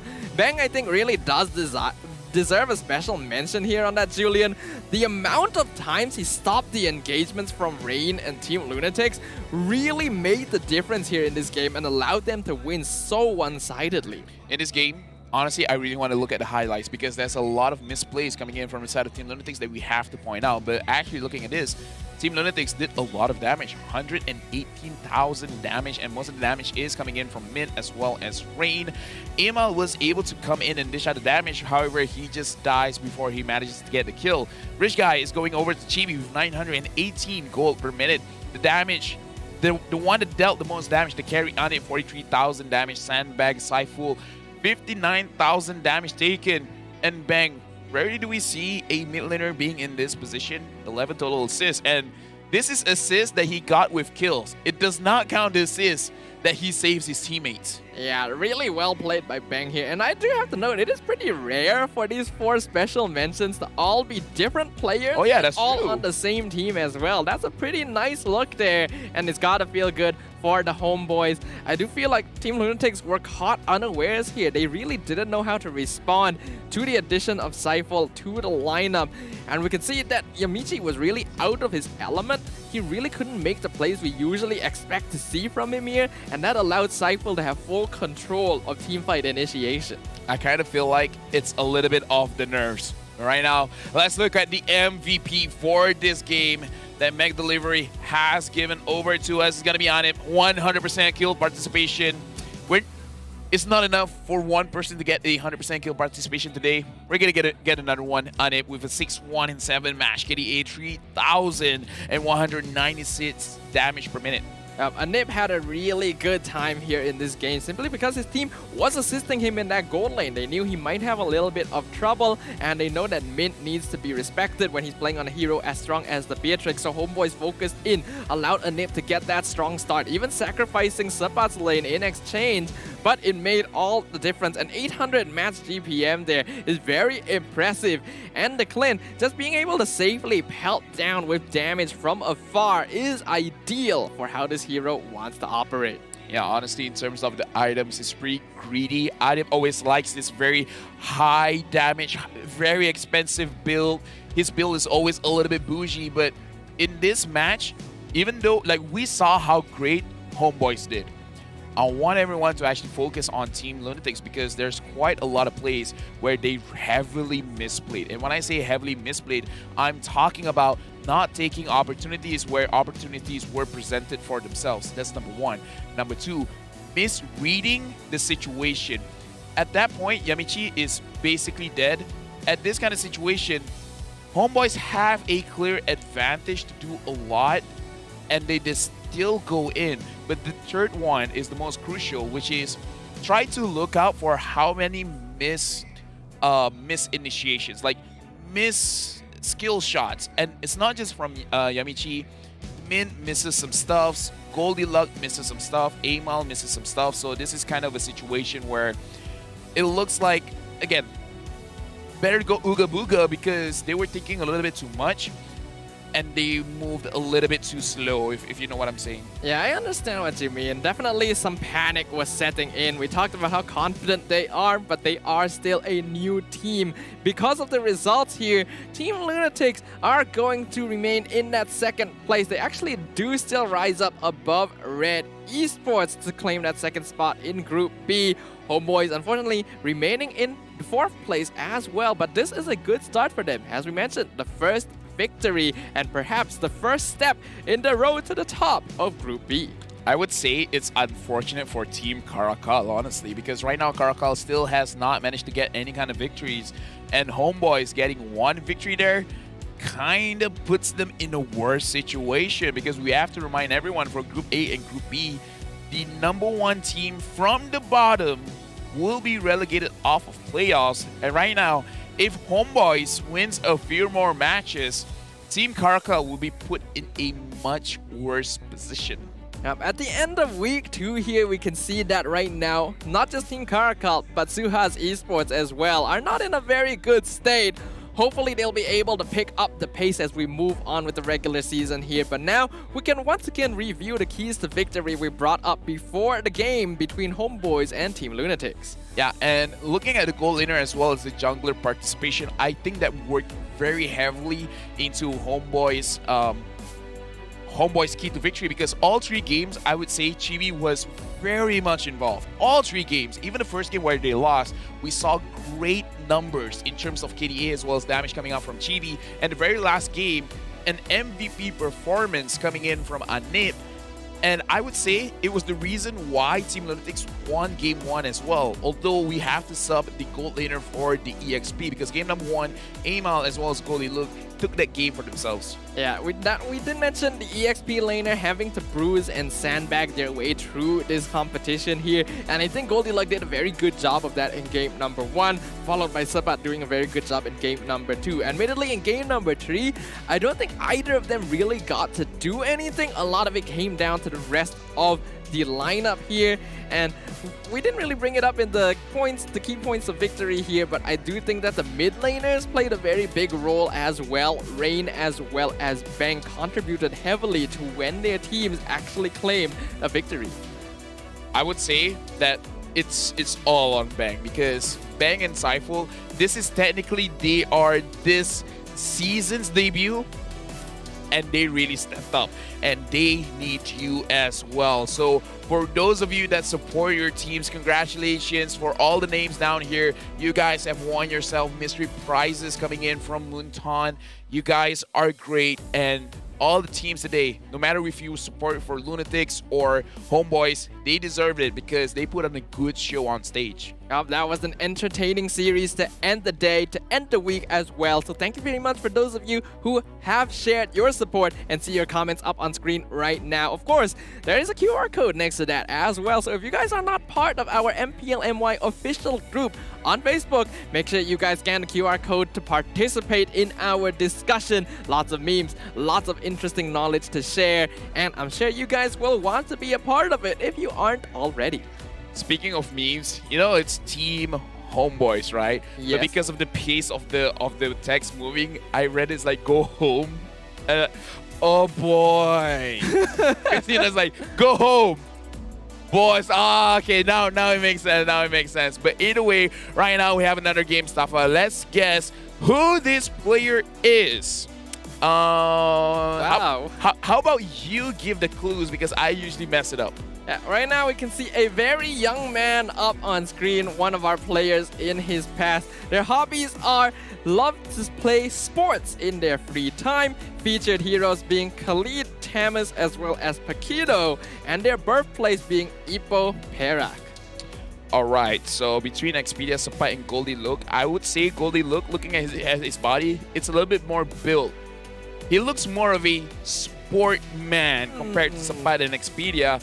And out of Sapai and Expedia, I've never seen them play the Khalid.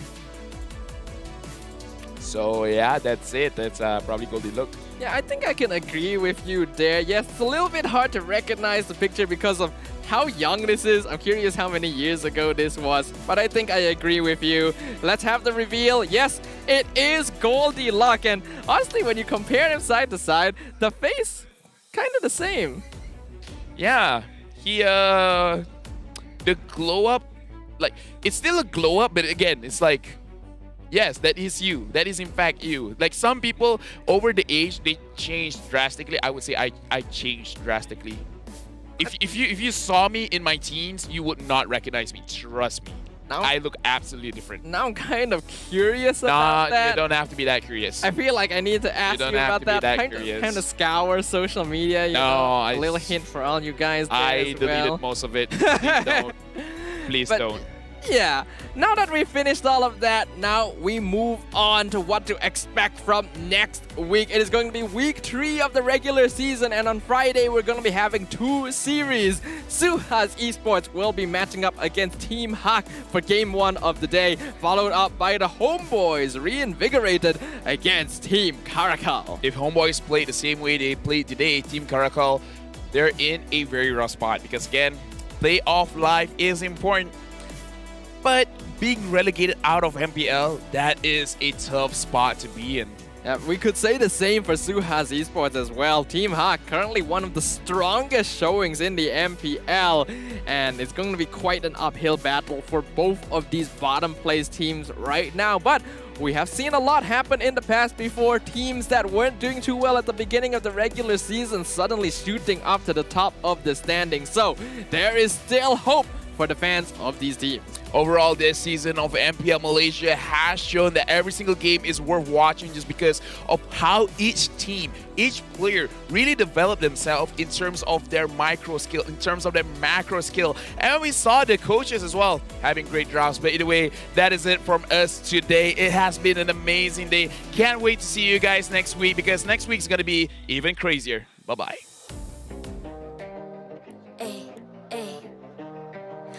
I'm a rock star. Yeah, rock star. Ay. I'm a rock star, baby. I'm a rock star. I'm a rock star. I'm a rock star. I'm a rock star. Panggil aku rock star. Ini kejohanan kita semua orang rock star. Kita rockstar, kita buat saja gaya kita. Makin panas apinya sudah membara.